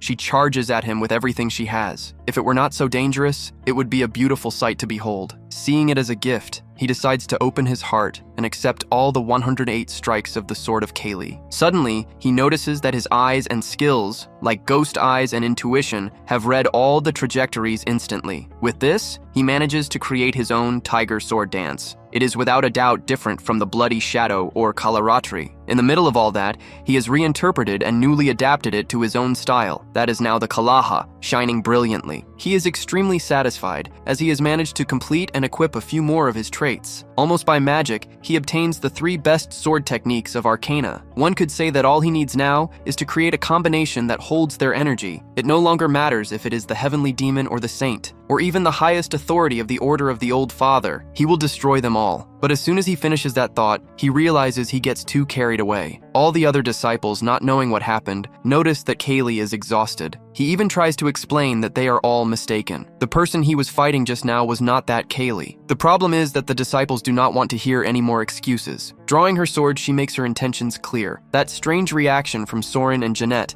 leaves Woo Jin a bit confused. The stance of Jeanette makes it clear that she wants to train just as hard as Kali. That is why she unleashes all her traits and takes her stance, just like Soren. Showing absolutely no mercy, the two charge at him. It will be something worth his time. Having grown stronger, he gladly accepts that challenge. He says that he will go all out as well, equipping all his traits. Thus, he invites them all to attack together so he can see just how much stronger he has become. After a great deal of exhaustion, thunder and lightning crash all around. The training ends with all his disciples lying on the ground. Despite the intense training, everyone seems to be fine. Soren is not even worried and asks if he used all 3 sword techniques at the same time. Now that they figured it out, she thinks he should have gone easier on them. However, he believes it is just a matter of drinking a few potions. He tells the girls he has to leave for a job. Everyone else must stay behind and train to perfection. He mentions that something massive is about to happen. He says it will be somewhat similar to the last attack. He warns that it will be severe enough to paralyze an entire capital. From inside the capsule, the protagonist receives congratulations. After using the golden scroll, he reaches level 7. In the game, a person is considered socially privileged upon reaching level 5. Level 7 is considered the absolute limit for superhumans, and can be compared to a modern human weapon. Even with his current strength, he still has to face the second episode. It is still not enough for what is coming. He pulls out his phone because he needs an even stronger alliance. The Master of the Magic Tower is a solid choice. Incredibly, the Master calls at that exact moment. He speaks without trying to brag and announces that he completed his task. At this moment, the protagonist remembers a strange conversation they had a while ago. They discussed how a warrior approaches things just like a mage. He recalls that they made a bet back then with a 2-year deadline. Now it seems the two of them must meet face to face at the Magic Tower. The meeting happens shortly after. The Tower Master looks completely satisfied. He says he never expected to reach the long-awaited goal of the Magic Tower so quickly. Calmly drinking his tea, the protagonist praises the great achievements of the tower. He mentions that they seem to have forgotten about the bet. The prize is a guaranteed favor of the winner choosing. If the Tower Master wins, the warrior must join the security team of the Magic Tower. Now sitting right in front of him, he has to find a way to win quickly before he turns into a corporate slave. The Tower Master states that once he sees it with his own eyes, he will have to admit defeat. Junsu gets an idea. He reminds him that their bet is about who has the better supreme flame. That is why they must put it to the test before declaring a winner. Of course, the warrior would never show up without being fully prepared. After a while, the warrior and the Tower Master stand together in the experiment center once again. Several scientists believe that a mere warrior could never actually complete the supreme flame. However, one scientist puts a lot of faith in the warrior. After all, this is the man who opened up an entirely new perspective on fire magic techniques. With that, he reveals a completely different flame dancing on his fingertips. The warrior explains that he took a different path. However, the master points out that the ember is far too small to be called a supreme flame. He explains that this is only because his newly created supreme flame is strictly innovative. Before showing up, he combined 6 materials gathered with immense effort. One is the black flame he obtained upon reaching level 2. Another is the solar flare he received as a reward for helping the mage. And finally, the hellfire he earned as a reward for teaching how to remove stigmas. He adds the Dragon King flames he obtained in his battle against the Golden Dragon, the celestial flames granted to him by the goddess Kaya, and of course the chaos flame he secured during his brutal clash with the corpse dragon. All of these combined form the supreme flame he forged himself. His creation is a fire capable of devouring even the saintly black gold baptismal flame. The warrior mentions that from what he remembers, the master possesses a supreme flame that surpasses even a solar flare. However, he explains that his own supreme flame is different since he sacrificed raw destructive power to reduce mana consumption to an absolute minimum. That is exactly why he is willing to put it to the test. He claims he can stop the massive supreme flame with his tiny fire. The Tower Master remains entirely unconvinced, but the warrior is ready to prove his point. What unfolds now is a brutal war between supreme flames. Watching the clash escalate, the Tower Master assumes the pressure is too much for a mere superhuman to endure and suggests he surrender. In that instant, something leaves him completely stunned. The brilliant warrior slices right through the Magic Tower supreme flame with ruthless ease. It seems impossible since he uses only a thin line of fire, yet he still cuts through such overwhelming power. Realizing he is severely outmatched, the Tower Master orders the attack to stop. but it is too late as they have already lost, and nothing can reverse the outcome. The protagonist achieves massive long-range destructive power with minimal mana consumption and a perfectly reasonable casting time. This proves that in this high-stakes bet against the Magic Tower, there is only one true winner. That winner is the warrior, Kim, standing as an unshakable and indestructible force. He finally manages to shut the mouths of all the observing scientists as his supreme flame reaches a staggering score of over 800 points. The master is forced to admit the creation is incredible and demands to know how he forged something so completely perfect. The protagonist tells the Tower Master he is willing to teach him, but before that, he demands his prize for winning the bet. He begins to outline his exact terms. He thinks to himself that he desperately needs allies to fight against the Order of the Old Father. This leads him to demand a blood alliance with the Sun Magic Tower. After making his demands, the warrior launches himself back into the sky. He departs comfortably inside his flying red vehicle. He still has dangerous matters demanding his focus, but everything is proceeding exactly according to plan. Everything goes incredibly well until a sudden message arrives. The vehicle system alerts him that he has received a data file from Seong-hee. The file arrives at the exact moment he starts thinking about the president. He immediately opens the file, hoping she finally uncovered the dark secrets surrounding the Jaguar Order. As soon as he opens it, his screen becomes incredibly bright. The top secret file message against the Black Jaguar Order is issued. However, it is something very strange he has never even heard of. Even so, somewhere else things seem a bit chaotic. The strange part is why the Eastern Corps commander's name is written in his file. Those are secret files. The problem is that the Eastern Army is sponsoring the Black Jaguar Order's dark magic research. It is probably not the commander, since he is not someone who would stoop so low. This makes Warrior Kim very thoughtful. It does not take long before the Great Tower is seen from afar. Inside, the man is furious. The one with gray hair and large scars demands to know who has committed such a massive insult. However, the warrior is there and says he is an outsider, so he prefers not to get involved in the army's internal affairs. But the Eastern Army at that moment is no different from a potential evil organization. As he speaks, he observes the reaction of the 3 division commanders, who are all level 7 superhumans. The man wants to know if any of the division commanders have anything to say about that matter, until suspicion is raised that if no one has anything to say, it might be because they are actually guilty. One of the commanders comes to everyone's defense, saying that none of them would ever do anything to control their father. Seeing that he has made a terrible impression, the man bows and says that in fact, the Eastern Army is often involved in similar matters. This drops like a bomb as the scarred man cannot stand that such low things are done right under his nose. The man, still bowing, says that in order to reshape their bodies into an ideal physique for the Black Tiger swordsmanship, they have started using magic. As the man admits that everything they have done is indeed shameful, the warrior just watches. He notes that at least someone in that family has the right mindset, but the family conflicts do not stop with him. The man with the eye patch asks him to please eradicate the root of the illegality and dark magic that have spread throughout that region. Perplexed, the patriarchal leader is not sure what to do. After a while, he calls Warrior Kim and says he is proud of him for becoming a swordmaster. He asks if he would like to conduct the highest level inspection throughout the Eastern Army. The protagonist does not know why he has to be involved in family intrigues. The other commanders also dislike the patriarch's reaction as it is too severe, but none of them have a chance to speak since the family's honor is in pieces and nothing can be restored. Because of this, he gives the swordmaster warrior carte blanche to do what no one else there has the authority to do. And that is why he is giving Warrior Kim the honorable position of Inspector General and the honorary rank of Major General. When asked if he will accept it, the young man gets very excited about such a highly respected position. A few days later, at the office of Inspector General Cheon, when a progress report on the underground Magic Tower investigation is being delivered. After that, the warrior is among friends,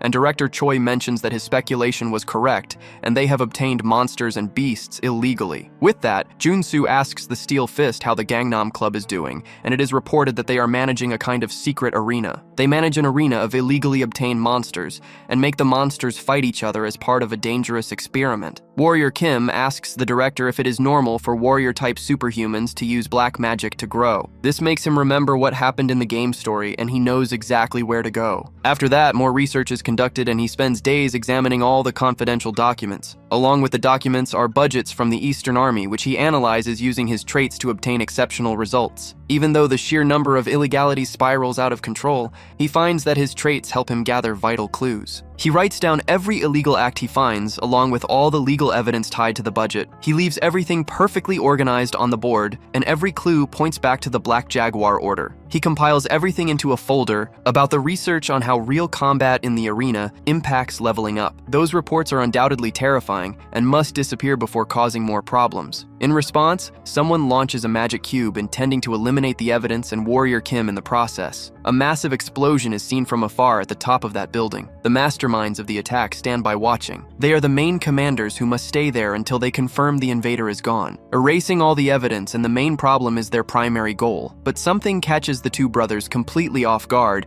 as they never expect a thing like this to happen. When the smoke clears, they notice the absolute serenity Warrior Kim projects as he simply waits sitting down. Looking at those fools, he tells them they really thought a single mana bomb would eliminate him. In reality, he is waiting for them and bets they will be terrified once the secret base of the Black Jaguar Order is destroyed. Hearing this makes one of them extremely angry and reveals him to be the commander of the 3rd Division. In that instant, the brothers launch a double attack, determined to let nothing stand between them and absolute power. Even though it is 2 against 1, the protagonist handles the brutal situation easily. He wields the Black Tiger Sword for a reason, as his skills are sharp and his attacks are savage. But the two commanders do not fall behind either, as they are masters of the White Tiger Sword and aim exclusively for his vital points. Their ruthless plan is to give the protagonist no time to recover between strikes.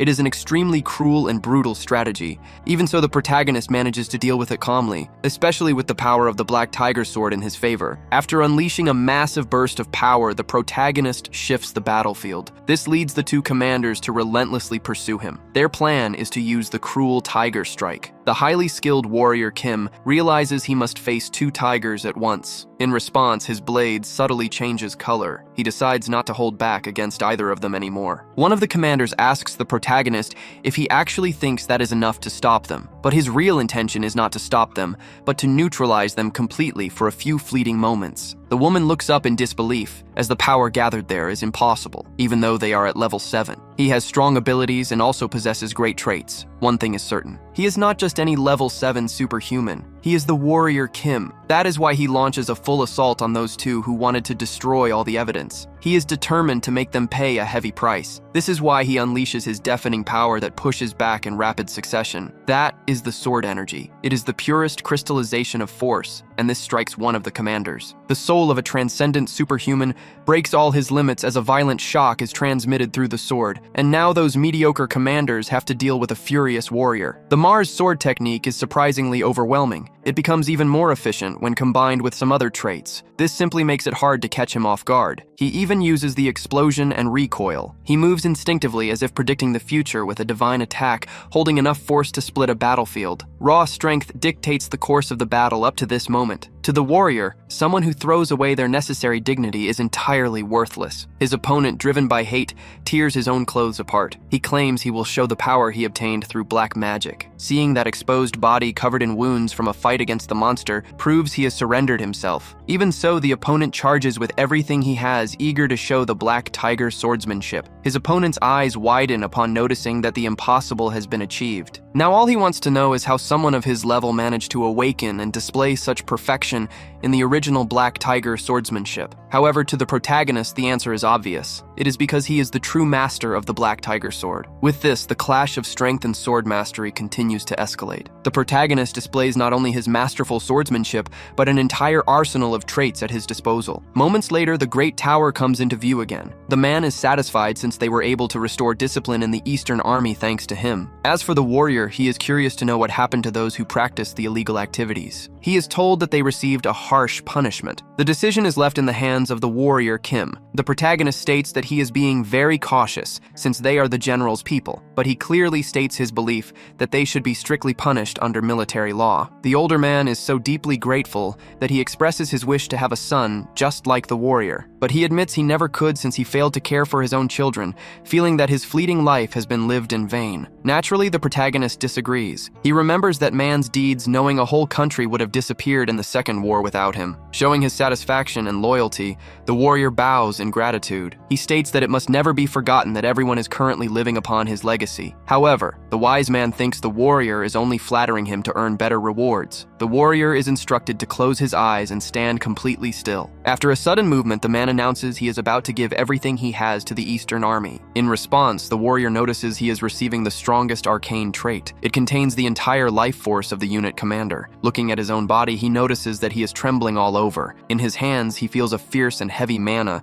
as if it is being injected directly into his veins. The old man states that the transfer is a complete success. Meanwhile, the warrior asks why the man goes so far for him, and the old man replies that he would eventually have to give it away to someone. He explains that it is a shame the warrior cannot use it immediately, but he should be able to awaken this power once he reaches level 8. Still listening to the man, the protagonist does not know how to even begin to show gratitude for such brutal power. The commander declares that if he wishes to show gratitude, he only needs to reach level 9, as that alone will justify this ultimate sacrifice. After this conversation leaves the protagonist stunned, he is now flying through the skies. However, the heavy memory of their exchange stays with him, as he knows the unit commander is destined to die in a few years. Yet after giving away all of that power and mana, that bitter end will certainly arrive much sooner. While he wonders if he is truly capable of reaching level 9 within a single year, his phone rings with a call from the president. She instructs him to turn on the dashboard monitor and tune into the news, where the broadcast covers a sudden zombie outbreak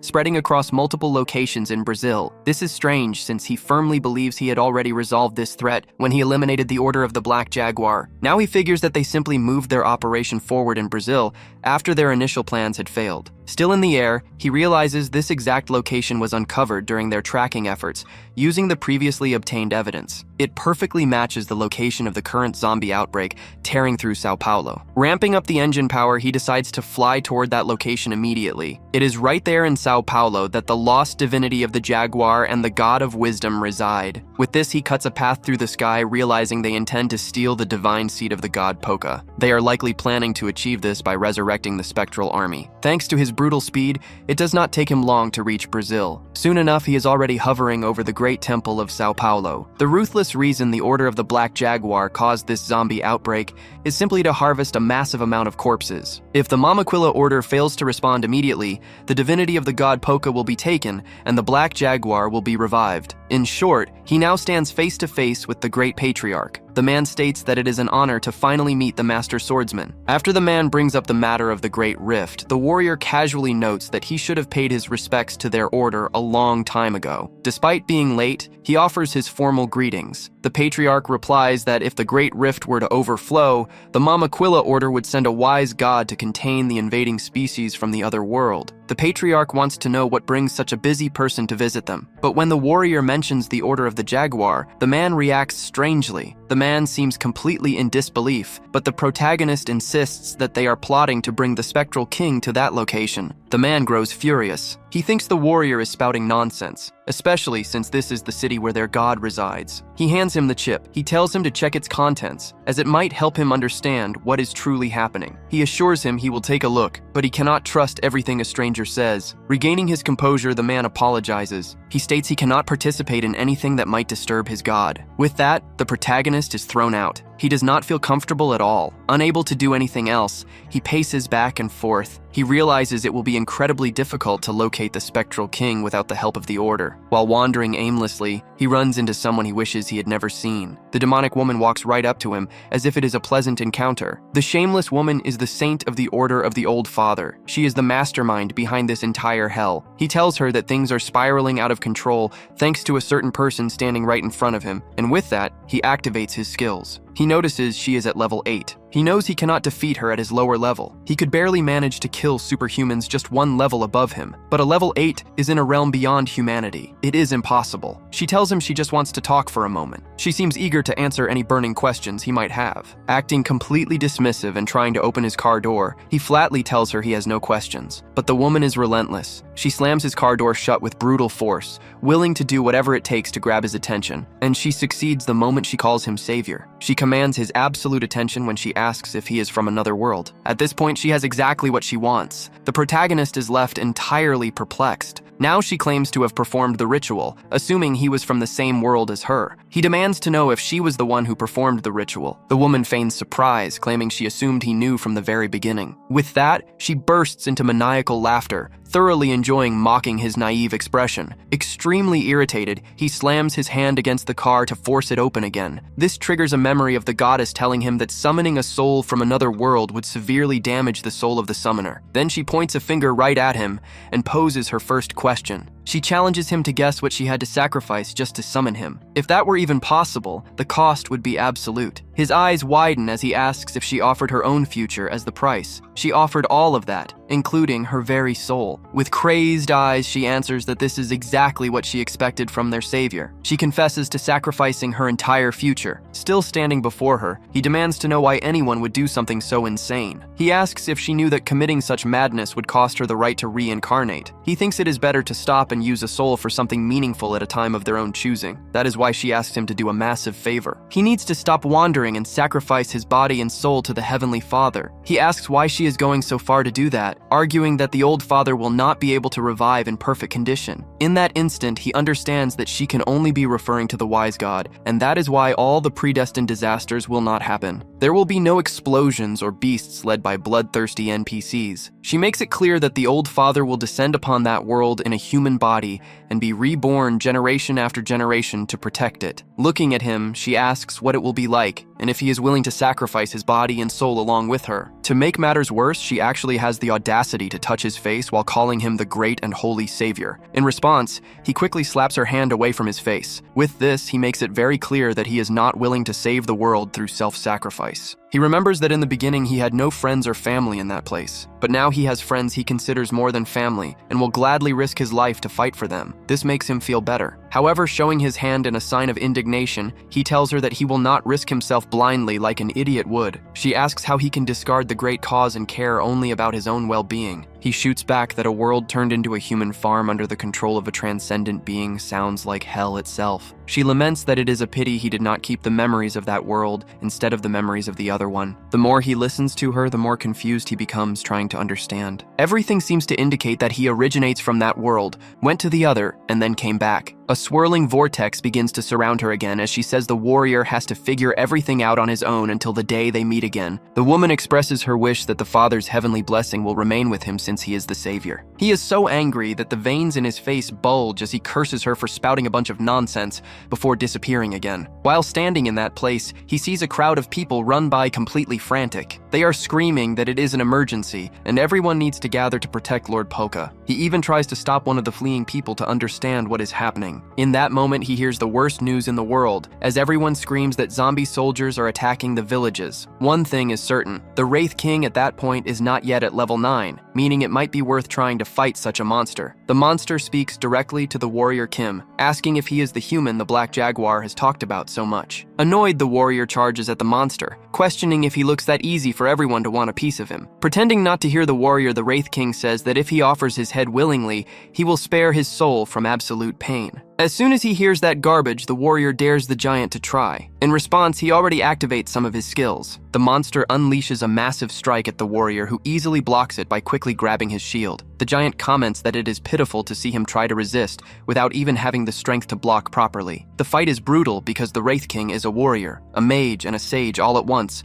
even though he has not yet recovered his full power. To combat that abomination, the warrior calls upon 3 more incredible skills. He wonders if he can harness the power of the Tiger Grandfather. He also remembers the warning that this power must stay locked until he reaches at least level 8 and will only become absolute at level 9. Yet nothing stops him from using 6 skills at once. He does exactly that as a blinding golden light begins to engulf him. As the light surges, he formulates his strategy. Beyond his current attributes, he decides to activate healing hands and a divine aura which he obtained from the goddesses Gaia and Kali. Gripping his sword as it glows gold, he realizes this is the ultimate strike he can unleash against an undead creature. He has already overpowered the spectral energy with his own divine might. He charges relentlessly at his opponent. A brilliant golden crown manifests above his head as he strikes. It does not matter if his enemy is a spectral king or a demon from hell. He will tear through him regardless. The brutal fight reaches a tense balance. He manages to block, dodge, and counterattack with flawless precision. This relentless assault even manages to catch the spectral king off guard. Whatever the giant creature says means nothing to the warrior. He remains utterly determined to obliterate this evil. The monstrous opponent tries to crush his spirit, but the warrior keeps fighting with sharp tactical brilliance. He triggers his devastating skills exactly when they can inflict the most lethal damage. Suddenly, a notification warns that a harsh penalty is active. All of his current attributes will be wiped out by the divine power and holy light. A cold smirk crosses his face. He knows this is the unique trait of the spectral king attempting to defy the heavens. The warrior realizes that the enemy using this desperate ability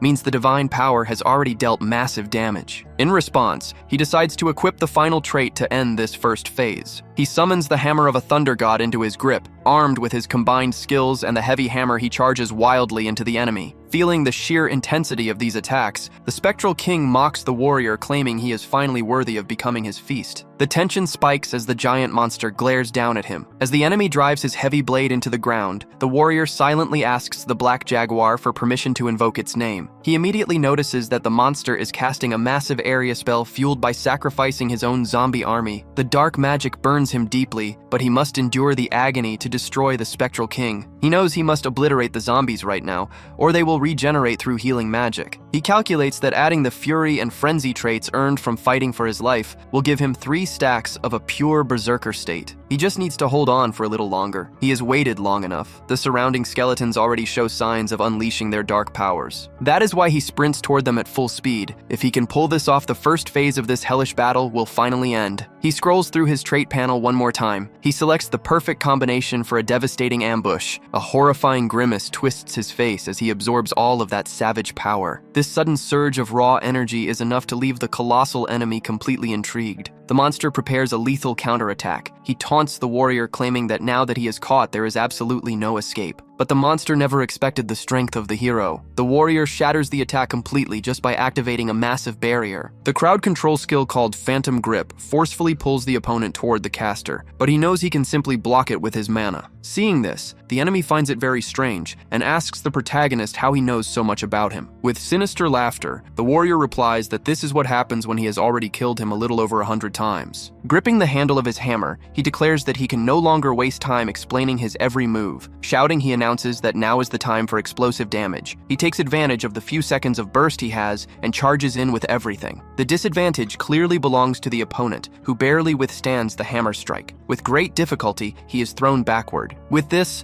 the warrior notes that the enemy is more persistent than he imagined. Seeing that the warrior is giving his all, the opponent decides to return the favor in kind. For that colossal attack, he has to accept some losses. Seeing the opponent strike, the protagonist smiles because that is the Phantom King's area attack. The absolute power could leave any normal person paralyzed. However, he is exposing his vital points with that attack. He needs to access the skill bar as he is already suffering the side effects of using frenzy. There are also the negative effects of the Phantom King, and there is a limit to how much he can endure even with the skills. After gripping his sword firmly, he declares that he will end this quickly. As for the enemy, he thinks the protagonist is a fool for trying to withstand everything. From afar, the warrior notes that the adversary has once again used his heaven-defying skill. Kim is suffering, and it could get worse if his skills disappear at that moment. He struggles to endure another blow from the adversary. This leaves even the Phantom King in awe. While preparing for another strike, he says that this warrior stands out among all the heroes he has fought. Even so, he declares that his end has come, but he leaves his guard down. With this, Junsu manages to equip the Golden Veil. While charging at the king, he observes his familiarity with the object. Now his stats are protected, and this could guarantee his invincibility. With a leap,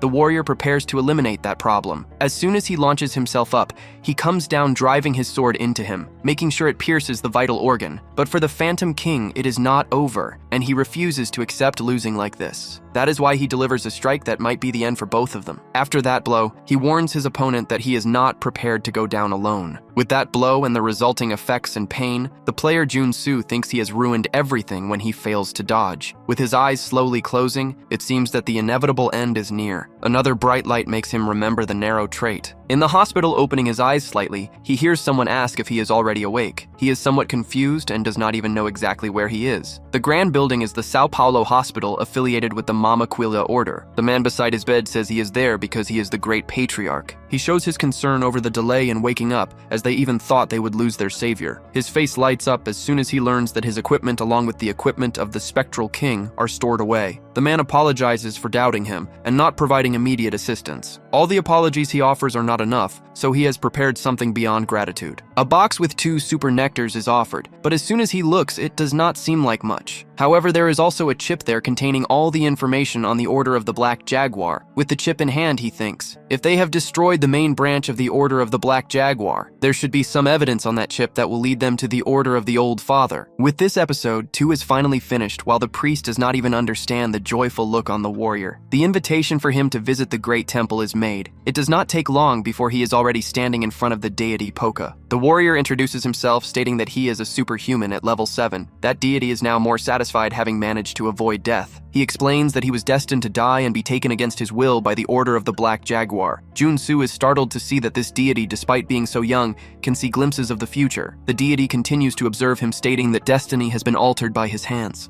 A warrior who has managed to drive his sword into the heart of the spectral king. Bowing to the warrior, he declares that he is now the knight of Paul, the master swordsman of East Asia. The warrior is shocked and left somewhat speechless. He has saved a god, and his eyes widen as he can now feel a strange connection between the game and that world. The deity reports having high expectations, as sometimes a being powerful enough to alter a divine destiny is born into that world. He says that they are normally called destroyers of the heavens or challengers of the gods, but he is a being from another world. He states that he is a special being, even among the most special. Feeling praised, the warrior. Kim stands taller in response to the remarks. Now the 2 are closer, since the deity has guaranteed he would become an honorary paladin. Even so, he has a request as to reach level 8. He needs a little of the life force from the god of volcanoes and the god of the wind. Luckily for him, that god is going to grant his request. He also receives a supersonic jet. He expresses his gratitude, saying he did not need so much since a wish was already granted, but still thanks him deeply for the gift. Hugging his new gift, he considers that an ordinary plane would cost billions, but he was receiving a sky harp. That without a doubt is his ultimate dream jet. This leads him to fly at maximum speed. The jet system indicates he has selected Mach 4 and could also activate the magic landing strip. It does not take long before he is already high up in the skies. He notes that it is much faster than the Red Cooper. With this, his next destination is the North Pole. It is finally time for him to prepare for the final battle against the Saint. He has to hunt some non-humanoid extraterrestrial creatures. He pushes through the heavy blizzard, completely thrilled. He manages to continue his journey even in that brutal weather. Completely unbothered, he figures he needs to acquire a few things to reach level 8. Episode 2 ends completely with the destruction of the Spectral King. He is still not entirely sure if he can defeat the Saint, who is currently at level 8. But there is still the final episode related to the Saint, and that is when the Savage War breaks out. This forces all the paladins to enter the brutal conflict against the Order of the Old Father. With a confident look, he knows he has some highly reliable allies. Reaching level 7 with the mana core he obtained from the Star Descendant was the easy part, but reaching level 8 demands a massive effort and incredible luck. However, given who he has already gone through that grueling process dozens of times. The unfathomable castle is the first destination on his violent route, and as soon as he steps into that frozen territory, he is briefly blocked from entering. The captain of the guard Sileria demands to know what a warrior from so far away is doing in those harsh lands. He immediately observes that she is an ice elf and the ruthless captain of that outpost. But there is more, as she will eventually become an SSR unit known as the Winter Queen. He calmly explains that his reason for being there is simple, since he plans to hunt and needs supplies. At first, she assumes there is no kind of prey he could possibly want, until his bold answer catches her off guard. There is no way he actually wants to hunt the ruler of the North Pole, the massive monster known as the Arctic Emperor. She even tries to talk him out of it, warning that the sheer ferocity of the beast is enough to paralyze the entire Dragon Legion. She does not know it, but he intends to hunt the Emperor while still at level 8. He leaves the elf completely stunned when he announces he is going to join her brutal fight. Deep down, he knows that with a little help, he will definitely win. That is why he offers to free the frozen Dragon Legion, making a proposal she simply cannot refuse. All because the Knight Captain of the Dragon Legion, who was captured by the ruthless Arctic Emperor, is her older brother. This leaves the elf quite shaken. She wants to know if he really thinks it is possible. He places his backpack on the ground and looks for something inside. He says that the monster is extremely brutal. Showing what he has taken out, he explains that he has a method to wake it up early by using something as bait. Hearing about his method leaves the elf a bit curious. To satisfy her curiosity,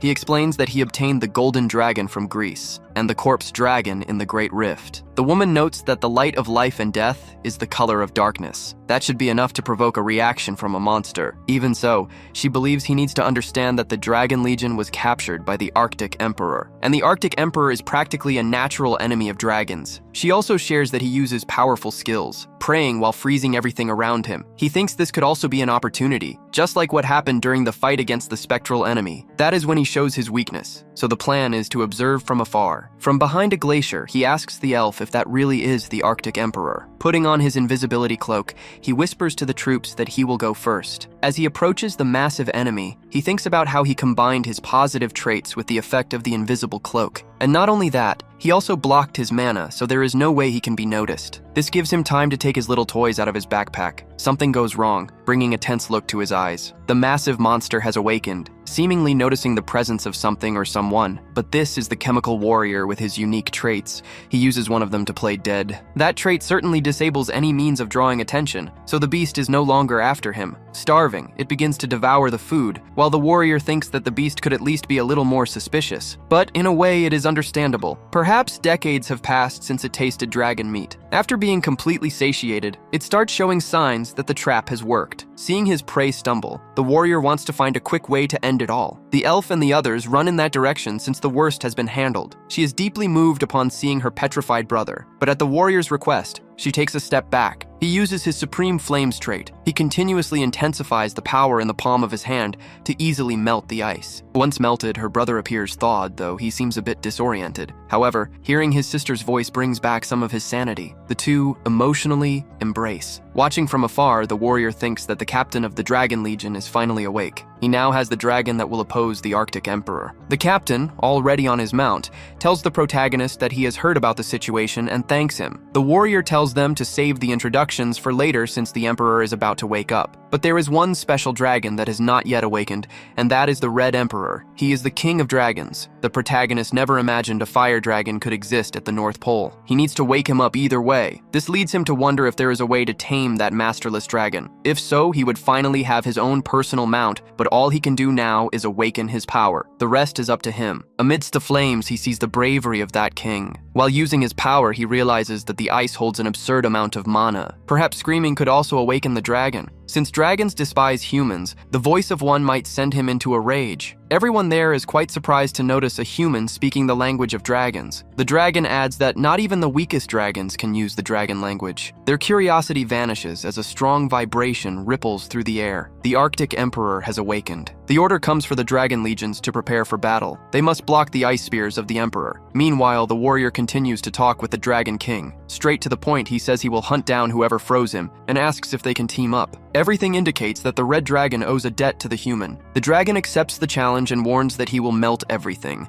and their target is the Arctic Emperor. With this, the red dragon seems to already be preparing his first attack. Being in debt to that human, the red dragon decides to help. By combining their strength, it is possible to defeat the enemy. This happens after the blast the dragon unleashes with the intention of gunning down the Arctic Emperor. Everything becomes so bright that many have to cover their faces so the blinding light does not hinder them. All around them are ice and debris. The tiny sparks are hurting the small body of the dragon. Watching from afar, the protagonist almost thinks the dragon is suffering from some kind of dementia since everyone can see the Emperor preparing an attack. The protagonist observes from a distance and notes that to use this dragon, he must first convince him to become an adult instead of a child. That is why he throws something toward the mouth of the dragon, shouting that it is a large, juicy piece of meat. The dragon says he loves meat and asks for a little more, which allows the protagonist to bargain. They agree that he will get more after helping against the Arctic Emperor. It happens just as expected. As soon as he hears about the reward, he jumps immediately. Not even the Emperor can notice where that empty-headed dragon has gone. To surprise him, the red dragon tells the airhead to look up,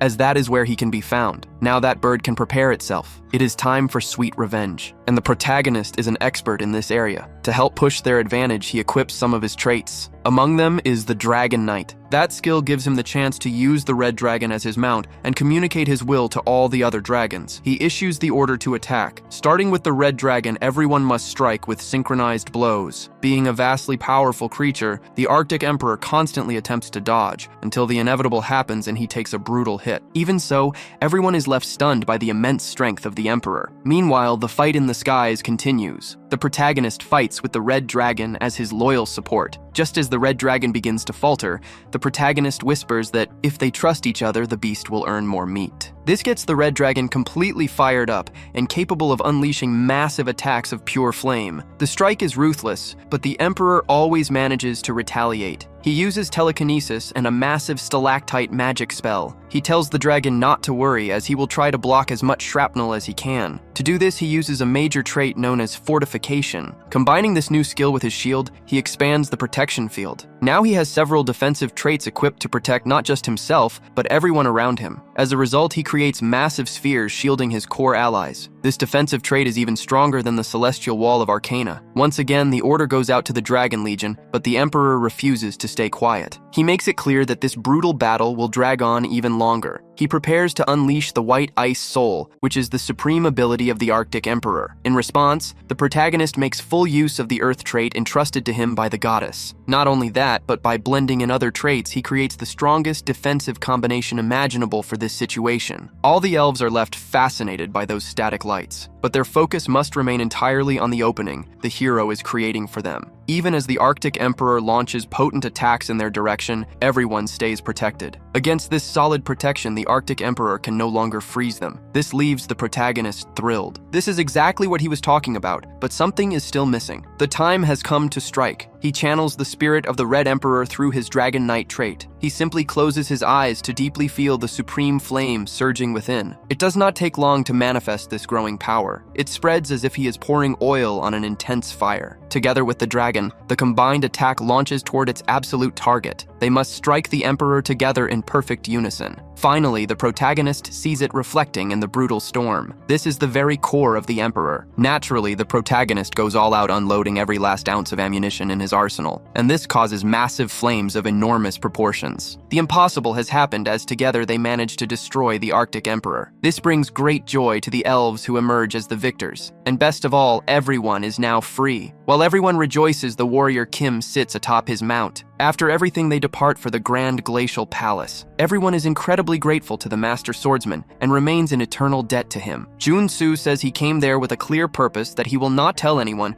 but he wants the mana core of the non-human monster from another world, and he leaves there with more than he came for as he gains another trait. Now he possesses the White Ice, that unique trait of the Arctic Emperor. He tells everyone that now that he has finished his business, he is leaving until the elf asks him to wait. She mentions that the dragons will not want to see him leave, and asks if there is anything in particular he would like to receive. They are in debt and want to repay him, so the protagonist says that if that is the case, he wants their strength lent to him for the next battle. Junsu states that he has an arch enemy, and if he can count on their help in the battle, he will be very grateful. The people are happy to help, but someone else calls out to the human. Seeing that the red dragon has returned to his senses, he also wants to help. When asked about his conditions, the dragon replies that he wants meat. All that starving dragon wants is meat, and plenty of it. The clever hero tells the dragon that if he wants to go with him, he will feed him until his stomach is full. Turning to the elves, he asks if he can take the red dragon, but of course dragons are not easy to tame. However, they all choose their own path, and since the red dragon wants to go with him, all they can do is root for their happiness. To cheer up his partner, he grabs a large, juicy piece of meat from his backpack. He is happier than ever,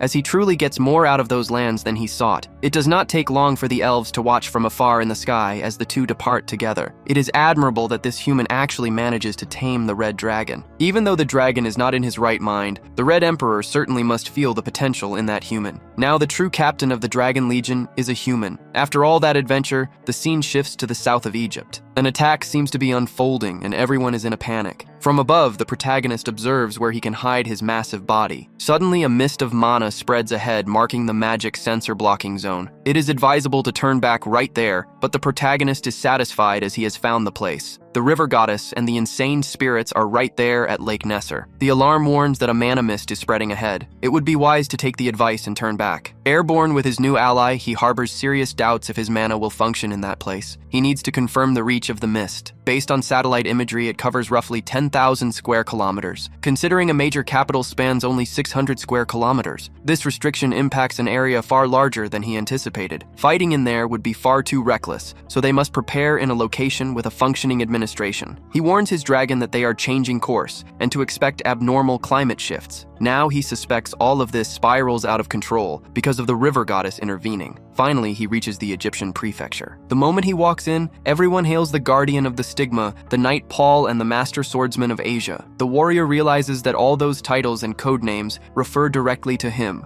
He knows this place serves as the base for the Order of Osiris. He warned the airport of his arrival, but never expected such a massive reception. With great enthusiasm, the mayor of Aswan announces that this is the local branch of the Order of Osiris. The protagonist expresses his gratitude, noting the incredibly warm reception and acknowledging the hard work they put into it. The man even offers a drink, but the protagonist is in a rush and cuts straight to the point. The man easily guesses the motive, knowing he must be there to hunt that massive fish. Following the construction of the city dam, the Order of Osiris waged a long war against the River Kin. They were once the fearsome lords of the lake. The man explains that a lot remains after the hunt, and if he extracts their bodily fluids, they serve as prime ingredients for crafting elixirs. Just by looking at the man, the protagonist knows he expects him to end this war and harvest the nectar ingredients while he is here. But the level 8 river goddess resides in the lake, making the task nearly impossible. For now, he accepts this harsh reality and agrees to handle the fish, but he demands something in return. He states he needs a massive supply of elixirs, and the man immediately offers to provide them at no cost. After receiving a lamp, the hero realizes it is a water-type artifact. The man explains that this artifact negates the mist, and its area of effect reaches as far as its light shines. The lake is an artificial creation born from the dam, yet the warrior continues his search. Because the river goddess went mad, the ruler of Egypt and the Order of Osiris declared this entire zone a high-danger area. They restrict all access except when sending paladins to the brutal front lines to hunt the mermen. It does not take long to find exactly what he is looking for. He asks for calm, knowing they pose no real threat to humans and are simply fighting to defend their home. Junsu easily imagines the panicked words of the small creatures. The moment he manifests the supreme flame in his hand, they all stare in awe. Then they realize he intends to communicate, and this realization leaves them extremely nervous. Sensing their fear, the protagonist acts fast and attempts a brief, peaceful greeting. Following this attempt to communicate, the lake beings huddle together deep in debate. This method serves to bypass the physical barriers and facilitate communication with the mermen whose oral structures differ entirely. The protagonist thrills with excitement upon receiving a clear response and sees that the mermen actually seem to be enjoying the exchange. With this, a new skill surfaces. He now possesses the language of fish. Through it, he can speak to the fish. One of them approaches and asks if he is not afraid of them. Trying to be funny, he replies that there is no reason to fear. They are just a little ugly. In response, the merman grows emotional and demands to know why this wise guy is looking for them. He states he is only there to obtain a drop of the goddess elixir. In an instant, the mood sours. The mermen now believe he is just another wicked human. He completely understands their hostility. Paladins have been attacking the mermen relentlessly, but this is no time to waver. He quickly dodges and takes drastic measures. He moves fast and grips the merman weapon. Meanwhile, he tells the creature to stay calm and listen to everything he has to say. The merman finds it strange for a human to possess such brutal strength. He stays quiet while the man states he is not here to make a proposal. A century has passed since that cursed concrete wall was built after the betrayal of Osiris. They have tried everything over those 100 years. They wonder how a mere human could accomplish such a task. It is difficult to put into words, but he simply says he will smash into the wall until it falls. That explains everything. Another merman realizes the human is completely insane. However, he adds that he knows the goddess was born with the spirit of the river. She reached divinity by receiving worship. This means the core essence of the river goddess is a spirit, but some spirits lose their minds. They usually turn this way when they are on the brink of destruction. After explaining this to the merman,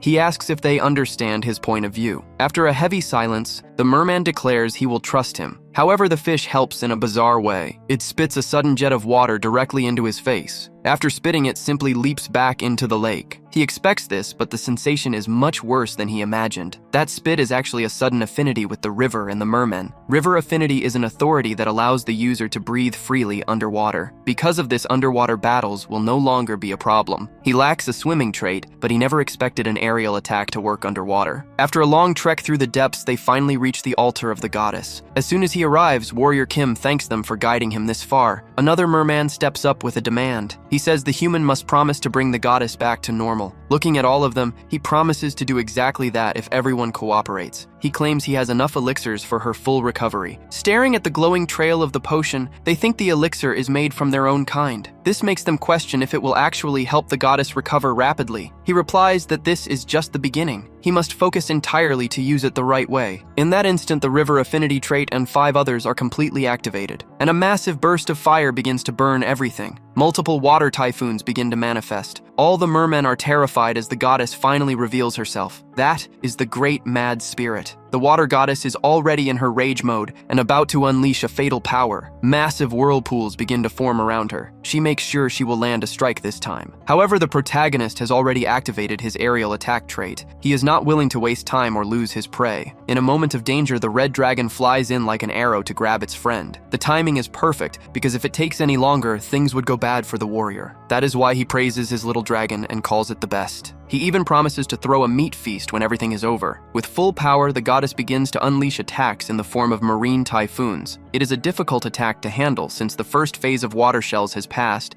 and now the harder part begins. He tells his dragon to hold on tight as the river goddess now sends relentless attacks like homing missiles. The dragon must do its best to dodge all of them. He manages to do this with most of her attacks. However, the attacks are too fast and precise in a massive, indiscriminate bombardment. During one of those, the poor dragon is hit, and the protagonist asks it to be more careful. The attacks are inevitable, so he must do everything to protect himself and his dragon. He has an idea and decides to counterattack with supreme flames to evaporate everything. To do this, he relies on his special Supreme Flame skill. If combined with the Dragon Knight, it becomes even more powerful. This allows him to unite with the strength of the Red Dragon as it exhales the breath of the Supreme Flame. After that attack, things in the lake calm down a bit. He does not even know how he managed to survive the first attack pattern of the phase. Knowing she will not let things rest, he turns to his status window and looks for other traits. Combining several traits with his powerful weapon makes things much easier. He believes that fighting with the same weapons as the goddess will give them better chances. It seems to work as only ice shards remain after the attack. Now he gives her a taste of her own personal hailstorm. The weapon he uses has an attribute known as Mountain Echo, which fires projectiles of the same nature. First, he freezes the goddess with the Arctic Emperor Big Bang into a perfect ice crystal, only to then use his flames once again. Doing it this way, he manages to hit one of the arms of the goddess. Watching the attack from a distance, he realizes he missed his mark. After all, he was aiming for the heart. In that moment, the goddess realizes she needs to expand her attack range. That is why she creates several clones of herself, marking the beginning of the second phase. Fighting the king goddess is already difficult since she is a level 8 entity, but fighting the summoned spirits at the same time is sheer insanity. However, he is also prepared in case something like this happens. Mermen begin to emerge and fight against the clones of the goddess. The mermen who share his purpose fight by his side. Many go even further as they plunge their hands into their own chests to rip out their cores. Then, holding their cores in their hands, they only need to make one decision. It seems several of them make the same choice as they sacrifice themselves for a greater purpose. In response, they all begin to crush their cores as a living sacrifice. This causes the goddess to weaken the moment the mermen shatter their mana cores, which are essentially their own hearts. The goddess becomes disoriented and can no longer keep her clones active. This is the most crucial part of the battle against the king goddess. It is no surprise since she is filled with such hatred that holding her back from this point on will be incredibly difficult. She envelops herself in a typhoon and spins as much water around her body as possible. It is up to him to find a way to slice through the water and achieve his goal. There might be incoming attacks along the way, so he warns the dragon to dodge anything suspicious. He also notices that the river goddess is thrashing around in sheer despair. Noticing this movement, he tells the red dragon to stay alert because he is going to end this immediately. Even though he is entirely too small to cut through that massive column of water, he has to find a way to solve this problem. In that instant, there is nothing better than relying on the Black Tiger Sword. Using the weapon and some of its unique traits gives him a distinct advantage. Basic traits like the Sword of the Nephilim and Swordmaster will be used. He also adds mana traits to complement them. For this specific occasion, the cultivation technique of Thor is absolutely ideal. Before launching the attack, he becomes one with his sword, and his red dragon does the same. With this, he shoots forward alongside the beast. Finally, as the finishing touch, he uses Swordmaster combined with Supreme Flame. This makes it effortless as he slices through that massive body of water like it is absolutely nothing. The raging water storm begins to fade away drop by drop. In mere moments, the dragon, the swordsman, and his blade cause a massive amount of destruction. With this, the vital core of the goddess is damaged. The waters become dense and the typhoon gradually subsides. After some time back on solid ground, one of the mermen asks what happened to the goddess. However, he is astonished when he sees the reality with his own eyes. He can barely believe that the goddess is conscious and her form is completely familiar to them. It is hard to believe that the goddess has finally awakened. Just to be safe, the protagonist asks her if she has truly returned to normal. As soon as he calls out to her, the goddess notes that he is human and wonders if he is also a paladin. He introduces himself, tells her it is a pleasure to meet her, and reveals his name. She says she can feel the power of earth and lightning radiating from him, making it clear she notices the blessings he received. All this is because she is a goddess, And even after being driven mad, she still retains her powers, so he wants to know how her memory is doing. She quickly becomes agitated as she remembers that Osiris was selfish and deceived her. Because of that betrayal, the river was ruined, and she declares she will tear down the dam and reclaim their territory. However, he wants to be sure that she can actually defeat him. He mentions that he is worried about her mana core. In other words, he is concerned about the wound in her heart. She cannot risk losing all the mermen just because of pure rage and pride. That is why she should listen to him first and focus on recovering. The fact is that from this point on, she can no longer recover her divinity. As the war against the humans continues, it will soon reach a point where protecting her people becomes impossible. The goddess asks if he suggests she just watch the destruction of everything without doing anything. He explains that this is exactly why he brought her a good proposal. He starts by saying there is another river on Earth comparable to the Nile, making it ideal for them to migrate there. However, she doubts it is possible to move all her people at once, but he has a plan. This is where his great flying ship comes into action. Pointing proudly to the sky, he says he will do it if she grants him one request. Since he has such a treasure, things will be much easier. In response, she agrees to hear the human out, and he quickly says he needs a drop of the elixir of life. The promise is that she will stay on the ship for a while to help. She agrees to grant his request, since she figures he really needs her for something. This is excellent news, as he has managed to form another alliance with the water attribute spirit. Having that river goddess on his side is a massive achievement. Some time passes, and the grand vessel is seen floating in the skies. Incredibly, it is moving faster, perhaps because they are over water, or simply because it is a ship. It seems that the exact moment the airship linked with the water spirit, the mana inside it began to transform. The water goddess creates a flying river. If they continue at that speed, they will reach their destination even earlier. He seeks a quiet place to get the last ingredient he needs to reach level 8. Meanwhile, in the mutant village camp, everything seems to be in chaos. The skeleton snake worries and asks the chief what is happening. He says a major problem is in sight. Worried, she hears that a powerful being is approaching from the west. They fear for the godmother life. It is strange to imagine a deity approaching that place. After thinking a bit, she remembers that gods are forbidden from being active after the War of Divine Annihilation. This leads to the idea of looking for the Swordmaster. Meanwhile, in another place, the protagonist receives a call. As soon as he answers, he notices his mutant friend is desperate and says he needs his help urgently. Desperate, he says a deity is about to enter their village, and that is why he worries about the godmother. In response, the protagonist has a brief explanation for all of them.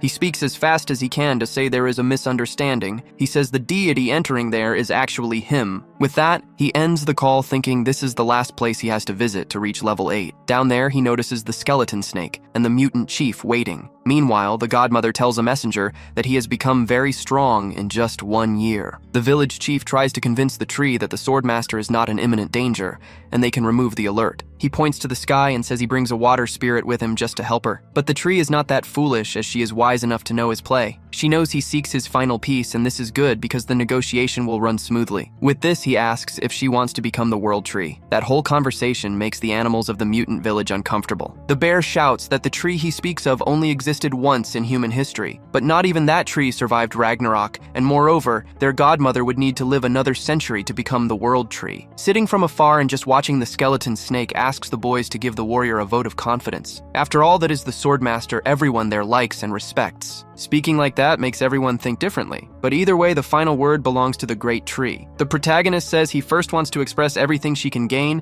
stating that to grow she needs 3 elements: light, water, and nutrients. This is because although she reached divinity, it does not change the fact she is a tree by origin. He also tells her it is her lucky day, as he will help her since he already prepared the 3 missing things. Just like everything he does, it always includes his disciples. Soren asks him where she should throw the fertilizer. He shows that it must go on the roots, and now everyone is helping. First of all, he must use a good fertilizer, and this is not just any kind because it was created from the golden dragon and the corpse dragon. He also has to add some scales and other remains from the agile emperor as a lubricant, and notices that everyone there seems quite excited. Regarding the water, he leaves that for the goddess to handle. She does this using the water element empowered by the angel tier, which elevates the divinities even more. Lastly, they need high-quality light, and he knows it should be neither too strong nor too weak. For this, he resorts to his traits, using the Supreme Flame and the Magic Brain, among others. After that, he begins to produce an unparalleled sunlight that is delicate and sincere, and he can touch it for a few moments. That makes the great godmother tree of the village begin to resonate a song. Her song echoes through the wind. There stands the first god to be born since the War of Divine Annihilation. Now the protagonist stands before her as the god born from the birth of the world tree. The great tree thanks the swordsman, saying he did very well, and now she is in his debt. Satisfied, she says he did her a great favor, and it is normal for her to be grateful. She says that if her mother had seen this, she would be very proud, and of course, she is talking about the first world tree. However, she is ready to grant the reward,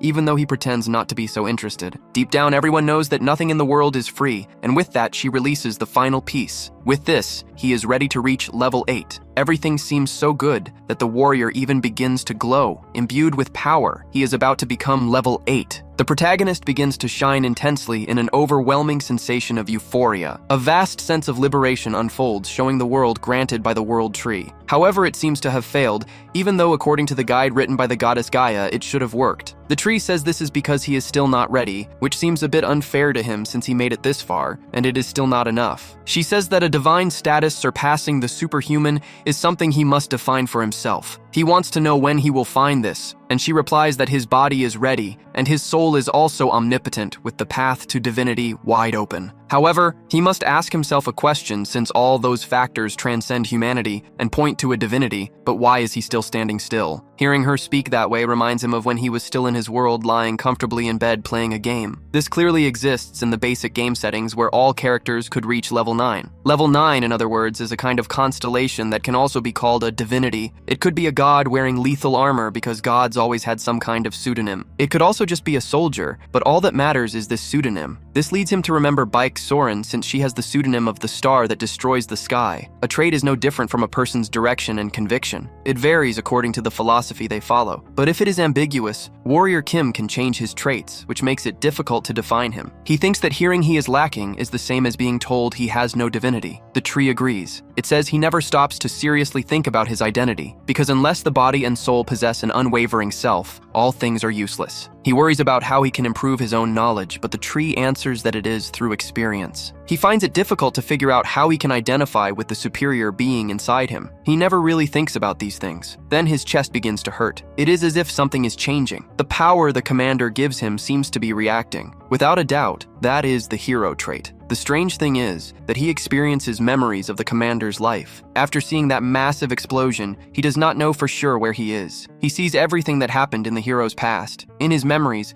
the chief of the mutant village is present. Uso wants the man to leave and abandon him, but since he is wounded, the commander refuses. Everything indicates that these are the memories of Kugugum, the reason why the commander awakens the hero trait. It is because he decides to sacrifice his comrade. He might not be a hero, but he is a very proud man. After many things happen to him, he realizes that he is basically defined by his traits. As if building a wall, he accumulates traits to create higher level traits, and through these traits he creates other high-ranking ones. He even creates traits that can be used together with others, such as the one with the sword trait. He also manages to obtain the swordmaster trait. He surrounds himself with a castle that he builds brick by brick. This is how he literally becomes stronger. It seems he finds his own path. He is a trait accumulator. With this, a great light begins to dominate everything. The water spirit notices the evolution of the swordmaster from the top of a tree branch. Now he becomes a transcendent. After that moment of euphoria, he returns to the capital. All his students and closest friends are euphoric. Whenever he levels up, all his friends gather to celebrate with him. Everyone is thrilled to have him as one of the 100 strongest people in the world. In fact, he is the 7th strongest person in that country. He says that it feels great to receive praise from everyone,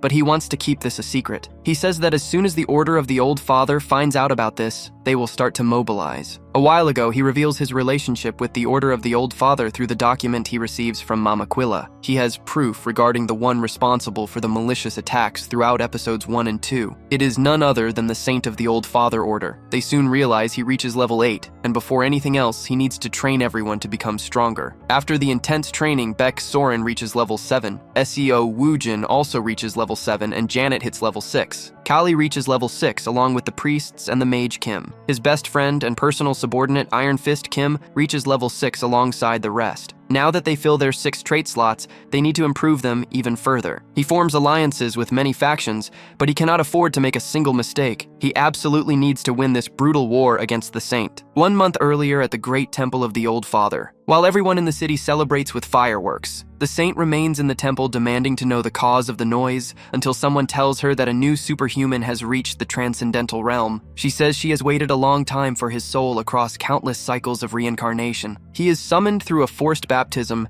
after a reading from the Old Father Oracle. Now he finally reaches level 8, which is the ideal level for the leader of the Old Father Order to descend. They waited so long, and now the dark preparations are finally complete. The Order is fully prepared to make its move. Everyone will fall under the absolute control of the saint, who planned everything the moment she summoned Junsu to that world. With crazed eyes, she declares that the consecration plan is officially underway. Countless people run frantically through the city. The news reports are grim as the entire Old Father Order completely vanishes. All the personnel, including the temple staff of the religion, disappear without a trace. The protagonist knows something is deeply wrong as episode 3 begins. The moment he steps outside, he notices a massive crowd waiting for him. Everyone behaves strangely, and they all call him their savior. They beg him to end the sea of pain that tortures them all. He looks at them in horror, no longer wanting to carry the heavy title of savior. All those people seem to be controlled like puppets on strings. A strange power washes over them, and they begin to freeze in place as someone hidden in the chaos controls the crowd. In that instant, the protagonist sees the police arriving at the scene. Approaching the protagonist is the President of the Republic himself, the Supreme Commander of the Armed Forces. He has been keeping a close eye on the protagonist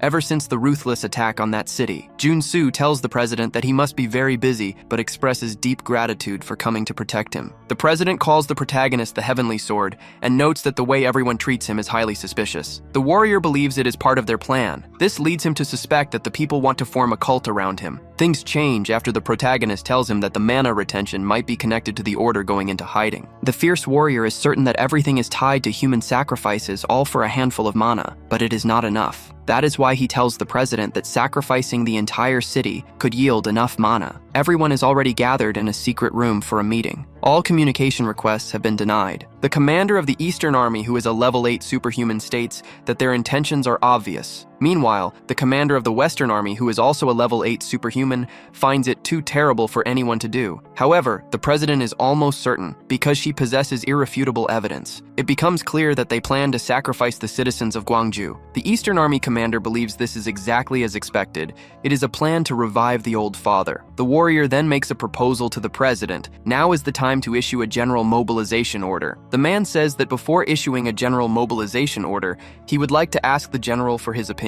The Tower Master and the Eye Patch Commander believe they should subjugate the enemy as fast as possible and vote in favor. The president of Kumo states that she also plans to join the battle. The president says he understands, and since everyone agrees, he has an answer. He tells the protagonist that the goal of this brutal operation is to subjugate the Order of the Old Father. He then asks if he is willing to command all the forces. With this, various figures begin to notice the position given to the hero. They all seem to agree in a way since they know the talent of the warrior. Seong Hee Young looks on with admiration, also agreeing with the decision. In that instant, the protagonist acquires the commander trait. The stronger and more numerous the troops under his command, the stronger he becomes. He is radiant with the commander trait, especially since it is 4 stars. With this, the war begins. The Eastern and Western armies lead the battle on the ground. The scarred old man ruthlessly commands the steadfast army. Under their command, several explosions and conquests take place. All forces must advance as quickly as possible. The paladins of the Mamaquilla Order also step in to help, just as the Order of Thor and the Order of Gaia fight in the war on their side. The Dragon Legion assists in the battle from the air. Meanwhile, the Monster Village and the Sun Magic Tower gladly board the airship. The one commanding everything is none other than the warrior with various skills. He uses all his useful traits to fight against the adversaries. In the skies, something is seen approaching. The ever-watchful priest informs the leader about the situation. It is the central piece of that war with 8 demigods on board. The saintly aircraft arrive, and he must destroy that thing first. It took a while to find them, but now war is inevitable. The warrior asks the Tower Master if he can land a blow on that thing. The man finds it interesting. He says that this is exactly when a mage is needed. After he unleashes his fire magic, a massive explosion erupts. From a distance, it is clear that this magic is the most powerful in the world, and it begins to break down their blockade. Now it is time for the mage and the priest. They take command of the supreme flame cannon and prepare to fire. It does not take long before a massive flame is released in the shape of a dragon. The entire sky lights up while he continues to issue orders. Now he tells the river goddess to summon the ship to the port side. For her, this is incredibly easy. This is the perfect chance with mana production pushed to the absolute maximum. The director also provides backup. The Supreme Flame Cannon is reloaded. They plan to fire as soon as they receive the signal. Steel Fists is ready to launch new bombardments as soon as the instructions come in.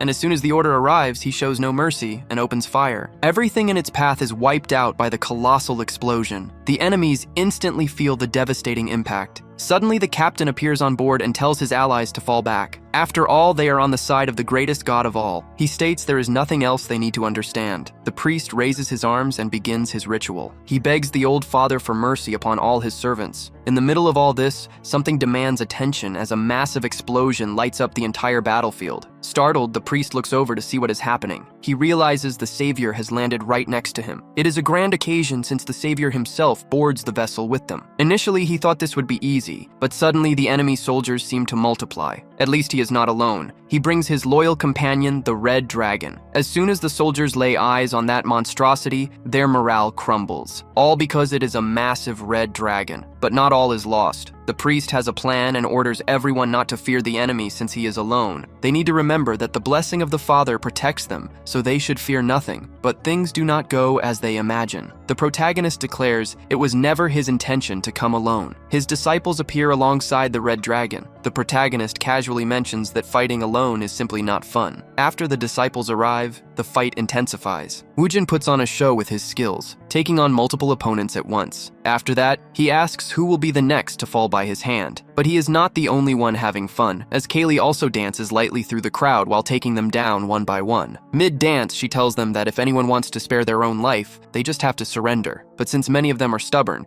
she has no choice but to split up and eliminate them all. But while she is there just having fun with them, Soren arrives and ends it all. In that moment, Kaylee asks her friend not to interfere in her fights. There are enemies for everyone, including someone who wants to catch Kaylee off guard, but it does not last long. Jeanette arrives and settles the matter with her flawless block. She even scolds her friend slightly, saying she can never let her guard down in enemy territory. As is her routine, she eliminates a few paladins in the process. In a short time, the scenario is completely different. It does not even look like a fight, but a brutal massacre. He wonders how 1,000 soldiers could fall so easily. That is what he thinks, but he does not stay in one piece long enough to ponder it. Seeing everything unfold, the priest cries out for the old father. He believes it is not too late to share the power with them, but he is struck down as well. The protagonist is eager to join the fun too, and simply cannot hold back. The aerial battle is also finished, and the tanks stop dead in their tracks. On the ground, things are heating up, and it will stay that way if it is up to those two commanders. The commander looks up and says, it is the first time they have faced so many enemies since colonial times. They do not need to worry much this time, because it seems they have already won the battle, especially considering that everything around them is in flames. Even so, the commanders are still surprised, all because the entrance of the protagonist and his disciples is spectacular. The protagonist greets the old man, who says the operation to suppress the old father's order was a success, and he has returned safely. Meanwhile, Soren is quite interested. He never thought he would see the commander's brush technique of all phenomena, and now he stands there contemplating how it should be able to pierce the barrier easily. While everyone stands there amazed by everything happening, the protagonist seems deep in thought. Combining martial arts with illusionist arts, that is the ultimate skill of the Western Army commander. If compared solely by instant power, it is stronger than the Eastern Army commander's Black Tiger swordsmanship. It is one of the strongest piercing attacks in Arcana, but not even that seems to be actually working. Even so, Woojin watches in awe, believing that it can certainly break the barrier. Judging by his look, the protagonist seems to think the exact opposite. And in the end, the barrier remains intact despite everything. This gives the protagonist a bad feeling because the brush technique of all phenomena just vanishes. When the commander says it will not work and decides to try it himself, the protagonist stops him and states that not even that will do it. Watching the conversation from afar, the commander thinks he is right because it is the strongest martial art known as the divine art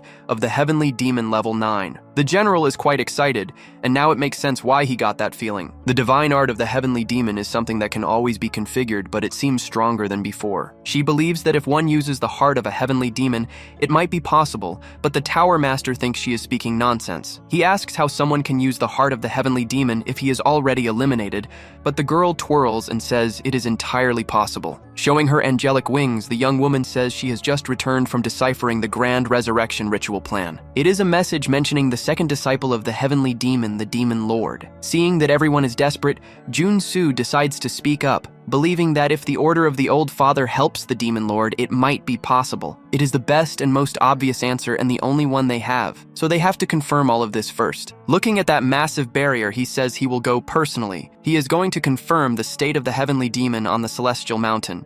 After deciding this, he and his red dragon fly over that area. He looks at the barrier and realizes the divine art of the heavenly demon is an incomparable martial art. He also tells the commanders that the only way to pierce the barrier is to use the very same divine art of the heavenly demon against it. As soon as he lands, he thinks the only person who can break that barrier is the divine lord, or the oldest disciple of the heavenly demon. In the midst of everything, he cannot forget to always keep his little dragon fed, so it remains a good dragon. He watches his dragon, which has flown over 4,000 kilometers without even looking tired, as they arrive at the Order of the Heavenly Demon. Now there, he begins to enter that enormous hall. He is briefly welcomed, and everyone immediately recognizes his title as the Celestial Sword of the East. The Order wants to know what brings someone of his magnitude to a place like that, without prior notice. Being quite respectful, the warrior says he is not there for anything complicated. He is there just to visit the heavenly demon who is currently in closed training to confirm his survival. The leader of the Order says he is sure the warrior knows they will not allow that. With this, the warrior states that this is more than enough evidence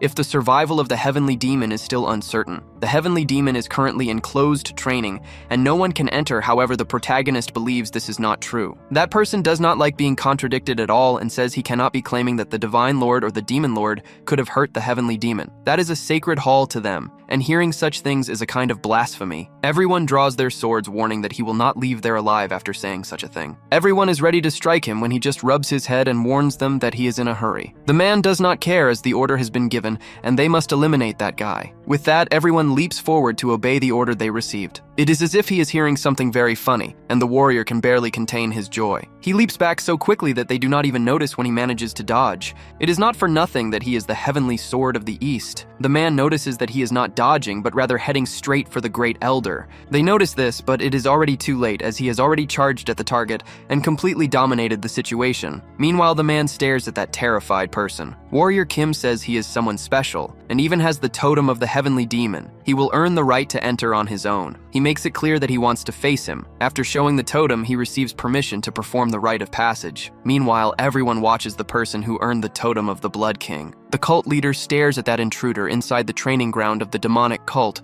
built by the first heavenly demon. This is a place guarded by puppets born from the cold steel of myriad years who are all at the peak of martial arts. No matter how good someone is, or even if they earned the title of Heavenly Sword, it is impossible to get past that place. Because of this, he finds it unnecessary and does not want to waste his time watching a fight with an obvious outcome. Defying all expectations, his vassal calls out to the master, saying that the intruder has already finished. He uses certain traits, and this gives him an overwhelming strength. He finishes everything in just a few seconds with his black tiger sword. Then he moves on to the second level, known as the heavenly level, where he also manages to withstand the flames. He leaves everyone speechless because he endures the magical flames without any protective aura. It seems he is actively using his magic circuits to react to that. That is at the level of the heavenly demon, and he only succeeds because he has certain active traits. He thinks the second level was cleared with absolute ease. Now it is time for the final stage, so he is placed in the third level, known as the Supreme level. Whoever completes the third level obtains the divine art of the heavenly demon, although there is a problem with that legend. The only method to clear the level involves using the divine art of the heavenly demon itself. That would be a hopeless battle using the traits he normally relies on, but with the trait that copies all other traits. Called the World, this should be possible with the trait activated. With that, the two clash and cross swords endlessly. Even imitating him makes the very space tremble. However, the two are fighting on the exact same level. Standing on equal footing with a puppet of the heavenly demon proves that person is extremely skilled. He desperately wants to win, but he is fighting against the level 9 divine art of the heavenly demon. To not only copy him, but dominate him, he must improve and further evolve the world trait. With that problem solved, he begins to attack with increasing force. Incredibly, the more force he applies, the more his skill seems to fall short of the required level. Losing to a mere puppet is completely unacceptable to him. He has evolved so much that he can replicate the divine art of the heavenly demon with extreme perfection. If he wants the strength to pierce the barrier of that great city, he must be able to subjugate a simple puppet. Following this logic, he reaches the peak and by achieving full enlightenment, he manages to defeat that enemy. Even dressed as the heavenly demon, he is nothing but a puppet, and of course, losing to a puppet would make things rather dull. Suddenly, the noise and confusion make the protagonist feel strange. Everything gets much worse when he sees all those servants bowing to the player, declaring him the new heavenly demon. They shout that the third heavenly demon has been reborn and wish for his reign to cover the earth. This is all a bit too much for him, as he has no desire to be called a heavenly demon, a savior, or anything of the sort. After all that reverence, they begin to converse normally. The protagonist explains that it is all just a misunderstanding, but the man in charge of the sect believes they have disappointed the third heavenly demon. That is, until the man notes that since he is leaving, he must not be the successor of the demonic divine arts and therefore cannot learn them. In that instant, the protagonist changes his mind, stating that everything is a misunderstanding, and he would actually love to learn the martial arts. But there is something he needs to do, and as they walk, the man shows him the paths of the heavenly demon. He explains that the man holding the sword is the heavenly demon who founded the order, and the other is the current heavenly demon. While the man speaks, the protagonist wonders if they have the heavenly demon sword, which in the game is a tier 0 weapon. But that does not matter right now, as he needs to enter the penitentiary, where one of the 3 people capable of opening the heavenly demon abode is located. As soon as the doors open, the man mentions that he has been imprisoned there after the recent duel involving the Lord Deity. Upon entering, the Blood King notices the newly acquired skills of the protagonist. He praises him for reaching level 8 so quickly, but the warrior finds it equally remarkable that he noticed all this with his flow closed. However, he wants to get straight to the point, explaining that an entire city is currently sealed off by a large-scale barrier. The barrier was formed using the divine art of the heavenly demon, and they both know this means believing that the Order of the Old Father is using the heart of the heavenly demon. For that disciple, it can only mean that his master has ascended to immortality. The Blood King asks the Grand Elder if there is any way for him to enter the heavenly demon abode. The man says that this would violate the regulations, but with his authority, he can grant him some time. He makes it clear that he will give him 30 minutes for a brief walk. With that, the two launch themselves into the sky as fast as possible. Down below, everyone notices that the Blood King has escaped from the penitentiary. Taking off at full speed, the Blood King tells the warrior to keep up the pace. As he runs, he figures that man should not be able to be so fast without any magic power. While wondering just how strong the lords are, the Blood King is suddenly attacked right in front of him. He says the priest agreed to stay 3 years in prison and pause his training. That man is the Divine Lord, the first disciple of the Heavenly Demon. The Blood King tries to explain what happened and brings up suspicions regarding the Heavenly Demon, but no matter what he says, the man does not want to hear it and dismisses everything as nonsense. He warns that if he keeps causing trouble, he will have to teach him a more painful lesson. Meanwhile, the warrior Kim jumps down and points out that it is normal for someone from the demonic order to give in. He says with a harsh voice that he heard a lot about him. The master is ruling right now and will not forgive any kind of interference. Matching his tone, the protagonist states that everything here should be settled with a duel between martial artists. For the first disciple of the Heavenly Demon, this is ridiculous. But a duel is not something that can be rejected, so he gives him a 3-second head start. Right away, he sets up a barrier similar to the Heavenly Demon barrier, but weaker. The man says the blade is sharp but completely pointless, and he will make him regret pointing it. However, that barrier is nothing for the warrior who has seen far more powerful shields. With a highly focused gaze, he realizes that compared to the black capsule he saw in the great city, this is nothing. He pushes his attack deeper until he manages to break the barrier. After shattering the shield, he launches a strike directly at the Divine Lord. Not only that, but he also manages to leave a clean cut on the man's face. He declares that now he is the one giving 3 seconds. He keeps his sword pointed forward now, with his Swordmaster skill duplicated. The power of the Swordmaster grants him an absurd advantage in any trait he chooses to use. Warrior Kim keeps his sword aimed straight at the disciple of the Heavenly Demons. But now the man apologizes for his rudeness, admitting he underestimated his rival. He announces he will go all out this time and charges forward to destroy him. He unleashes the heavenly demonic strike that tears the skies. This is undoubtedly the strongest attack technique in the game. As it hurtles toward Warrior Kim, he is forced to use the world trait. The moment he activates that trait, he catches his opponent off guard. Only the strongest barrier technique in Arcana could withstand such destructive force. Not just the opponent, but the onlookers notice that the warrior has far surpassed even his own limits. Everyone present sees that he is now wielding the divine rod of the Heavenly Demon, but what they do not know is that he used the world trait to clone it. He would have been split in half if he had not blocked it. However, the moment he uses that martial art, he sparks a massive rage in the disciple. It is unacceptable for anyone to use the Heavenly Demon divine art,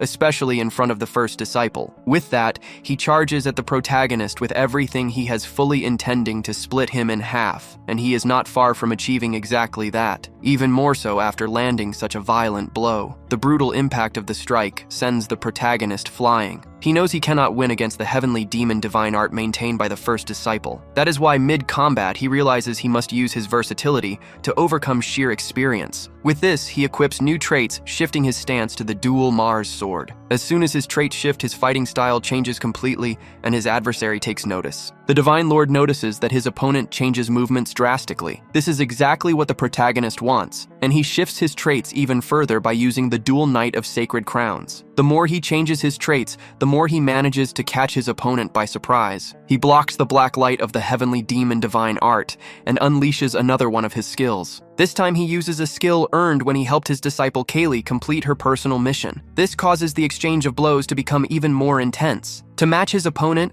he uses raw power as fuel to evolve his world trait. The destruction is already visible, and as he increases his attack power, the opponent responds with fierce rivalry. In that moment, the Divine Lord reveals the true divine rod of the heavenly demon. The strike is so fast that the opponent can barely be seen. But for this exact situation, the skilled warrior has a few traits ready to use. He uses the space that transcends starlight and achieves an evolution. His trait shifts into the cosmic sword. He then commands that new trait to cover his blade. A brilliant luminosity erupts, blinding the eyes with its sheer light. The adversary notices the warrior growing stronger with every passing second. Every single strike the warrior delivers feels like it could split the heavens and the earth. After witnessing this unparalleled light, the opponent falls to his knees and declares his defeat. The warrior thanks him, stating he learned a great deal, and also confirmed a theory during their battle. The strength possessed by the Divine Lord is not enough to pierce the black dome surrounding the city. If he has to rank them, the divine art of the heavenly demon is the strongest, while the sword of the Nephilim is the weakest. Since Warrior Kim is the winner of the duel, he tells his opponent to show him the way to the home of the heavenly demon. Like a man of his word, the disciple leads his guest straight into the heart of the order. As soon as they enter, they try to greet the divine heavenly Lord, but are left stunned by what they see. Their master is sitting on a throne with his heart missing. Kneeling next to his master, the Blood King has no idea what happened, but finding the culprit will turn things into a bloody mess. The Divine Lord looks completely shattered, as if his heart has been cut into 1,000 pieces. He demands answers from the heavenly demon, saying he should have advanced and waited for them in the higher realms. The protagonist tells them to look at the floor, where they will find the answer to what really happened. When they inspect the summoning circle patterns around the heavenly demon's chair, they realize these were made by the Old Father's order. All the disciples are outraged, wondering what kind of evil person could have done something so horrific. Once again, the protagonist has to spell it out for the two of them, reminding them that one more person managed to enter that place. In that instant, they remember the Demon Lord, the Master's third disciple. Now the remaining disciples are furious, declaring that if they catch that filth, they will make her pay for the sin of hurting their master. The Divine Lord states that the entire demonic order must be mobilized to the heavenly mountain. He announces he will head to Brazil, where the Demon Lord is, and hearing those words startles the protagonist. He thought he had successfully defended the Polka God from the Black Jaguar Order,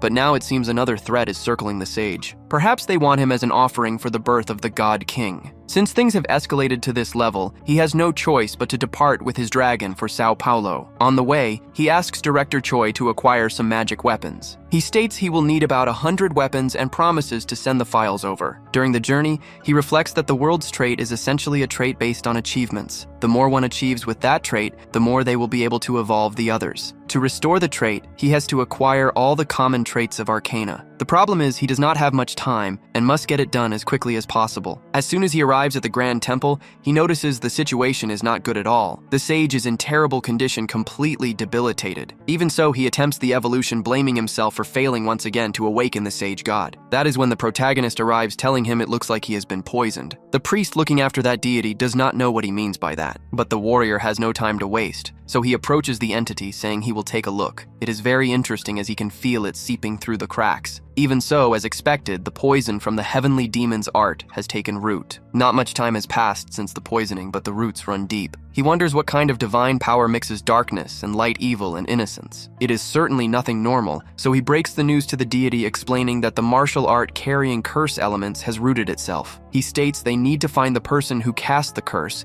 and if they intend to disrupt the sage's awakening, they must be close by. Using his God's Eye trait, he starts searching everywhere that Fraud could be hiding. It is just just as he imagined as his eye manages to identify the demon lord infiltrated among the soldiers. After being exposed, there is no point in her pretending to be a paladin anymore. At first, she stays quiet, preparing to make her move. She throws away the helmet that concealed her secret identity. She proudly states that she has already abandoned the name given to her by the god of the old world. Even before she speaks a word, he activates the necessary traits to prepare for battle against her. She declares with fierce vigor that she now goes by another name, no longer the Demon Lord but the Queen of the Night. She sheds the title of Demon Lord to become the Queen of the Night. The warrior recognizes her, immediately realizing she has sold her soul. Fortunately, he managed to convince the Blood King and the Divine Lord to head to the barrier. The woman goes on to say she sold her soul to forge a new world, ensuring order survives in the face of imminent extinction. She insists she should succeed him instead of the eldest disciple, but the warrior mocks her, claiming it is utter nonsense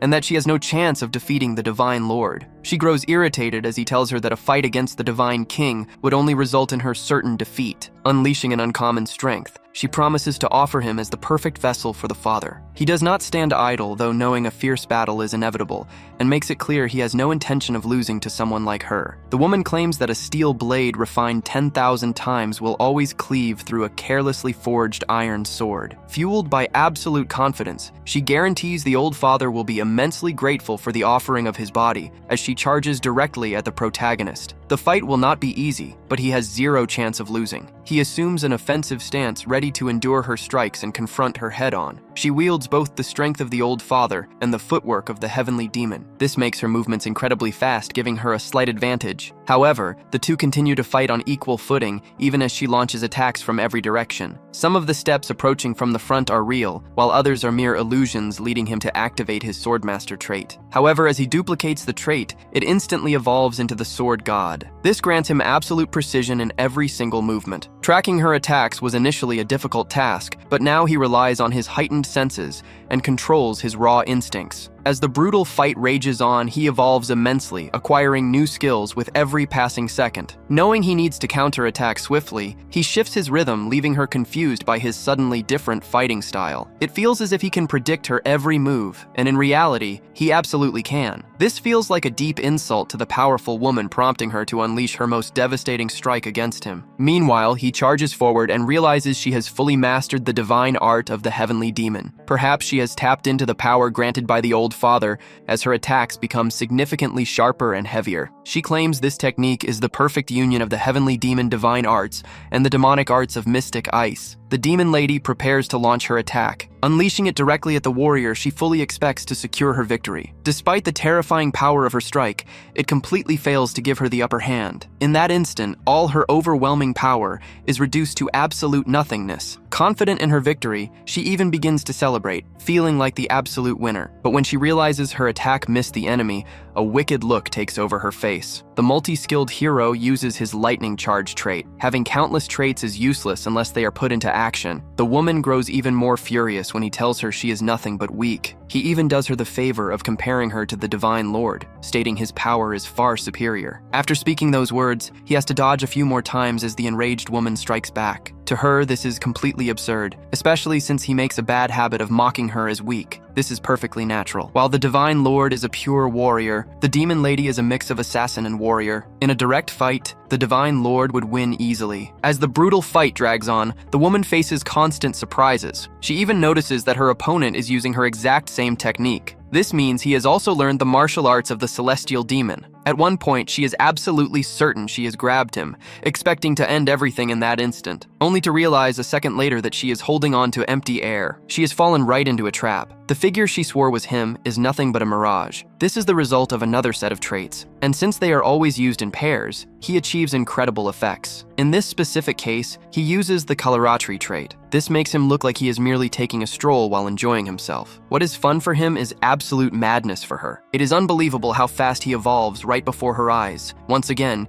he manages to evolve a skill in combat. Now he is even more powerful. His monstrous attack covers a huge portion of the battlefield. This guarantees his victory. As he destroys her, his final words repeat that she is just too weak. After that, he decides to return to what is left of the temple. He needs to check on the sage. The deity is extremely grateful, saying this is the second time his life has been saved. After defeating the demon lady, he uses the copied celestial demonic divine art to extract the roots of the poison from the sage. After hearing the thanks, the hero admits that the deity has also done a lot for him. He recalls asking for a crucial ingredient for his evolution and receiving it almost immediately. He reveals that they are on equal footing and he will defend him whenever needed. With the battle finally over, he expects the fate of the world to spiral into chaos since the deity says he can no longer foresee the future. The warrior has a good idea why. He thinks this is for the best, meaning that nothing is set in stone. He then decides to ask the deity for some advice. Being truly wise, the sage explains that the old father has invoked a massive power, asking if the hero desires a method to pierce a powerful yet dark shield. Listening to this, the protagonist says that the divine lord of the celestial demon order agreed to help, but ultimately failed. That deity understands exactly why they failed. A mere human alone cannot reach the divine art of the heavenly demon. That is why he must do something to pierce it. He must seek the sword of the heavenly demon. The strongest sword that only exists in the game data is the divine sword of the heavenly demon. The deity tells him he must search for it. By tracing the lineage of the heavenly demon, he can cross paths with its destiny. The protagonist thinks about what he means by lineage. He knows nothing about the current heavenly demon, but he knows the descendant of the first demon. With this, his destiny changes. He goes after the descendants of the Ice Palace in the Northern Sea. He finds the captain of the Dragon Legion and the captain of the guard, but they do not know much. However, they tell him that if he seeks something from the ancestor, it can only be inside the Ice Palace. Quite satisfied, the protagonist accepts this. He decides to search the Ice Palace. However, the only path forward is through the dragons. He learns that only the guardian of the Ice Palace can locate it, the ancient dragon. The problem is that the ancient dragon in question is his red dragon who behaves in a completely senile manner most of the time. But this is not a problem. He prepares heavily medicated meat in a desperate attempt to snap the little dragon back to reality. As soon as the dragon eats a massive amount of that medicated meat, he seems slightly more normal. He notices the medicine taking effect much faster than he imagined. Initially, the dragon just stares back. It seems he is trying to recognize him. After taking another long look at the protagonist, the dragon remains in utter silence, until he speaks a name that leaves the protagonist completely speechless. Dako Cheon. This is the name of the first heavenly demon, until the dragon takes a closer look and realizes he is not the person he thought. The protagonist gets carried away for a moment. Since so many people say the exact same thing, he almost believes it himself. The dragon tells him he does not have much time if there is something he wants to ask. Meanwhile, the two siblings look at the Red Emperor. They severely doubt he has truly returned to his senses. The hero tells him that after all this ends, he will get a great reward. He promises him a meatloaf. A proposal like that makes even the dreaded red dragon act like a complete fool. He walks away entirely pompous, making the elves question his sanity even more. Moving as fast as they can, they make their way to the ice castle. What they witness is simply unbelievable. They notice that everything is completely destroyed. The red dragon states that the white ice soul has gone totally mad. He also explains that the dimensions are entirely distorted, making it brutal to approach. But for a case like this, the protagonist has a method. For a common superhuman, it would be like trying to cross the river Styx. To perform such a massive feat, the warrior only needs to enhance his traits. Now he can transform into a mutant. He reaches a transcendent state, shattering both physical and magical limits. While this brutal transformation happens, the dragon and the elves simply watch. The mutated warrior Kim now prepares to face this new amusement, in the style he likes best. Meanwhile, in another location,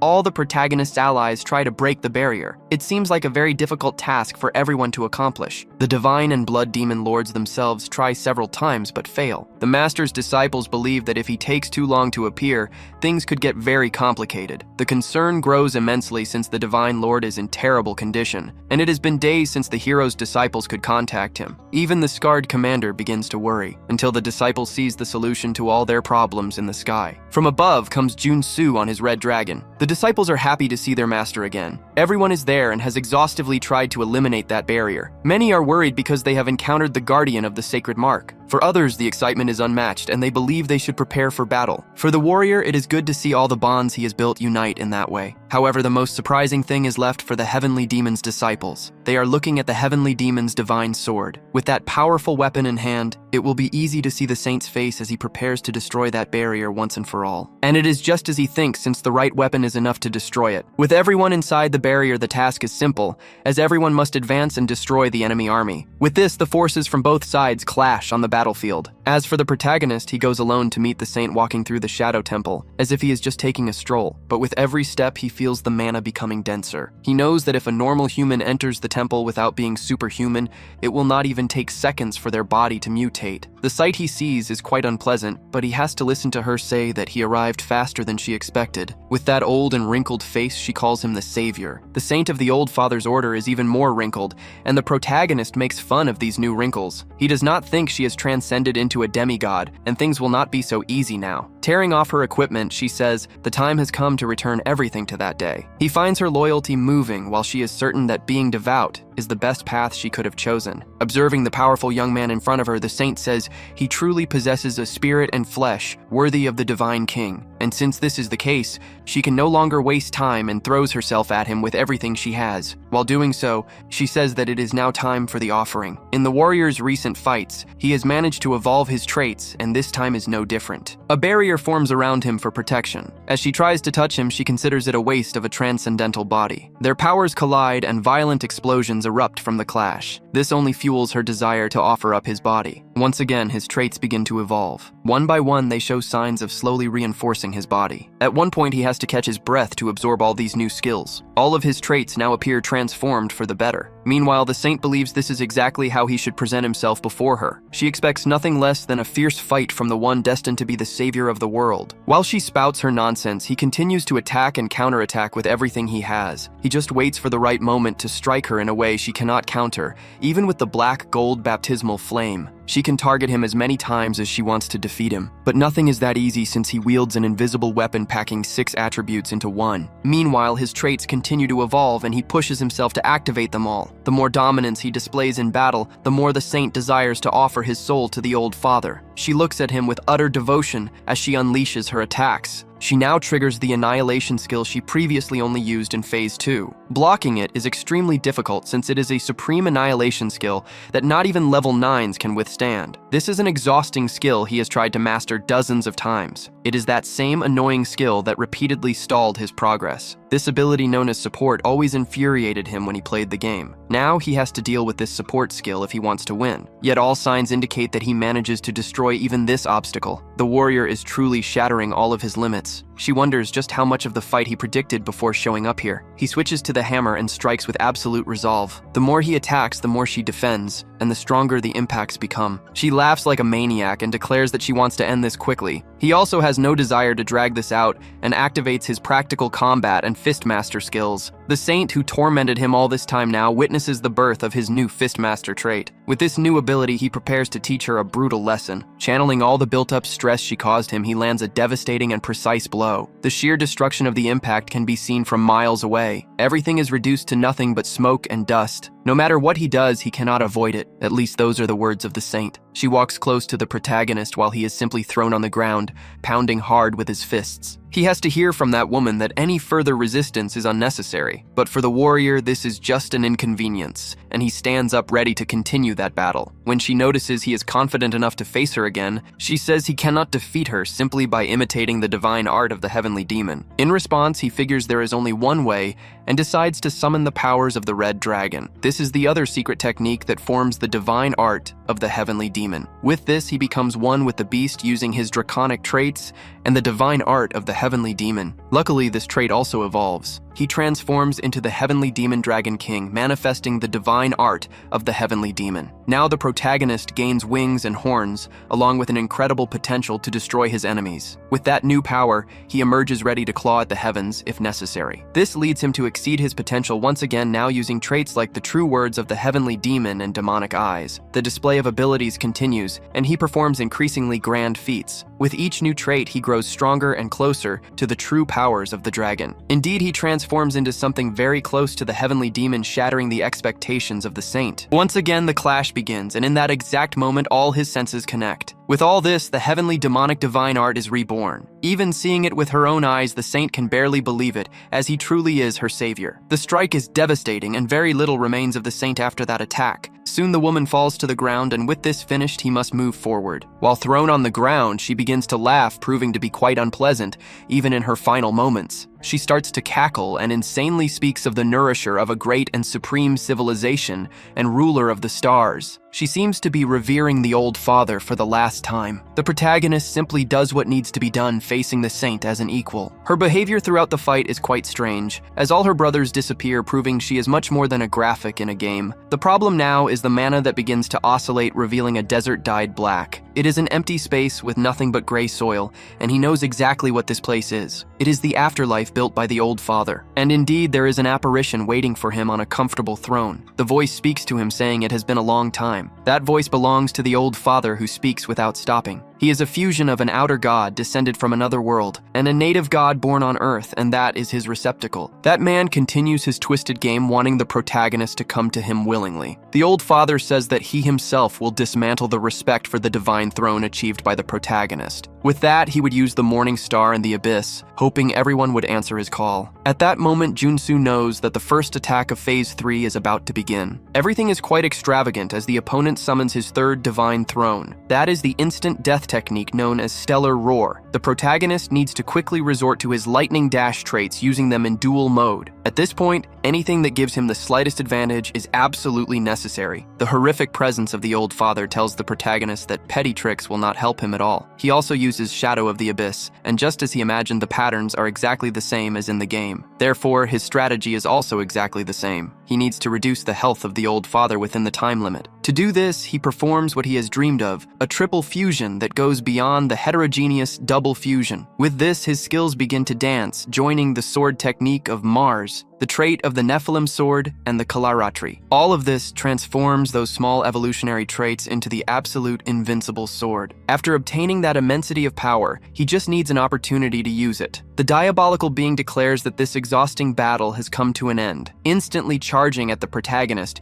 he thinks he can simply inflict massive damage. It is notable that something has happened, judging by the reddish blast. Something very strange has happened, since the old father manages to neutralize a perfect attack right from the start. He even scolds the boy, telling him to stop these meaningless actions. After the severe blow the protagonist receives, he is launched a great distance away. On the ground, after being bombarded with that power, he thinks he has definitely blocked it with his highest level defensive skill. He uses techniques like Celestial Wall and the strong Fortress of the Heavenly Demon, among others, to block the power. And of course, all these combined barriers transform into an even more destructive power, known as Transcendent Barrier. That is what he uses to lessen the collateral damage when receiving fragments of the attack from the old father. Even having protected himself and taken minimal damage, he is in terrible condition. What appears before him now seems far too difficult, but he cannot give up since he has no time for that. With this, he resorts once again to his beloved traits. Once again, they all respond well to him, as 3 of his best and greatest transform into the God Killer Throne. This allows him to fight back and launch a worthy attack. It crosses his mind that if he accumulates all the traits he has, he can form even more powerful ones. Everything is working out as he notices he has achieved the Celestial Thunder Extinction. With this, his wings open in a golden hue. Holding the hammer and ready to throw it,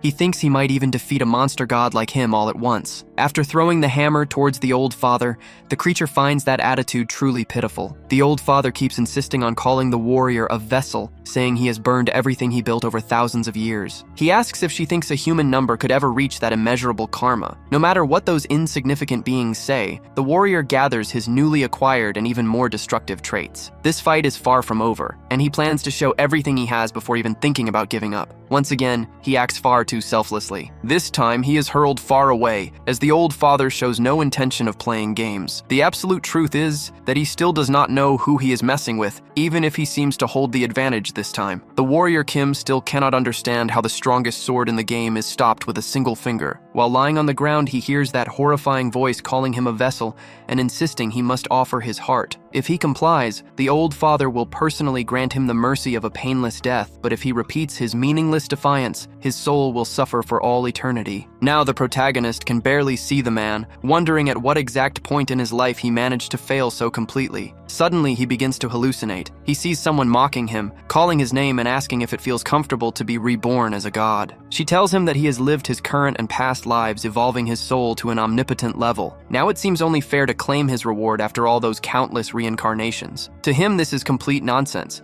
as he does not even remember these past lives. His eyes are almost closing. He tells himself that whoever he was, he has now lost. and nothing else matters. In that instant, he remembers something the great tree told him. He also remembers the river goddess asking if he was using his power in a peculiar way. She wanted to teach him, explaining that his ability holds a meaning far beyond simple duplication and fusion. He needs to understand its true essence. The power of the world tree is the ability to intertwine the most fundamental elements of existence. It feels strange as these memories suddenly come rushing back. After thinking for a moment, he realizes there is one trait he still has not properly mastered. It is the exact method to extract the true power of the world trait. He failed to notice it back then, but somehow everything makes perfect sense now. He seems to be looking at his true self. The time has finally come for all his worlds and all his past lives. The moment has finally arrived to fuse them all together at once. The world trait does not refer to a physical dimension. What it truly means is that man is a microcosm, while the world is a macrocosm. With this, he understands that if a person is a universe and a life is a world,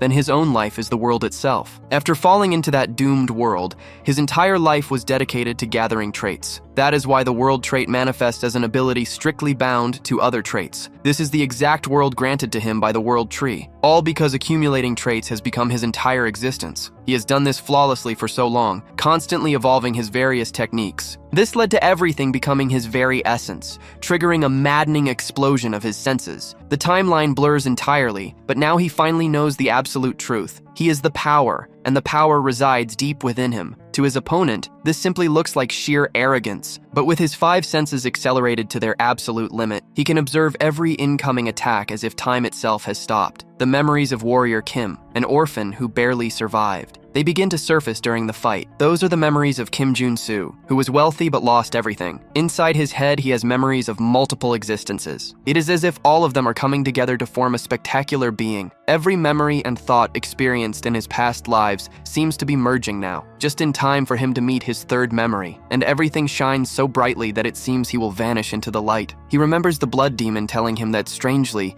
he resembled his master in temperament. At the time, he even asked if he was talking about the celestial demon. He also remembers Thor asking if he had ever seen another omnipotent being like him, not to mention the memories of the dragon who called out the name of the first celestial demon the moment he heard it. Now he knows the truth. He has given up on ascension and becoming an immortal. For the family group, he has indeed chosen the path of reincarnation. He is the celestial demon. During that battle with the old father, he is giving his all, since he has recalled important memories. In some sort of parallel world, he hears the saint say that if he had kept his original memories intact, he could have stopped them. The words of that saint are the reason the black barrier allowed him to enter. They are all connected to his past life. Everything is part of his primordial ability, the world. The world trait is the power of absolute harmony. It precedes the space and flesh, connecting 3 lives: the body of warrior Kim, the mind of Kim Jun-soo, and the soul of the celestial demon. The world holds those 3 realms. Starting from wound recovery, the first trait he obtained, they are strengthened in another way. Wound recovery becomes wound restoration. Vitality becomes greater vitality. The hundreds and thousands of traits he gained are strengthened and ignited. They merge and fuse together. The condensed energy explodes, emitting the light of Genesis, and with this he finally builds another world. That is truly the totality of a life forged by traits, a small world engraved in his microcosm. Traits are life, a world. Traits are a world inside this circle of enlightenment. A mana circuit controlling the entire body of his being is born. This is the pinnacle of his life. The complete form of his journey is perfect and whole. While all this happens inside him, his exterior changes, and he simply stands in front of the opponent. The old father looks at this person but cannot understand how someone has changed so much. The warrior who began fighting with almost no hope now dominates the battle. He says the world the old father created has failed. That demonic being continues telling its vessel that all his efforts will be in vain. Sooner or later, everything will end, and he will be exactly like the old father, and then seek him out. He is only giving the warrior the chance to realize this beforehand. He should open a new world and advance to a new dimension. After remaining silent for a long time, the protagonist warns that he will become one with the old father. Then he becomes more specific. He says he will devour the old father completely. After speaking those words, the absurd forces of the two collide. Kim Jun-soo observes as the fight unfolds. The old father struggles and says it is impossible for a mere human to defeat him. But that is exactly what is happening. The old father seems too weak to subjugate him. The protagonist notices it is difficult to eliminate him this way, since the power of chaos is continuously injected into him. Because of this, he has to obliterate the divine realm entirely. Once again, the old father mocks him. He says that holding an old piece of scrap does not make him a sword. When all his traits gather in a single place, the light reacts as if it has been waiting. Even the opponent is forced to fall silent in that moment, mostly because he does not understand what is happening. Everything being shown is the universe or perhaps the world itself, holding even transcendence and the light of superpolarity. Now the warrior demands that his adversary hand over the divine fragment. That clumsy being begins to retreat, but it is too late. The light has already overtaken the darkness. He finally finds the divine fragment amidst all that chaos and luminosity. Now he can reach level 9 and become the strongest superhuman on Earth. With this, he finally achieves divinity. After that intense light shines and clears the entire sky, it seems everything is finally over. Now the warrior can return to his disciples and friends. Everyone has remained outside the entire time and they are extremely worried about him. They want to know what happened. They are anxious for their master to answer